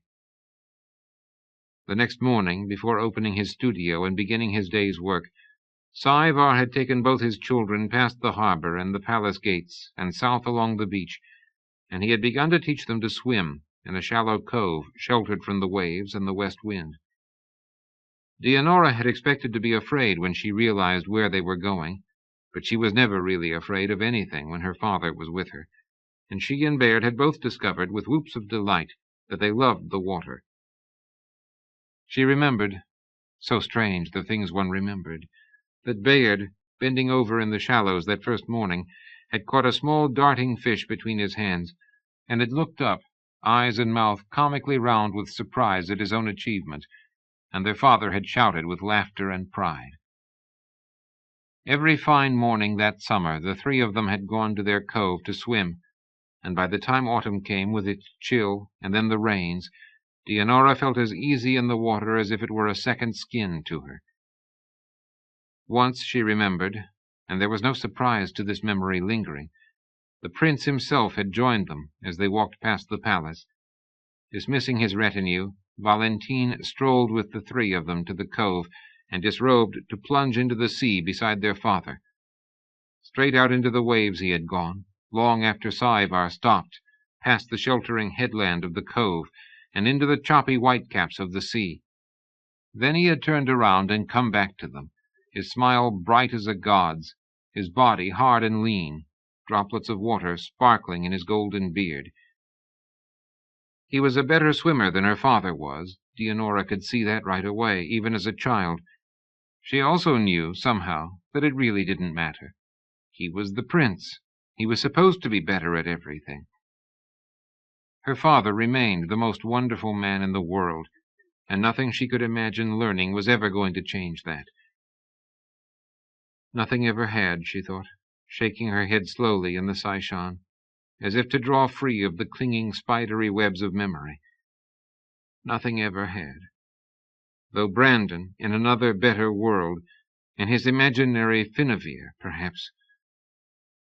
She rubbed her eyes and then shook her head again, still struggling to come awake. She wondered suddenly if the two of them, her father and the King of Ygrath, had seen each other, had actually looked each other in the eye that terrible day by the Deisa, which was such a hurtful thought that she was afraid that she might begin to cry. Which would not do. Not today. No one, not even Shelto, especially not Shelto, who knew her too well, must be allowed to see anything in her for the next few hours but quiet pride and a certainty of success. The next few hours. The last few hours. The hours that would lead her to the margin of the sea, and then down into the dark green waters which were the vision of the Rusalka's pool. Lead her to where her path came clear at last, and then came, not before time, and not without a certain relief, beneath the fear and all the loss, to an end. It had unfolded with such direct simplicity, from the moment she had stood by the pool in the king's garden and seen an image of herself amid throngs of people in the harbor, and then alone under water, drawn toward a shape in darkness that was no longer a source of childhood terror, but finally of release. That same day, in the library, Brandon had told her he was abdicating in Ygrath in favor of Gerald, but that Dorothea, his wife, was going to have to die for what she had done. He lived his life in the eyes of the world, he said. Even had he wished to spare her, he would have no real choice. He didn't wish to spare her, Brandon said. Then he spoke of what else had come to him on his ride that morning through the pre-dawn mists of the island. A vision of the kingdom of the Western Palm. He was going to make that vision real, he said, for the sake of Ygrath itself, and for the people here in his provinces, and for his own soul, and for her. Only those Ygrathans willing to become people of his 4 joined provinces would be allowed to stay, he said. All others were free to sail home to Gerald. He would remain. Not just for Stevan, and the response shaped in his heart to his son's death, though that would hold, that was constant, but to build a united realm here, a better world than he had known. That would hold. That was constant. Dianora had listened to him, had felt her tears beginning to fall, and had moved to lay her head in his lap beside the fire. Brandon held her, moving his hands through her dark hair. He would need a queen, he had said. In a voice she had never heard before, one she had dreamt of for so long. He wanted to have sons and daughters here in the Palm now, Brandon said, to start again and build upon the pain of Stevan's loss, that something bright and fair might emerge from all the years of sorrow. And then he spoke of love. Drawing his hands gently through her hair, he spoke of loving her, of how that truth had finally come home into his heart. Once she would have thought it far more likely that she might grasp and hold the moons than ever hear him speak such words to her. She wept, unable to stop, for in his words it was all gathering now. She could see how it was coming together, and such clarity and prescience was too much for a mortal soul. For her mortal soul. This was the Triad's wine, and there was too much bitter sorrow at the bottom of the cup.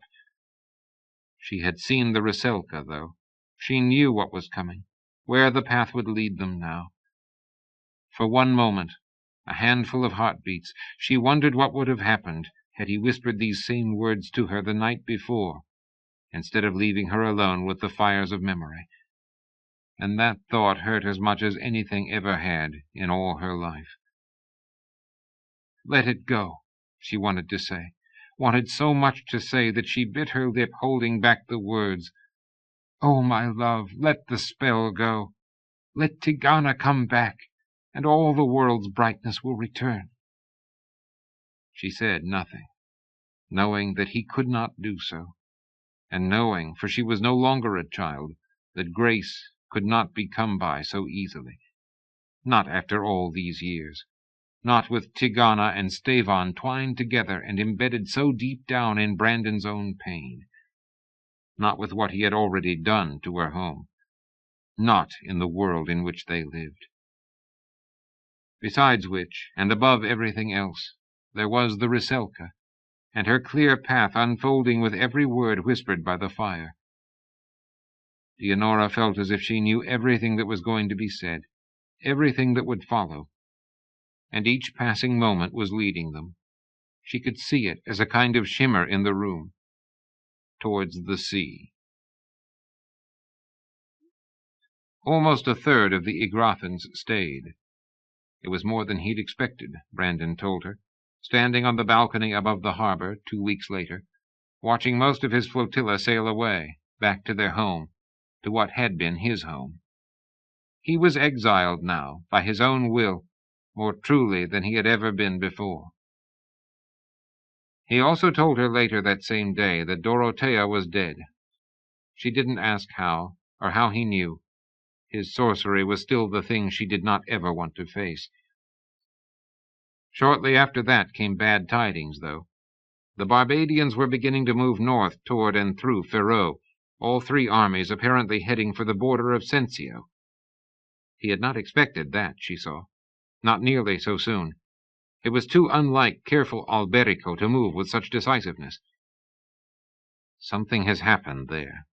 Something is pushing him, Brandon said, and I wish I knew what it was. He was weak and vulnerable now. That was the problem. He needed time, and they all knew it. With the Igrathan army mostly gone, Brandon needed a chance to shape a new structure of order in the western provinces, to turn the first giddy euphoria of his announcement into the bonds and allegiances that would truly forge a kingdom, that would let him summon an army to fight in his name among a conquered people lately so hard oppressed. He needed time, desperately, and Alberico wasn't giving it to him. You could send us, Daemon the Chancellor said one morning, as the dimensions of the crisis began to take shape. Send the Igrathans we have left, and position the ships off the coast of Sensio. See if that will hold Alberico for a time. The Chancellor had stayed with them. There was never any real doubt that he would. For all his trauma, he had looked ill and old for days after Brandon's announcement. Leonora knew that Daemon's deepest loyalty, his love, though he would have shied awkwardly away from that word, was given to the man he served, and not to the nation. Moving through those days, almost numbed by the divisions in her own heart, she envied Daemon that simplicity. But Brandon flatly refused to follow his suggestion. She remembered his face as he explained, looking up from a map and strewn sheets of paper covered with numbers. The 3 of them together around a table in the sitting room off the king's bedchamber. Rune, a nervous, preoccupied 4th, on a couch at the far end of the room. The king of the Western Palm still had his fool, though the king of Igrath was named Gerald now. "I cannot make them fight alone," Brandon said quietly. "Not to carry the full burden of defending people I have just made them equal to. This cannot be an Igrathan war. For one thing, they are not enough. We will lose. But it is more than that. If we send an army or a fleet, it must be made up of all of us here, or this kingdom will be finished before I start." Daemon had risen from the table, agitated, visibly disturbed. "Then I must say again what I have said before. This is folly. The thing to do is to go home and deal with what has happened in Igrath. They need you there." "Not really, Daemon. I will not flatter myself. Gerald has been ruling Igrath for 20 years. "Gerald is a traitor, and should have been executed as such with his mother." Brandon looked up at him, the grey eyes suddenly chilly. "Must we repeat this discussion? Daemon, I am here for a reason, and you know that reason. I cannot go back on that. It would cut against the very core of what I am." His expression changed. "No man need stay with me, but I am bound myself to this peninsula by love and grief, and by my own nature, and those 3 things will hold me here. The Lady Dianora could come with us. With Dorothea dead, you would need a queen in Igrath, and she would be—" "Daemon, have done." The tone was final, ending the discussion. But the Chancellor was a brave man. "My lord," he pushed on, grim-faced, his voice low and intense, "if I cannot speak of this, and you will not send our fleet to face Barbadior, I know not how to advise you. The provinces will not go to war for you yet. We know that. It is too soon. They need time to see and to believe that you are one of them." "And I have no time," Brandon replied with what had seemed an unnatural calm after the sharp tension of the exchange. "So I have to do it immediately. Advise me on that, Chancellor. How do I show them? Right now, how do I make them believe I am truly bound to the palm?" So there it was, and Dianora knew that the moment had come to her at last. "I cannot go back on that. It would cut against the very core of what I am." She had never really nursed any fantasies of his ever freely releasing and unbinding his spell. She knew Brandon too well. He was not a man who went back or reversed himself, in anything. The core of what he was, in love and hate, and in the defining shape of his pride. She stood up. There was an odd rushing sound in her ears, and if she closed her eyes she was certain she would see a path stretching away, straight and clear as a line of moonlight on the sea, very bright before her. Everything was leading her there, leading all of them. He was vulnerable and exposed, and he would never turn back. There was an image of Tigana flowering in her heart as she rose. Even here, even now, an image of her home. In the depths of the Rusalka's pool, there had been a great many people gathered under banners of all the provinces as she walked down to the sea. She placed her hands carefully on the back of her chair and looked down at him where he sat. There was grey in his beard, more it seemed each time she noticed it, but his eyes were as they had always been, and there was no fear, no doubt in them as they looked back at her. She drew a deep breath and spoke words that seemed to have been given to her long ago, words that seemed to have simply waited for this moment to arrive. "I will do it for you," she said. "I will make them believe in you. I will do the ring dive of the Grand Dukes of Chiara, as it used to be done on the eve of war. You will marry the seas of the peninsula, and I will bind you to the palm and to good fortune in the eyes of all the people when I bring you back the sea ring from the sea." She kept her gaze steady on his own, dark and clear and calm as she spoke at last, after so many years, the words that set her on the final path. That set him, set them all, the living and the dead, the named and the lost, on that path. as loving him with a sundered heart, she lied. She finished her carve and rose from bed. Sholto had drawn the curtains back, and she could see sunrise just beginning to lighten the dark sea. The sky was clear overhead, and the banners in the harbor could just be seen, moving lazily in the dawn breeze. There was already a huge crowd gathered, hours before the ceremony was to start. A great many people had spent the night in the harbor square, to be sure of a place near the pier to see her dive. She thought she saw someone, a tiny figure at such a distance, lift a hand to point to her window, and she stepped quickly back. Sholto had already laid out the clothes she would wear, the garments of ritual. Dark green for the going down, her outer robe and sandals, the net that would hold her hair, and the silken undertunic in which she would dive. For afterwards, after she came back from the sea, there was another robe, white, richly embroidered with gold. For when she was to represent, to be, the bride come from the sea, with a gold ring in her hand, for the king.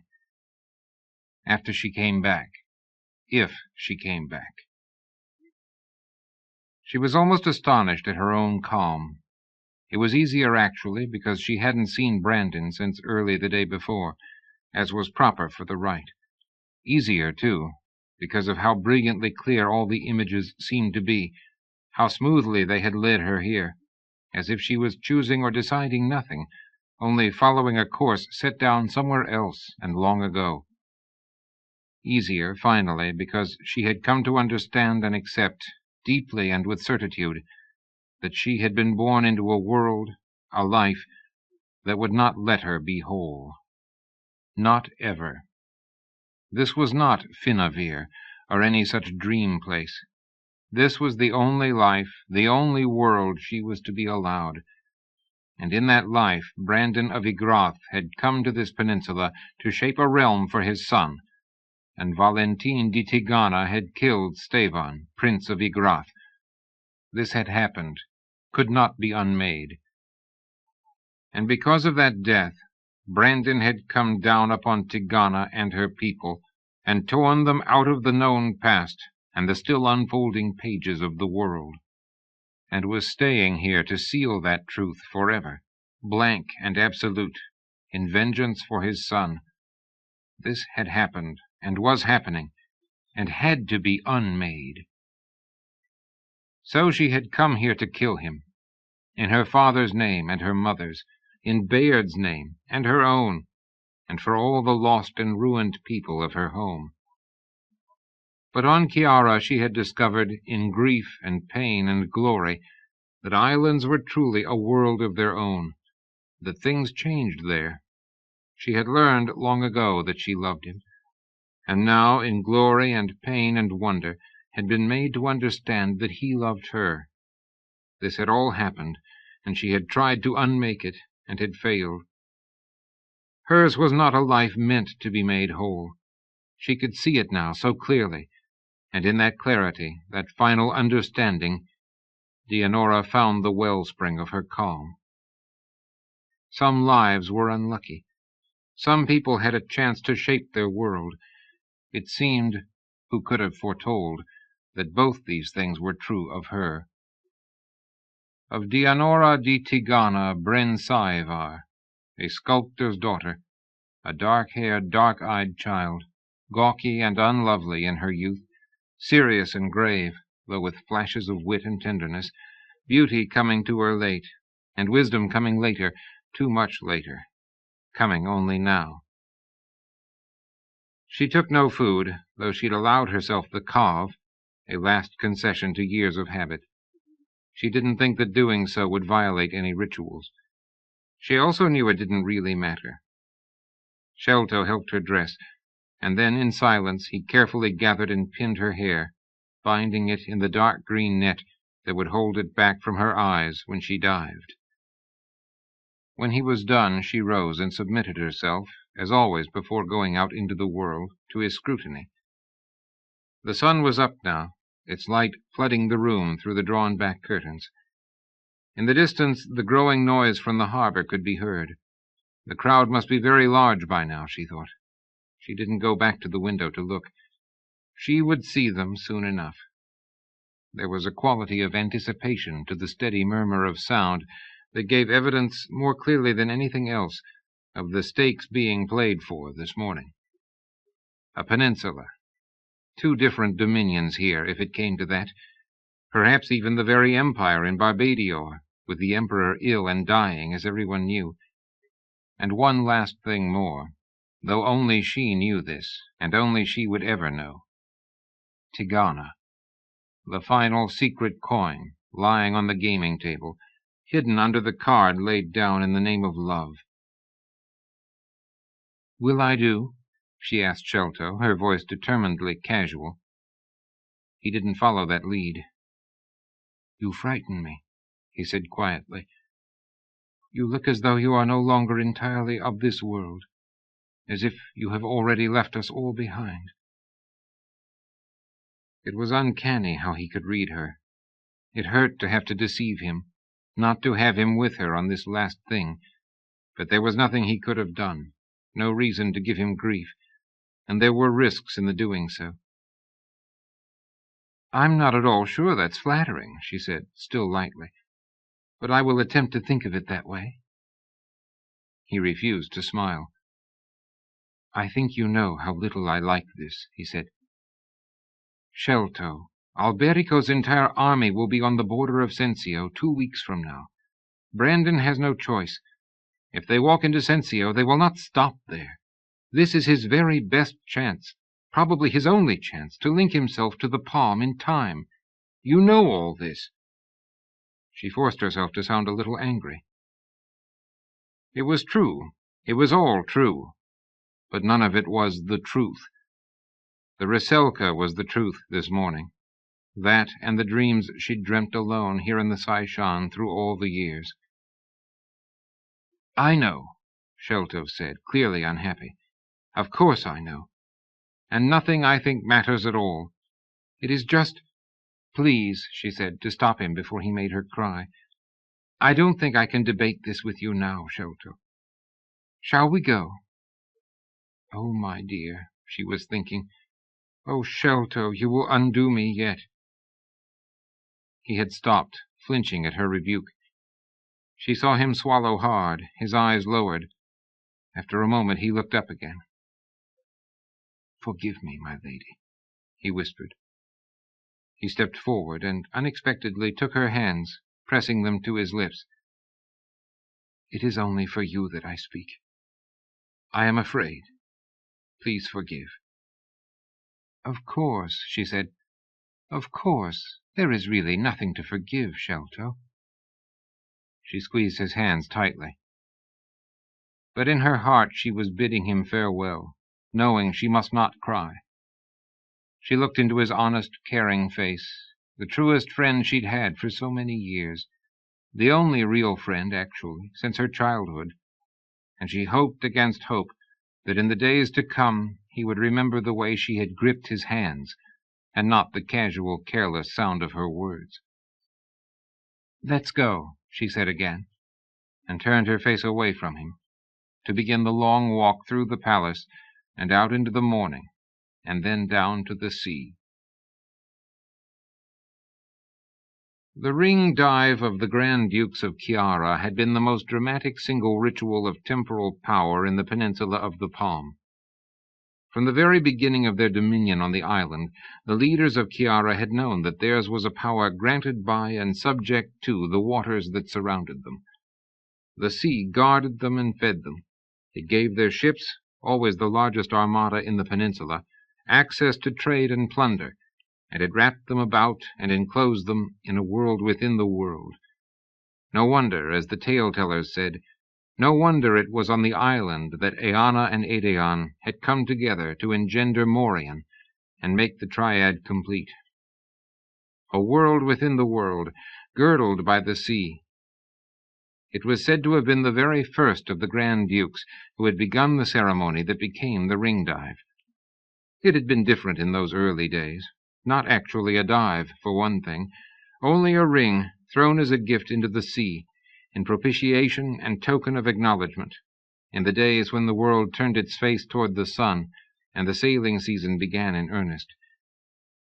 Then one spring, a long time after that, a woman dived into the sea after the ring when the Grand Duke of that time cast it in. Some said later she had been crazed with love or religious possession, others that she was only cunning and ambitious. In either case, she surfaced from the waters of the harbor with the ring bright in her hand. And as the crowd that had gathered to watch the Grand Duke wed the sea shouted and babbled in wild confusion and wonder, the high priest of Morian in Chiara suddenly cried aloud, in words that would run down through all the years, never to be lost, "Look and see! See how the oceans accept the Grand Duke as husband to them, how they offer back the sea ring as a bride piece to a lover." And the high priest moved to the very end of the pier beside the Duke, and knelt to help the woman rise from the sea, and so he set in motion everything that followed. Saronte, the Grand Duke, was but new to his power, and as yet unwed. Letizia, who had come into the city from a farm in the Distrata, and had done this unprecedented thing, was yellow-haired and comely and very young, and their palms were joined together then and there, over the water, by Melidar, that high priest of Morian, and Saronte placed the sea ring on Letizia's finger. They were wed at midsummer. There was war that autumn against Asoli and Astibar, and young Saronte di Chiara triumphed magnificently in a naval battle in the Gulf of Corte, south of the island, a victory whose anniversary Chiara still remembered. And from that time onward, the newly shaped ritual of the ring dive was enshrined for use in time of Chiara's need. 30 years later, near the end of Saronte's long reign, in one of the recurring squabbles for precedence among the Triad's clergy, a newly anointed high priest of Eana revealed that Letizia had been near kin to Melidar, the priest of Morian, who had drawn her from the water and bound her to the Duke. Eana's priest invited the people of the island to draw their own conclusions about the schemes of Morian's clergy and their endless striving for preeminence and power. A number of events, none of them pleasant, had unfolded among the Triad's servants in the months following that revelation, but none of these disturbances had come near to touching the bright new sanctity of the ritual itself. The ceremony had taken hold on the imagination of the people. It seemed to speak to something deep within them, whether of sacrifice or homage, of love or danger, or in the end of some dark, true binding to the waters of the sea. So the ring dive of the Grand Dukes remained, long after all those feuding clergy of the Triad had been lowered to their rest, their names only half remembered, and only because of their part in the story of the dive. What had finally brought an end to the ceremony, in much more recent times, was the death of Onestra, wife to Grand Duke Casal, 250 years ago. It was not by any means the first such death. The women who volunteered to dive for the Grand Dukes always had it made absolutely clear to them that their lives were worth infinitely less than the ring they sought to reclaim from the sea. To come back without the ring left one an exile from the island for life, known and mocked throughout the whole peninsula.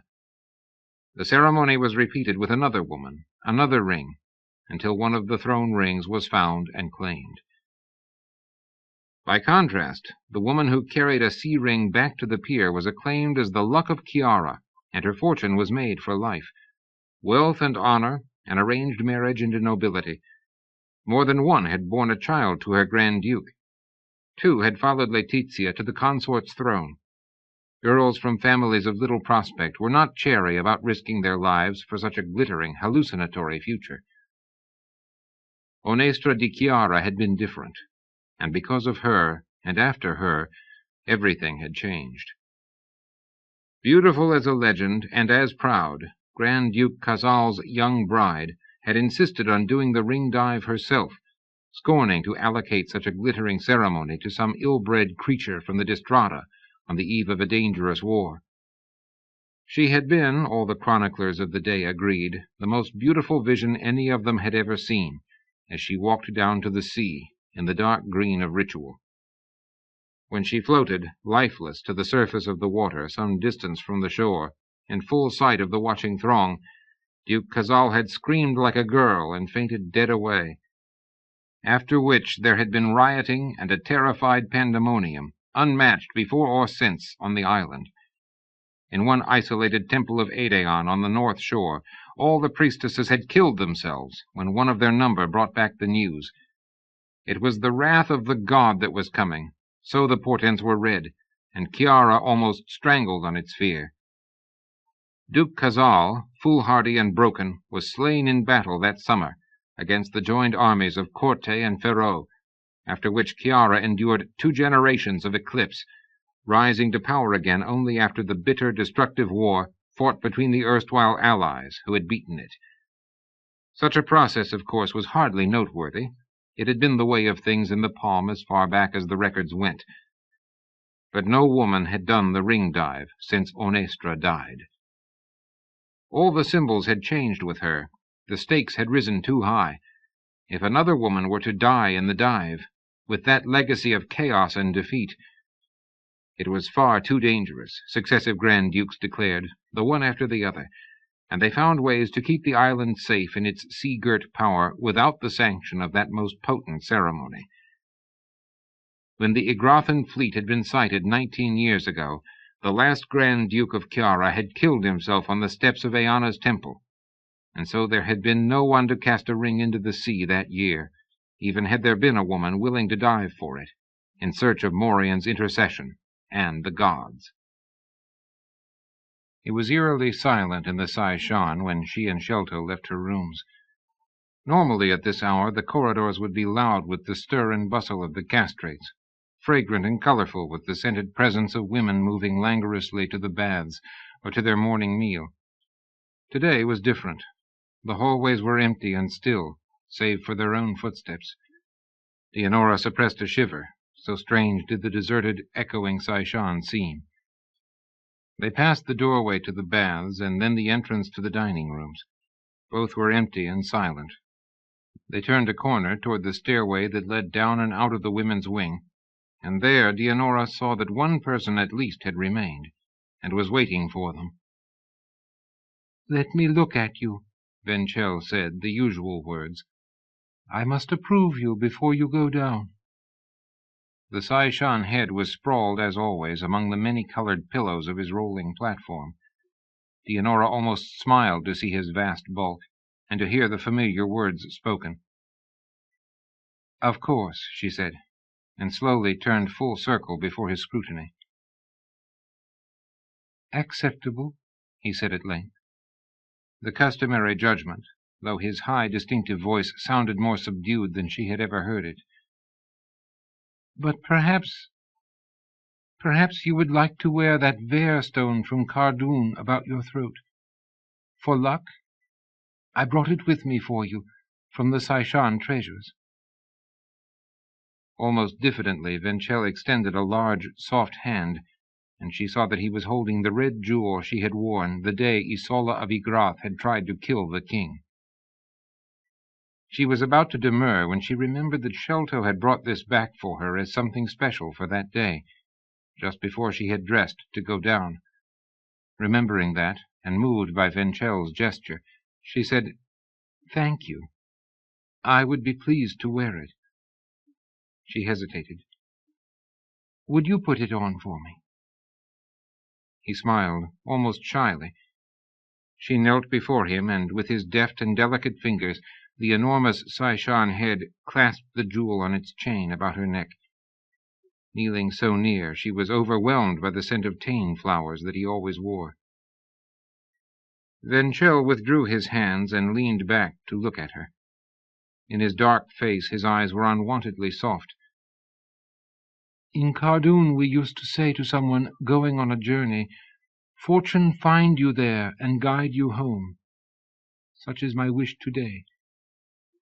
He hid his hands in the billowing folds of his white robe and looked away, down the empty corridor. "Thank you," she said again, afraid to say more. She rose and glanced over at Shelto.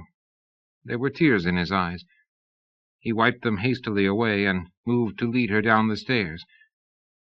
Halfway down, she looked back at Venchel, an almost inhumanly vast figure, draped in billowing white. He was gazing expressionlessly down after them, from among the brilliantly colored panoply of his pillows, an exotic creature from another world entirely, somehow carried ashore and stranded here in the Saishan of Chiara. At the bottom of the stairs she saw that the 2 doors had been left unbarred. Shelter would not have to knock. Not today. He pushed the doors open and drew back to let her pass. In the long hallway outside, the priests of Morian and the priestesses of Aedeon were waiting for her. She saw the scarcely veiled triumph in their eyes, a collective glittering of expectation. There was a sound, a drawing of breath, as she came through the doors in the green robes of a rite that had not been performed in 250 years, her hair drawn back and bound in a net green as the sea. Trained to control, being what they were, the clergy quickly fell silent, and in silence they made way for her, to follow behind in orderly rows of crimson and smoke-gray. She knew they would make Shelto trail behind them. He could not be part of this procession of the rites. She knew she had not properly said farewell to him. Hers was not a life meant to be made whole. They went west down the corridor to the grand staircase. At the top of the wide marble stairs, Dianora paused and looked down, and she finally understood why the Saishan had been so silent. All the women and the castrates were gathered below. They had been allowed out, permitted to come this far to see her pass by. Holding her head very high and looking neither left nor right, she set her foot on the first stair and started down. She was no longer herself, she thought. No longer Dianora, or not only Dianora. She was merging further into legend with every step she took. And then, at the bottom of the staircase, as she stepped onto the mosaic-inlaid tiles of the floor, she realized who was waiting by the palace doors to escort her out, and her heart almost stopped. There was a cluster of men there, Daemon for one, and Romanus as well, who had stayed in the palm as she'd been sure he would, and had been named as Brandon's first lord of the fleet. Beside them was Duarde, the poet, representing the people of Chiara. She had expected him. It had been Daemon's clever idea that the participation of one island poet could help counterbalance the crime and death of another. Next to Duarde was a burly, sharp-faced man in brown velvet, hung about with a ransom's worth of gold. A merchant from Corte, and a successful one clearly enough, very possibly one of the ghouls who had made their fortune preying on the ruins of Tigana 2 decades ago. Behind him was a lean, grey-clad priest of Morian, who was obviously from Asuli. She could tell from his coloring. The native Asolini all had that look about them. She also knew he was from Asuli because the last of the men waiting for her there was from Lower Corte, and she knew him. A figure from her own internal legends, from the myths and hopes that had sustained her life this far, and this was the one whose presence here almost froze the blood in her veins. In white, of course, majestic as she remembered him from when she was a girl, gripping the massive staff that had always been his signature, and towering over every man there, stood Denolion, the high priest of Eana in Tigana, the man who had taken Prince Alesan away to the south. So Bayard had told her the night he saw his own Riselka and went away to follow them. She knew him. Everyone had known Denolion, his long-striding, broad-shouldered preeminence, the deep, glorious instrument that was his voice in temple services. Approaching the doors, Dianora fought back a moment of wild panic before sternly controlling herself. There was no way he could recognize her. He had never known her as a child. Why should he have? The adolescent daughter of an artist loosely attached to the court. And she had changed. She was infinitely changed since then. She couldn't take her eyes off him, though. She had known Daemon was arranging for someone to be there from Lower Corte, but had never expected Denolion himself. In the days when she had worked in the Queen in Stevanian, it was well known that Eana's high priest had withdrawn from the wider world into the goddess's sanctuary in the southern hills.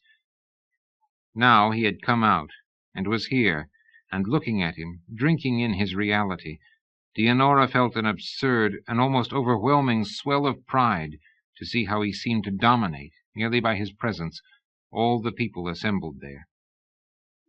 It was for him, and for the men and women like him, the ones who were gone and the ones who yet lived in a broken land, that she was going to do what she would do today. His eyes rested on her searchingly. They were all doing that, but it was under DeLotel's clear blue gaze that Dianora drew herself up even taller than before. Behind them all, beyond the doors which had not yet been opened, she seemed to see the Rusalka's path growing brighter all the time. She stopped, and they bowed to her, all 6 men putting a straight leg forward and bending low, in a fashion of salute not used for centuries. But this was legend, ceremony, an invocation of many kinds of power, and Dianora sensed that she must now seem to them like some hieratic figure out of the tapestry scrolls of the distant past. "My lady," said Daemon gravely, "if it pleases you, and you are minded to allow us, we would attend upon you now, and lead you to the king of the Western Palm." Carefully said and clearly, for all their words were to be remembered and repeated. Everything was to be remembered. One reason the priests were here, and a poet. "It pleases me," she said simply. "Let us go." She did not say more. Her own words would matter less. It was not what she would say today that was to be remembered. She still could not take her eyes from DeLotel. He was the first man from Tigana, she realized, that she had seen since coming to the island. In a very direct way it eased her heart that Eanna, whose children they all were, had allowed her to see this man before she went into the sea. Daemon nodded a command. Slowly the massive bronze doors swung open upon the vast crowd assembled between the palace and the pier. She saw people spilling across the square to the farthest ends of the harbor, even thronging the decks of the ships at anchor there. The steady murmur of sound that had been present all morning swelled to a crescendo as the doors swung open, and then it abruptly stopped and fell away as the crowd caught sight of her. A rigid, straining silence seemed to claim Chiara under the blue arch of the sky, and out into that stillness Dianora went. And it was then, as they moved into the brilliant sunshine along the aisle, the shining path that had been made for her passage, that she saw Brandon waiting by the sea for her, dressed like a soldier king, without extravagance, bareheaded in the light of spring. Something twisted within her at the sight of him, like a blade in a wound. "It will end soon," she told herself steadily. "Only a little longer now. It will all be over soon enough." She went toward him then, walking like a queen, slender and tall and proud, clad in the colors of the dark green sea, with a crimson gem about her throat. And she knew that she loved him, and knew her land was lost if he was not driven away or slain.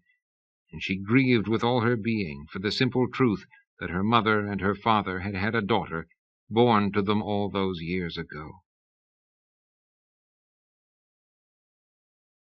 For someone as small as he was, it was hopeless to try to see anything from the harbor square itself, and even the deck of the ship that had brought them here from Corte was thronged with people who had paid the captain for a chance to view the dive from this vantage point.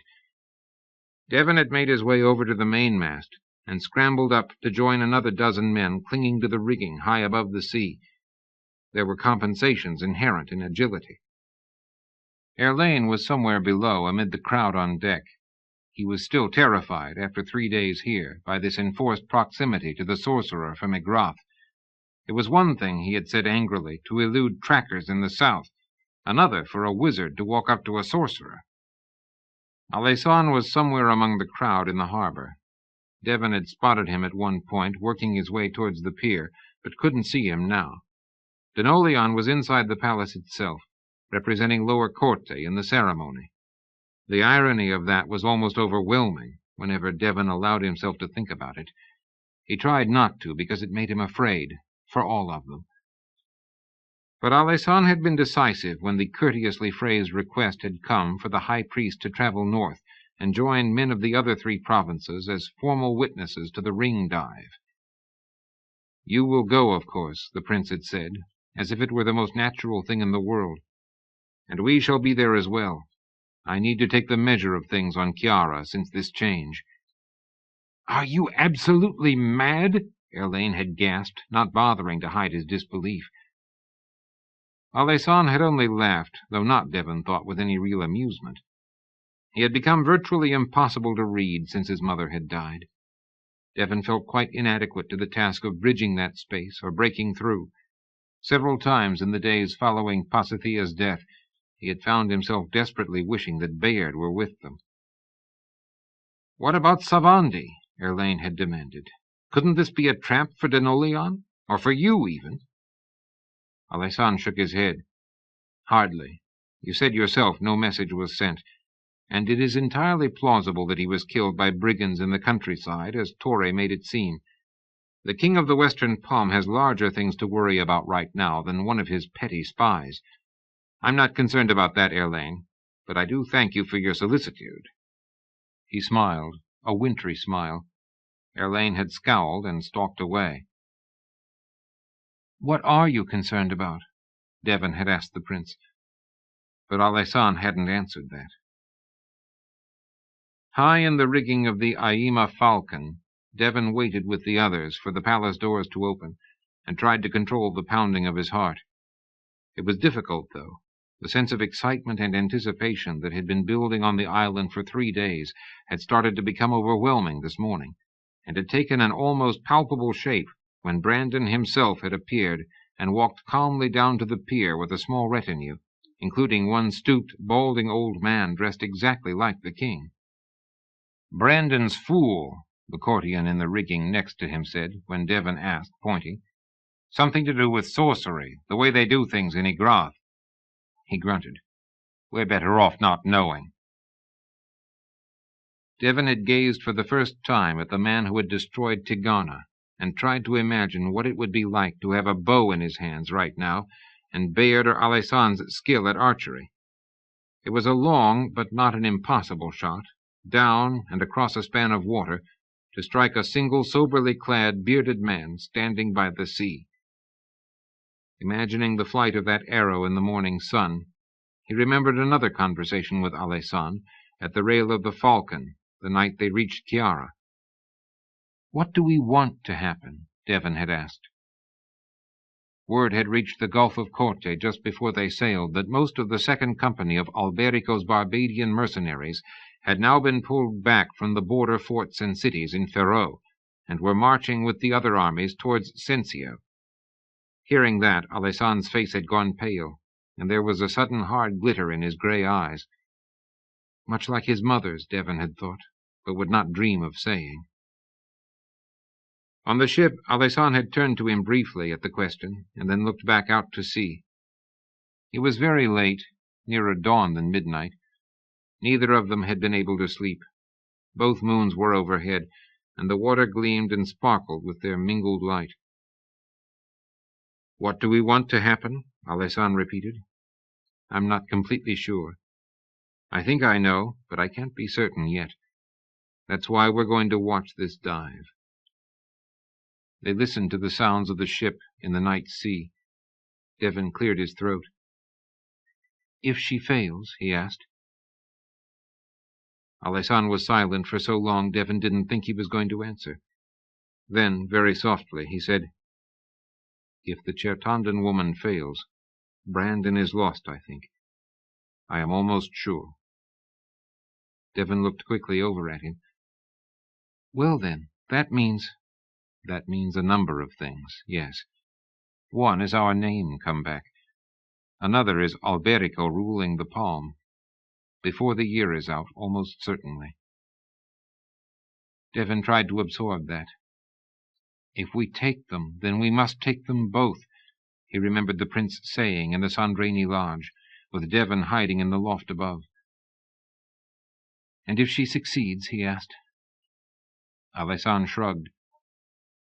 In the blue and silver moonlight his profile seemed more marble than flesh. You tell me.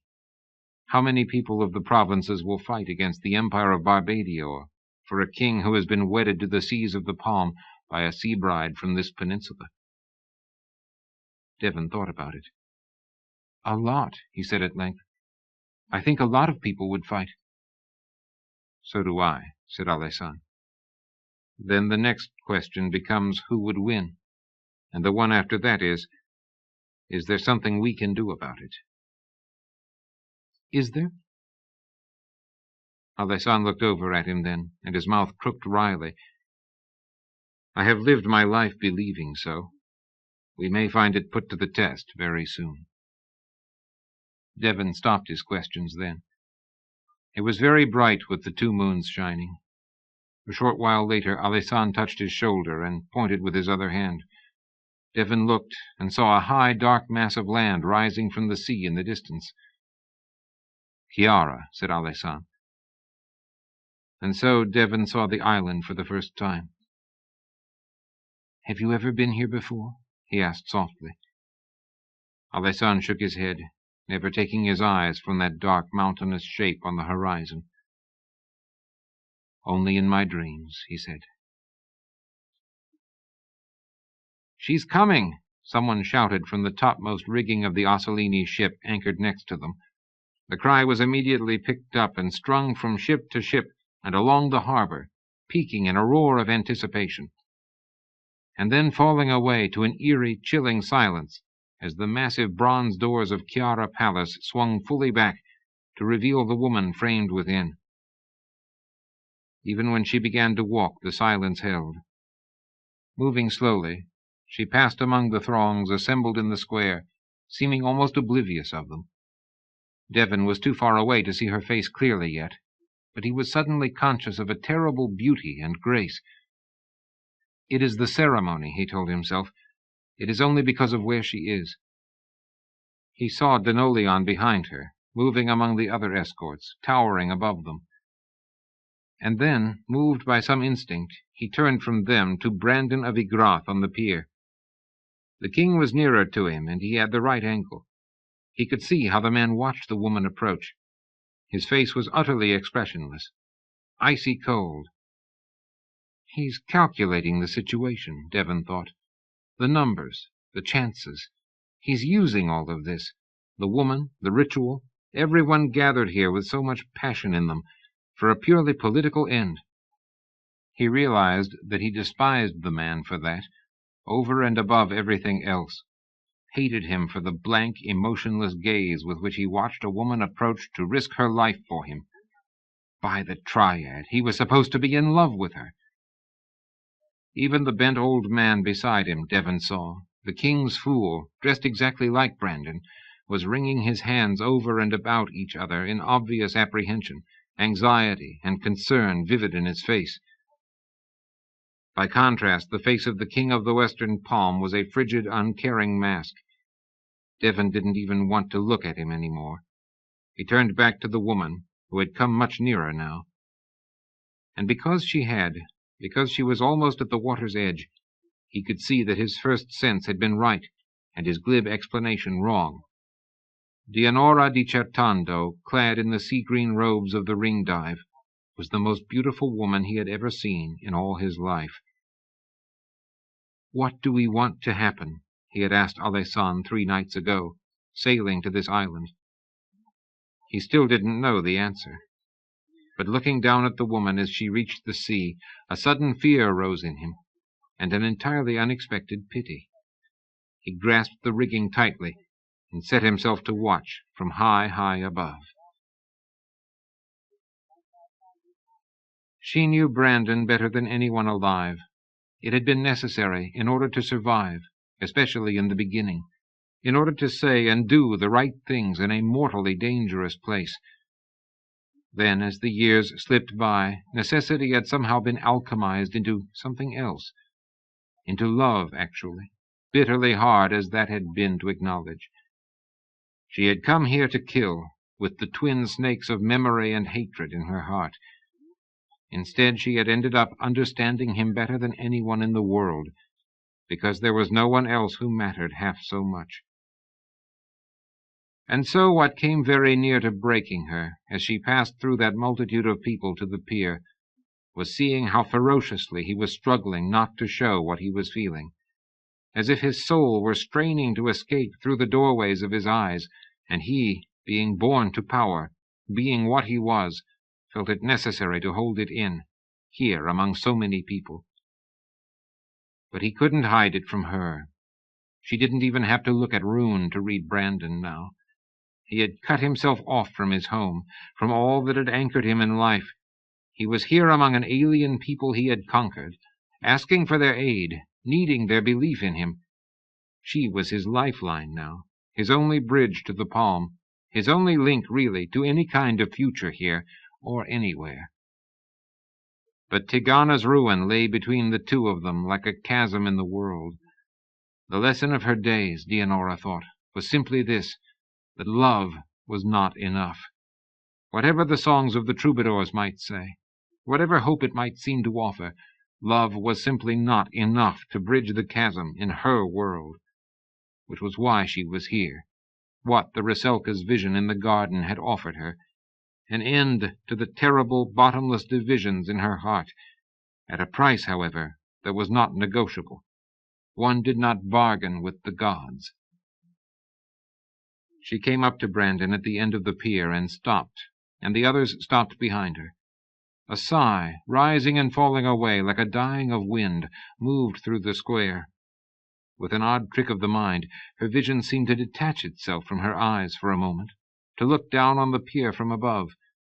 She could see how she must appear to the people gathered there, inhuman, otherworldly, as Onestra must have seemed before the last dive. Onestra had not come back, and devastation had followed upon that, which was why this was her chance, the dark doorway history offered to release, and to the incarnation of her long dream in the Saishan. The sunlight was very bright, gleaming and dancing on the blue-green sea. There was so much color and richness in the world. Beyond Rune, she saw a woman in a brilliant yellow robe, an old man in blue and yellow, a younger dark-haired man in brown with a child upon his shoulders, all come to see her dive. She closed her eyes for a moment before she turned to look at Brandon. It would have been easier not to, infinitely easier, but she knew that there were dangers in not meeting his gaze. And in the end, here at the end, this was the man she loved. Last night, lying awake, watching the slow transit of the moons across her window, she had tried to think of what she could say to him when she reached the end of the pier. Words beyond those of the ritual, to carry layers of meaning down through the years. But there, too, lay danger, a risk of undoing everything this moment was to become. And words, the ones she would want to say, were just another reaching out towards making something whole, weren't they? Towards bridging the chasms. And in the end, that was the point, wasn't it? There was no bridge across for her. Not in this life. "My lord," she said formally, carefully, "I know I am surely unworthy, and I fear to presume.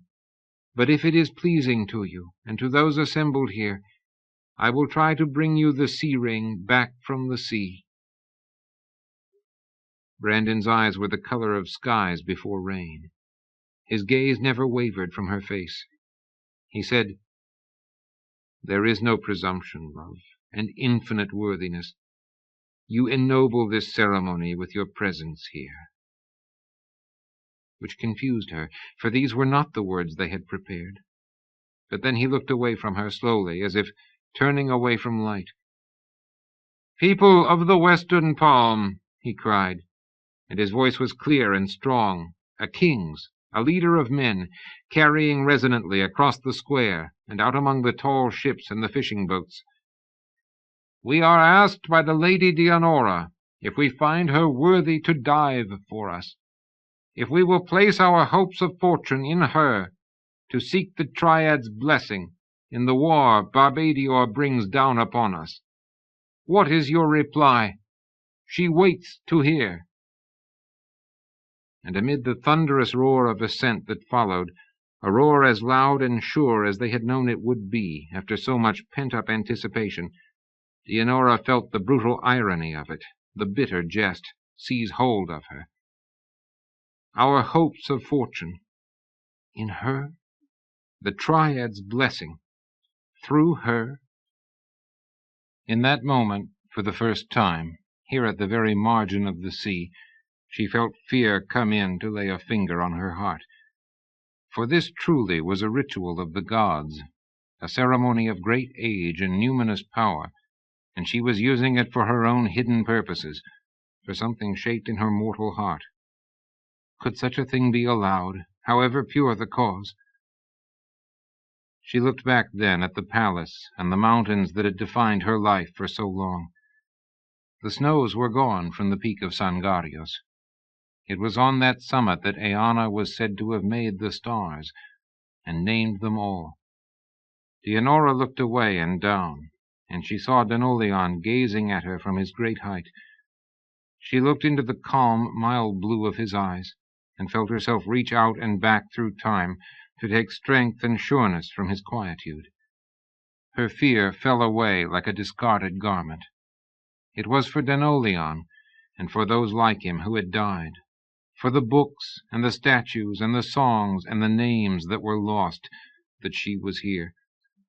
Surely the Triad would understand that, when she was brought to her final accounting for this heresy.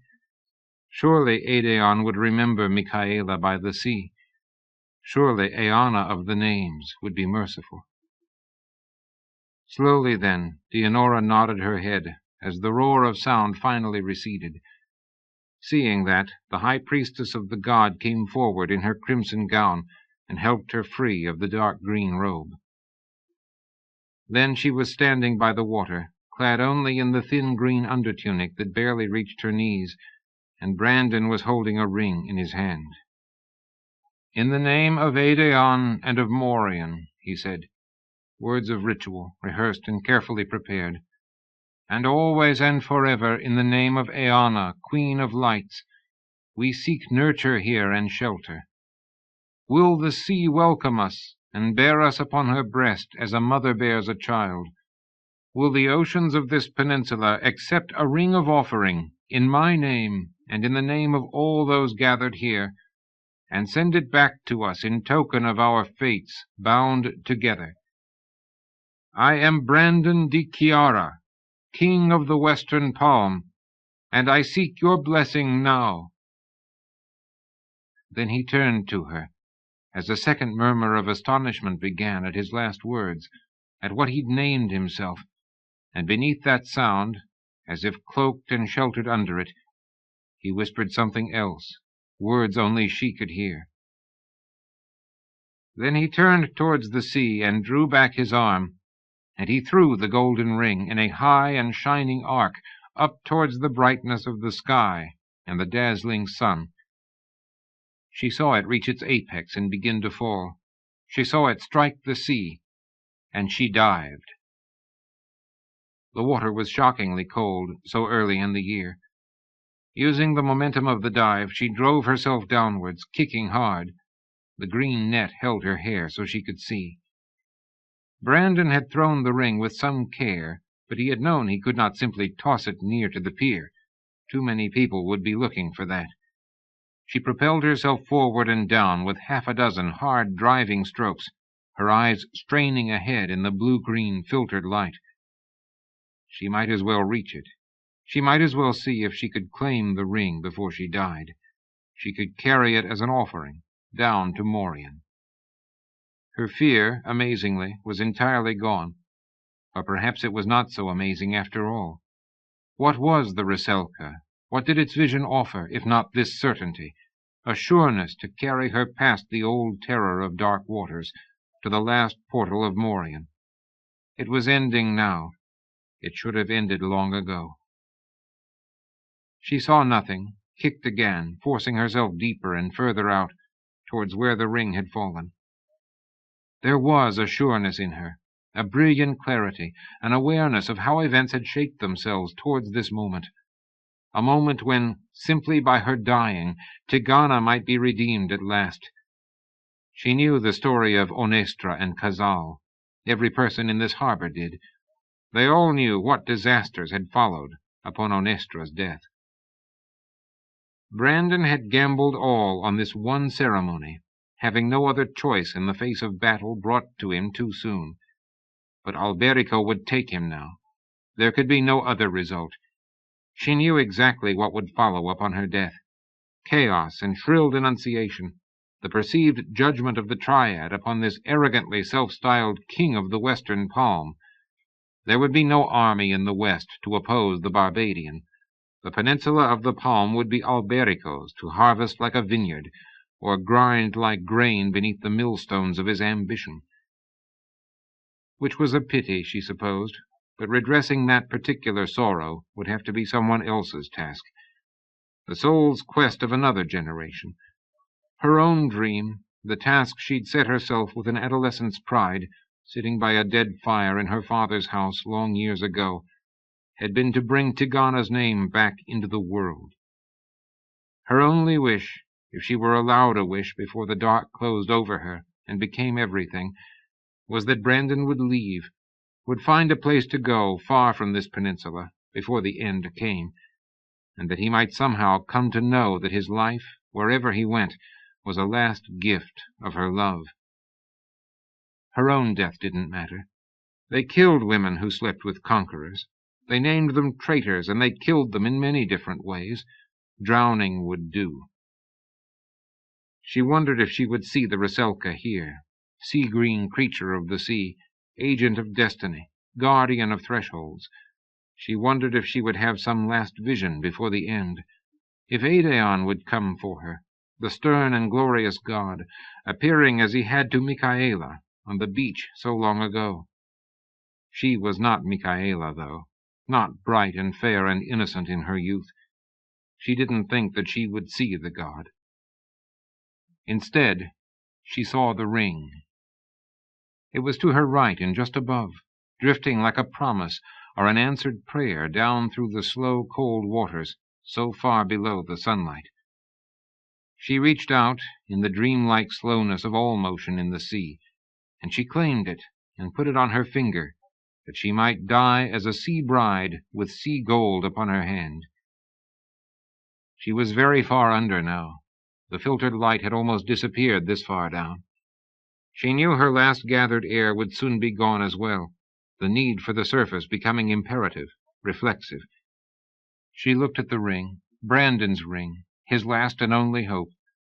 She brought it to her lips and kissed it, and then she turned her eyes, her life, her long quest, away from the surface and the sunlight and love. Downward she went, forcing herself as deep as she could, and it was then, just then, that the visions began to come. She saw her father in her mind, clearly, holding his chisel and mallet, his shoulders and chest covered with a fine powder of marble, walking with the prince in their courtyard, Valentine's arm familiarly thrown about his shoulders, and then she saw him as he had been before he rode away, awkward and grim, to war. Then Bayard was in her mind, as a boy, sweet-natured, seemingly always laughing, then weeping outside her door the night Nardo left them, then wrapped close in her arms in a ruined moonlit world, and lastly in the doorway of the house the night he went away. Her mother next, and Dianora felt as if she were somehow swimming back through all the years to her family. For all these images of her mother were from before the fall, before the madness had come, from a time when her mother's voice had seemed able to gentle the evening air, her touch still soothed all fevers away, all fear of the dark. It was dark now and very cold in the sea. She felt the first agitation of what would soon be a desperate need for air. There came to her then, as on a scroll unrolling through her mind, vignettes of her life after she'd left home. The village in Certondo, smoke over a valley, seen from the high and distant fields.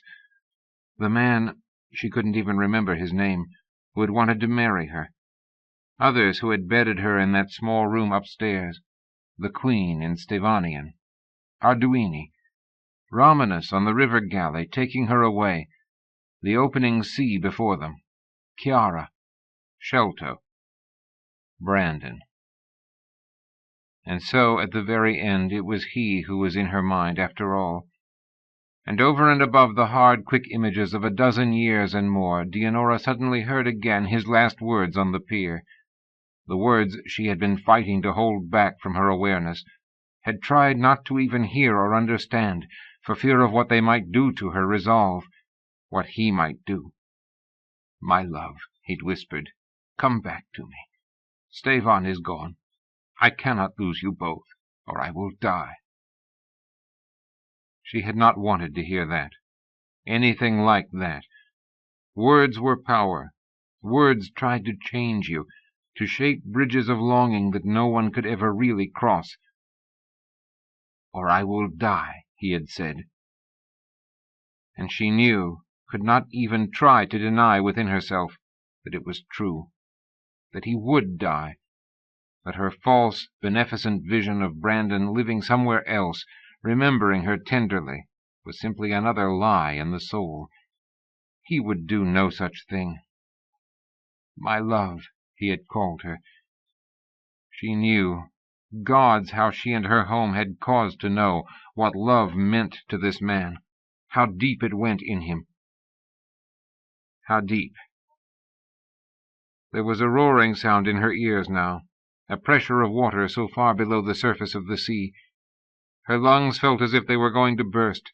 She moved her head to one side with difficulty. There seemed to be something there, beside her in the darkness, a darting figure further out to sea, a glimpse of a form, of a man or a god, she could not say. But it could not be a man down here, not so far below the light in the waves, and not glowing as this form was. Another inward vision, she told herself. A last one, then. The figure seemed to be swimming slowly away from her, light shining around it like an aureole. She was spent now. There was an aching in her, of longing, a yearning for peace. She wanted to follow that gentle, impossible light. She was ready to rest, to be whole and untormented, without desire. And then she understood, or thought she did. That figure had to be Aedeon. It had to be the god coming for her. But he had turned his back. He was moving away, the calm glow receding away towards blackness here in the depths of the sea. She did not belong to him. Not yet. She looked at her hand. The ring upon it was almost invisible, so faint was the light. But she could feel it there, and she knew whose ring it was. She knew. Far down in the dark of the sea, terribly far below the world where mortal men and women lived and breathed the air, Dianora turned. She pushed her hands above her, touched palms together and parted them, cleaving the water upwards, hurling her body like a spear up through all the layers of the sea, of dark green death, towards life again, and all the unbridged chasms of air and light and love. When he saw her break the surface of the sea, Devon wept, even before he saw the flash of gold sparkling on the hand she lifted in weariness, that they all might see the ring. Wiping at his streaming eyes, his voice raw from screaming with all the others on the ship, on all the ships, all through the harbor of Chiara, he then saw something else. Brandon of Ygrath, who had named himself Brandon di Chiara, had dropped to his knees on the pier, and had buried his face in his hands. His shoulders were shaking helplessly. And Devon understood then how wrong he had been before, that this was not, after all, a man who was only pleased and happy that a stratagem had worked. With agonizing slowness the woman swam to the pier. An eager priest and priestess helped her from the sea, and supported her, and wrapped her shivering form in a robe of white and gold. She could scarcely stand, but Devon, still weeping, saw her lift her head high as she turned to Brandon and offered him the sea ring in a trembling hand. Then he saw the king, the tyrant, the sorcerer who had ruined them with his bitter, annihilating power, gather the woman into his arms, gently, with tenderness, but with the unmistakable urgency of a man deprived and hungry for too long. Alessan reached up and removed the child from his shoulders, setting it carefully down beside its mother. She smiled at him. Her hair was yellow as her gown. He smiled back, reflexively, but found himself turning away. From her, from the man and woman embracing feverishly next to them, he felt physically ill. There was a quite substantial level of jubilant chaos erupting all around in the harbor. His stomach was churning. He closed his eyes, fighting nausea and dizziness, the tumultuous overflow. When he opened his eyes, it was to gaze at the fool. Rune, they had said his name was. It was deeply unsettling to see how, with the king releasing his own feelings, clutching the woman in that grip of transparent need, the fool, the surrogate, seemed suddenly empty and hollow.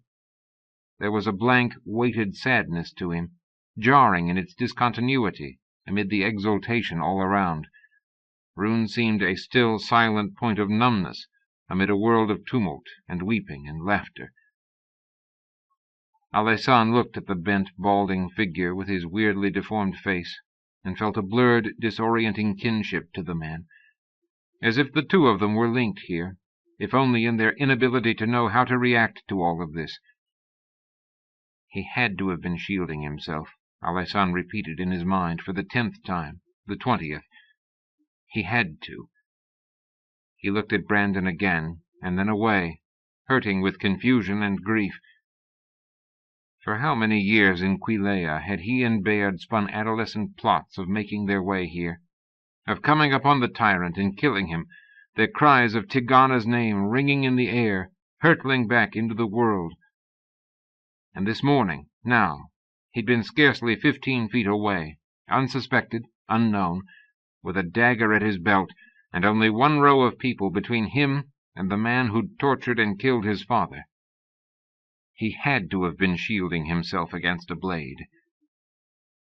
But the thing was, the simple fact was, that Alessan couldn't know that. He hadn't tested it, hadn't tried. He had stood and watched, observed, played out his own cool plan of shaping events, steering them towards some larger abstraction. His eyes hurt. There was a dull pulsing behind them, as if the sun were too bright for him. The woman in yellow had not moved away. She was still looking up at him with a slantwise glance hard not to understand. He didn't know where the child's father was, but it was clear that the woman didn't greatly care just now. It would be interesting, he thought, with that perverse, detached quirk of his mind that was always there, to see how many children were born in Chiara 9 months from now. He smiled at her again, meaninglessly, and made some form of mumbled excuse. Then he started back alone through the celebrating, uproarious crowd, towards the inn where the 3 of them had been paying for their room by making music these past 3 days. Music might help right now, he thought. Very often music was the only thing that helped. His heart was still racing weirdly, as it had started to do when the woman broke the surface of the water with the ring on her hand after so long under sea. So long a time he had actually begun to calculate if there was anything he could do to make use of the shock and fear that was going to follow upon her death. And then she had come up, had been there before them in the water, and in the second before the roaring of the crowd began, Brandon of Ygrath, who had been rigidly motionless from the moment she dived, had collapsed to his knees, as if struck from behind by a blow that had robbed him of all his strength. And Alessan had found himself feeling ill and hopelessly confused, even as the screams of triumph and ecstasy began to sweep across the harbor and the ships. This is fine, he told himself now, forcing his way past a wildly dancing ring of people. This will fit. It can be made to fit. It is coming together, as I planned. There will be war. They will face each other, incensio, as I planned. His mother was dead. He had been 15 feet away from Brandon of Ygrath with a blade in his belt. It was too bright in the square, and much too loud. Someone grabbed his arm as he went by and tried to draw him into a whirling circle. He pulled away. A woman careened into his arms and kissed him full upon the lips before she disengaged. He didn't know her. He didn't know anyone here. He stumbled through the crowd, pushed and pulled this way and that, trying numbly to steer himself, a cork in a flood, towards the Triala, where his room was, and a drink, and music.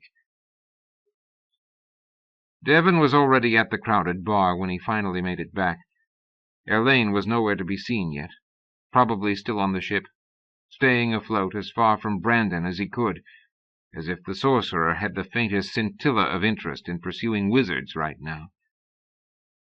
Devon mercifully said nothing at all, only pushed over a full glass and a flagon of wine. Alessandro drained the glass and then another very quickly.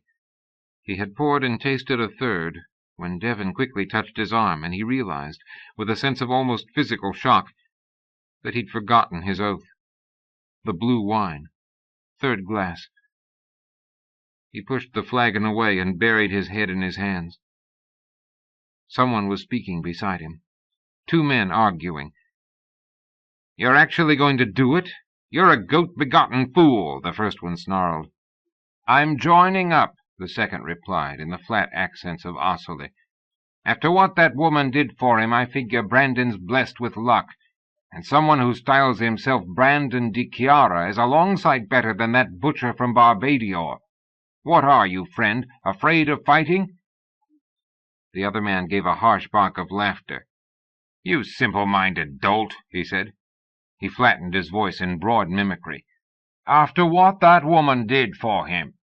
We all know what she did for him night after night. That woman is the tyrant's whore. She spent a dozen years coupling with the man who conquered us all, spreading our legs for him for her own gain. And here you are, here all of you are, making a whore into a queen over you." Alessandro pushed his head up from his hands.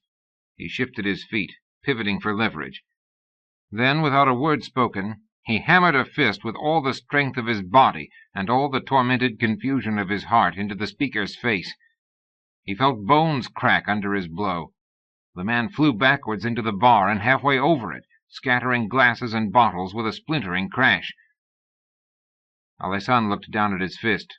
It was covered with blood across the knuckles and already beginning to swell. He wondered if he'd broken his hand. He wondered if he was going to be thrown out of the bar, or end up in a freewheeling brawl for this stupidity.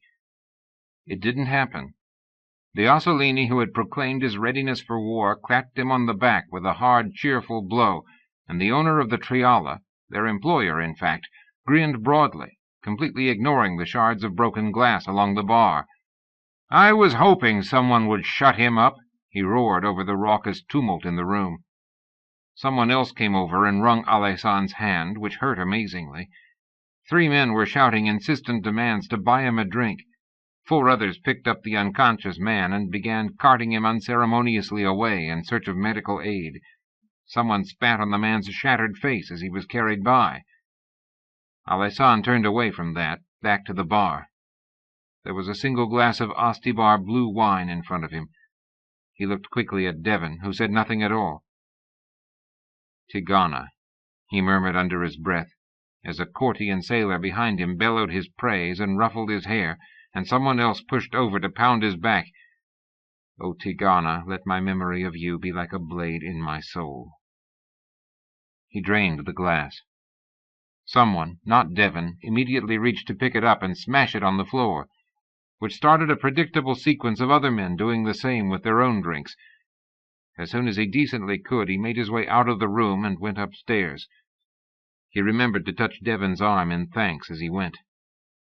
In their room he found Elaine lying on his bed, hands behind his head, gazing fixedly at the ceiling. The wizard glanced over as Alessandro came in, and his eyes quickly narrowed and grew frankly curious. Alessandro said nothing. He fell onto his pallet and closed his eyes, which were still hurting. The wine, naturally, hadn't helped. He couldn't stop thinking about the woman, what she had done, how she had looked rising like some supernatural creature from the sea.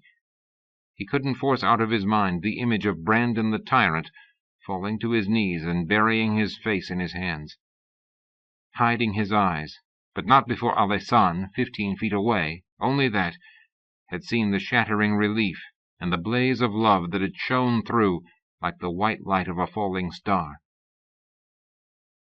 His hand hurt terribly, but he flexed it gingerly and didn't think he'd broken anything. He honestly couldn't have said why he'd felled that man. Everything he'd said about the woman from Certando was true. All of it was true, yet none of it was the real truth. Everything about today was brutally confusing.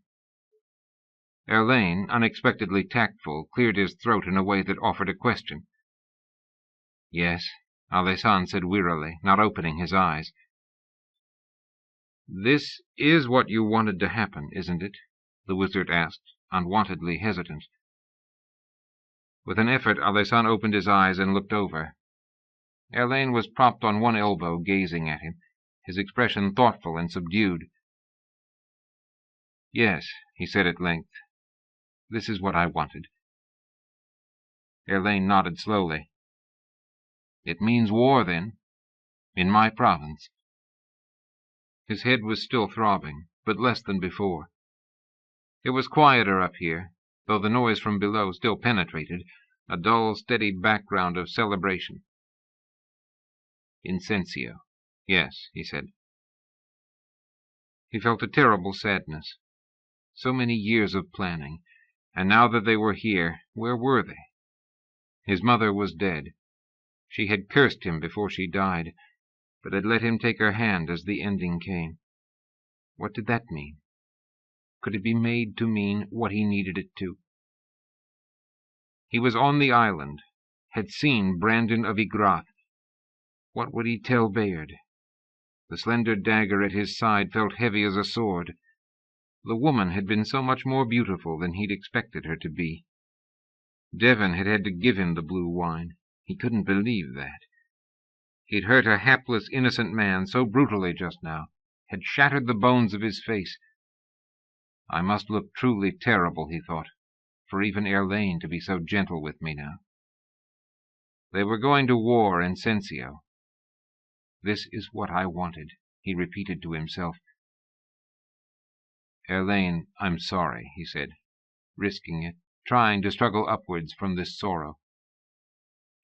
He braced for a stinging reply. He almost wanted one, but Erlaine said nothing at all at first. And when he spoke, it was mildly. "I think it is time," was what he said. "Shall we go down and play? Would that help?" Would that help? Since when did his people, Erlaine even, need to minister to him so much? They went back down the stairs. Devon was waiting for them on the makeshift stage at the back of the Triala.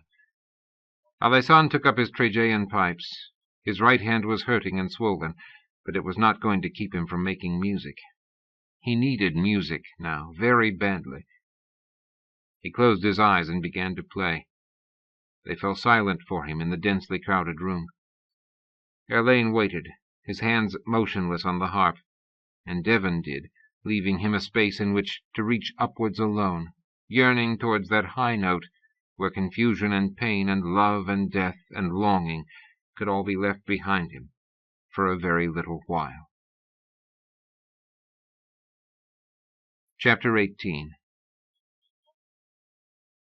Normally, when she went up on the ramparts of her castle at sunset, it was to look south, watching the play of light and the changing colors of the sky above the mountains.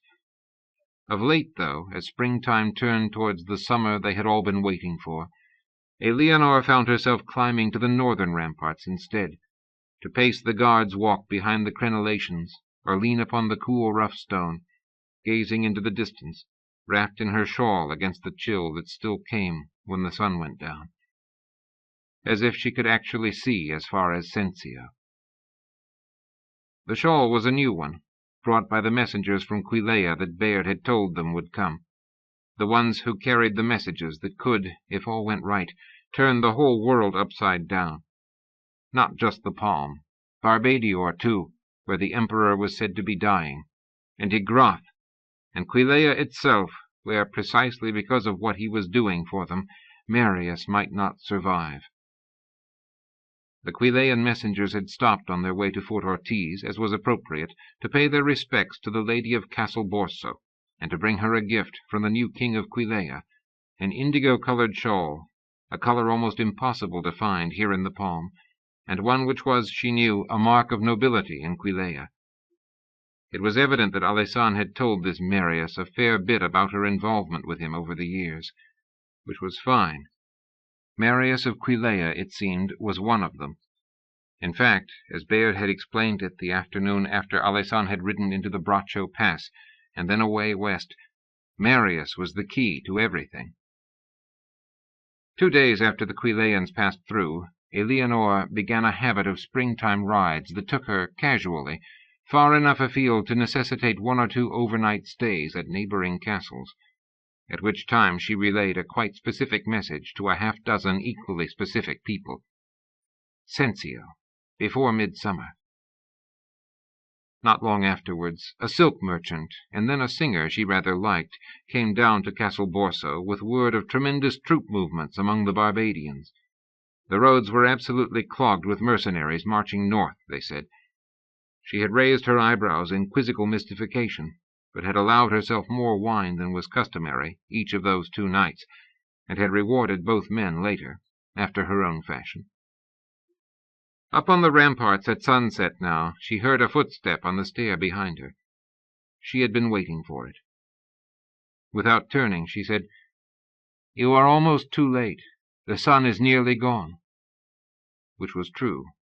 The color of the sky and the thin underlit clouds in the west had darkened from pink through crimson and purple most of the way down to the indigo she wore about her shoulders. Elena stepped out on the parapet. "I'm sorry," she said inappropriately. She was always apologizing, still uneasy in the castle. She moved to the guard's walk beside Eleanor and looked out over the gathering darkness of the late spring fields. Her long yellow hair fanned over her shoulders, the ends lifting in the breeze.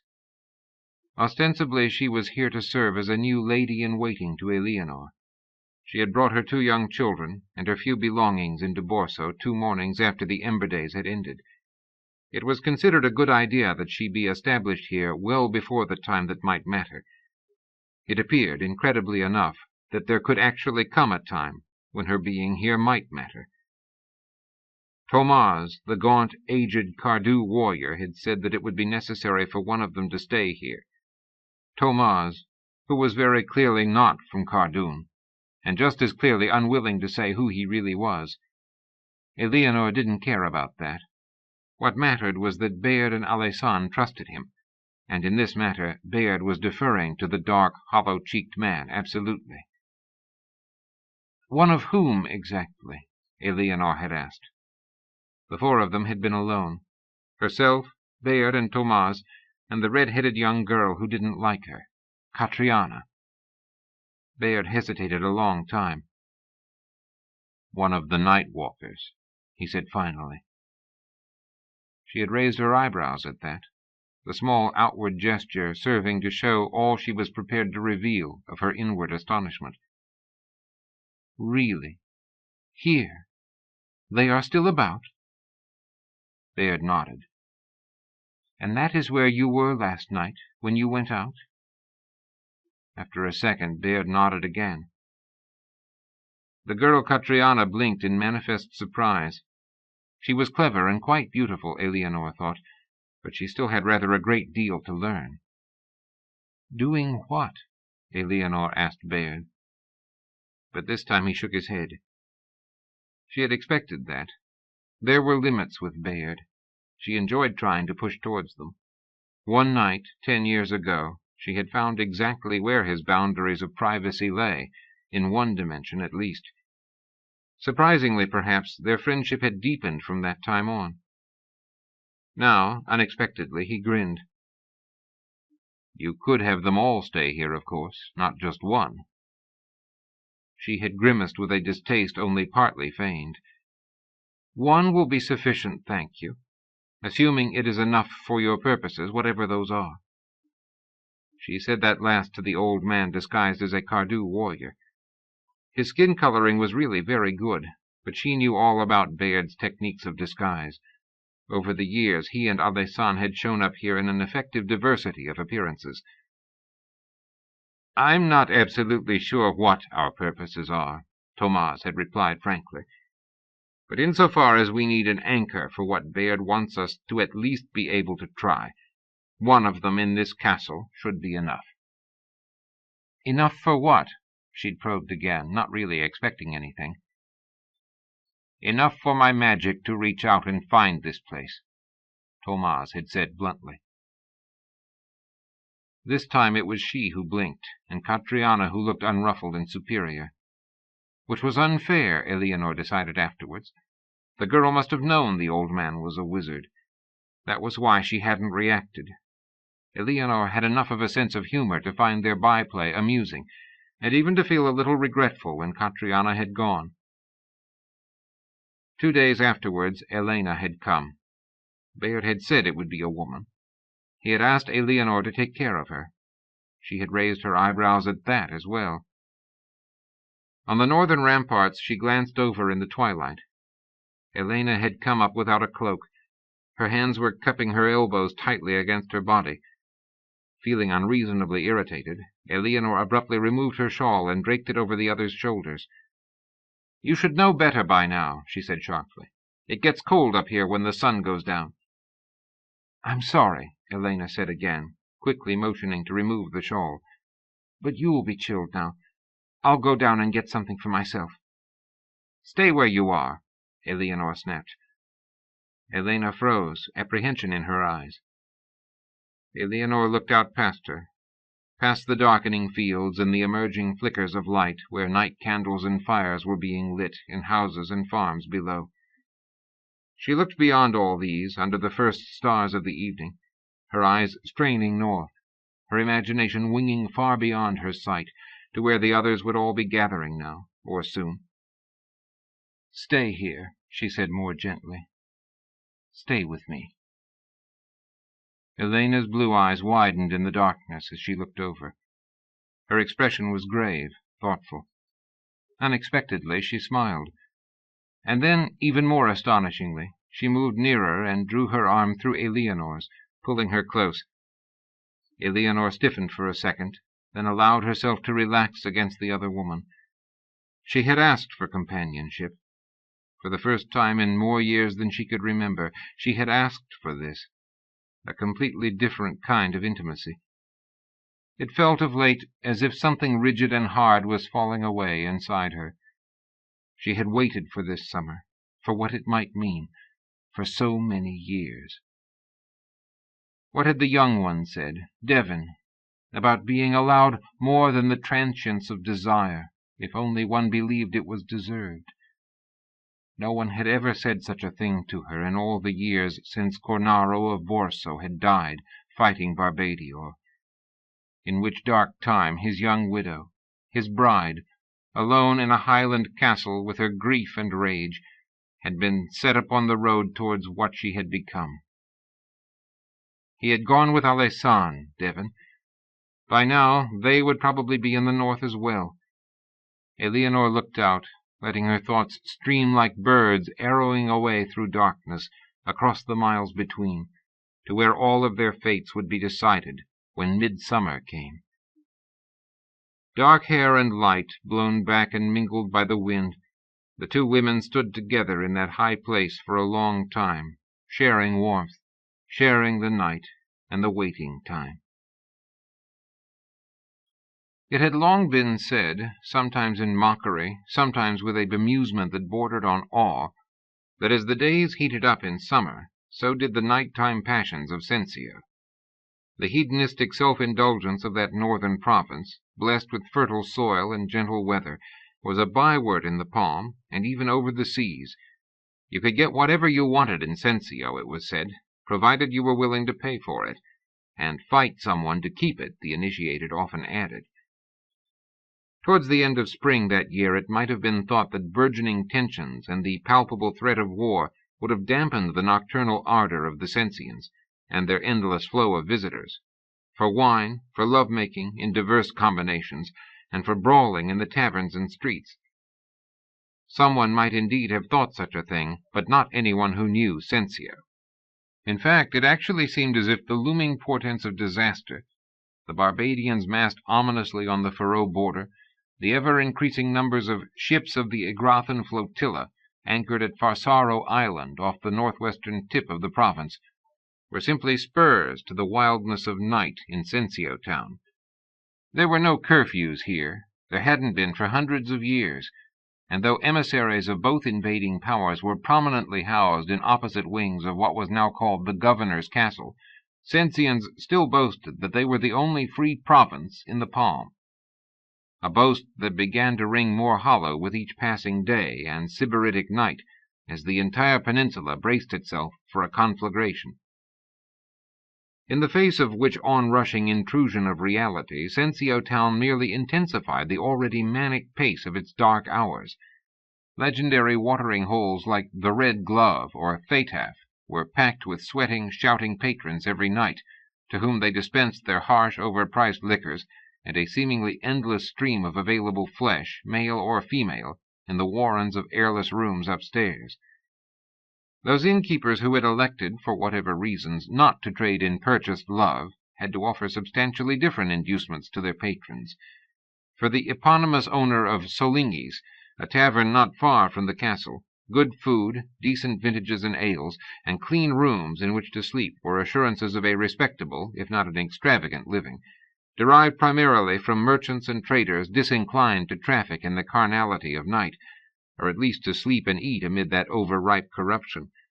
Solingi's also prided itself on offering, by day or night, the best music to be found in the city at any given time. At this particular moment, shortly before the dinner hour one day late in the spring, the bar and table patrons of the almost full tavern were enjoying the music of an unlikely trio, a Sensian harper, a piper from Ostibar, and a young Ossolini tenor who, according to a rumor started a couple of days before, was the singer who had disappeared after performing Sandre d'Ostibar's funeral rites last fall.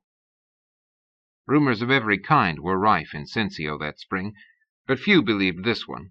Such a prodigy was unlikely in the extreme to be singing in a put-together group like this. But in fact the young tenor had an exceptional voice, and he was matched by the playing of the other two. Soligny di Sensio was immensely pleased with their effect on business over the past week. The truth was, he would have given them employment and a room upstairs if they had made music like boarhounds in lust. Soligny had been a friend of the dark-haired man who was now calling himself Adriano d'Ostibar for almost 10 years, a friend and more than that. As it happened, almost half the patrons of the inn this spring were men who had come to Sensio expressly to meet the 3 musicians here. Soligny kept his mouth shut, poured wine and beer, supervised his cooks and serving girls, and prayed to Eanna of the Lights every night before he went to sleep that Alessan knew what he was doing. This particular afternoon, the patrons enjoying the young tenor's rousing rendition of a Chertondan ballad were rudely snapped out of their bar-pounding rhythm when the doors to the street were pushed open, revealing a largish cluster of new customers. Nothing of note in that, of course, for not until the singer cut himself off in the middle of a chorus with a shouted greeting, the piper quickly laid down his pipes and leaped off the stage, and the harper lowered his own instrument and followed, if more slowly.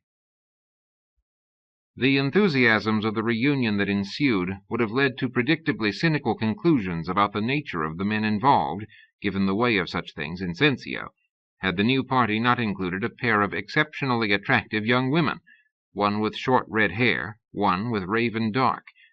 Even the harper, a dour, unsmiling fellow, if ever there was one, was drawn almost against his will into the circle, to be crushed against the bony breast of a cadaverous-looking Cardew mercenary who towered over the rest of the party. A moment later, another kind of reunion occurred, one with a different resonance that even stilled the excitement of the newly mingled group. Another man rose and walked diffidently over to the 5 people who had just arrived. Those who looked closely could see that his hands were trembling.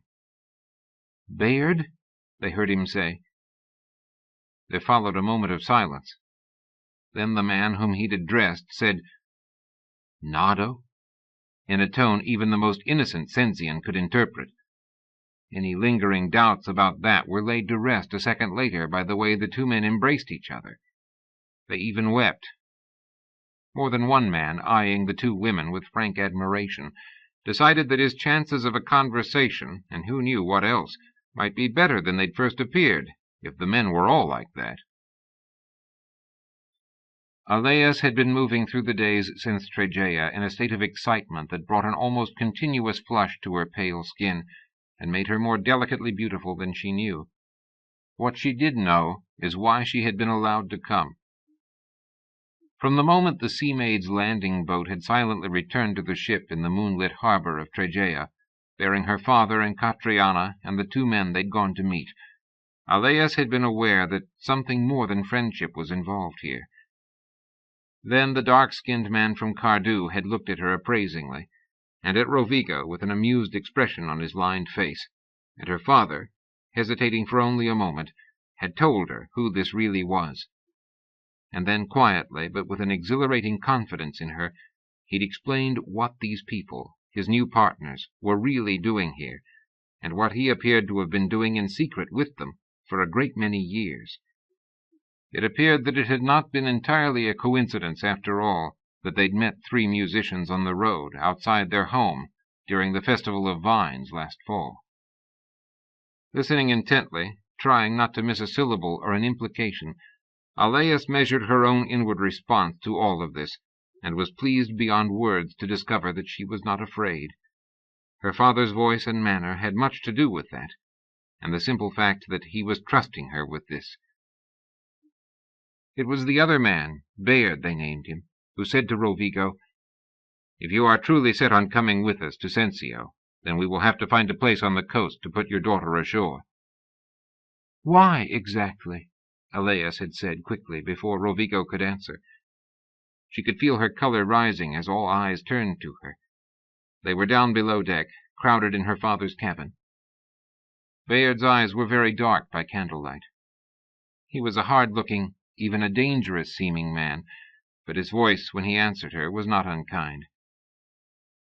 "Because I don't believe in subjecting people to unnecessary risks. There is danger in what we are about to do. There are also reasons for us to face those dangers, and your father's assistance, and that of his men if he trusts them, is important to us. For you to come would be a danger without necessity. Does that make sense?" She forced herself to be calm. "Only if you judge me a child, incapable of any contribution." She swallowed. "I am the same age as Catriana, and I think I now understand what is happening here, what you have been trying to do. I can say that I have the same desire as any of you, to be free. There are truths in that. I think she should come." It was remarkably Catriana. "Bayard," she went on, "if this is truly the time that will decide, we have no business refusing people who feel the way we do, no right to decide that they must huddle in their homes, waiting to see if they are still slaves or not when the summer ends." Bayard looked at Catriana for a long time, but said nothing. He turned to Rovigo, deferring to him with a gesture. In her father's face, Aleas could see worry and love warring with his pride in her. And then, by the light of the candles, she saw that inner battle end. "If we get through this alive," Rovigo d'Astivar said to his daughter, his life, his joy in life, "your mother will kill me. You know that, don't you?" "I'll try to protect you," Aleas said gravely, though her heart was racing like a wild thing. It had been their talk at the railing of the ship, she knew. She knew it absolutely. The two of them, looking at the cliffs under moonlight after the storm. "I don't know what it is," she had said, "but I need more." "I know," her father had replied. "I know you do. If I could give it, it would be yours.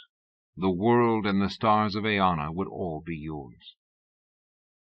It was because of that, because he loved her and meant what he had said, that he was allowing her to come with them, to where the world they knew would be put into the balance. Of that journey to Sensio, she remembered two things particularly. Standing at the rail early one morning with Catriana as they moved north up the coast of Ostibar. One tiny village, and then another and another, the roofs of houses bright in the sun, small fishing boats bobbing between the sea-maid and the shore. "That one is my home," Catriana said suddenly, breaking a silence, speaking so softly only Aleas could hear. "And that boat with the blue sail is actually my father's." Her voice was odd, eerily detached from the meaning of the words. "We have to stop, then," Aleas had murmured urgently. "I'll tell my father. He'll—" Catriana laid a hand on her arm. "Not yet," she'd said. "I can't see him yet. After Sensio. Perhaps." That was one memory.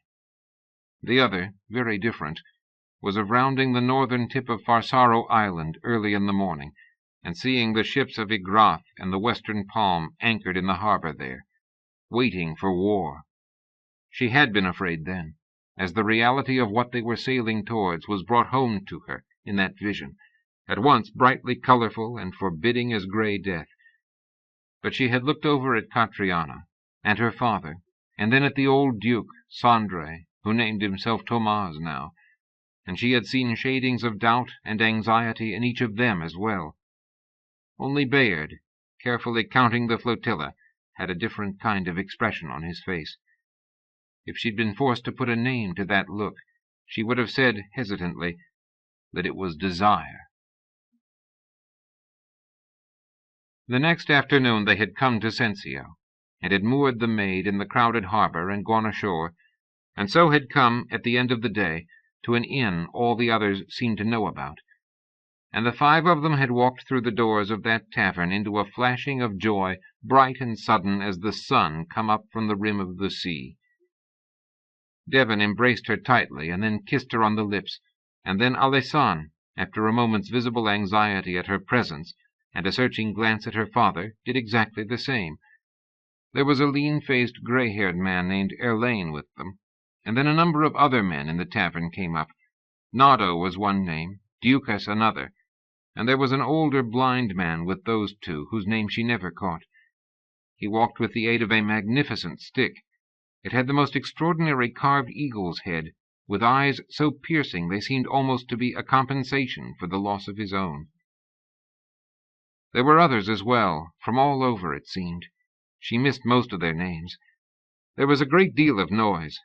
The innkeeper brought them wine, 2 bottles of Sensio green, and a third one of Ostibar's blue wine. She had a small, careful glass of each, watching everyone, trying to sort through the chaotic babble of all that was said. Alessan and Bayard drew briefly apart for a moment, she noticed. When they returned to the table, both men looked thoughtful and somewhat grim. Then Devon and Alessan and Erlaine had to go back and make their music for an hour while the others ate, and Aleas, flushed and terribly excited, inwardly relived the feel of the 2 men's lips upon hers. She found herself smiling shyly at everyone, afraid that her face was giving away exactly what she was feeling. Afterwards they made their way upstairs behind the broad back of the innkeeper's wife to their rooms, and later, when it was quiet on that upper level, Catriana led her from the room they were put in, down the hall to the bedroom Devon and Alessan and Erlaine shared. They were there, and a number of other men, some of the ones she'd just met, and a few who were strangers. Her father entered a moment later with Sandre and Bayard. She and Catriana were the only women there. She had a moment to feel a little strange about that, and to think about how far she was from home, before everyone fell silent as Alessan pushed a hand through his hair and began to speak. And as he did, Aleas, concentrating, gradually came to understand with the others the dimensions, the truly frightening shape of what he proposed to do. At a certain point he stopped and looked at 3 men one by one.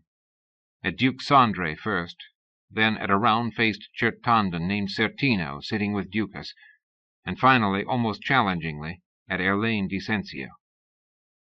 The 3 of them were wizards, she understood. It was a hard thing to come to terms with, especially Sandre, the exiled Duke of Ostibar, their neighbor in the Distrada all her life. The man called Erlaine was sitting on his bed, his back against the wall, hands crossed over his breast. He was breathing hard. "It is clear to me now that you have lost your mind," he said. His voice shook. "You have lived in your dreams so long you've lost sight of the world, and now you are going to kill people in your madness." Alais saw Devon open his mouth and then snap it shut without speaking. "All of this is possible," Alais said with an unexpected mildness. "It is possible I am pursuing a path of madness, though I think not. But yes, there are likely to be a great many people killed. We always knew that. The real madness would have been in pretending otherwise. For the moment, though, compose your spirit and ease your soul.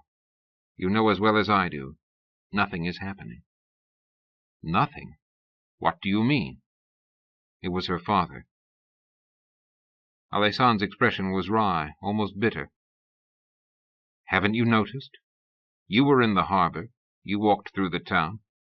Have you seen any Barbadian troops? Any Igrathans? Soldiers from the west? Nothing is happening. Alberico of Barbadior has his entire army massed on the border, and the man refuses to order them north." "He is afraid," said Sandre flatly in the silence that followed.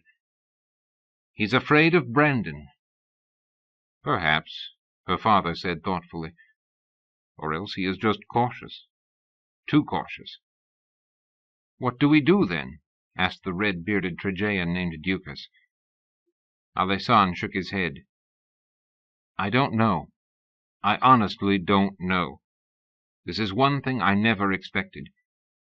"You tell me," he said. "How do we make him cross the border? How do we bring him to war?" He looked at Ducas and then at each of the others in the room. No one answered him. "They would think he was a coward. They were fools. They were all fools. Only a fool went lightly into war, especially a war such as this, that risked everything for a gain he hardly cared about. Sensio, the palm, what did they matter? Should he throw 20 years away for them? Every time a messenger arrived from back in Ostibar, something in him leaped with hope. If the Emperor had died, he and his men were gone, away from this blighted peninsula, home to claim an emperor's tiara in Barbadior.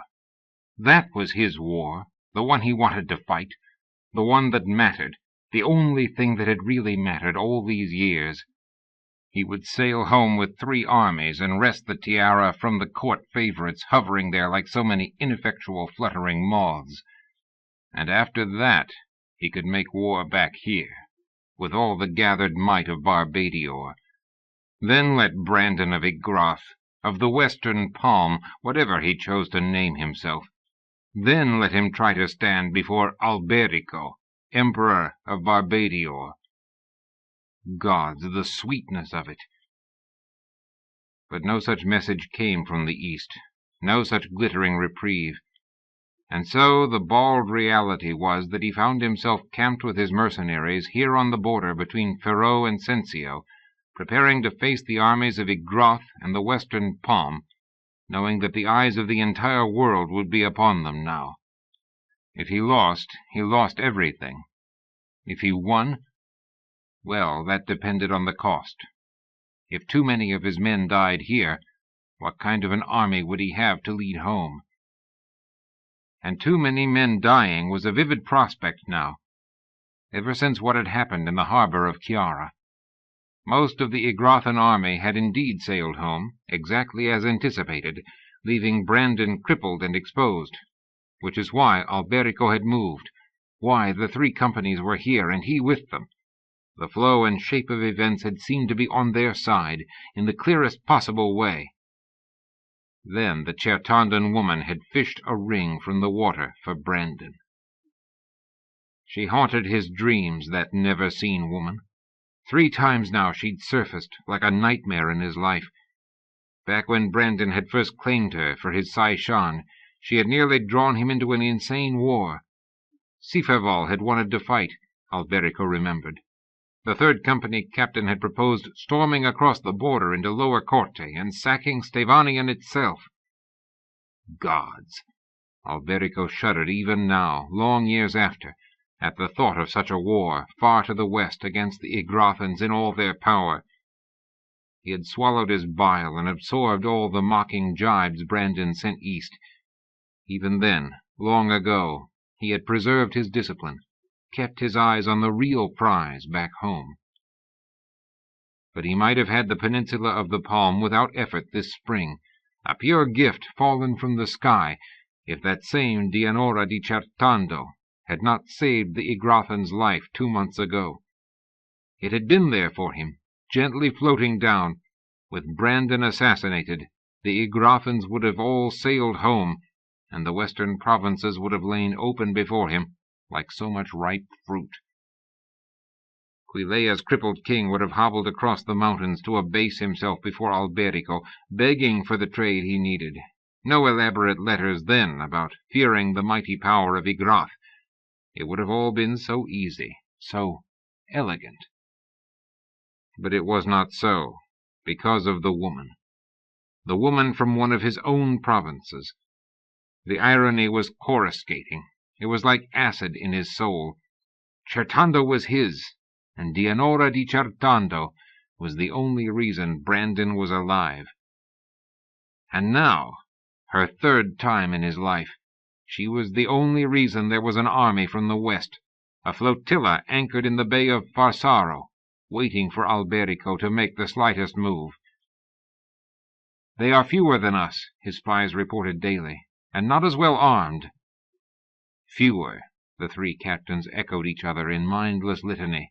Not as well armed, they gibbered. We must move, they chorused, their imbecilic faces looming in his dreams, set close together, hanging like lurid moons too near the earth. Angiar, his emissary in the governor's castle at Sensio, sent word that Kasalia still favored them, that the governor realized that Brandon was not as strong as they, that he had been persuaded to see the virtue of tilting even further towards Barbadior. The emissary from the western palm, one of the few Igrathans who had decided to stay with Brandon, was having a more difficult time each passing day gaining audience with the governor, but Angiar dined with plump Sybaritic Kasalia almost every night. So now even Angiar, who had grown lazy and self-indulgent, morally corrupt as any Sensian during his years there, was saying the same thing as all the others. Sensio is a vineyard, ripe for harvesting. Come. Ripe for harvesting. Didn't they understand? Didn't any of them realize that there was sorcery to reckon with? He knew how strong Brandon was.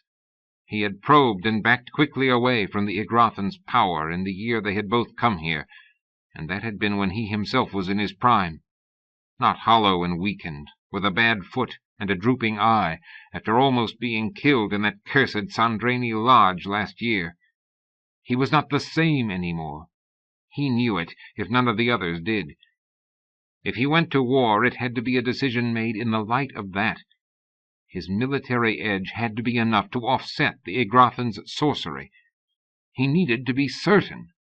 Surely any man not a fool could see that that had nothing to do with cowardice, only with a careful measuring of gains and losses, risks and opportunities. In his dreams, in his tent on the border, he thrust the vacuous moon faces of his captains back up into the sky, and under 5 moons, not 2, he slowly dismembered and defiled the staked-out body of the woman from Certando. Then the mornings would come. Digesting messages like rancid food, he would begin to wrestle again, endlessly, with the other thing that was nagging him this season, like an infected wound. Something felt wrong. Entirely wrong.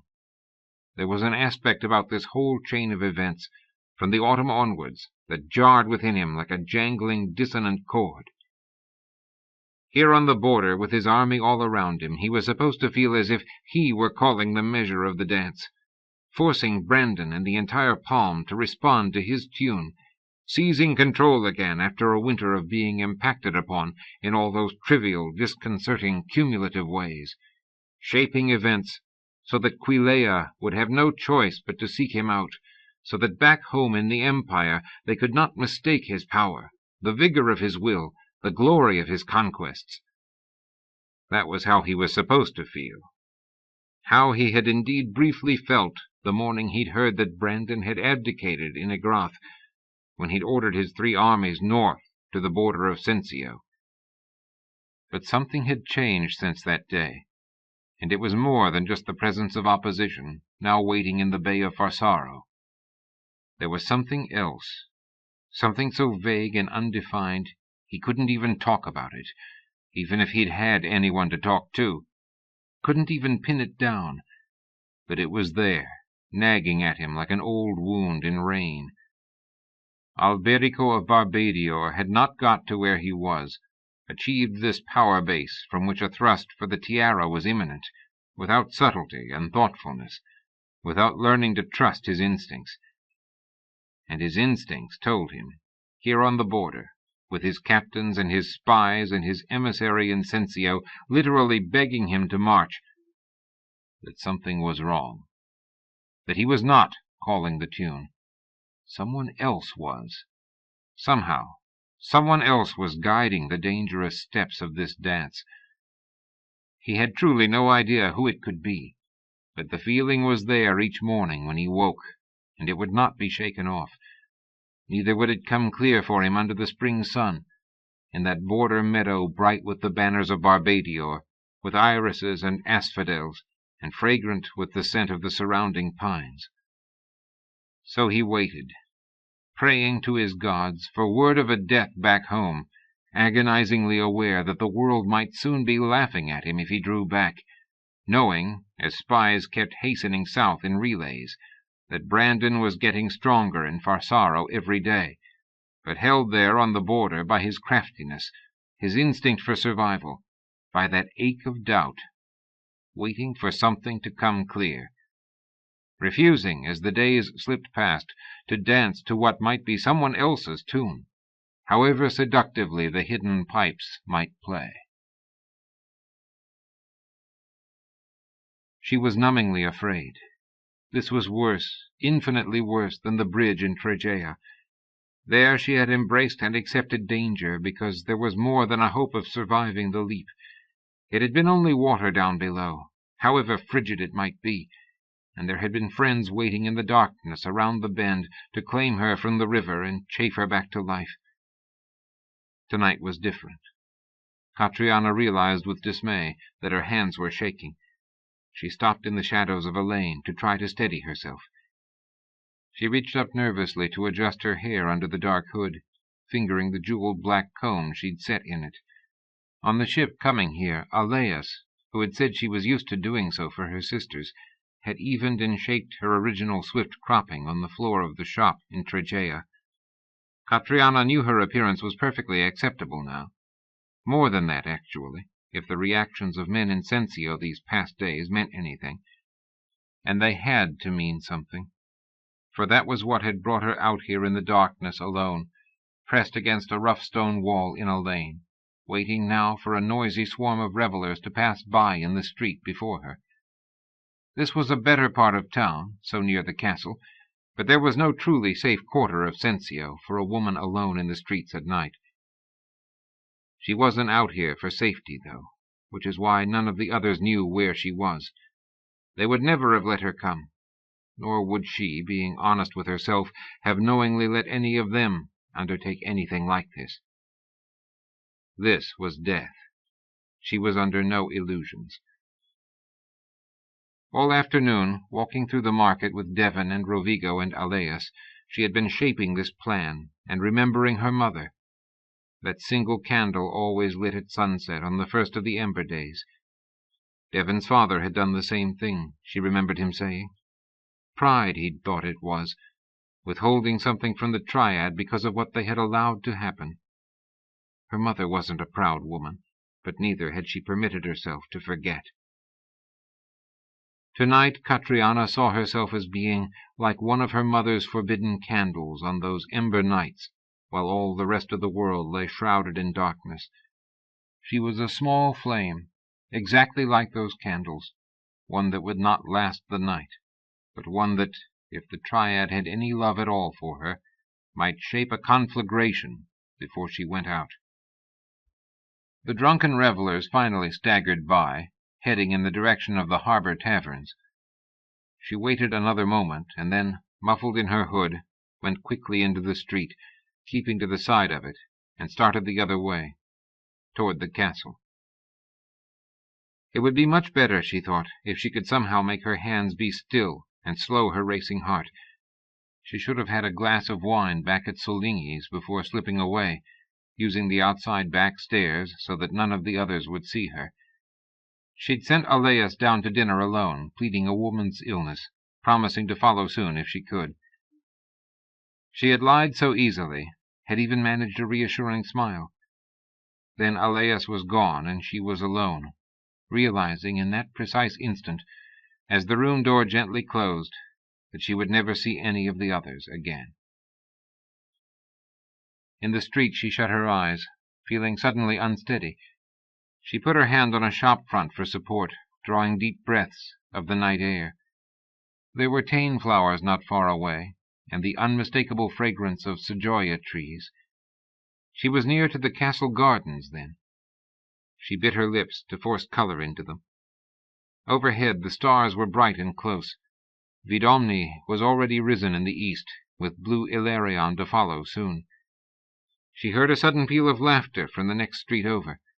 A woman's laughter, followed by shouting. The voice of a man. More laughter. They were going the other way. As she looked up, a star fell in the sky. Following its track to her left, she saw the garden wall of the castle. The entrance would be further around that way. Entrances and endings, faced alone. But she had been a solitary child, and then solitary as a woman, drawn into an orbit of her own that took her away from others, even those who would be her friends. Devon and Aleas, only the latest of those who had tried. There had been others back home in the village before she left. She knew her mother had grieved for her proud solitude. Pride. Again. Her father had fled Tigana before the battles at the river. There it was. There it was. Carefully she drew back her hood. With real gratitude she discovered that her hands were steady now. She checked her earrings, the silver band about her throat, the jeweled ornament in her hair. Then she drew onto her hand the red glove she'd bought in the market that afternoon, and she walked across the street and around the corner of the garden wall into the blaze of light at the entrance to the governor's castle of Sensio. There were 4 guards, 2 outside the locked gates, 2 just within. She allowed her hooded cloak fall open, to let them see the black gown she wore beneath. The 2 guards outside the gates glanced at each other and visibly relaxed, removing their hands from their swords. The other 2 moved nearer, the better to see by torchlight. She stopped in front of the first pair. She smiled. "Would you be kind enough," she said, "to let Angiar of Barbadior know that his red vixen has come?" And she held up her left hand, sheathed in the bright red glove. She had actually been amused at first by Devon's reaction and Rovigo's in the marketplace. Cassalia, the plump, unhealthy-looking governor, had ridden through, side by side with the emissary from Barbadior. They had been laughing together. Brandon's emissary from the western palm had been several paces behind, among a cluster of lesser Sensians. The image and the message were as clear as they could be made. Aleas and Catriona had been standing at a silk merchant's stall. They had turned to see the governor go by. He had not gone by. Instead, Angiar of Barbadior laid a quick restraining hand on Cassalia's braceleted wrist, and they stopped their prancing horses directly in front of the 2 women. Thinking back on it, Catriona realized that she and Aleas must have made a striking pair. Angiar, blond and beefy, with an upturned mustache and hair as long as her own was now, evidently thought so. "A mink and a red vixen," he said in a voice pitched for Kasaya's ear. The plump governor laughed, too quickly, a little too loudly. Angiar's blue eyes stripped the women to their flesh under the bright sun. Aleas looked away, but not down. Catriona met the Barbadian's gaze as steadily as she could. She would not turn away from these men. His smile only deepened. "A red vixen, truly," he repeated, but this time to her, and not to Kasaya. The governor laughed anyhow. They moved on, their party following, including Brandon's emissary, looking grimly unhappy for all the beauty of the morning. Catriona had become aware of Devon at her shoulder, and Rovigo beside his daughter. She looked at them and registered the clenched fury in their eyes. It was then that she'd felt amusement, however briefly.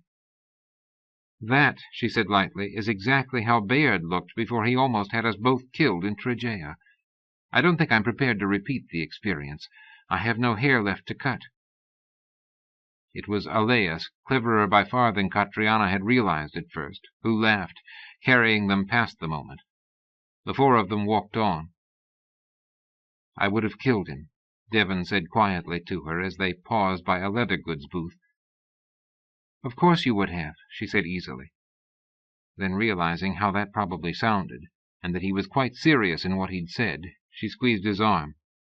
Not something she would have done 6 months before. She was changing. They all were. But just about then, amusement and anger both fading, Catriona began to think about something. It seemed to her that the brightness of the day slid abruptly into shadow for a moment, though there were no clouds in the sky at all. She realized afterwards that she had decided to do it almost as soon as the idea took shape in her mind. Before the morning market had closed, she had managed to be alone long enough to purchase what she needed: earrings, gown, black comb, red glove. And it was while doing these things that she'd begun to think about her mother, and to remember the bridge in Trigea. Not surprisingly, the mind worked in patterns like that. Such patterns were why she was doing this, why she'd even been able to think of it. When night fell, she would have to come away by herself, telling none of them. A lie of some sort for Aleas. No farewells. They would stop her, just as she would have stopped any of them. But something had to be done. They all knew it. A move had to be made, and that morning in the market, Catriona had thought she'd discovered what that move might be. She'd spent the first part of this solitary walk through darkness wishing she were braver, though, that her hands would not tremble as they were. But they'd stopped shaking after all, when she reached the garden wall and saw a star fall in the blue-black velvet sky. "We'll have to search you, you understand," said one of the two guards outside the gates, a crooked smile on his face. "Of course," she murmured, stepping nearer. "There are so few benefits to standing watch here, aren't there?" The other one laughed and drew her forward, not ungently, into the light of the torches, and then a little past them, to the more private shadows at the side of the square. She heard a brief, low-pitched altercation between the two men on the other side of the gate, ending in a concise 6-word order. One of them, manifestly outranked, reluctantly began heading inward through the courtyard to find Angiar of Barbadior, and tell him his dreams had just come true, or some such thing. The other hastily unlocked the gates with a key on a ring at his belt, and came out to join the others. They took some time with her, but were not unkind, nor did they presume too much in the end. If she was going to the Barbadian and found favor there, they could be at risk in offending her. She had counted on something like that. She managed to laugh softly once or twice, but not so much as to encourage them. She was thinking of patterns still, remembering the very first evening she'd come to Alessan and Bayard, the night porter at the inn groping for her as she went by, leering, sure of why she was there. "I will not sleep with you," she'd said when they opened to her knock. "I have never slept with any man." So much irony in her life, looking back from these tangled shadows, the guards' hands moving over her. What mortal knew the way their fate line would run?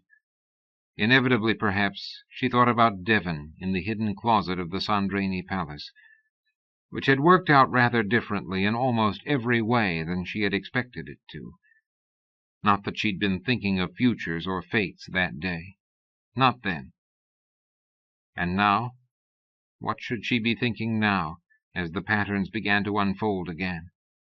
The images, she told herself, cloaked in shadow with 3 guards. Hold hard to the images. Entrances and endings. A candle starting a blaze. By the time they were done with her, the 4th guard was back with 2 Barbadians. They were smiling too, but they treated her with some courtesy as they led her through the open gates and across the central courtyard. Light spilled erratically downward from interior windows above. Before they passed inside, she looked up at the stars. Eanna's lights, every one of them with a name. They went into the castle through a pair of massive doors guarded by 4 more men, then up 2 long flights of marble stairs, and along a bright corridor on the highest level. At the end of this last hallway, a door was partly open. Beyond it, as they approached, Catriona caught a glimpse of a room elaborately furnished in dark, rich colors.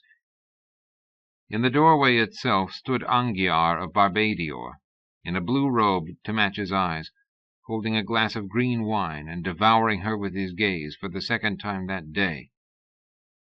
She smiled and let him take her red-gloved fingers in his own manicured hand. He led her into the room. He closed and locked the door. They were alone. There were candles burning everywhere. "Red Vixen," he said. "How do you like to play?" Devon had been edgy all week, uneasy in his own skin. He knew they all felt the same way. The combination of building tension and enforced idleness, coupled with the awareness, one had only to look at Alessand's face sometimes, of how close they were to a culmination, created a pervasive, dangerous irritability among them all. In the face of such a mood, Aleus had been extraordinary, a blessing of grace these past few days. Rovigo's daughter had seemed to grow wiser and gentler, and yet more at ease among them with each passing day, as if sensing a need, a reason for her to be here, and so moving to fill that need. Observant, unceasingly cheerful, effortlessly conversational, with questions and bright responses, and a declared passion for long anecdotes from all of them, she had almost single-handedly prevented 3 or 4 mealtimes from degenerating into sullen grimness or fractious rancor.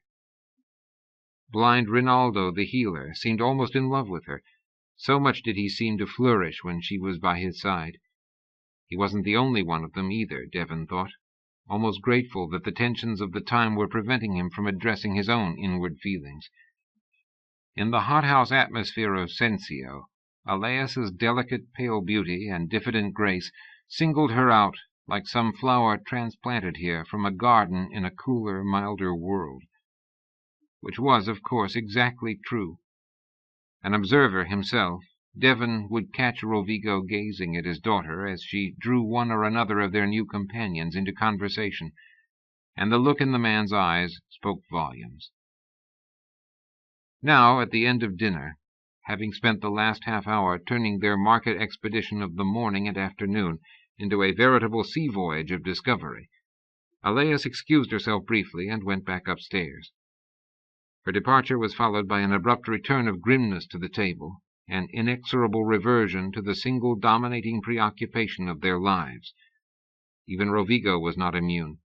He leaned towards Alessandro and asked a sharp, low-voiced question about the latest foray outside the city walls. Alessandro and Bayard, with Ducas and Arkin and Nardo, had been scouting the Distrata, searching out likely battlefields, and so the best place for them to position themselves when the time came for their own last roll of dice. Devon didn't much like thinking about that. It had to do with magic, and magic always bothered him. Besides which, there had to be a battle for anything to happen, and Alberico of Barbadior was hunkered down in his meadow on the border, and showing no signs of moving at all. It was enough to drive men mad. They had begun spending more time apart from each other in the days and evenings, partly for reasons of caution, but undeniably because too much proximity in this mood was good for none of them. Bayard and Ducas were in one of the harbor taverns tonight, braving the blandishments of the flesh merchants to keep in touch with the Trajan's men and Rovigo's sailors, and a number of the others who had made their way north in response to a long-awaited summons. They also had a rumor to spread about Rinaldo Dicensio, the governor's exiled uncle, said to be somewhere in the city, stirring up revolution against Cassalia and the tyrants. Devon had briefly wondered about the wisdom of that, but Alessan had explained even before Devon could ask. Rinaldo was greatly changed in 18 years. Few people even knew he had been blinded. He had been a much-loved man. For Cassalia to have released such a word would have been dangerous back then. They had gouged Rinaldo's eyes to neutralize him, and then kept it very quiet. The old man, huddled quietly now in a corner of Soligny's, was unlikely in the extreme to be recognized, and the only thing they could really do these days was contribute as much as they could to raising tensions in the city. If the governor could be made more anxious, the emissaries a little more uneasy. Rinaldo himself said little, though it was he himself who had first suggested starting the rumor. He seemed to be coiling or gathering himself. With a war to come, the demands on a healer would be severe, and Rinaldo was not young any more. When he did speak, it was mostly with Sandre. The two old men, enemies from rival provinces in the time before the tyrants, now eased and distracted each other with whispered recollections from bygone years, stories of men and women who had almost all crossed to Morian long ago. Elaine Dicensio was seldom with them the past few days. He played his music with Devon and Alessan, but tended to eat and drink alone, sometimes in Soligny's, more often elsewhere. A few of his fellow Sensians had recognized the troubadour over the course of their time here, though Elaine seemed no more effusive with them than he was with any of their own party. Devon had seen him walking one morning with a woman who looked so much like him he was sure she was his sister. He had thought of walking over to be introduced, but hadn't felt up to enduring Elaine's abrasiveness. One might have naively thought that as events hung fire here, poised on the edge of a climax, the wizard would lay down his own grudges finally. It was not so. He wasn't worried about Elaine's absences because Alessan wasn't. For the man to betray them in any way was certain death for himself. Elaine might be enraged and bitter and sullen, but he wasn't by any stretch a fool. He had gone elsewhere to dine this evening as well, though he would have to be back in Soligny's soon. They were due to play in a few minutes, and for their music Elaine was never late. The music was their only sanctuary of harmony these last few days, but Devon knew that only really applied to the three of them. What some of the others, scattered about the city, were doing for release he couldn't imagine. Or, yes, he could. This was Sensio. "Something's wrong," Blind Rinaldo said abruptly beside him, tilting his head as if sniffing the air. Alessan stopped sketching the Distrada terrain on the tablecloth and looked up quickly. So did Rovigo. Sandre had already half risen from his chair. Aleas hurried up to the table. Even before she spoke, Devon felt a finger of dread touch him. "Catriana's gone," she said, fighting to keep her voice low. Her eyes flicked from her father to Devon, then rested on Alessan. "What? How?" Rovigo said sharply. "We would have had to see her when she came down, surely." "The back stairs outside," Alessan said. His hands, Devon noticed, had suddenly flattened on the tabletop. The prince stared at Aleas. "What else?" The girl's face was white. "She changed her clothes. I don't understand why. She bought a black silk gown and some jewelry in the market this afternoon. I was going to ask her about it, but I didn't want to presume. She's so hard to ask questions of. But they're gone. All the things she bought." "A silk gown?" Alessan said incredulously, his voice rising. "What in Morian's name?" But Devon already knew. He knew absolutely. Alessandre hadn't been with them that morning. Neither had Sandre. They had no way of understanding. A bone-deep fear dried his mouth and began hammering at his heart. He stood up, tipping over his chair, spilling his wine. "Oh, Catriona," he said. "Catriona, no!" Stupidly, fatuously, as if she were in the room and could still be stopped, still be kept among them, dissuaded from going out into the dark alone with her silk and jewels, with her unfathomable courage and her pride. "What? Devon, tell me, what is it?" Sandre, voice like a knife. Alessandre said nothing, only turned, the grey eyes bracing for pain. "She's gone to the castle," Devon said flatly. "She's gone to kill Anguiar of Barbadior. She thinks that will start the war." Even as he spoke he was moving, rational thought quite gone, something deeper than that, infinitely deeper, driving him, though if she had reached the castle already there was no hope at all. He was flying when he reached the door. Even so, Alessandre was right beside him, with Rovigo only a step behind. Devon knocked someone down as they burst into the darkness. He didn't look back. "Eanna, show grace," he prayed silently, over and over, as they raced toward the risen moons. "Goddess of light, let it not be like this. Not like this." He said nothing, though. He sped toward the castle in the dark, fear in his heart like a living thing, bringing the terrible knowledge of death. Devon knew how fast he could run, had prided himself on his speed all his life. But moving as if possessed, scarcely touching the ground, Alessandre was with him when they reached the governor's castle. They careened around a corner side by side and came to the garden wall, and there they stopped, looking upward past the branches of a huge, spreading sequoia tree. They could hear Rovigo come up behind them, and someone else further back. They did not turn to see. They were both looking at the same thing. There was a figure silhouetted against torchlight in one of the highest windows. A figure they knew, wearing a long dark gown. Devon dropped to his knees in the moonlit lane. He thought about climbing the wall, about screaming her name aloud. The sweet scent of tane flowers surrounded him. He looked at Alessandre's face, and then quickly away from what he saw there. How did she like to play? Mostly she didn't, and especially not like this. She had not been the playing kind. She had liked swimming, and walks along the beach in the mornings, mostly alone. Other walks inland into the woods, picking mushrooms or magotti leaves for tea. She had liked music always, and the more since meeting Alessandre. And yes, some 6 or 7 years ago she had begun to have her own intermittent dreams of finding love and passion somewhere in the world. Not often, though, and the man seldom had a face in those dreams. There was a man's face with her now, though, and this was not a dream. Nor was it play.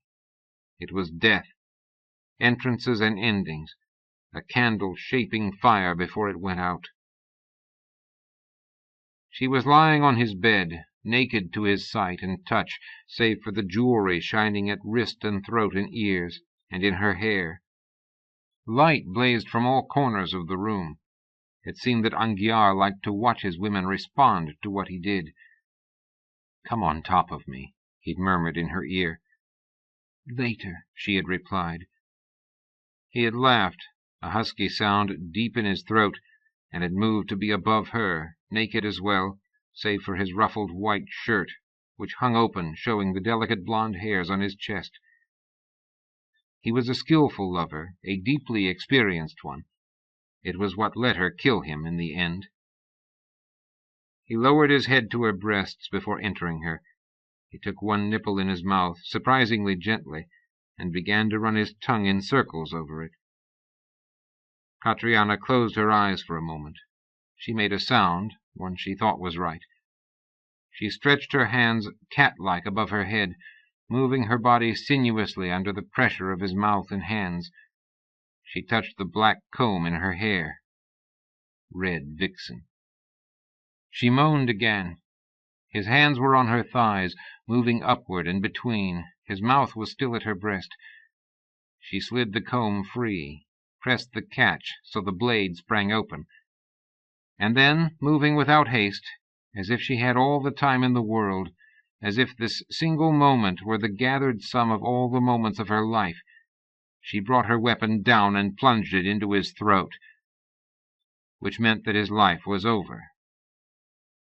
You could buy anything you wanted in Sensio's weapon market, anything at all, including a woman's ornament with a hidden blade, and poison on the blade, an ornament for the hair, in black, with shining jewels, one of which released the spring that freed the blade, an exquisite, deadly thing. Crafted in Igrath, of course, for that was central to her plan tonight. Angiar's head snapped back in shock. His mouth twisted in an involuntary snarl as his eyes bulged wide in staring agony. There was blood pumping from his throat, soaking into the sheets and the pillows, covering her. He screamed, a terrible sound. He rolled off her, off the bed, onto the carpeted floor, clutching desperately at his throat. He screamed again. There was so much blood pulsing from him. He tried to stop it, pressing his hands to the wound. It didn't matter. It wasn't the wound that would kill him. She watched him, heard the screaming stop, followed by a wet, bubbling sound. Angiar of Barbadior toppled slowly over on one side, mouth still open, blood leaking from his throat under the carpet. And then his blue eyes clouded and closed. Catriona looked down at her hands. They were steady as stone, and so was the beat of her heart, in a moment that was all the moments in her life, entrances and endings. There was a furious pounding on the locked door, frantic shouting, a panic-stricken volley of curses. She was not yet done. They could not be allowed to take her. She knew what sorcery could do to the mind. If they had her alive, they had all of her friends. They would know everything. She was under no illusions, had known there was a final step from the time she formed this plan. They were battering against the door now. It was large and heavy, would hold a moment or two. She rose up and put on the gown again. She did not want to be naked now. She couldn't have really said why. Bending over the bed, she took the Agrafan weapon, that glittering agency of death, and, careful of the treated blade, laid it beside Angiar to be quickly found. It was necessary that it be found. There was a sharp splintering sound from the door, more shouting, a tumult of noise in the corridor. She thought about setting fire to the room, candle to blaze. It appealed to her.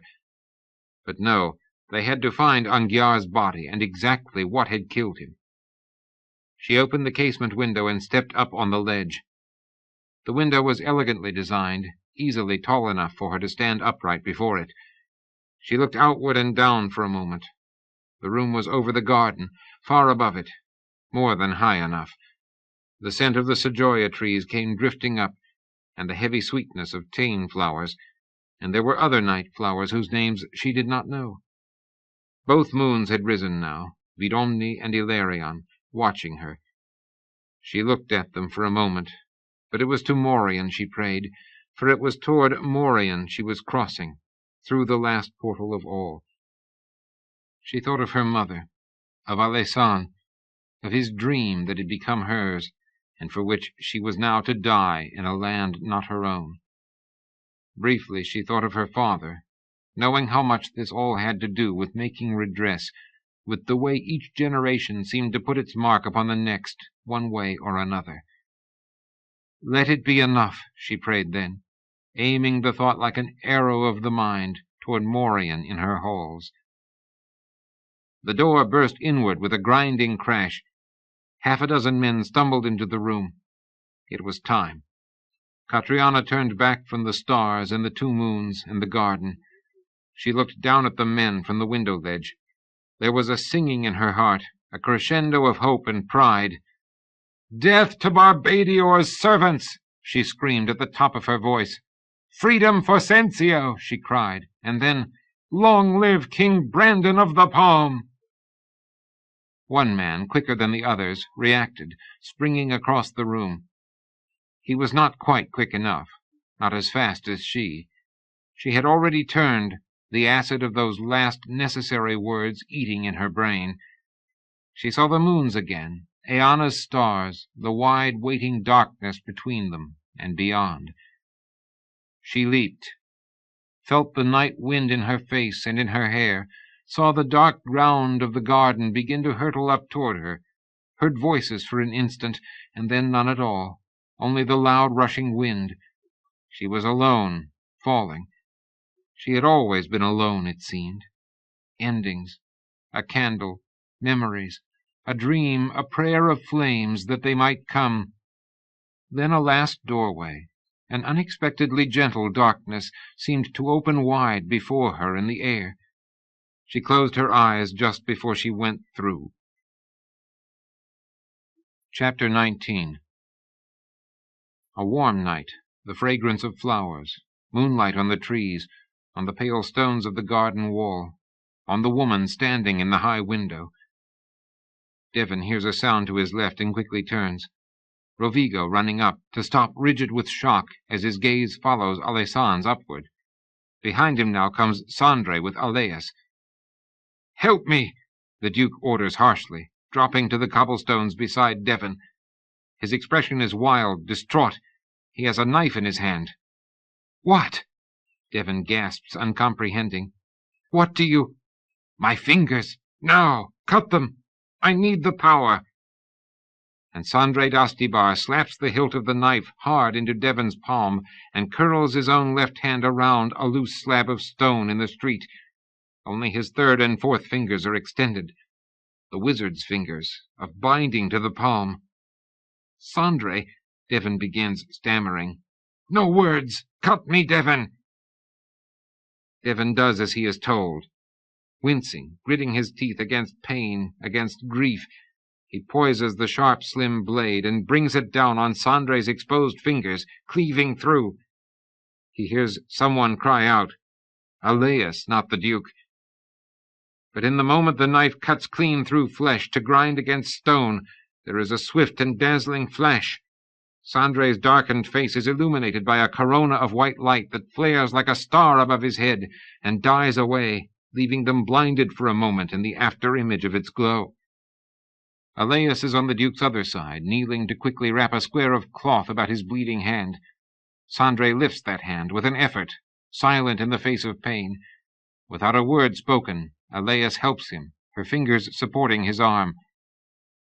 From high above they hear a sharp, distant crash, the sound of men shouting.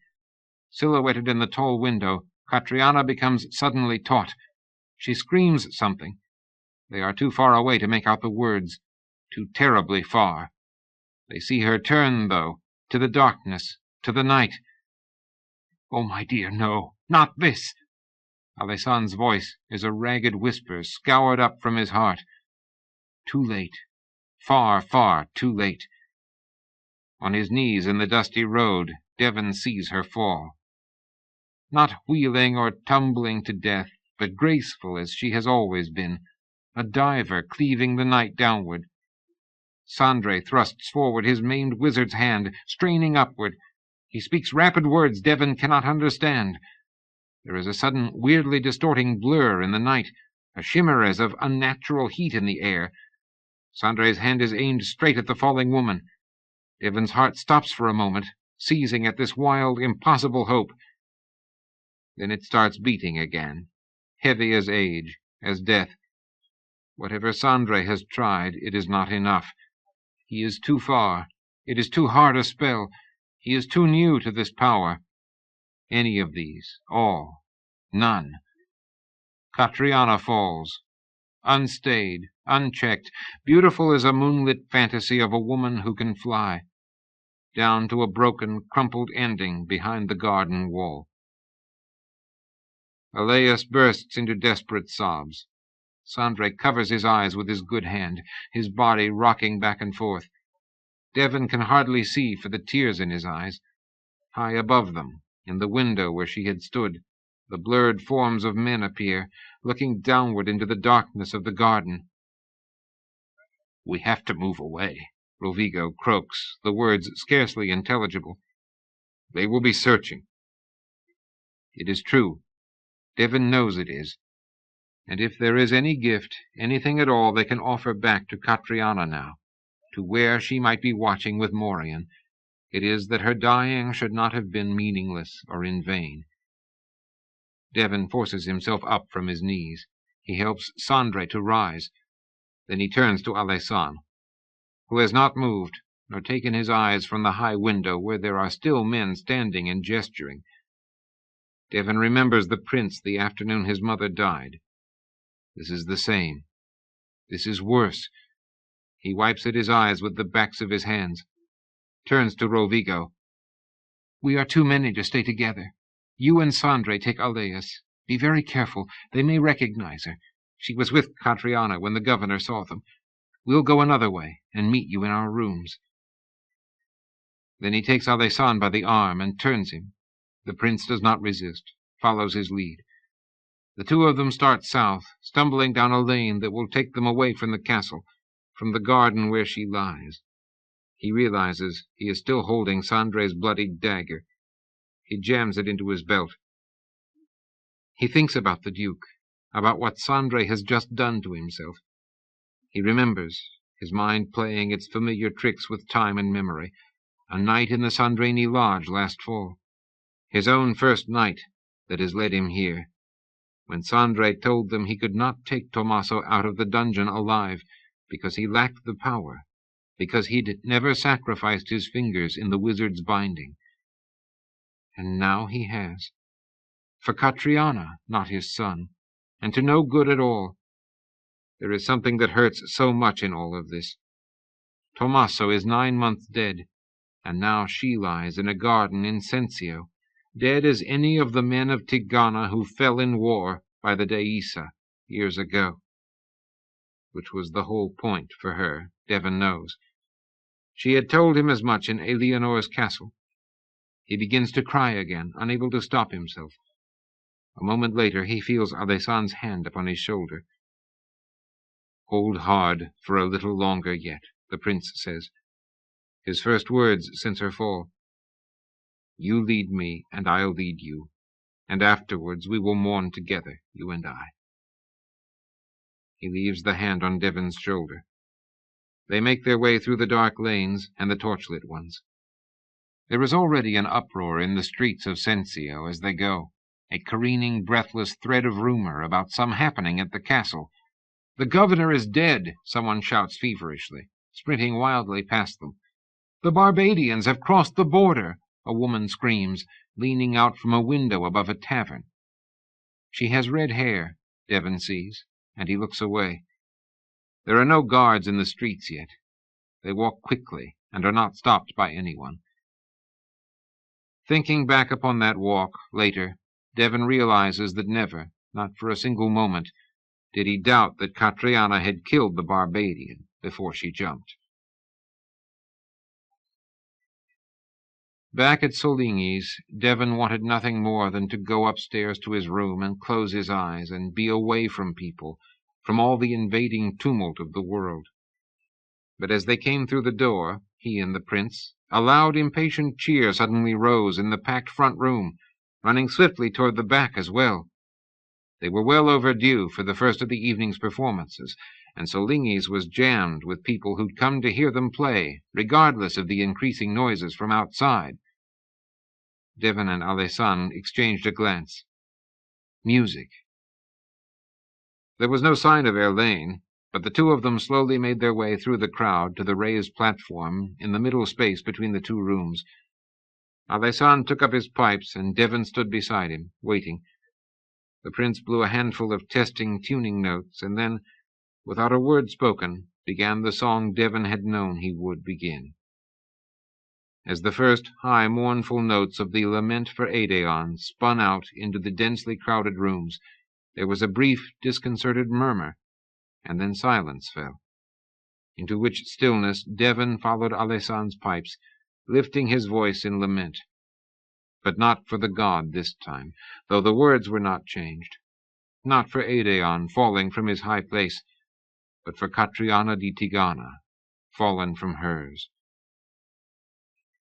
Men said after that there had never been such a stillness, such rapt attention among the tables in Soligny's. Even the servants waiting on patrons and the cooks in the kitchens behind the bar stopped what they had been doing and stood listening. No one moved, no one made a sound. There were pipes playing and a solitary voice singing the oldest song of mourning in the palm.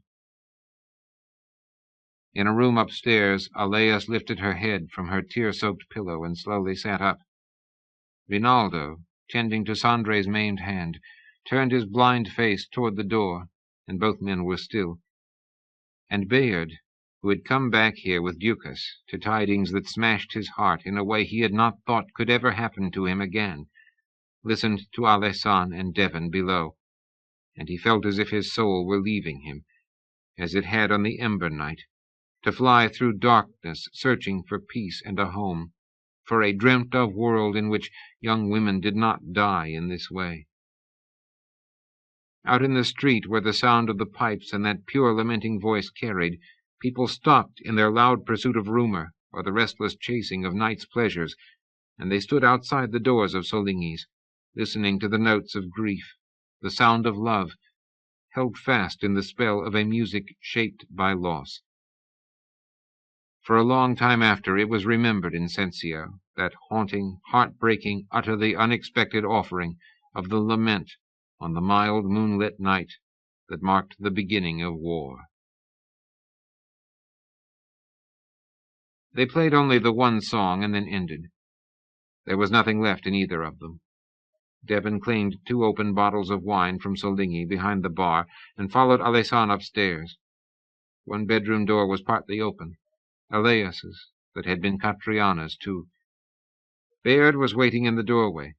He made a small choking sound and stepped forward into the hallway, and Alessan embraced him.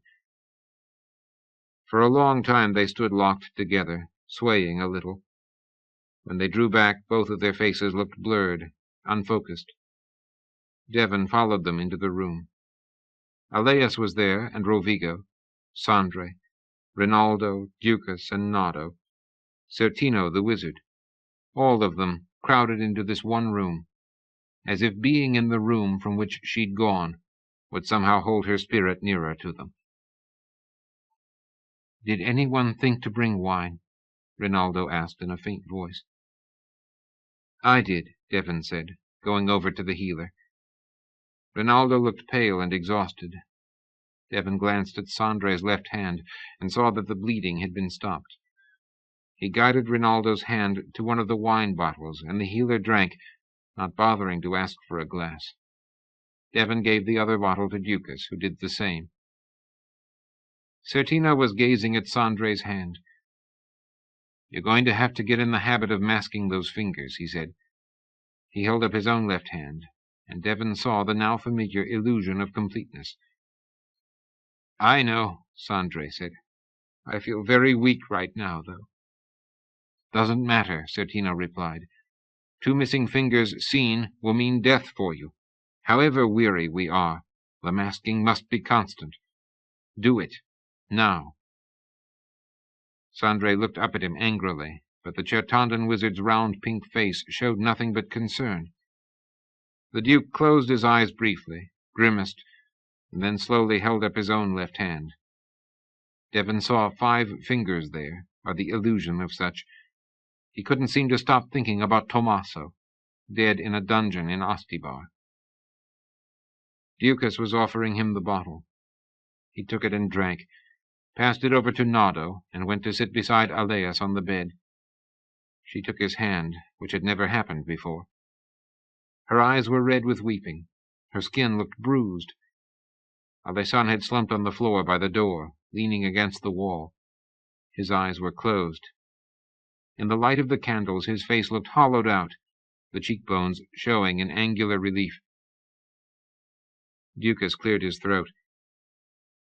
"We had best do some planning," he said awkwardly. "If she killed this Barbadian, there will be a search through the city tonight, and Triad knows what tomorrow." "Sandre used magic as well," Alessan said, not opening his eyes. "If there's a tracker in Sensio, he's in danger." "That we can deal with," Nado said fiercely, looking from Ducas to Certina. "We did it once already, remember? And there were more than 20 men with that tracker." "You aren't in the highlands of Certando now," Rovigo said mildly. "Doesn't matter," Ducas said. "Nado's right. If enough of us are down in the street and Certino's with us to point out the tracker, then I'd be ashamed of my men if we couldn't contrive a brawl that killed him." "There's a risk," Bayard said. Ducas suddenly smiled like a wolf, cold and hard, without a trace of mirth. "I'd be grateful for a risk to take tonight," he said. Devon understood exactly what he meant. Alessan opened his eyes and looked up from his place against the wall. "Do it, then," he said. "Devon can run any messages back here to us. We'll move Sandre out, back to the ship if we have to. If you send word that—" He stopped and then uncoiled in one lithe movement to his feet. Bayard had already seized his sword from where it was leaning against the wall. Devon stood up, releasing Aleas's hand. There came another rattle of sound from the stairway outside the window. Then the window opened as a hand pulled the glass outward, and Erlaine Dicencio stepped carefully over the ledge and into the room, with Catriana in his arms. In the stony silence he looked at them all for a moment, taking in the scene. Then he turned to Alessan. "If you are worried about magic," he said in a paper-thin voice, "then you had best be very worried. I used a great deal of power just now. If there's a tracker in Sensio, then anyone near me is extremely likely to be captured and killed." He stopped, then smiled very faintly. "But I caught her in time. She is alive." The world spun and rocked for Devon. He heard himself cry out with an inarticulate joy. Sandre literally leaped to his feet and rushed to claim Catriana's unconscious body from Erlaine's arms. He hastened to the bed and laid her down. He was crying again, Devon saw. So, unexpectedly, was Rovigo. Devon wheeled back to where Erlaine stood, in time to see Alessan cross the room in 2 swift strides and wrap the exhausted wizard in a bear hug that lifted Erlaine, feebly protesting, clean off the ground. Alessan released him and stepped back, the grey eyes shining, his face lit by a grin he couldn't seem to control. Erlaine tried, without success, to preserve his own customary cynical expression. Then Bayard came up and, without warning, seized the wizard by the shoulders and kissed him on both cheeks. Again the troubadour struggled to look fierce and displeased. Again he failed. With an entirely unconvincing attempt at his usual scowl, he said, "Careful, you. Devon flattened me to the ground when you all ran out the door. I'm still bruised." He threw a glare at Devon, who smiled happily back at him. Certino handed Erlaine a bottle. He drank, a long, thirsty pull. He wiped at his mouth. "It wasn't hard to guess from the way you were running that something was seriously wrong. I started to follow, but I don't run very fast anymore, so I decided to use magic. I got to the far end of the garden wall just as Alessan and Devon reached the near side." "Why?" Alessan asked sharply, wonder in his voice. "You never use your magic. Why now?" Erlaine shrugged elaborately. "I'd never seen all of you run anywhere like that before." He grimaced. "I suppose I was carried away." Alessan was smiling again. He couldn't seem to hold it in for very long. Every few seconds he glanced quickly over at the bed, as if to reassure himself of who was lying there. "Then what?" he asked. "Then I saw her in the window and figured out what was happening. So I used my magic to get over the wall, and I was waiting in the garden beneath the window." He turned to Sandre. "You sent an astonishing spell from so far, but you didn't have a chance. You couldn't know, never having tried, but you can't stop someone falling that way. You have to be beneath them, and they usually have to be unconscious. That kind of magic works on our own bodies almost exclusively. If we want to apply it to someone else, their will has to be suspended, or everything gets muddled when they see what is happening, and their mind begins to fight it." Sandre was shaking his head. "I thought it was my weakness. that I just wasn't strong enough, even with the binding." Elaine's expression was odd. For a second he seemed about to respond to that, but instead he resumed his tale. "I used a spell to make her lose consciousness part way down, and a stronger one to catch her before she hit. Then a last to get us over the wall again. By then I was completely spent and terrified they would trace us immediately if there was a tracker anywhere in the castle. But they didn't. There was too much chaos. I think something else is happening back there. We hid behind the main temple of Eanna for a time, and then I carried her here." "Carried her through the streets?" Elias asked. "No one noticed that?" Elaine grinned at her, not unkindly. "It isn't that unusual in Sensio, my dear." Elias flushed crimson, but Devon could see that she didn't really mind. It was all right. Everything was suddenly all right. "We had better get down into the street, then," Baird said to Ducas. "We'll have to get Arkin and some of the others. Regardless of whether there are trackers, this changes things. When they don't find her body in the garden, there's going to be an unbelievable search of the town tonight.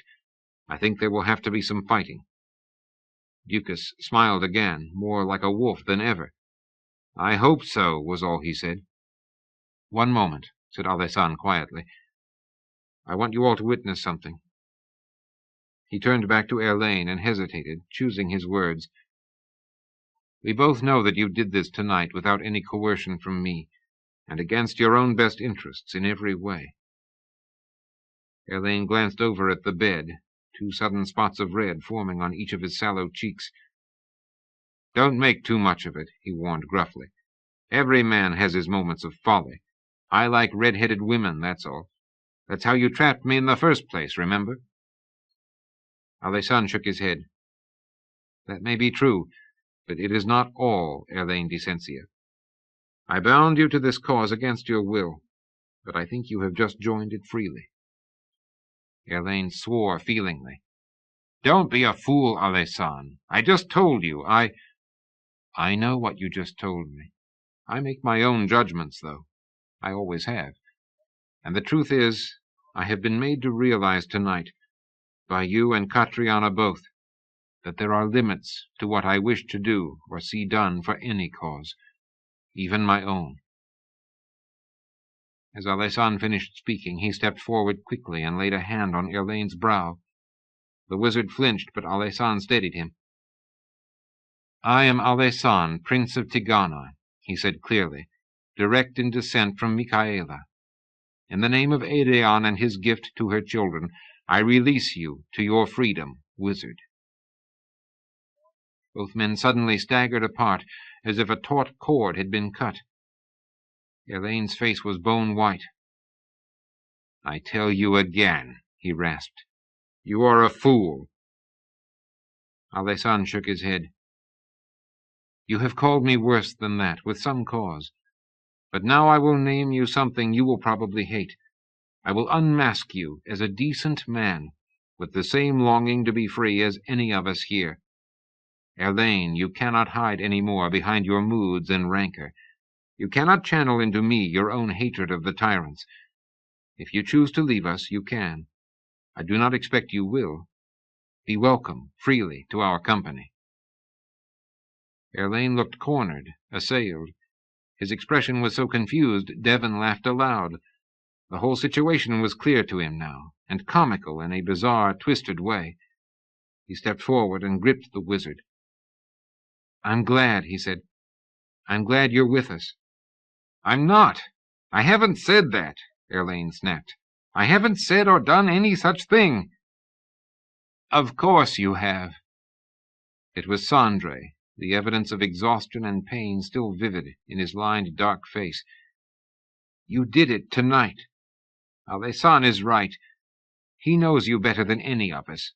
Better in some ways than you know yourself, Troubadour. How long have you tried to make yourself believe that nothing mattered to you but your own skin?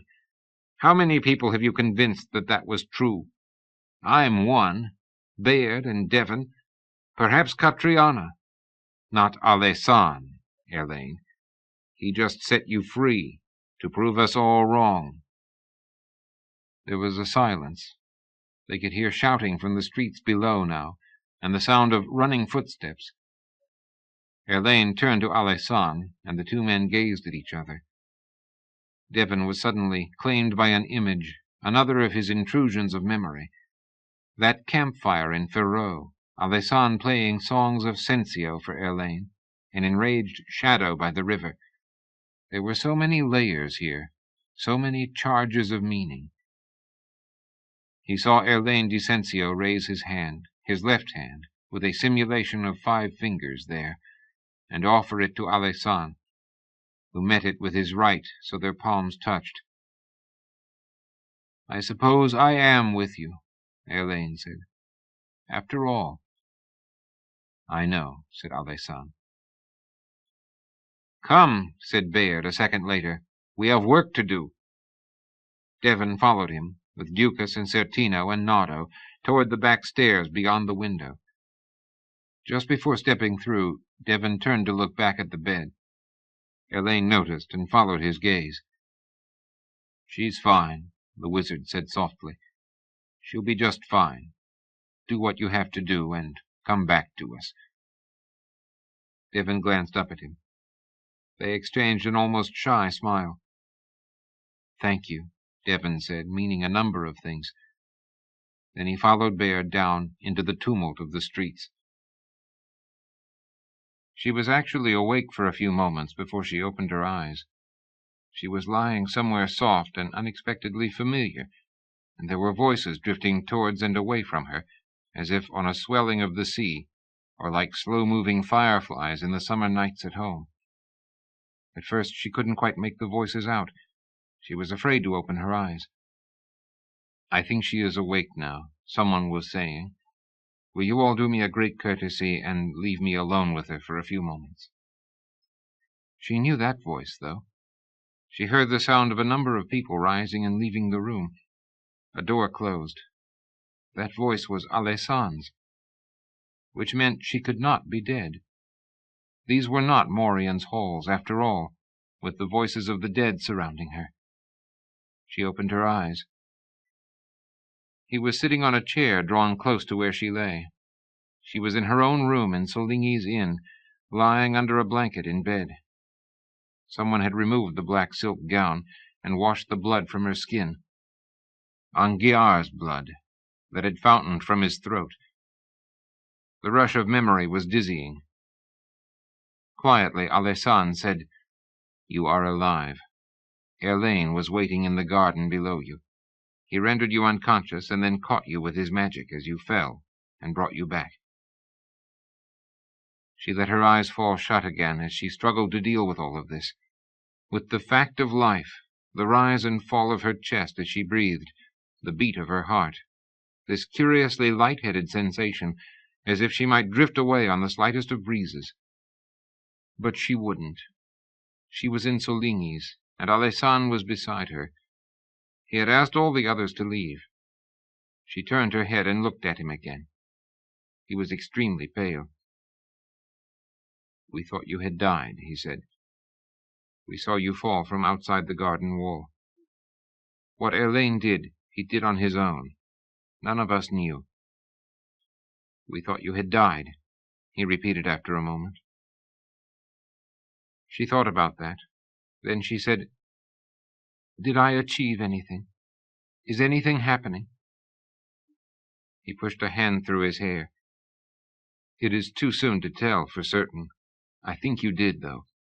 There is a great deal of commotion in the streets. If you listen, you can hear it." Concentrating, she could indeed make out the sounds of shouting and running feet passing beneath the window. Alessandre seemed unnaturally subdued, struggling with something. It was very peaceful in the room, though. The bed was softer than she had remembered it being. She waited, looking at him, noting the perennial unruliness of his hair where his hands were always pushing through it. He said carefully, "Catriona, I cannot tell you how frightened I was tonight. You must listen to me now, and try to think this through, because it is something that matters very much." His expression was odd, and there was something in his voice she couldn't quite pin down. He reached out and laid his hand over hers, where it lay upon the blanket. Catriona, I do not measure your worth by your father's. None of us ever has. You must stop doing this to yourself. There was never anything for you to redeem. You are what you are, in and of yourself. This was difficult ground for her, the most difficult of all, and she found that her heartbeat had quickened. She watched him, blue eyes on his gray ones. His long, slender fingers were covering her own. She said, We arrive with a past, a history. Families matter. He was a coward, and he fled. Alessan shook his head. There was still something strained in his expression. We have to be so careful, he murmured. So very careful when we judge them, and what they did in those days. There are reasons why a man with a wife and an infant daughter might choose, other than fear for himself, to stay with the two of them and try to keep them alive. Oh, my dear, in all these years I have seen so many men and women who went away for their children. She could feel her tears starting now, and she fought to blink them back. She hated talking about this. It was the hard kernel of pain at the core of all she did. But it was before the Deisa, she whispered. He left before the battles, even the one we won. Again he shook his head, wincing at the sight of her distress. He lifted her hand suddenly and carried it to his lips. She could not remember his ever having done that before. There was something completely strange about all of this. Parents and children, he said, so softly she almost missed the words. It is so hard. We are so quick to judge. He hesitated. I don't know if Devon told you, but my mother cursed me in the hour before she died. She called me a traitor and a coward. She blinked, moved to sit up. Too suddenly. She was dizzy and terribly weak. Devon hadn't told her any such thing.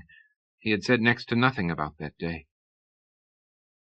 How could she said, anger rising in her, against this woman she had never seen. You? A coward? Didn't she know anything about... She knew almost all of it, he said quietly. She simply disagreed as to where my duty lay. This is what I am trying to say, Catriona. It is possible to differ on such matters, and to reach a place as terrible as that one was for both of us. I am learning so many things so late. In this world where we find ourselves, we need compassion more than anything, I think, or we are all alone. She managed this time to push herself up higher in the bed. She looked at him, imagining that day, those words of his mother. She remembered what she herself had said to her father on her own last night at home, words that had driven him violently out of the house into the dark. He had still been out there somewhere, alone, when she had gone away. She swallowed. Did it end like that with your mother? Was that how she died? She never unsaid the words, but she let me take her hand before the end. I don't think I'll ever know if that meant... Of course it did, she said quickly. Of course it did, Alessan. We all do that. We do with our hands, our eyes, what we are afraid to say. She surprised herself. She hadn't known she knew any such thing. He smiled then and looked down to where his fingers still covered hers. She felt herself coloring. He said, There is a truth there. I am doing that now, Catriona. Perhaps I am a coward, after all. He had sent the others from the room. Her heart was still beating very fast. She looked at his eyes, and then quickly away, afraid that after what she had just said it would look like she was probing. She felt like a child again, confused, certain that she was missing something here. She had always hated not understanding what was happening. but at the same time there seemed to be this very odd, extraordinary warmth growing inside her, and a queer sensation of light, brighter than the candles in the room should have allowed. Fighting to control her breathing, needing an answer, but absurdly afraid of what it might be, she stammered, Would you explain that to me? Please. She watched him closely this time, watched him smile, saw what kindled in his eyes. She even read his lips as they moved. When I saw you fall, he murmured, his hand still holding hers, I realized that I was falling with you, my dear.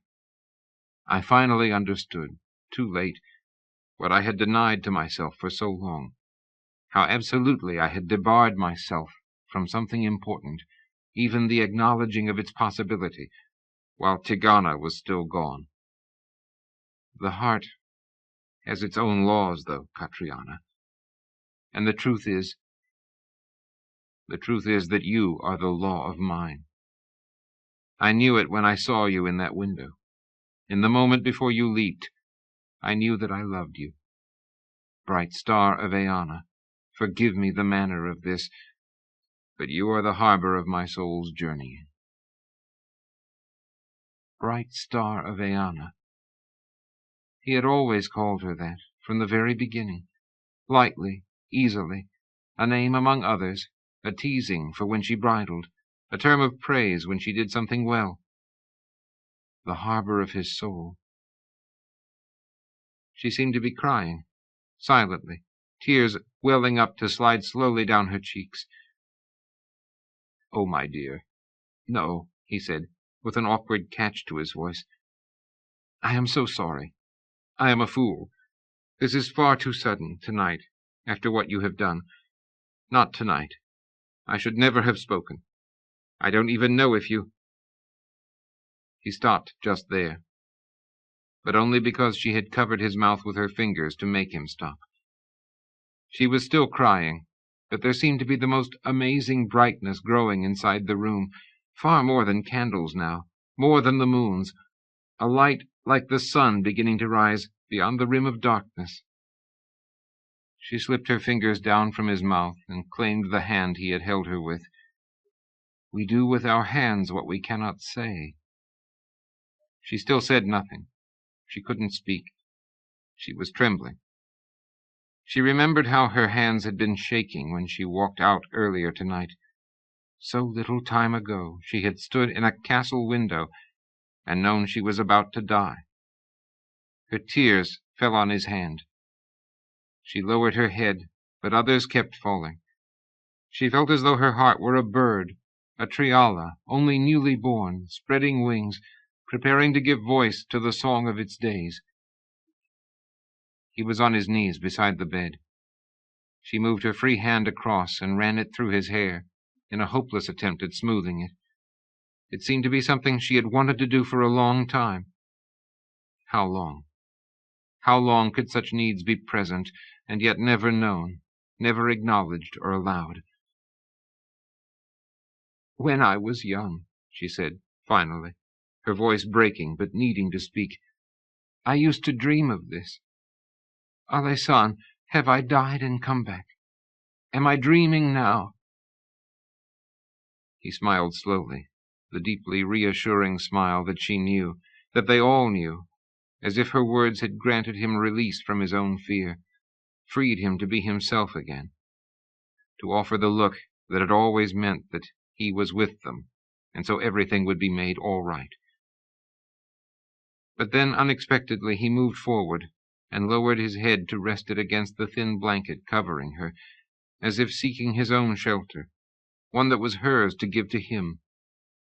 She understood. It seemed, oh, what goddess could have foretold this, that she did have something to offer him, something more than her death, after all. She lifted her hands and closed them around his head, holding him to her, and it seemed to Catriona in that moment as if that newborn triala in her soul began to sing. Of trials endured and trials to come, of doubt and dark, and all the deep uncertainties that defined the outer boundaries of mortal life, but with love now present at the base of it all, like light, like the first stone of a rising tower. There had been a Barbadian tracker in Sensio, Devon learned later that night, and he was killed, but not by them. Nor did they have to deal with the kind of search party they'd feared. It was nearly dawn by the time they pieced the story together. It seemed that the Barbadians had gone wild. Finding the poisoned Igrathan knife on the floor by Angar's body, hearing what the woman cried before she leaped, they had leaped themselves to all the murderously obvious conclusions. There were 20 of them in Sensio, an honor guard for Angar. They armed themselves, assembled, and made their way across to the western wing of the governor's castle. They killed the 6 Igrathans on guard there, broke down a door, and burst in upon Culion of Igrath, Brandon's representative, as he struggled into his clothing. Then they took their time about killing him. The sound of his screams echoed through the castle. Then they went back downstairs and through the courtyard to the front gates, and hacked to death the 4 Sensian guards who had let the woman in without a proper search. It was during this that the captain of the castle guard came into the courtyard with a company of Sensians.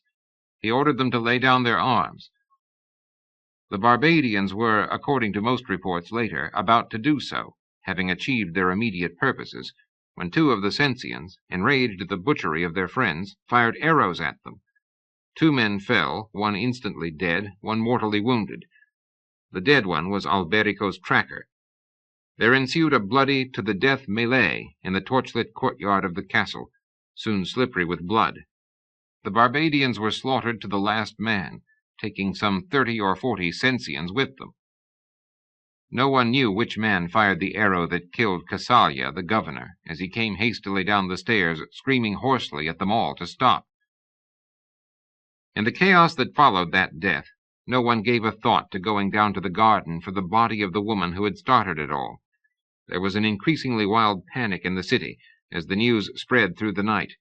A huge, terrified crowd gathered outside the castle. Shortly after midnight, 2 horses were seen racing away from the city walls, heading south for the Faroe border.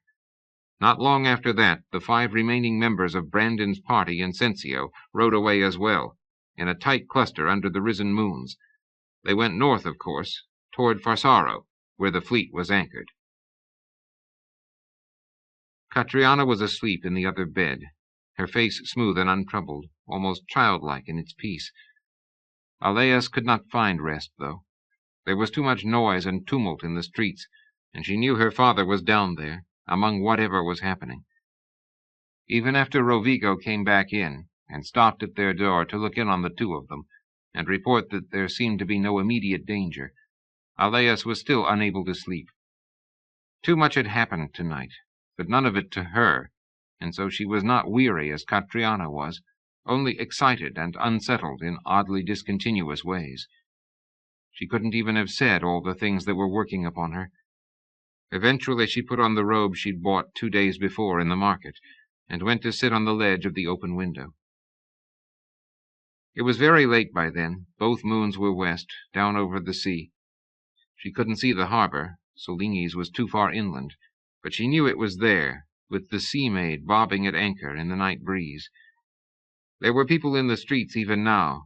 She could see shadowy forms pass in the lane below, and she heard occasional shouts from the direction of the tavern quarter, but nothing more now than the ordinary noises of a city without a curfew, prone to be awake and loud at night.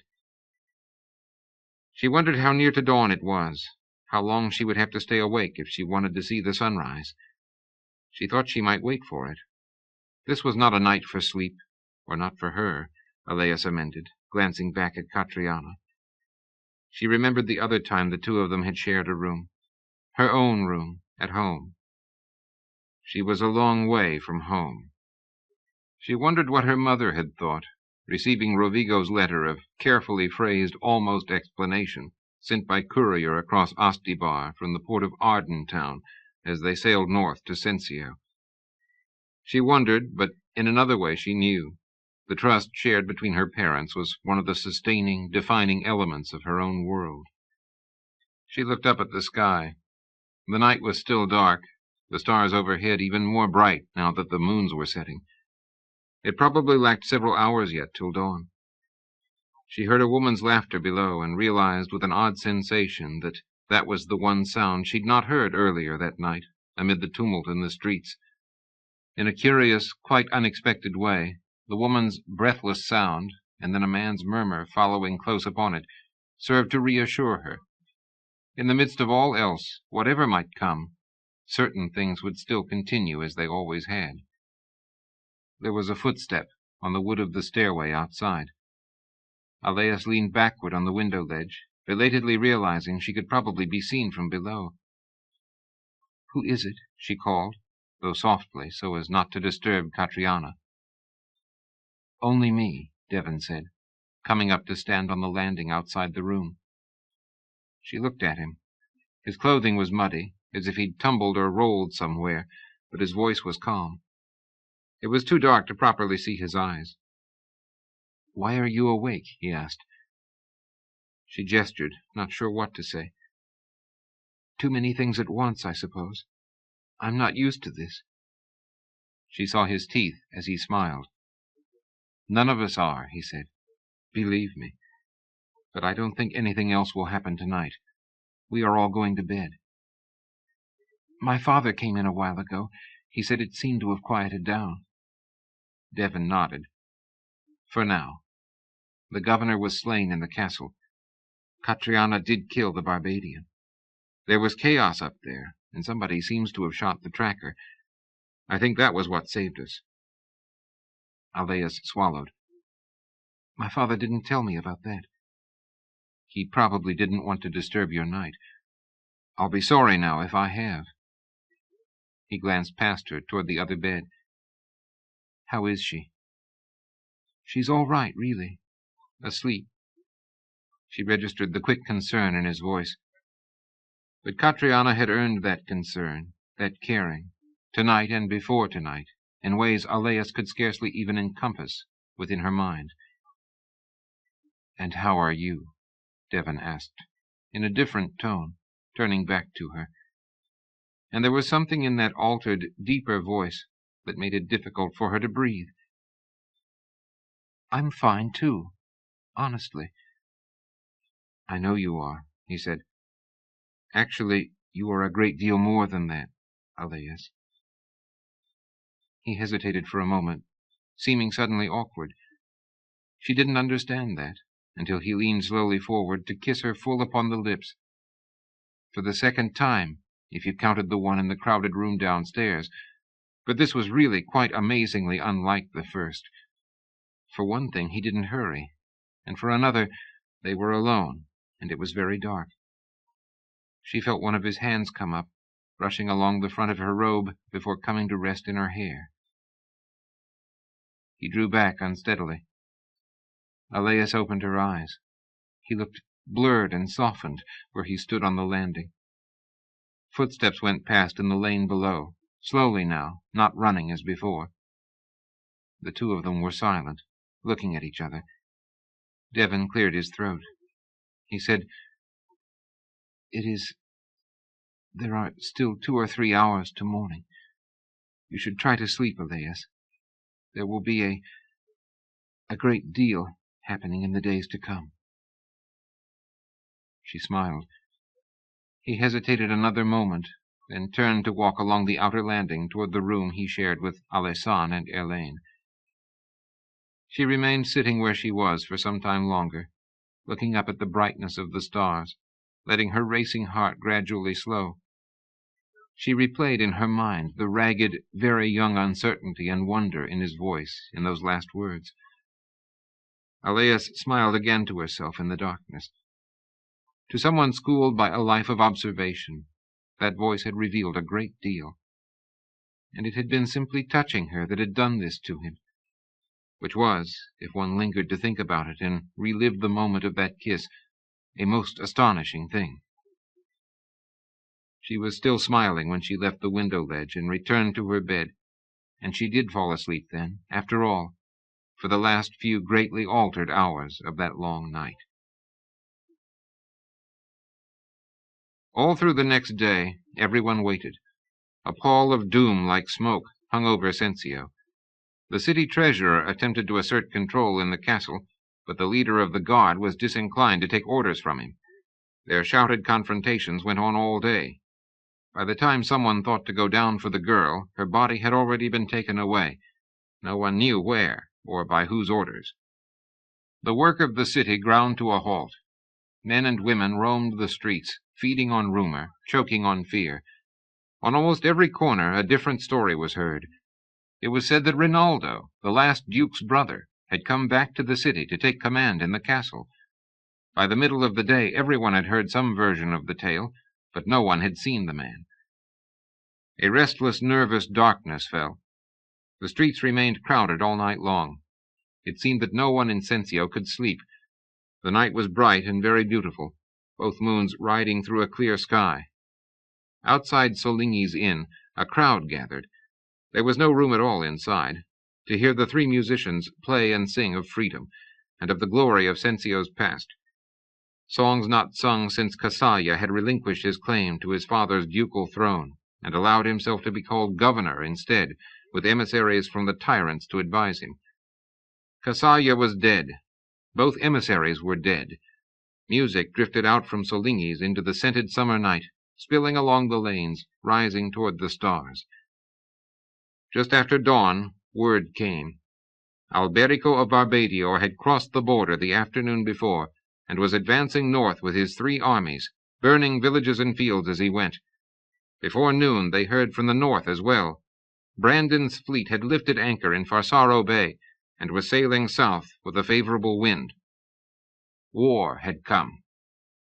All through Sensio town people left their homes, left the taverns and the streets, and began thronging, belatedly, to the temples of the Triad.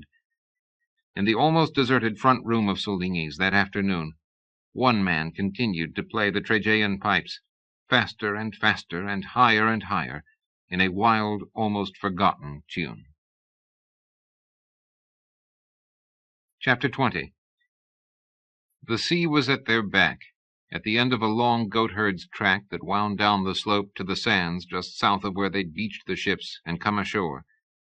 About 2 miles north of them, the walls of Sensio rose up, and from this height Dianora could see the gleaming of the temple domes and the ramparts of the castle. The sun, rising over the pine forests to the east, was bronze in a close, deep blue sky. It was warm already this early in the day. It would be very hot by mid-morning, by which time the fighting would have begun. Brandon was conferring with Daemon and Romanus and his captains, 3 of them newly appointed from the provinces.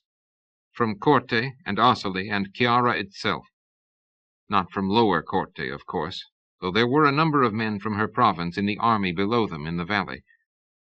She had wondered briefly, lying awake one night in the flagship off Farsaro, if Bayard was one of them. She knew he wouldn't be, though. Just as Brandon could not change in this, neither could her brother. It went on. However much might alter, this single thing would go on until the last generation that knew Tigana died. And she? Since the dive, since rising from the sea, she had been trying hard not to think at all, simply to move with the events she had set in motion, to accept the shining fact of Brandon's love for her and the terrible uncertainties of this war. She no longer saw the Rusalka's path in her mind's eye. She had some sense of what that meant, but she made an effort not to dwell upon it during the day. Nights were different. Dreams were always different. She was owner and captive both of a bitterly divided heart. With her 2 guards just behind her, she moved forward on the crown of the hill and looked out over the wide east-west running valley. The dense green pine woods were beyond, with olive trees growing on steeper ridges to the south, and a plateau north leading to Sensio town. Down below, the 2 armies were just stirring, men emerging from their tents and sleeping rolls, horses being saddled and harnessed, swords cleaned, bowstrings fitted and readied. Metal glinted in the young sun all along the valley. The sound of voices carried easily up to her in the clear, bright air. There was just enough breeze to take the banners and lift them to be seen. Their own device was new. a golden image of the palm itself, picked out against a background of deep blue for the sea. The meaning of Brandon's chosen image was as clear as he could make it. They were fighting in the name of the Western Palm, but the truer claim was to everything, to a united peninsula with Barbadior driven away. It was a good symbol, Dianora knew. It was also the proper, the necessary step for this peninsula. But it was being taken by the man who had been king of Ygrath. There were even Sensians in Brandon's army, besides the men of the 4 western provinces. Several hundred had joined them from the city in the 2 days since they'd landed in the southern part of the bay. With the governor dead and a squabble for meaningless power going on in the castle, the official policy of Sensian neutrality was in tatters, helped, no one doubted, by Alberico's decision to torch the lands through which he had come, in retaliation for Barbadian deaths in the city. Had the Barbadians moved faster, Romanus might have had trouble landing the fleet in the face of opposition, but the winds had been with them, and they reached the city a full day before Alberico, which let Brandon choose the obvious hill from which to overlook the valley, and to align his men where he wanted them. It was an advantage, they all knew it. It had seemed less of one the next morning, when the 3 armies of Barbadior arrived, emerging out of the smoke of burning to the south. They had 2 banners, not one, the Empire's red mountain and golden tiara against their white background, and Alberico's own crimson boar on a yellow field.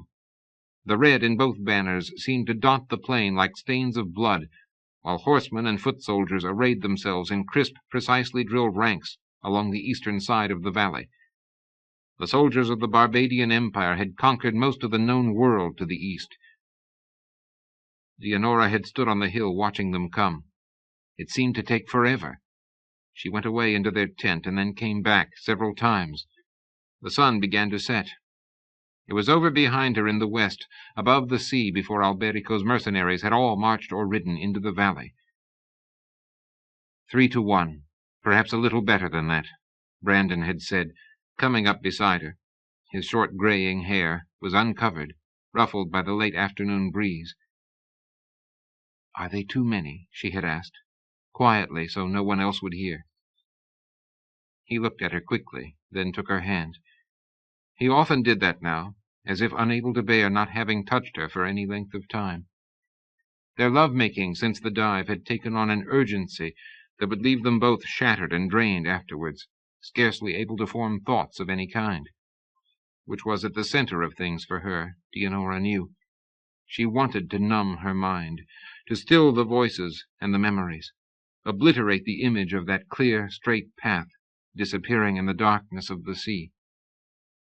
On the hill, the day the Barbadians came, Brandon laced his fingers through her own and said, "They may be too many. It is hard to judge. I am stronger in my power than Alberico in his. I think that on this hill I am worth the difference in the armies." Quietly spoken, a careful statement of relevant facts. No arrogance, only the steady, always enduring pride. And why should she doubt his sorcery? She knew exactly what it had done in war some 20 years ago. That conversation had been yesterday. Afterwards she had turned to watch the sun go down into the sea. The night had been bright and glorious, with Vidomni waxing and Ilarion at her full, blue and mysterious, a moon of fantasy, of magic.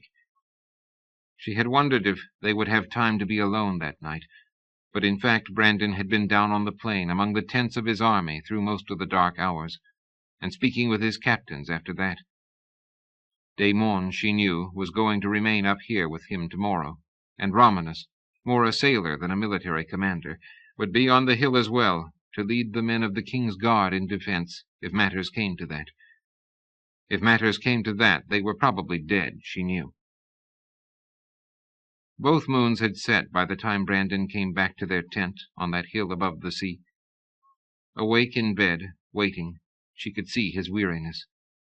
He had maps with him, sketches of terrain to study one last time, but she made him put them down. He came over to the bed, still fully clothed, and lay down. After a moment he rested his head in her lap. Neither of them spoke for a long time. Then Brandon shifted a little, and looked up at her. "I hate that man down there," he said quietly. "I hate everything he stands for. There is no passion in him, no love, no pride, only ambition. Nothing matters but that. Nothing in the world can move him to pity or grief but his own fate. Everything is a tool, an instrument. He wants the emperor's tiara, everyone knows it, but he doesn't want it for anything. He only wants. I doubt anything in his life has ever moved him to feel anything for anyone else. Love, loss, anything." He subsided. He was repeating himself in his exhaustion. She pressed her fingers against his temples, looking down at his face as he turned again, and his eyes closed, and his brow gradually grew smooth under her touch. Eventually his breathing steadied, and she knew he was asleep. She stayed awake, her hands moving like a blind woman's over him, knowing from the light outside that the moons were down, knowing the morning was war, and that she loved this man more than the world. She must have slept, because the sky was gray with the coming of dawn when she opened her eyes again, and Brandon was gone. There was a red anemone on the pillow beside her. She looked at it without moving for a moment, then picked it up and crushed it to her face, inhaling the fragile scent. She wondered if he knew the legend of that flower here. Almost certainly not, she thought. She rose, and a few moments later Sholto came in with a mug of kava in his hand. He was wearing the stiff leather vest of a messenger, lightweight, inadequate armor against arrows. He had volunteered to be one of the score of such men running orders and messages up and down the hill. He had come to her first, though, as he had every morning in the Saishan for a dozen years. Leonora was afraid that thinking about that would make her cry, a brutal omen on such a day. She managed a smile and told him to go back to the king, who needed him more this morning. After he left, she slowly drank her kava, listening to the growing noises outside. Then she washed and dressed herself and went out of the tent into the rising sun. 2 men of the king's guard were waiting for her. They went wherever she did, a discreet step or two behind, but not more than that. She would be guarded today, she knew. She looked for Brandon and saw Rune first. They were both near the front of the flattened ridge, both bareheaded, without armor, though with identical swords belted at their sides. Brandon had chosen to dress today in the simple brown of an ordinary soldier. She was not fooled. None of them were, or could be. Not long after that, they saw him step alone toward the edge of his hill, and raise one hand above his head for all the men in both armies to see. Without a word spoken, any warning at all, a dazzling blood-crimson flare of light sprang from that upthrust hand like a flame into the deep blue of the sky. From below they heard a roar of sound, as, crying their king's name aloud, Brandon's outnumbered army moved forward across the valley to meet the soldiers of Alberico in a battle that had been coming for almost 20 years. "Not yet," Alessan said steadily, for the 5th time at least. "We have waited years. We must not be too soon now." Devon had a sense that the prince was cautioning himself more than anyone else. The truth was that until Alessan gave the word, there was nothing for them to do but watch, as men from Barbadior and Igrath and the provinces of the Palm killed each other under the blazing Sensian sun. It was noon or a little past it by the sun. It was brutally hot. Devon tried to grasp how the men below must feel, hacking and battering each other, slipping on blood, treading the fallen in the broiling cauldron of battle. They were too high and far away to recognize anyone, but not so distant that they couldn't see men die or hear their screams. Their vantage point had been chosen by Alessan a week before with a sure prediction of where the 2 sorcerers would base themselves, and both had done exactly as he judged they would. From this sloping ridge, less than half a mile south of the higher, broader rise of land where Brandon was, Devon gazed down over the valley and saw 2 armies knotted together in a pitiless sending of souls to Morian. "The Igrathan chose his field well," Sandre had said with an almost detached admiration earlier that morning, as the cries of horses and men began. "The plain is wide enough to allow him room to maneuver, but not so broad as to let the Barbadians flank around him without serious trouble in the hills. They would have to climb out of the valley, and then along the exposed slopes and back down again. And if you look, you will see," Ducas de Tregea had added, "that Brandon has most of his archers on his own right flank, toward the south, in case they do try that. They could pick the Barbadians off like deer among the olives on the slopes if they attempt to go around."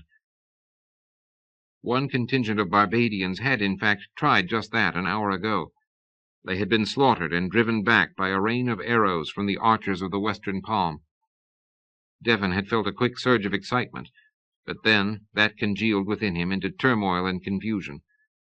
The Barbadians were tyranny, yes, and all that it meant, yet how could he possibly exult in any kind of triumph for Brandon of Igrath? But should he then desire the death of men of the palm at the hands of Alberico's mercenaries? He didn't know what to think or feel. He felt as though his soul was being stripped raw and exposed here, laid out for burning under the Sensian sky. Catriana was standing just ahead of him, next to the prince. Devon didn't think he'd seen them apart from each other since Erlaine had brought her back from the garden. He'd spent a disoriented, difficult hour the morning after that, struggling to adjust to the shining thing that had so clearly overtaken them. Alessan had looked as he did when he made music, as if he'd found a hearthstone in the world. When Devon had glanced over at Aleas, it was to find her watching him with a curious, very private smile on her face. It left him even more confused than before. He had a sense that he wasn't even keeping up with himself, let alone with the changes around him. He also knew that there wasn't going to be any time to deal with such things, not with what was coming to Sensio. In the next 2 days, the armies had arrived from north and south, bringing with them a bone-deep awareness of destiny hanging before them all, as if suspended on some balanced scale of gods in the summer air. On their ridge above the battle, Devon looked back and saw Aleas offering water to Rinaldo in the partial shade of a twisted olive tree that clung to the slope of their ridge. The healer had insisted on coming with them, instead of remaining hidden with Soligny in town. "If lives are at risk, then my place is there as well," was all he'd said, and he'd carried his eagle-headed staff up here with all of them before sunrise. Devon glanced beyond them to where Rovigo stood with Bayard. He should probably be with those two, he knew. His own responsibility here was the same as theirs, to guard this hill if either sorcerer or both should send troops after them. They had 60 men, Ducas's band, Rovigo's brave handful of mariners, and those carefully chosen men who had made their solitary way north to Sensio in response to the messages scattered across the provinces.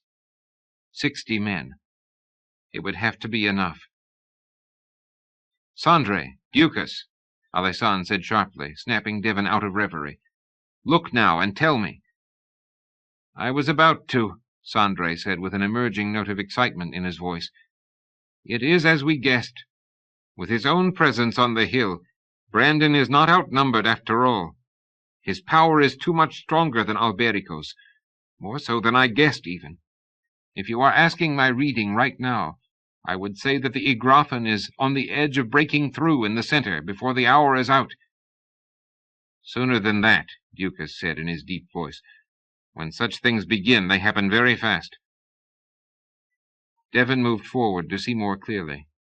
The seething center of the valley was as choked with men and horses as before, many of them dead and fallen. But if he used the banners as his frame of reference, it seemed, even to his untutored eye, that Brandon's men were pushing their front lines forward now, though the Barbadians were still more numerous by far.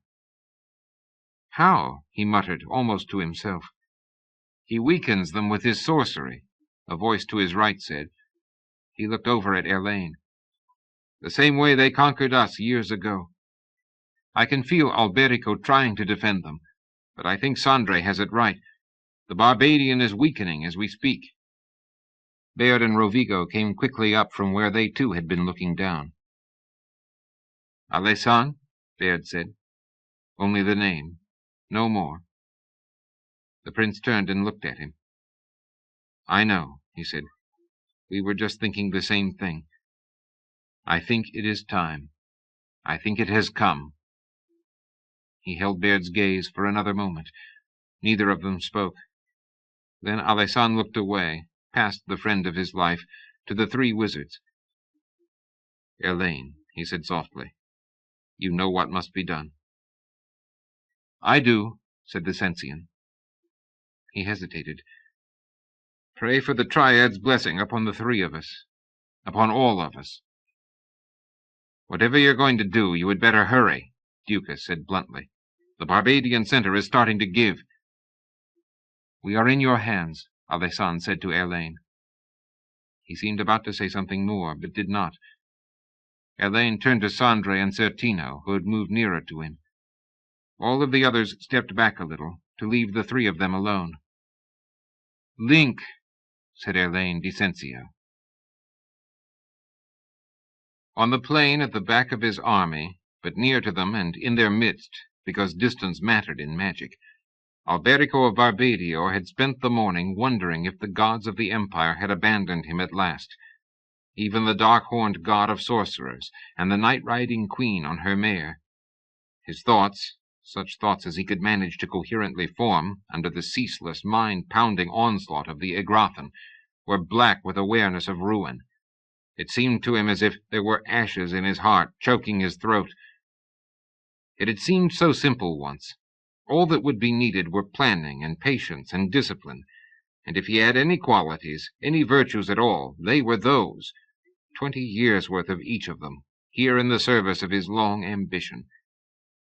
But now, as the merciless bronze sun reached its zenith and slipped past, and began its descent toward the sea, Alberico knew with finality that he had been right at the first and wrong at the last.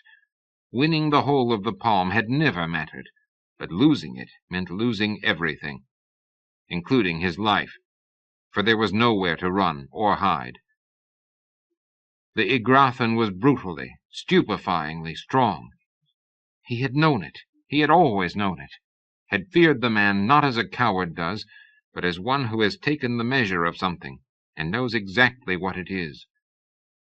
At dawn, after that crimson beacon had flamed from Brandon's hand on his hill in the west, Alberico had allowed himself to hope, even briefly to exult.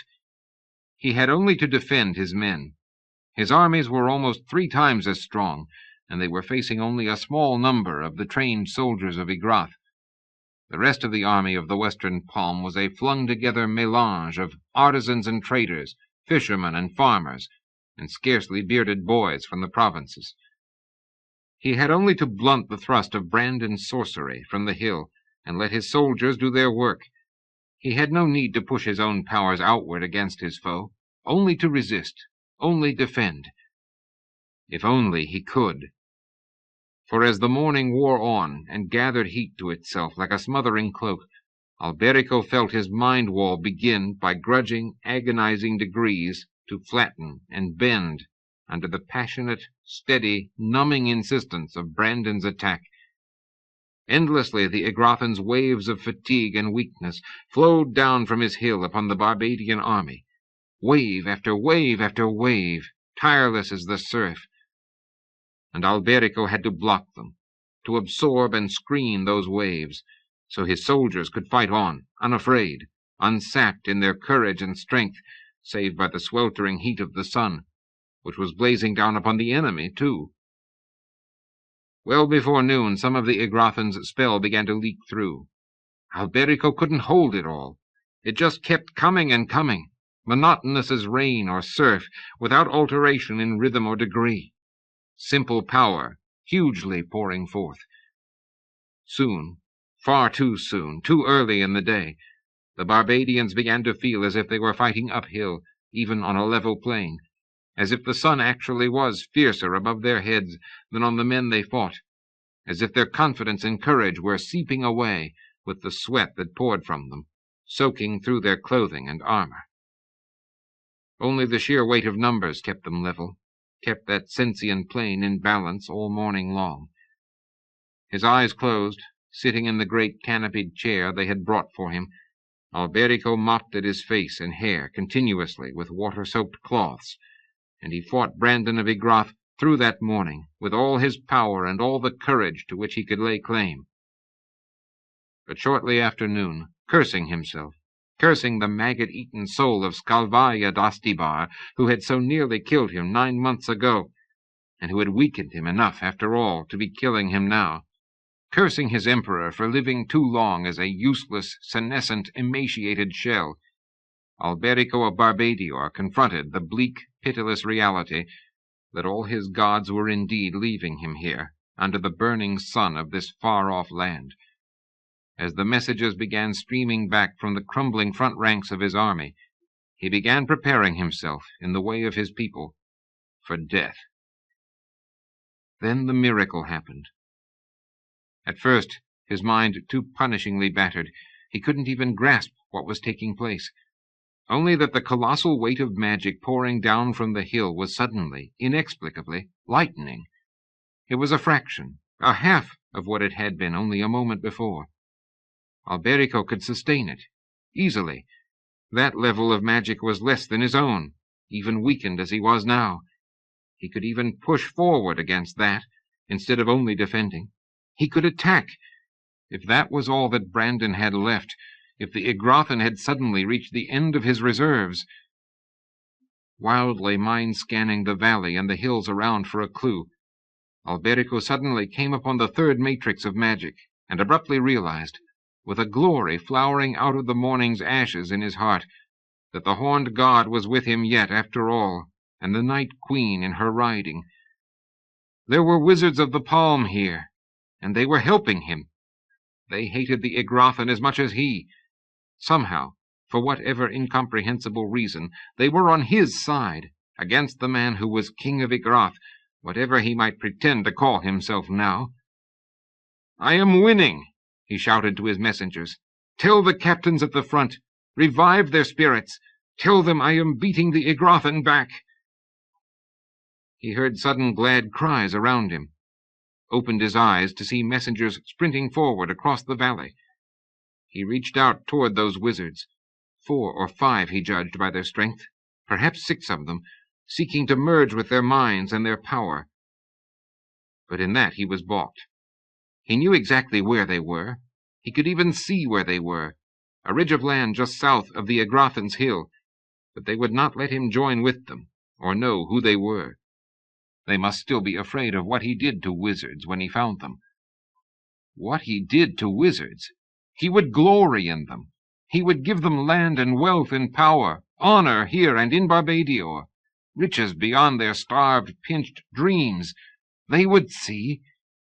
No matter that they did not open to him. It truly mattered not.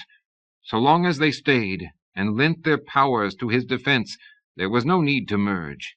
Together they were a match for Brandon, and all they had to do was be a match. Alberico knew he still had more than twice the army in the field that the other had. But even as hope was pouring back into his soul with these thoughts, he felt the weight beginning to return. Unbelievably, the Igrathan's power growing again. Frantically he checked. The wizards on their ridge were still with him. Yet Brandon was still pushing forward. He was so strong, so accursedly, unimaginably strong. Even against all of them, he was exerting his might, tapping deeper into his wellspring of sorcery. How deep could he go? How much more did he have? Alberico realized, the knowledge like ice amid the inferno of war, the savage heat of the day, that he had no idea, none at all, which left him only the one course, the only one he'd ever had from the moment the battle had begun. He closed his eyes again, the better to focus and concentrate, and he set himself with all the power in him to resist again, to resist, to hold, to keep the wall intact. "By the 7 sisters of the god," Romanus swore passionately, "they are regaining the ground they lost." "Something has happened," Brandon rasped in the same moment. They had erected a canopy above him for shade, and had brought a chair for him to sit upon. He was standing, though, one hand on the back of the chair for support at times, the better to look down on the course of battle below. Leonora was standing close to him, in case he needed her, for water or comfort, for anything at all that she could give. But she was trying not to look down. She didn't want to see any more men die. About the screaming in the valley she could do nothing, though, and every cry below seemed to fly upward and sheathe itself in her like a knife made of sound and human agony. Had it been like this by the Deisa when her father died? Had he screamed so, with his own mortal wound, seeing his life's blood leave him, not to be held back, staining the river red? Had he died in this kind of pain, under the vengeful blades of Brandon's men? It was her own fault, this sickness rising. She should not be here. She should have known what images war would unleash in her. She felt physically ill. From the heat, the sounds, she could actually smell the carnage below. "Something has happened," Brandon said again, and with his voice a clarity came back into the maelstrom of the world. She was here, and he was the reason why. And if the others could not, Leonora, who knew him so well, could hear a new note in his voice, a marginal clue to the strain he was enduring. She walked quickly away and then back, a beaker of water in her hand, and a cloth to wet his brow. He took the water, seeming almost oblivious to her presence, to the touch of the cloth. He closed his eyes and then slowly turned his head from side to side, as if blindly seeking something. Then he opened his eyes again and pointed. "Over there, Romanus." Leonora followed his gaze. On a ridge of land south of them, across the uneven, tummocky ground, a number of figures could be discerned. "There are wizards there," Brandon said flatly. "Romanus, you'll have to take the guard after them. They are working with Alberico against me. I don't know why. One of them looks like a Cardew, but he isn't. I would recognize Cardoon magic. There is something extremely odd about this." His eyes were a dark, clouded gray. "Can you match them, my lord?" It was Damon, his tone deliberately neutral, masking any hint of concern. "I am about to try," Brandon said, "but I am getting near to the limit of the power I can safely tap. And I can't turn my magic on them alone. They are working with Alberico. Romanus, you'll have to get those wizards for me yourself. Take everyone here." Romanus's ruddy face was grim. "I will stop them or die, my lord. I swear it." Leonora watched him step out from under the canopy and summon the men of the king's guard. In pairs they fell into step behind him, and started quickly down the goat track leading west and south. Rune took a couple of steps after them, and then stopped, looking confused and uncertain. She felt a touch and turned from the fool as Brandon took her hand. "Trust me, love," he murmured, "and trust Romanus." After a second he added with what was almost a smile, "He brought you to me."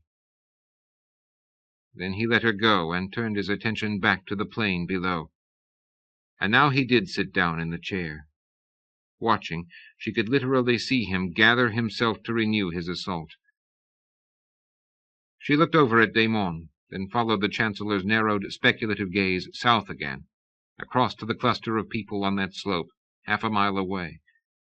They were near enough that she could see the dark-skinned figure Brandon said wasn't really a Cardew. She thought she could make out a red-haired woman as well. She had no idea who they were, but suddenly, for the first time, looking around at their own thinned-out numbers on the hill, she felt afraid. "Here they come," Baird said, looking north, a hand up to screen his eyes. They had been waiting for this, and watching for it, from the moment the wizards linked, but anticipation was not reality, and at the sight of the picked men of Brandon's guard moving swiftly down their hill and beginning to cross the ground between, Devon's heart began thumping hard. There had been war all morning in the valley below. Now it was coming to them. "How many?" Rovigo asked, and Devon was grateful to hear the tension in the merchant's voice. It meant he was not alone in what he was feeling now. 49, if he sent them all, and Alessan thought he would, Baird replied, not turning around. That is always the number of the king's guard in Igrath. It is sacred for them." Rovigo said nothing. Devon glanced to his right and saw the 3 wizards standing closely together. Erlaine and Certino had their eyes closed, but Sandre was staring fixedly downwards to where Alberico of Barbadior was at the back of his army. Alessan had been with the wizards, but now he came quickly over to join the 30 or so men spread out behind Bayard on the ridge. "Ducas?" he asked quietly. "I can't see any of them," Bayard said, with a quick glance at the prince. The last of the Igrathan guard had now descended their hill. The vanguard were already moving rapidly over the uneven ground between. "I still don't believe it." "Let me take my men to meet them below," Ducas had urged Alessan, the moment the wizards had linked. "We know he will be coming after us." "Of course we do," Alessan had said, "but we are poorly armed and trained. We need the advantage of height up here." "Speak for yourself," Ducas de Tragea had growled. "There isn't any cover down there. Where could you hide?" "You are telling me whether there is cover," Ducas replied, feigning anger. His mouth widened in his wolfish grin. "Alessan, go teach your fingers to know your fingernails. I was fighting running battles and ambushes in this kind of terrain while you were still numbering oak trees or some such thing in Quilea. Leave this to me." Alessan had not laughed. After a moment, though, he nodded his head. Not waiting for more, red-bearded Ducas and his 25 men had immediately melted away down the slopes of their ridge. By the time the Igrathans sent the guard, the outlaws were down below, hidden among the gorse and heather, the high grass and the scattered olive and fig trees, in the ground between the hills. Squinting, Devon thought he could see one of them, but he wasn't sure. "In Morian's name," Erlaine Decensio suddenly cried from the east end of the ridge, "he is pushing us back again."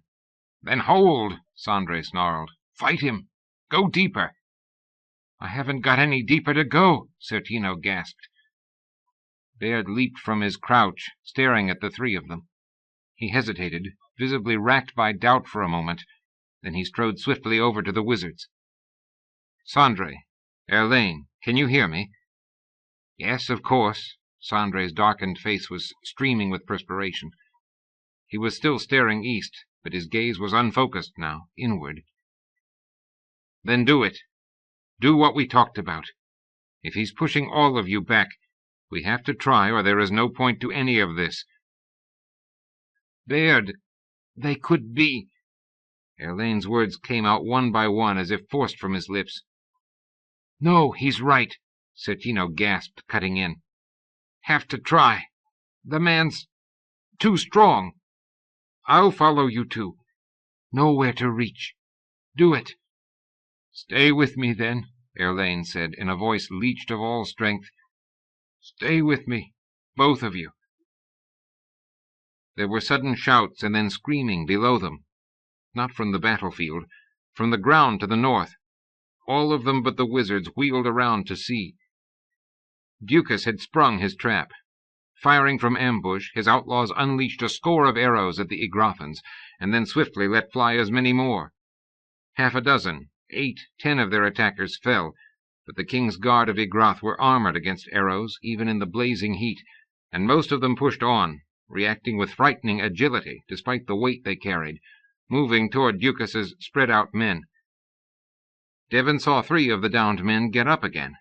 One pulled an arrow from his own arm and stumbled resolutely on, pressing toward their ridge. "Some of them will have bows. We have to cover the wizards," Alessan snapped. "Any man with any kind of shield, over here!" Half a dozen of the men remaining on the hill rushed over. 5 had makeshift shields of wood or leather. The 6th, a man of some 50 years, limped behind them on a twisted foot, carrying nothing but an ancient battered sword. "My lord prince," he said, "my body is shield enough for them. Your father would not let me go north to the Deisa. Do not deny me now, not again. I can stand between them and any arrows, in Tigana's name." Devon saw the suddenly blank, frightened look on many of the faces near them. A name had been spoken that they could not hear. "Ricasso," Alessan began, looking around. Ricasso, you need not. You shouldn't have even come here. There were other ways to—" The prince stopped. For a moment it looked as if he would refuse the man, as his father had, but he said nothing more, only nodded his head once and strode away. The lame man and the other 5 immediately placed themselves in a protective circle around the wizards. "Spread out," Alessan ordered the others.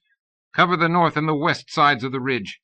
Catriana, Aleus, keep your eyes on the south in case some of them make it around behind us. Shout if you see anything move." Sword in hand, Devon raced for the northwest edge of their hill. There were men fanning out all around him. He looked over as he ran, and caught his breath in dismay.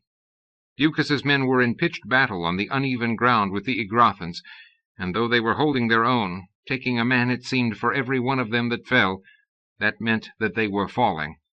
The Igrathans were quick and superbly trained and ferociously determined. Devon saw their leader, a big man no longer young, hurl himself against one of the outlaws and hammer the man flat to the ground with a blow of his shield. "Notto, look out!" A scream, not a shout. Baird's voice. Wheeling, Devon saw why. Halfway to the other hill, Notto had just beaten back an Igrathan, and was continuing a fighting withdrawal toward a clump of bushes, where Arkin and 2 others were. What he didn't see was the man who had flanked wide to the east, and was now rushing toward him from behind. What the running Igrathan didn't see was the arrow that hit him, fired from the summit of the ridge by Bayard de Tigana, with all the strength of his arm and the skill of a lifelong discipline. Far away, unbelievably far, the Igrathan grunted and fell, an arrow in his thigh. Notto whirled at the sound, saw the man, and dispatched him with a quick sword. He looked up at the ridge, saw Bayard, and quickly waved his thanks. He was still waving, hand aloft in salute to the friend he had left as a boy, when an Igrathan arrow took him in the chest. "No!" Devon cried out, a fist of grief clenching about his throat. He looked toward Bayard, whose eyes had gone wide with shock. Just as Devon took a step towards him, he heard a quick scrabbling sound and a grunt, and behind him Aleus screamed, "Look out!"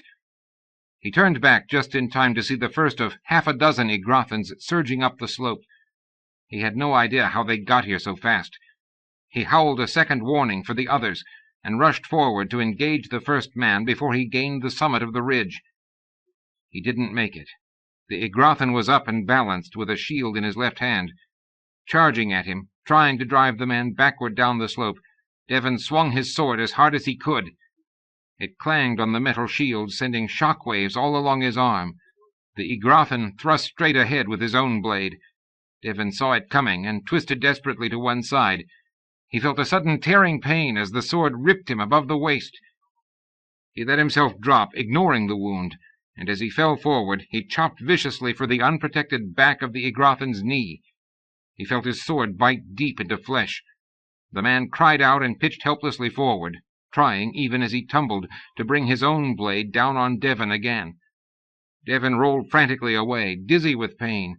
He clawed to his feet, clutching his ripped side. In time to see the prone Igrathan killed by Aleus Bren Rovigo, with a clean sword thrust in the back of his neck. It seemed to Devon that he knew a moment of almost hallucinatory stillness then, in the midst of carnage. He looked at Aleus, at her clear, mild blue eyes. He tried to speak. His throat was dry. Their gazes locked for a second. It was hard for Devon to absorb, to understand this image of her with a reddened sword in her hand.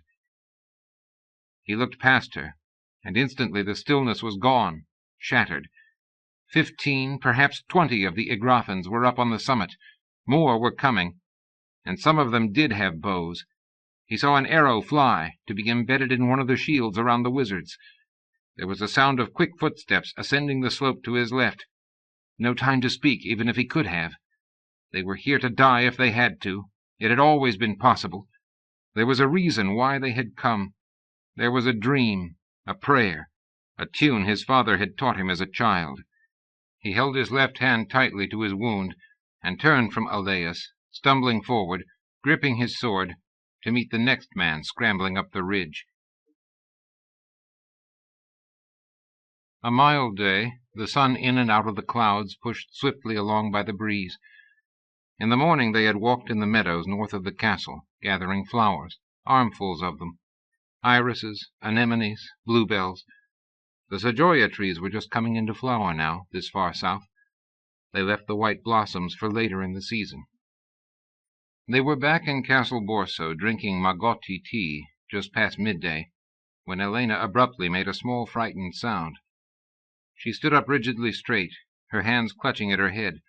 Her tea spilled unregarded, staining the Quilean carpet. Eleanor quickly laid her own cup down. "It has come," she said. "The summons? Elena, what can I do?" Elena shook her head. She could scarcely hear the other woman's words. There was a clearer, harder, more compelling voice in her head.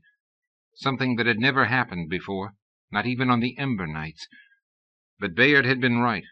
Her stranger who had come to them out of darkness and changed the shape of the Ember Wars.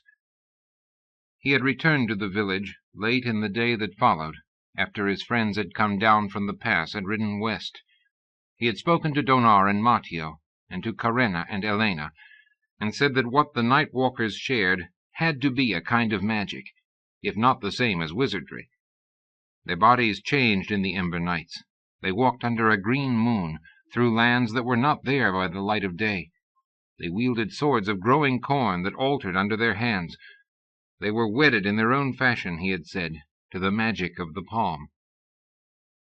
And Donar had agreed that this was so. So Bayard had told them, carefully, what his purpose was, and that of his friends, and he'd asked Elena to come to Castle Borso until summer's end, in case, he'd said, in case it was possible for their power to be tapped in this cause. Would they do this? There would be danger. He had asked it diffidently, but there had been no hesitation in Elena as she looked into his eyes and answered that she would. Nor in the others when they agreed. He had come to them in their own need. They owed him at least this much, and more. And they too were living through tyranny in their own land. His cause in the daylight was their own. "Elena di Certando, are you there? Are you in the castle?" She didn't know this mind voice, but within its clarity she could sense a desperation. There seemed to be chaos all around him. "Yes, yes, I am. I'm here. What must I do?" "I don't believe it." A second voice joined them, deeper, as imperative. "Elaine, you have reached her." "Is Bayard there?" she asked, a little desperately herself. The sudden link was dizzying, and the sense of tumult all around. She swayed, almost fell. She reached out and put both her hands on the high back of a chair. The room in Castle Borso was beginning to fade for her.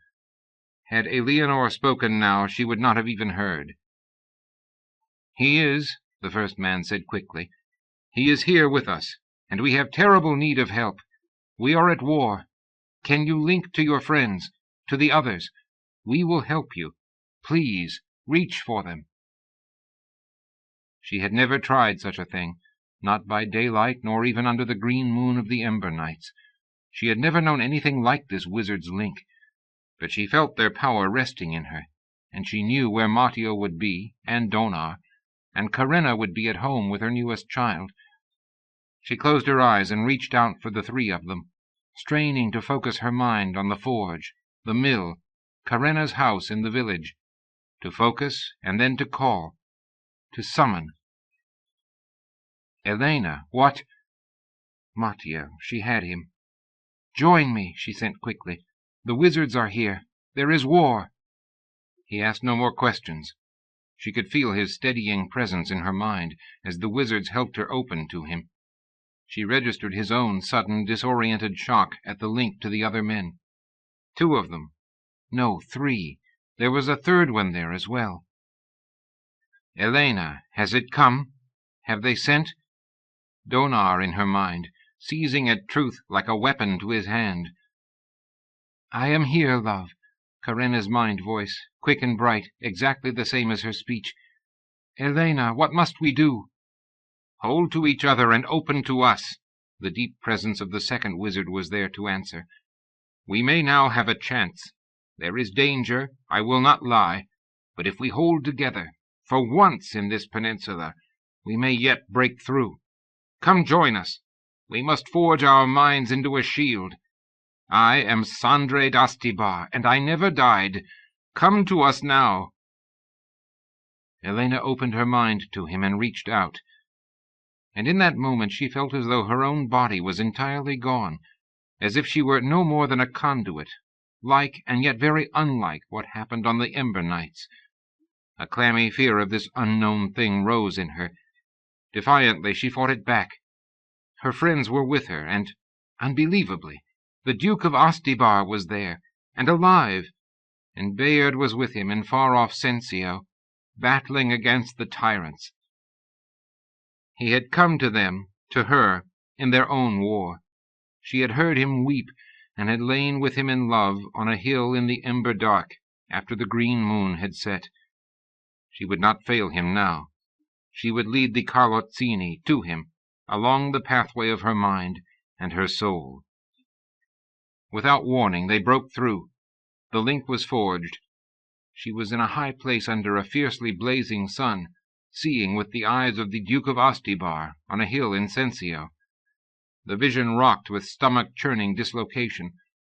Then it steadied, and Elena saw men killing each other in a valley below, armies grappling together in the heat like beasts in a convulsive embrace. She heard screaming so loud she felt the sound as pain. Then she became aware of something else. Sorcery. North of them, that hill, Brandon of Igrath.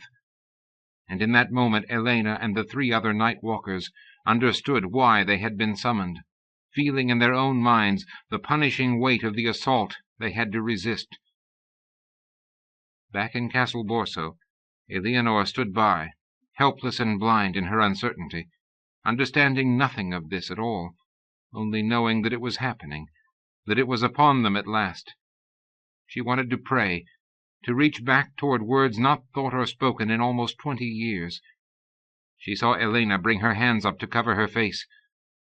"Oh, no," she heard the girl whisper in a voice thin as old parchment. "So strong! How can one man be so strong?" Eleanor's hands gripped each other so tightly the knuckles were white. She waited, desperately seeking a clue to what was happening to all of them, so far to the north where she could not go. She did not, could not hear Sandre d'Astibar's reply to Elena. "He is strong, yes, but with you we will be stronger. Oh, children, we can do it now. In the name of the palm, together we can be strong enough." What Eleanor did see was how Elena's hands came down, how her white face grew calm, the wild primitive terror leaving her staring eyes. "Yes," she heard the other woman whisper. "Yes." Then there was silence in that room in Castle Borso, under the Braccio Pass. Outside, the cool wind of the highlands blew the high white clouds across the sun and away, and across it and away, and a single hunting hawk hovered on motionless wings in that passing of light and shadow over the face of the mountains. In fact, the next man scrabbling up the slope of the cliff was Ducas di Tregea. Devon had actually begun to swing his sword before he recognized who it was. Ducas reached the summit in 2 hard, churning strides and stood beside him. He was a fearful sight. His face was covered in blood, dripping down into his beard. There was blood all over him, and wet on his sword. He was smiling, though, a terrible red look of battle-lust and rage. "You are hurt," he said sharply to Devon. "I wouldn't talk," Devon grunted, pressing his left hand to his torn side. "Come on." Quickly they turned back east. More than 15 of the Igrathans were still on their summit, pressing forward against the untrained band of men Alesan had kept back to defend the wizards. The numbers were almost even, but the Igrathans were the picked and deadly warriors of that realm. Even so, even with this, they were not getting through. And they would not, Devon realized with a surge of exultation in his heart, rising high over pain and grief. They would not, because facing them, side by side, swinging blades together in their longed-for battle, after all the long waiting years that had run by, were Alesan, Prince of Tigana, and Baird Bar Saevar, the only brother of his soul, and the two of them were absolute and deadly, and even beautiful, if killing could be so. Devon and Ducas rushed over, but by the time they got there 5 Igrathans only were left, then 3, then only 2. One of them made as if to lay down his sword. Before he could do so, a figure moved forward with an awkward, deceptive swiftness from the ring guarding the wizards. Dragging his lame foot, Ricasso came up to the Igrathan. Before anyone could stay him, he swung his old, half-rusted blade in a passionate, scything arc, cleaving through the lynx in armor to bury itself in the man's breast. Then he fell to his knees on the ground beside the soldier he'd killed, weeping as though his soul was pouring out of him. Which left one of them only, and the last was the leader, the large, broad-chested man Devon had seen down below. The man's hair was plastered flat to his head. He was red-faced with heat and exhaustion, sucking hard for breath, but his eyes glared at Alesan. "Are you fools," he gasped, "fighting for the Barbadian, instead of with a man who has joined the palm? Do you want to be slaves?" Slowly Alesan shook his head. "It is 20 years too late for Brandon of Igrath to join the palm. It was too late the day he landed here with an invading force. You are a brave man. I would prefer not to kill you. Will you give us an oath in your own name and lay down your sword in surrender?" Beside Devon, Ducas snarled angrily. But before the Trejaean could speak, the Igrathan said, "My name is Romanus. I offer it to you in pride, for no dishonor has ever attached to that name. You will have no oath from me, though. I swore one to the king I love before I led his guard here. I told him I would stop you, or die. It is an oath I will keep." He raised his sword toward Alesan and gestured, though not seriously, Devon realized afterwards, to strike at the prince. Alesan did not even move toward the blow. It was Baird whose blade came up and then swept downward to bite with finality into the neck of the Igrathan, driving him to the ground. "Oh, my king," they heard the man say then, thickly, through the blood rising in his mouth. "Oh, Brandon, I am so sorry." Then he rolled over on his back and lay still, his sightless eyes staring straight at the burning sun.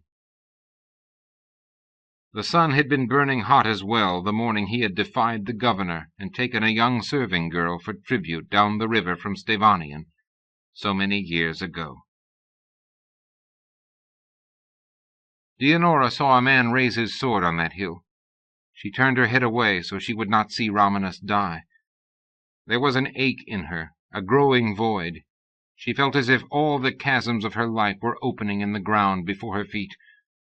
He had been an enemy, the man who had seized her to be a slave. Sent to claim tribute for Brandon, he had burned villages and homes in Corte and Ossoly. He had been an Igrathan, had sailed to the Palm in the invading fleet, had fought in the last battle by the Deisa. He had been her friend. One of her only friends. Brave and decent and loyal all his life to his king. Kind and direct, ill at ease in a subtle court. Dianora realized that she was weeping for him, for the good life cloven like a tree by that stranger's descending sword. "They have failed, my lord." It was Daemon, his voice actually showing, or was she imagining it, the faintest hint of emotion, of sorrow. "All the guards are down, and Romanus. The wizards are still there." From his chair under the canopy, Brandon opened his eyes. His gaze was fixed on the valley below, and he did not turn. Dianora saw that his face was chalk-white now with strain, even in the red heat of the day. She wiped quickly at her tears. He must not see her thus, if he should chance to look. He might need her, whatever strength or love she had to give. He must not be distracted with concern for her. He was one man alone, fighting so many. And more, in fact, than she even knew.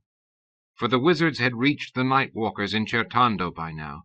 They were linked, and they were all bending the power of their minds to Alberico's defense. From the plain below there came a roar, even above the steady noise of battle, cheering and wild shouts from the Barbadians. Dianora could see their white-clad messengers sprinting forward from the rear, where Alberico was. She saw that the men of the western palm had been stopped in their advance. They were still outnumbered, terribly so. If Brandon could not help them now, then all was done, all over. She looked south toward that hill where the wizards were, where Romanus had been cut down. She wanted to curse them all, but she could not. They were men of the palm. They were her own people. But her own people were dying in the valley as well, under the heavy blades of the Empire. The sun was a brand overhead, the sky a blank, pitiless dome. She looked at Daemon. Neither of them spoke. They heard quick footsteps on the slope. Shelto stumbled up, fighting for breath. "My lord," he gasped, dropping to his knees beside Brandon's chair. "We are hard-pressed, in the center and on the right. The left is holding, but barely. I am ordered to ask if you want us to fall back." And so it had come. "I hate that man," he had said to her last night before falling asleep in utter weariness. "I hate everything he stands for." There was a silence on the hill. It seemed to Dianora as if she could hear her own heart beat with some curious faculty of the ear, discerning it even above the sounds from below. The noises in the valley seemed oddly to have receded now, to be growing fainter every second. Brandon stood up. "No," he said quietly. "We do not fall back. There is nowhere to retreat, and not before the Barbadian. Not ever." He was gazing bleakly out over Shelto's kneeling form, as if he would penetrate the distance with his eyes to strike at Alberico's heart. But there was something else in him now, something new, beyond rage, beyond the grimness of resolution and the everlasting pride. Dianora sensed it, but she could not understand. Then he turned to her, and she saw in the depths of that grey gaze a bottomless well of pain opening up, such as she had never seen in him, never seen in anyone in all her days. Pity and grief and love, he had said last night. Something was happening. Her heart was racing wildly. She felt her hands beginning to shake. "My love," Brandon said, mumbled, slurred it. She saw death in his eyes, an abscess of loss that seemed to be leaving him almost blind, stripping his soul. "Oh, my love," he said again, "what have they done? See what they will make me do. Oh, see what they make me do." "Brandon," she cried, terrified, not understanding at all, beginning again to weep frantically, grasping only the open sore of hurt he had become. She reached out toward him, but he was blind, and already turning away, east, toward the rim of the hill and the valley below. "All right," said Rinaldo the healer, and lifted his hands away. Devon opened his eyes and looked down. His wound had closed. The bleeding had stopped. The sight of it made him feel queasy, the unnatural speed of the healing, as if his senses still expected to find a fresh wound there. "You are going to have an easy scar for women to know you by in the dark," Rinaldo added dryly. Ducas gave a bark of laughter. Devon winced and carefully avoided meeting Aleas's eye. She was right beside him, wrapping a roll of linen around his torso to bind the wound. He looked at Ducas instead, whose own cut above his eye had been closed by Rinaldo in the same way. Arkan, who had also survived the skirmish down below, was bandaging it. Ducas, his red beard matted and sticky with blood, looked like some fearful creature out of childhood night terrors. "Is that too tight?" Aleas asked softly. Devon drew a testing breath and shook his head. The wound hurt, but he seemed to be all right. "You saved my life," he murmured to her. She was behind him now, tying up the ends of his bandage. Her hands stopped for a moment and then resumed. "No, I didn't," she said in a muffled voice. "He was down. He couldn't have hurt you. All I did was kill a man." Catriona, standing near them, glanced over. I wish I hadn't," Alais said, and began to cry.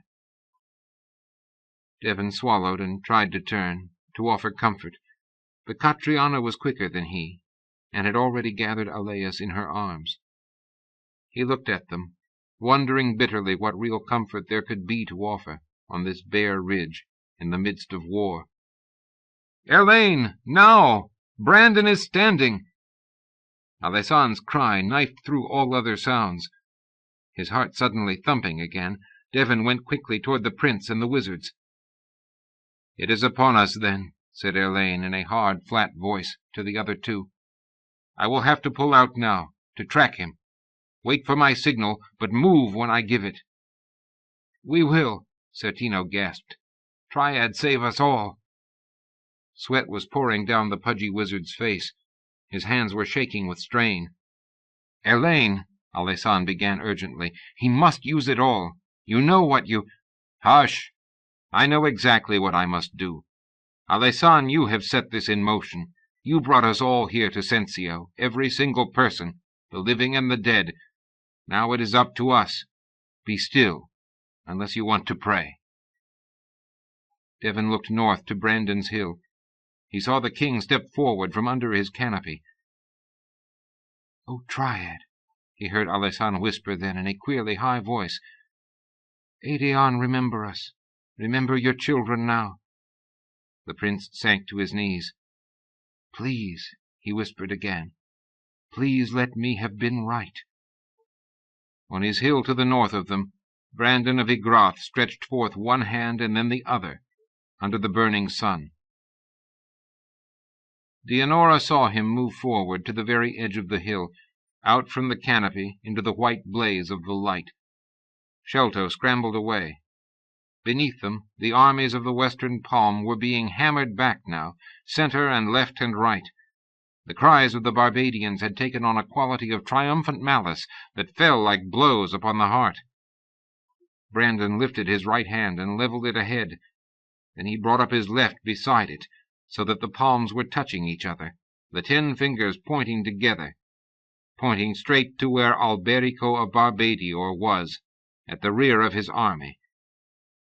And Brandon of the Western Palm, who had been the king of Ygrath when he first came to this peninsula, cried aloud then, in a voice that seemed to flay and shred the very air, "O my son, Stavon, forgive me what I do." Dianora stopped breathing. She thought she was going to fall. She reached out a hand for support and didn't even realize it was Daemon who braced her. Then Brandon spoke again, in a voice colder than she had ever heard him use, words none of them could understand. Only the sorcerer down in the valley would know. Only he could grasp the enormity of what was happening. She saw Brandon spread his legs as if to brace himself. Then she saw what followed. "Now!" Elaine Dicensio screamed. "Both of you! Get the others out! Cut free, now!" "They're loose!" Certino cried. "I'm out!" He collapsed in a heap to the ground, as if he might never rise again. Something was happening on the other hill. In the middle of day, under the brilliant sun, the sky seemed to be changing, to be darkening where Brandon stood. Something, not smoke, not light, some kind of change in the very nature of the air, seemed to be pouring from his hands, boiling east and down, disorienting to the eye, blurred, unnatural, like a rushing doom. Elaine suddenly turned his head, his eyes widening with horror. "Sandre, what are you doing?" he shrieked, grabbing wildly at the Duke. "Get out, you fool! In Ayana's name, get out!" "Not yet," said Sandre d'Astibar, in a voice that carried its own full measure of doom. There had been more of them, 4 more coming to his aid. Not wizards now, a different kind of magic of the palm, one he hadn't even known about, didn't understand. But it didn't matter. They were here and on his side, if screened from his mind.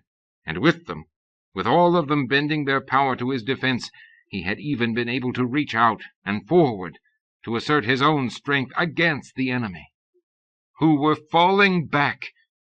There was glory, after all, under the sun, and hope, more than hope, a glittering vista of triumph spreading in the valley before him, a pathway made smooth with the blood of his foes, leading straight from here back across the sea and home to the tiara. He would bless these wizards, honor them, make them lords of unimagined power here in this colony or in Barbadior, wherever they wanted, whatever they chose. And thinking so, Alberico had felt his own magic flow like intoxicating wine in his veins, and had sent it pouring forth against the Igraphans and the men of the Western Palm, and his armies had laughed aloud in triumph and felt their swords to be suddenly as light as summer grass. He heard them beginning to sing, the old battle song of the Empire's legions, conquering in far lands centuries ago. And they were. It was happening again. They weren't just mercenaries. They were the Empire's legions, for he was or would be the Empire. He could see it. It was here. It was shining before him in the blazing day. Then Brandon of Igrath rose and stepped to the rim of his hill, a distant figure alone under the sun in that high place. And a moment later, Alberico, who was a sorcerer himself, felt, for he could not have actually heard, the dark, absolute words of invocation that Brandon spoke, and his blood froze in his veins like ice in the dead of a winter night. "He cannot," he gasped aloud. "Not after so long. He cannot do this." But the Igraphan was. He was reaching for all, summoning everything, every last scintilla of his magic, holding nothing back. Nothing. Not even the power that had sustained the vengeance that had kept him here all these years. He was emptying himself to shape a sorcery such as had never been wielded before. Desperately, still half disbelieving, Alberico reached out for the wizards, to tell them to brace, to be ready, crying that there were 8 of them, 9, that they could hold against this, that all they had to do was survive this moment, and Brandon would be nothing, a shell, waste for weeks, months, years, a hollow man with no magic in him any more. Their minds were closed, barred against him. They were still there, though, and defending, braced. Oh, if the horned god and the Night Queen were with him, if they were with him yet, he might still— They were not. They were not with him. For in that instant Alberico felt the wizards of the palm cut loose, melting away without warning, with terrifying suddenness, to leave him naked and alone. On the hill Brandon had now leveled his hands, and from them came blue-grey death, an occluding, obliterating presence in the air, foaming and boiling down across the valley toward him. And the wizards were gone. He was alone. Or almost gone. Almost alone. One man was still linked. One of them had held with him. And then that one mind opened up to Alberico like the locked door of a dungeon springing back, letting light flood in. The light of truth. And in that moment, Alberico of Barbadior screamed aloud in terror and helpless rage, for illumination came at last, and he understood, too late, how he had been undone, and by whom destroyed. "In the name of my sons, I curse you forever," said Sandre, Duke of Astibar, his remorseless image rising in Alberico's mind like an apparition of horror from the afterworld. But he was alive, impossibly alive, and here in Sensio, on that ridge, with eyes implacable and utterly merciless. He bared his teeth in a smile that summoned the night. In the name of my children and of Astibar, die now, forever cursed." Then he cut free. He too was gone, as that blue-gray death came boiling down the valley from Brandon's hill, from his outstretched hands, with blurred, annihilating speed, and Alberico, still reeling with shock, clawing frantically upward from his chair, was struck and enveloped and consumed by that death, as a tidal wave of the raging, engorged sea will take a sapling in low-lying fields. It swept him away with it, and sundered his body, still screaming from his soul, and he died in that far peninsula of the Palm, 2 days before his emperor passed to the gods in Barbadior, failing at last one morning to wake from a dreamless sleep. Alberico's army heard his last scream, and their own cries of exultation turned to panic-stricken horror. In the face of that magic from the hill, the Barbadians felt a fear such as men should never have had to endure sweep over them. They could scarcely grip their swords, or flee, or even stand upright before their foes who advanced untouched, unharmed, exalted, under that dread, sun-blighting sorcery, and began to carve and hew them with hard and deadly wrath. Everything, thought Brandon of Ygrath, of the western Palm, weeping helplessly on his hill as he looked down over the valley. He had been driven to this, and had answered, had summoned all he had ever had to this final purpose. And it was enough. It was sufficient, and nothing less would have been. There had been too much magic opposed to him, and death had been waiting for his people here. He knew what he had been made to do, knew the price of holding nothing back. He had paid that price, and was paying it now, would go on doing so with every breath he drew until he died. He had screamed Stevan's name, aloud and in the echoing chambers of his soul, before the summoning of that power, had known the 20 years of vengeance for that too soon shattered life were now undone under this bronze sun. Nothing held back. It was over. There had been men dying below him, though, fighting under his banner, in his name, and there had been no retreat for them from that plain, nor for him. He could not retreat. He had been driven to this moment, like a bear to a rocky cliff by a pack of wolves, and the price was being paid now. Everywhere the price was being paid. There was butchery in the valley, a slaughter of Barbadians. His heart was crying. He was a grieving, torn thing, all the memories of love, of a father's loss, flooding over him, another kind of tidal wave. Stevan. He wept, adrift in an ocean of loss, far from any shore. He was aware dimly of Dianora beside him, clutching his hands between her own, but he was lost inside his pain. Power gone now, the core of his being shattered into fragments, shards, a man no longer young, trying without any hope at all to conceive of how to shape a life that could possibly go forward from this hill. Then the next thing happened, for he had, in fact, forgotten something he alone could possibly have known. And so time, which truly would not stop, for grief or pity or love, carried them all forward to the moment no sorcerer or wizard or piper on his ridge had foreseen. The weight had been the weight of mountains crushing his mind, carefully, exquisitely judged to leave him that faintest spark of self-awareness, which was where the purest torture lay, that he might always know exactly who he was and had been, and what he was being made to do, utterly unable to control himself, pressed flat under the burden of mountains, which now were gone.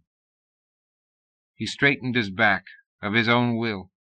He turned east, of his own will. He tried to lift his head higher, but could not. He understood. Too many years in the same skewed, sunken position. They had broken the bones of his shoulder several times, carefully. He knew what he looked like, what they had turned him into, in that darkness long ago. He had seen himself in mirrors through the years, and in the mirrors of others' eyes. He knew exactly what had been done to his body before they started on his mind. That didn't matter now. The mountains were gone.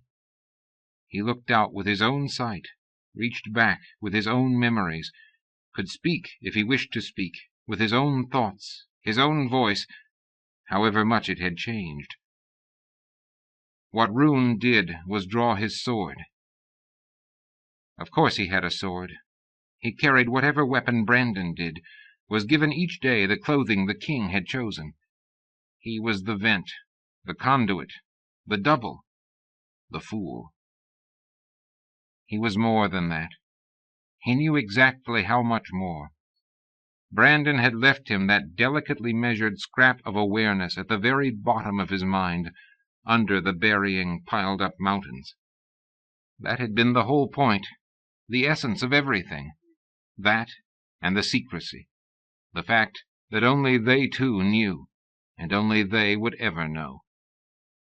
The men who had maimed and disfigured him had been blind, working on him in their darkness, knowing him only by the insistent probing of their hands upon his flesh, reaching through to bone. They had never learned who he was. Only Brandon knew. Only Brandon, and he himself, with that dim flickering of his identity so carefully left behind after everything else was gone. It had been so elegantly contrived, this answer to what he had done, this response to grief and rage, this vengeance. No one living, other than Brandon of Ygrath, knew his true name, and under the weight of mountains he had had no tongue to speak it himself, only a heart to cry for what was being done to him, the exquisite perfection of it, of that revenge. But the mountains that had buried him were gone. And on that thought, Valentine, Prince of Tigana, lifted his sword on a hill in Sensio. His mind was his own, his memories of a room without light, black as pitch, the voice of the Ygrathan king, weeping, telling what was being done to Tigana even as they spoke, and what would be done to him in the months and the years to come. A mutilated body, his own features sorcerously imposed upon it, was death-wheeled in Chiara later that week, then burned to ash and scattered to the winds. In the black room the blind men began their work. He remembered trying not to scream at first. He remembered screaming. Much later, Brandon came and began and ended his own part of that careful, patient work. A torture of a different kind, much worse, the weight of mountains in his mind. Late in that same year, the king's fool from Ygrath died of a misadventure in the newly occupied palace of Chiara, and shortly afterwards, Rune, with his weak, blinking eyes, his deformed shoulder and slack mouth, his nearly crippled walk, was brought shambling up from his darkness into 20 years of night. It was very bright here now, almost blindingly so in the sunlight. Brandon was just ahead of him. The girl was holding his hand. The girl. The girl was Saevar's daughter. He had known her the moment she was first brought to be presented to the king. She had changed in 5 years, greatly changed, and she would change much more as the years spun past. But her eyes were her father's, exactly, and Valentine had watched Dianora grow up. When he had heard her named, that first day, as a woman from Certando, the dim, allowed spark of his mind had flickered and burned, for he knew what she had come to do. Then, as the months passed and the years, he watched helplessly with his rheumy eyes from under the crush of his mountains, as the terrible interwovenness of things added love to everything else. He was bound to Brandon unimaginably, and he saw what happened. More, he was made to be a part of it, by the very nature of the relationship between the kings and the fools of Ygrath. It was he who first gave expression, beyond his control, he had no control, to what was growing in the heart of the king. Back in a time when Brandon still refused to admit even the idea of love into a soul and a life shaped by vengeance and loss, it was Rune, Valentine, who would find himself staring at Dianora, at Saevar's dark-haired daughter, with another man's soul in his eyes. No more, not ever again. The long night had been rolled back. The sorcery that had bound him was gone. It was over. He stood in sunlight and could speak his true name if he chose. He took an awkward step forward, and then, more carefully, another. No one noticed him, though. They never noticed him. He was the fool, Rune, even that name, chosen by the king. Only the two of them ever to know. Not for the world, this, the privacy of pride. He had even understood. Perhaps the most terrible thing of all, he had understood. He stepped under the canopy. Brandon was ahead of him, near the edge of the hill. He had never struck a man from behind in all his days. He moved to one side, stumbling a little, and came up on the king's right hand. No one looked at him. He was Rune. He was not. "You should have killed me by the river," he said very clearly. Slowly, Brandon turned his head, as if just now remembering something. Valentine waited until their eyes met and held, before he drove his sword into the Ygrathan's heart, the way a prince killed his enemies, however many years it might take, however much might have to be endured before such an ending was allowed.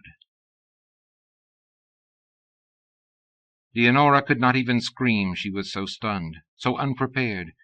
She saw Brandon stagger backward, a blade in his chest. Then Rune, jerked it clumsily free, and so much blood followed. Brandon's eyes were wide with astonishment and pain, but they were clear, so luminously clear. And so was his voice, as she heard him say, "Both of us." He swayed, still on his feet. "Father and son both? What a harvest, Prince of Tigana!"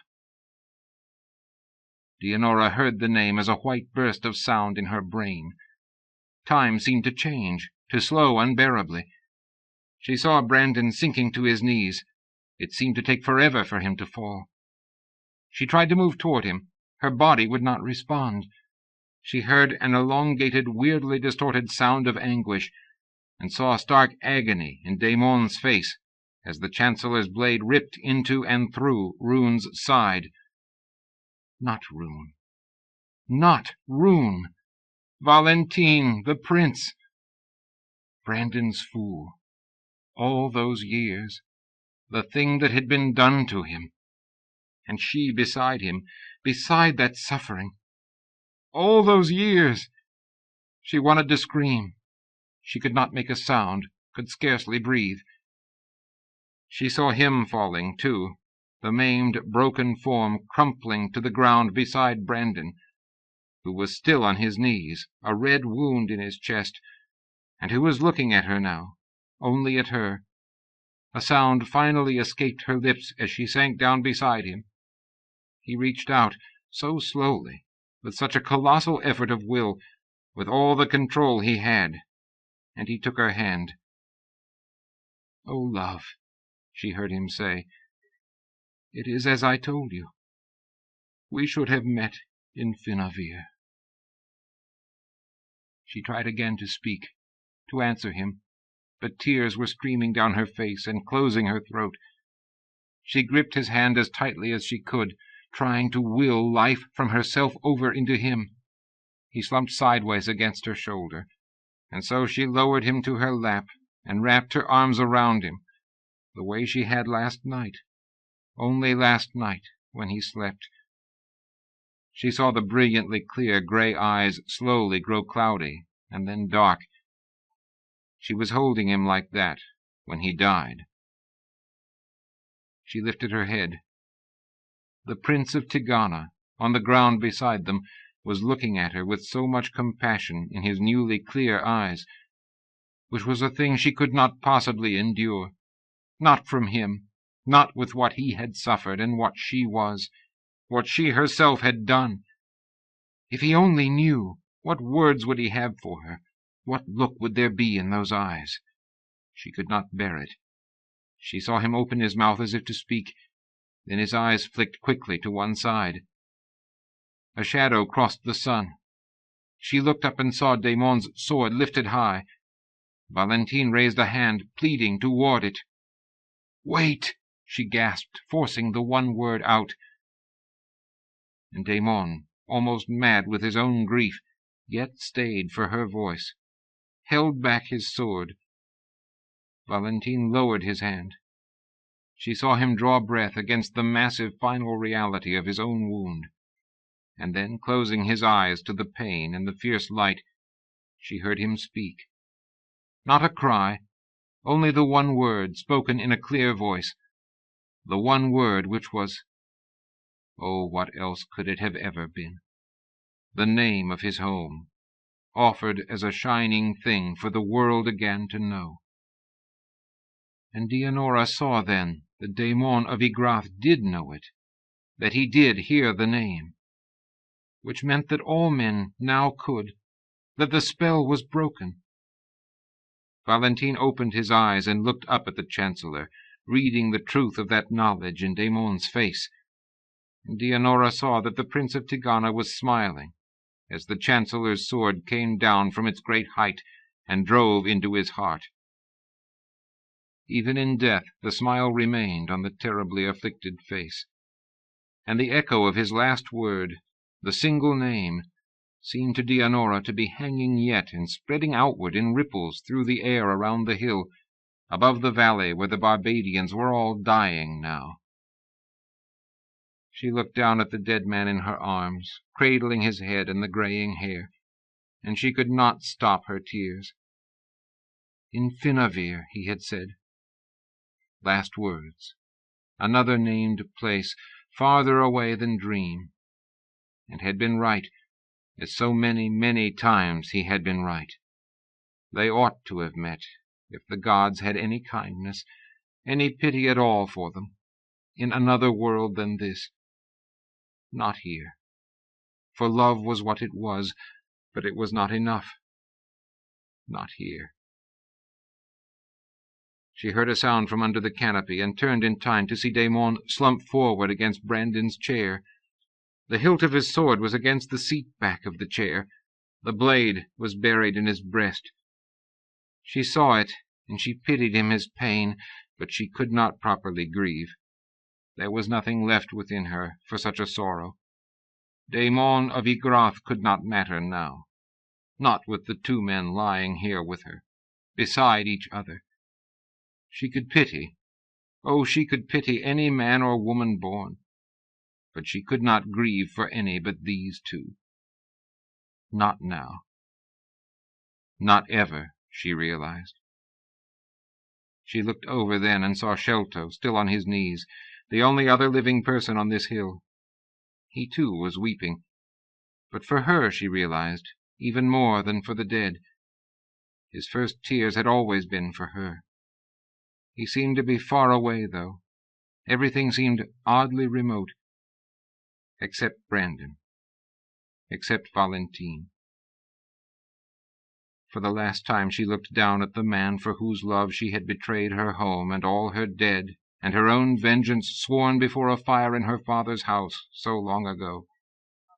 She looked down upon what remained of Brandon of Ygrath, with his soul gone, and slowly, tenderly, Dianora lowered her head and kissed him upon the lips in farewell. "In Finavir," she said, "my love." Then she laid him on the ground beside Valentine, and she stood. Looking south, she saw that 3 men and the woman with red hair had descended the slope of the Wizard's Ridge, and were beginning to swiftly cross the uneven ground between. She turned to Shelto, whose eyes had now a terrible foreknowledge in them. He knew her, she remembered. He loved her, and he knew her much too well.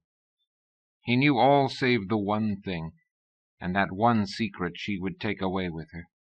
That was her own.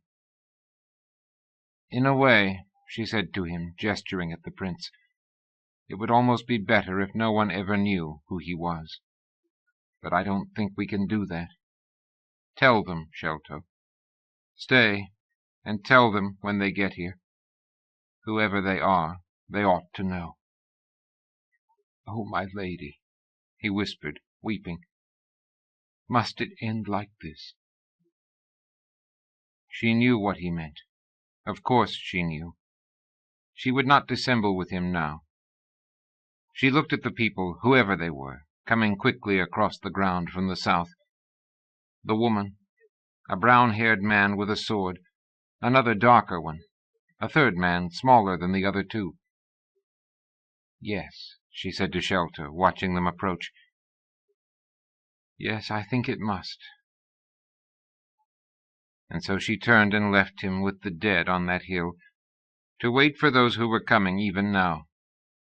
She left the valley behind, the hill, left all the noises of battle and pain, walking down the northernmost of the goatherd's tracks as it wound west along the slope of the hill, out of sight of everyone. There were flowers growing along the path, sonrai berries, wild lilies, irises, anemones, yellow and white, and then there was a scarlet one. In Tragea, they said that flower had been made red by the blood of Aedeon, where he fell.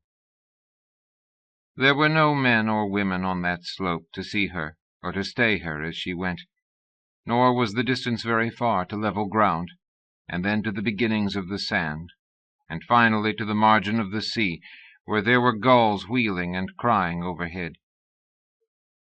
There was blood on her garments. She discarded them in a small pile on the wide sweep of that white sand. She stepped into the water. It was cool, but not nearly so cold as the sea of Chiara had been on the morning of the dive. She walked out slowly until it came to her hips, and then she began to swim.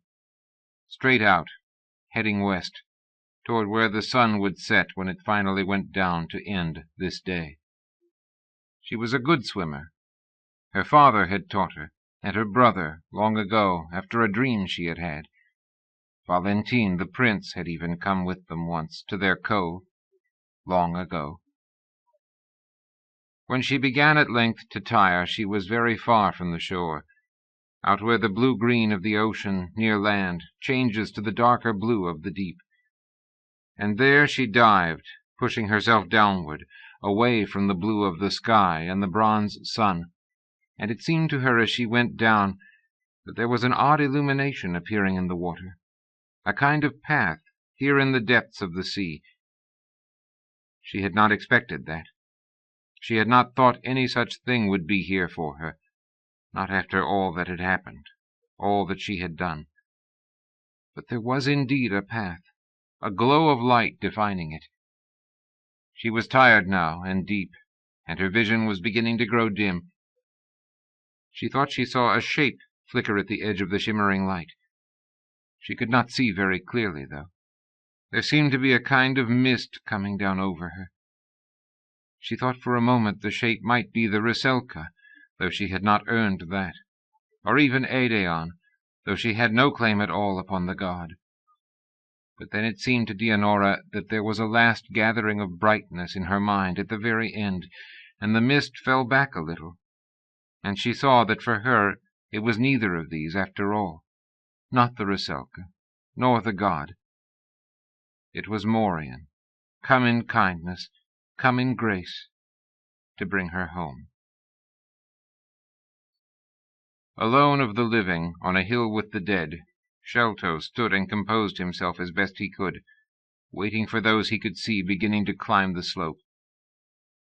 When the three men and the tall woman reached the summit, he knelt in submission as they surveyed in silence what had happened here, what death had claimed upon this hill.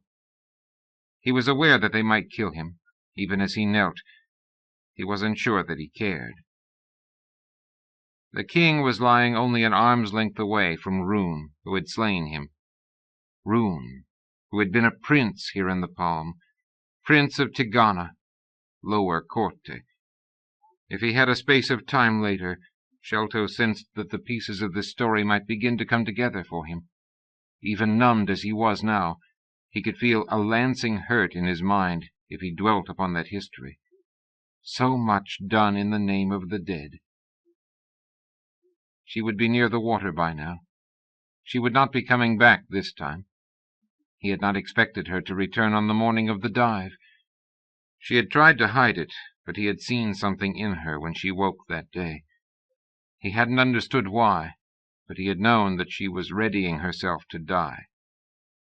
She had been ready, he was certain of it. Something had changed for her by the water's edge that day. It would not change again. "You are." He looked up. A lean, black-haired man, silvering at the temples, was looking down at him with a clear grey gaze, eyes curiously like Brandon's had been. "I am Sholto. I am a servant in the Saishan, a messenger today." "You were here when they died?" Sholto nodded.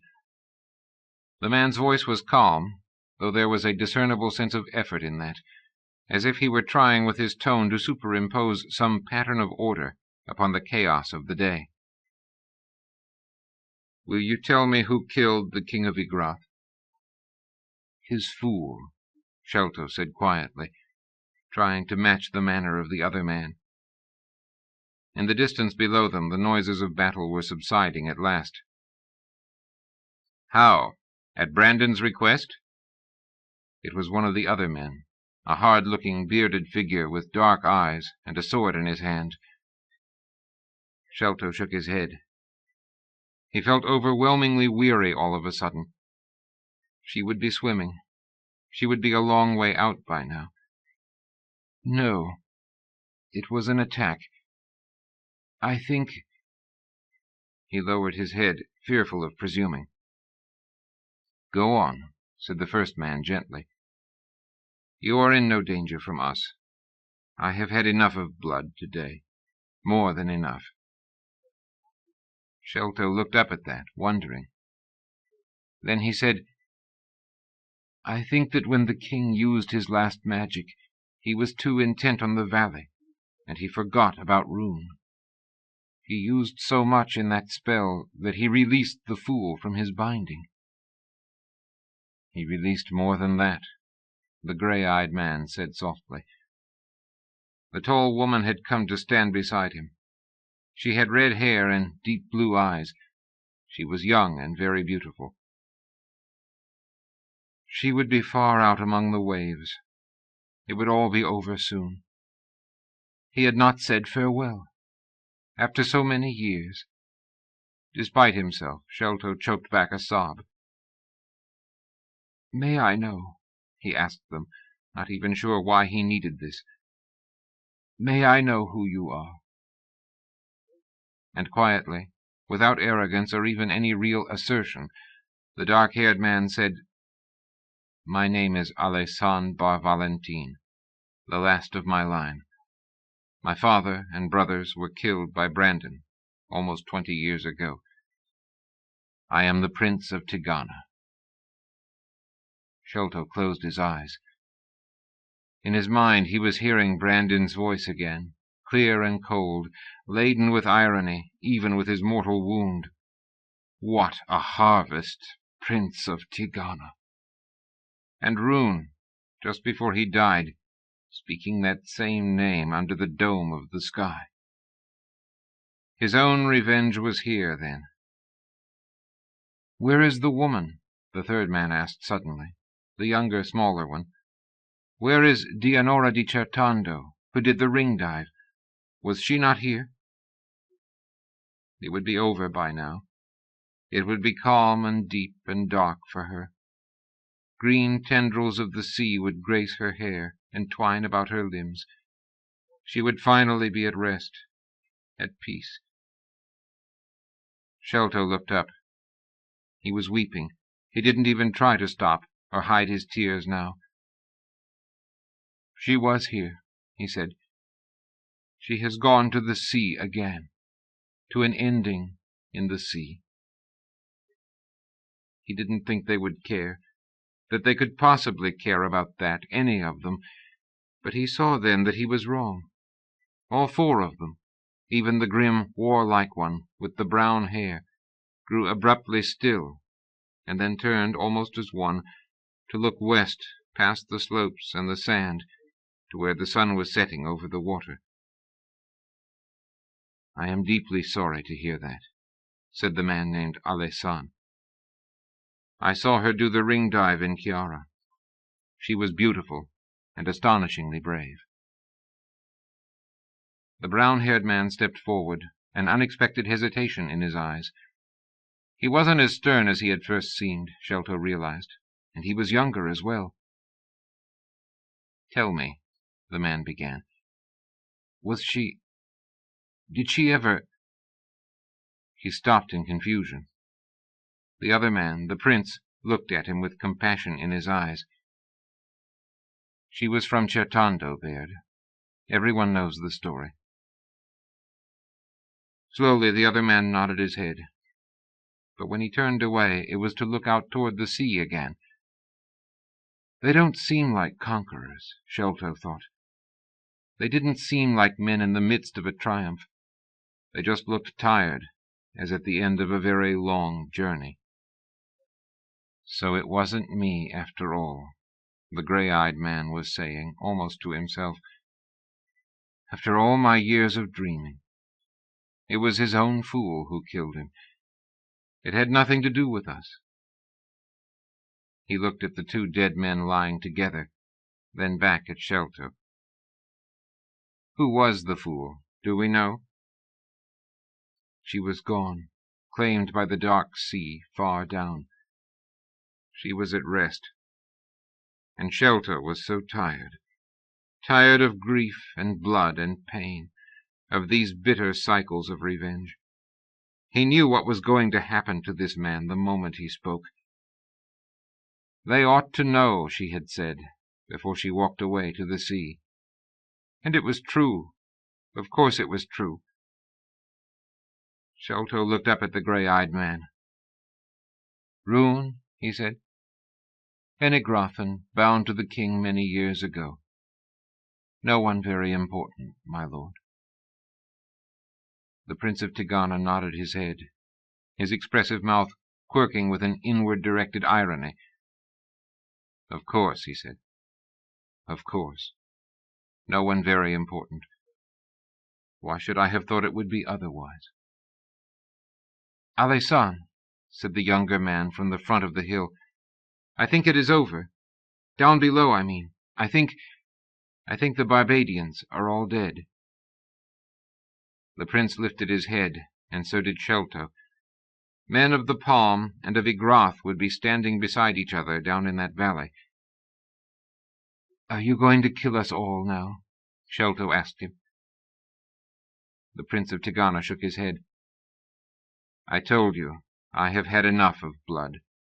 There is a great deal to be done, but I am going to try to do it without any more killing now." He went to the southern rim of the hill and lifted his hand in some signal to the men on his own ridge. The woman went over and stood beside him, and he put an arm around her shoulders.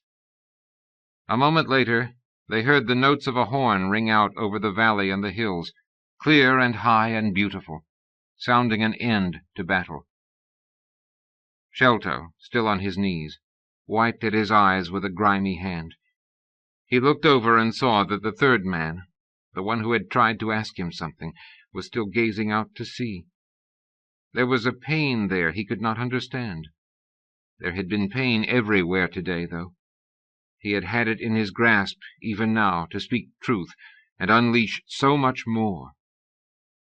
His eyes swung slowly down again, away from the hard blue sky and the blue-green sea, past the man at the western edge of the hill, past Daemon of Igrath, slumped across the king's chair with his own blade in his breast, and his gaze came to rest on the two dead men beside each other on the ground, so near that they could have touched had they been alive. He could keep their secret. He could live with it. Epilogue. 3 men on horses in the southern highlands, looking over a valley to the east. There are pine and cedar woods beyond, hills on either side. The Speraeon River sparkles in the distance, flowing down out of the mountains, not far from where it will begin its long curve west to find the sea. The air is bright and cool, with a feel of autumn in the breeze. The colors of the leaves will be changing soon, and the year-round snow on the highest peaks of the mountains will begin moving down, closing the pass. In the tranquil green of the valley below them, Devon sees the dome of Eanna's temple flash in the morning sunlight. Beyond the sanctuary he can just make out the winding trail they had ridden down in the spring, coming here from the east across the border. It seems a lifetime ago. He turns in the saddle and looks north over the rolling, gradually subsiding hills. Will we be able to see it from here later? Baird glances over and then follows his gaze. What, Avale and the towers? Easily, on any clear day. Meet me here in a year's time, and you will see my green and white prince's tower, I promise you. Where are you getting the marble? Sandre asks. Same place as Orsaria did for the original tower. The quarry is still available, believe it or not, about 2 days' ride west of us, near the coast. And you'll have it carried here? By sea to Tigana, then on river barges up the Speraeon, the same way they did it back then. Baird has shaved his beard again. He looks years younger, Devon finds himself thinking. How do you know so much about it? Sandre asks with lazy mockery. I thought all you knew was archery, and how not to fall on your face when you were out alone in the dark. Baird smiles. I was always going to be a builder. I have my father's love of stone, if not his gift. I'm a craftsman, though, and I knew how to look at things even back then. I think I know as much as any man alive about how Orsaria built his towers and his palaces, including one in Ostibar, Sandre. Would you like me to tell you where your secret passages are? Sandre laughs aloud. Don't boast, you presumptuous mason. On the other hand, it has been almost 20 years since I was in that palace. You may have to remind me of where they are. Grinning, Devon looks over at the Duke. It has taken him a long time to adjust to seeing Sandre without his dark Cardew guise. You will be going back after the wedding, then? He asks, feeling a sadness at the thought of another parting ahead. I think I must, though I will say that I'm torn. I feel too old for governing anyone now, and it isn't as if I have any heirs to groom.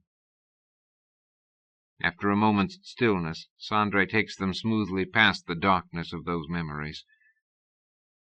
To be honest, the thing that interests me most right now is what I've been doing here in Tigana, the mind-linking with Erlaine and Certino, and the wizards we've managed to find.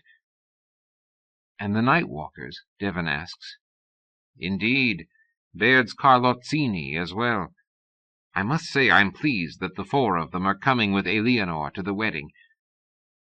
Not as pleased as Baird is, I'm sure, Devon adds slyly. Baird gives him a look and pretends to be absorbed in scanning the distant line of the road south of them. Well, hardly as pleased, Sandre agrees, though I do hope he'll spare his Elena for a small part of the time she's here.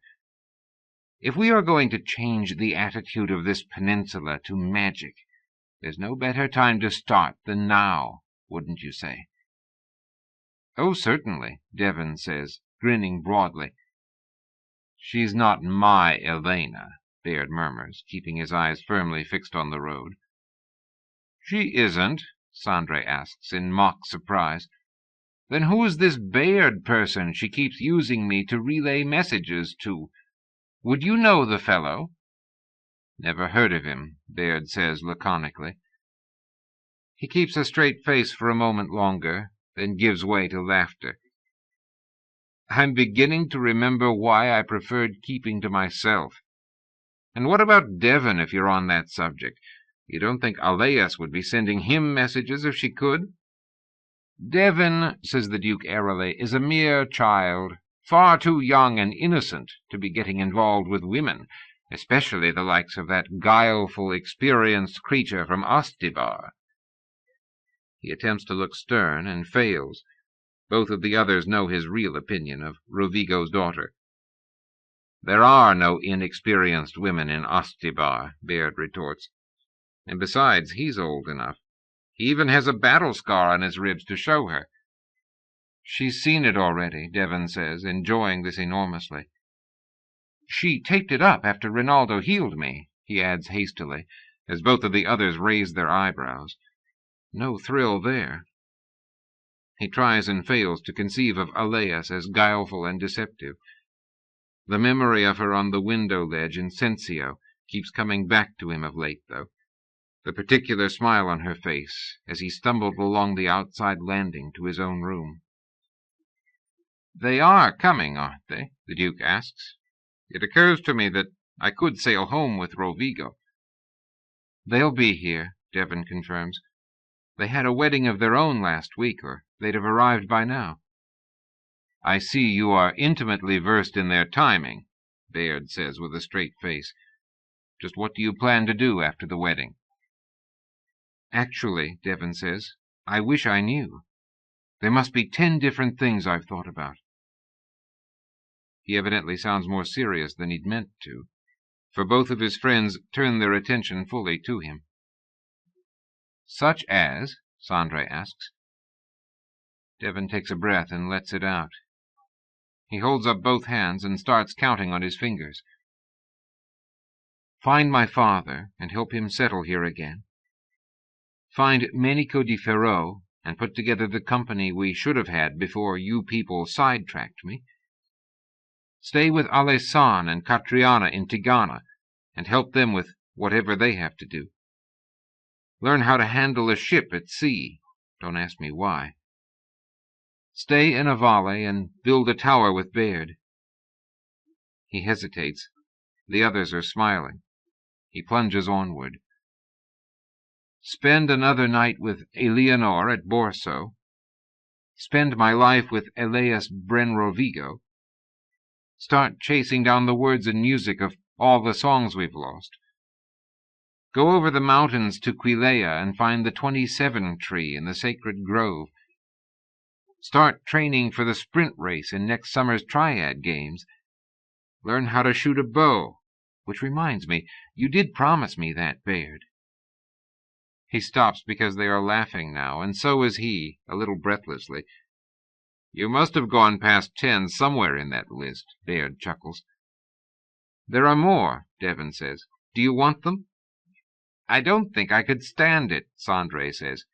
"You remind me too painfully of how old I am and how young you are." Devon sobers at those words. He shakes his head. "Never think that. I don't think there was a moment last year when I didn't have to work to keep up with you wherever we went." He smiles at a thought. "You aren't old, Sandre. You're the youngest wizard in the Palm." Sandre's expression is wry. He holds up his left hand. They can clearly see the 2 missing fingers. "There's truth to that. And may I be the first to break the habit of screening what we are, because I never got into the habit." "You're serious about dropping the screening?" Baird asks. "Utterly serious. If we are to survive in this peninsula as a whole nation in the world, we are going to need magic to match Barbadior and Igrath. And Cardoon, come to think of it. And I don't even know what powers they have in Quilea now.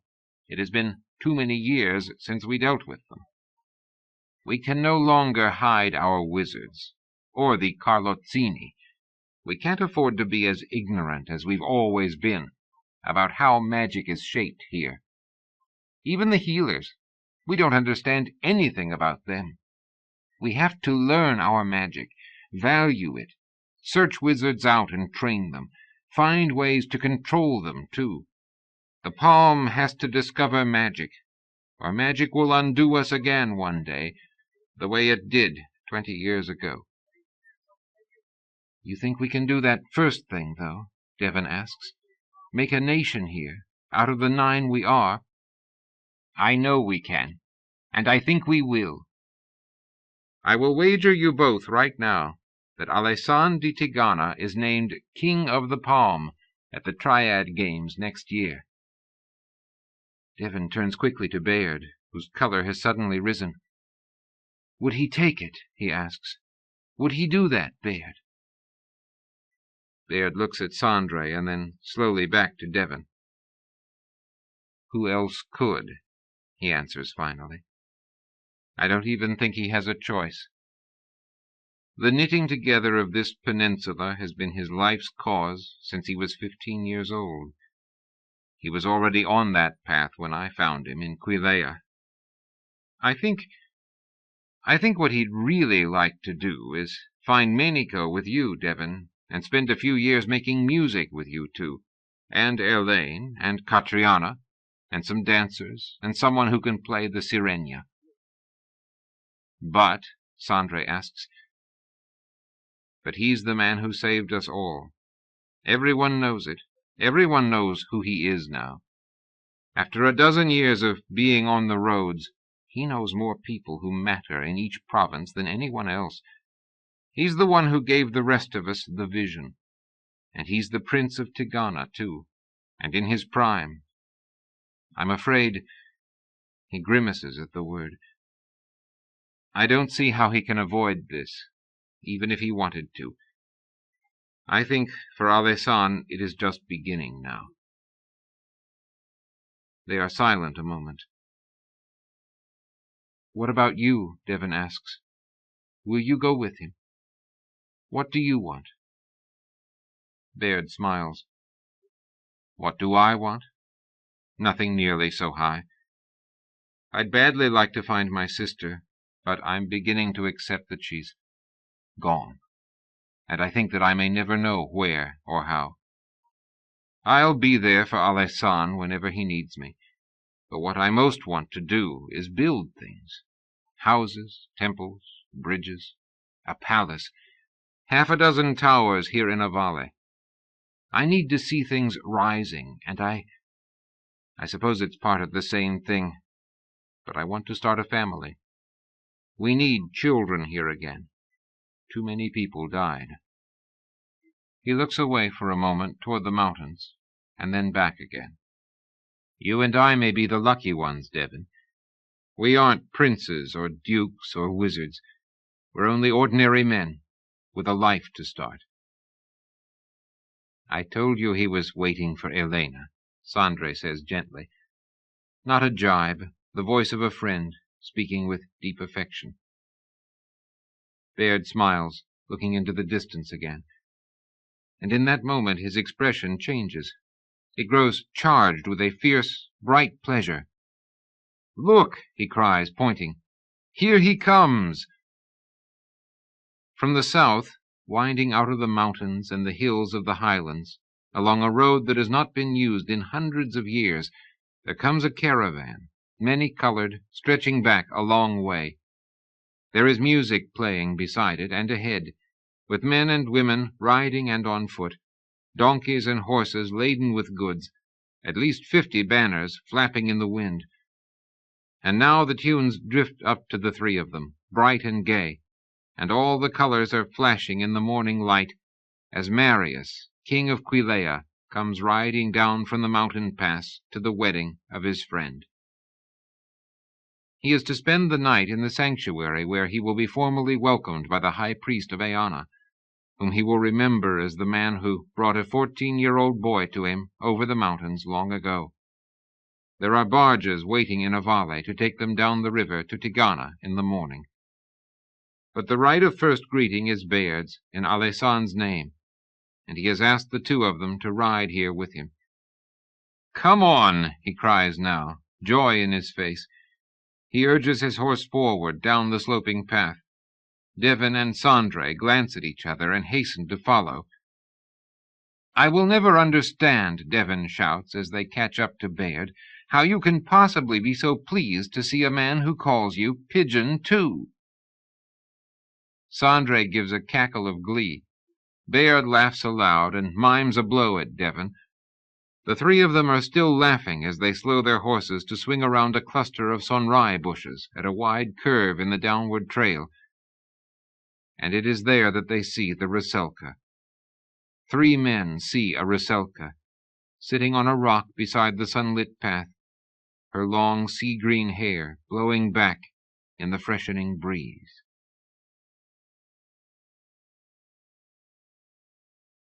The author and publisher are grateful to the following for permission to quote from copyright works: Princeton University Press, for Edmund Keeley and Philip Sherrard, translators and editors; George Seferis, Collected Poems, 1924 to 1955. Copyright Princeton University Press, 1967. New American Library, for John Chardy, translator, Dante's The Paradiso. End of Tigana by Guy Gavriel Kay. Narrated by James DeLotel in the studios of the American Printing House for the Blind, Louisville, Kentucky, for the Library of Congress, October 1991. For special distribution as authorized by Act of Congress under Public Law 89-522, with the permission of the copyright holder and the publisher. A Rock Book, published by the Penguin Group, Penguin Books USA, Incorporated, 375 Hudson Street, New York, New York, 10014, USA. End of book.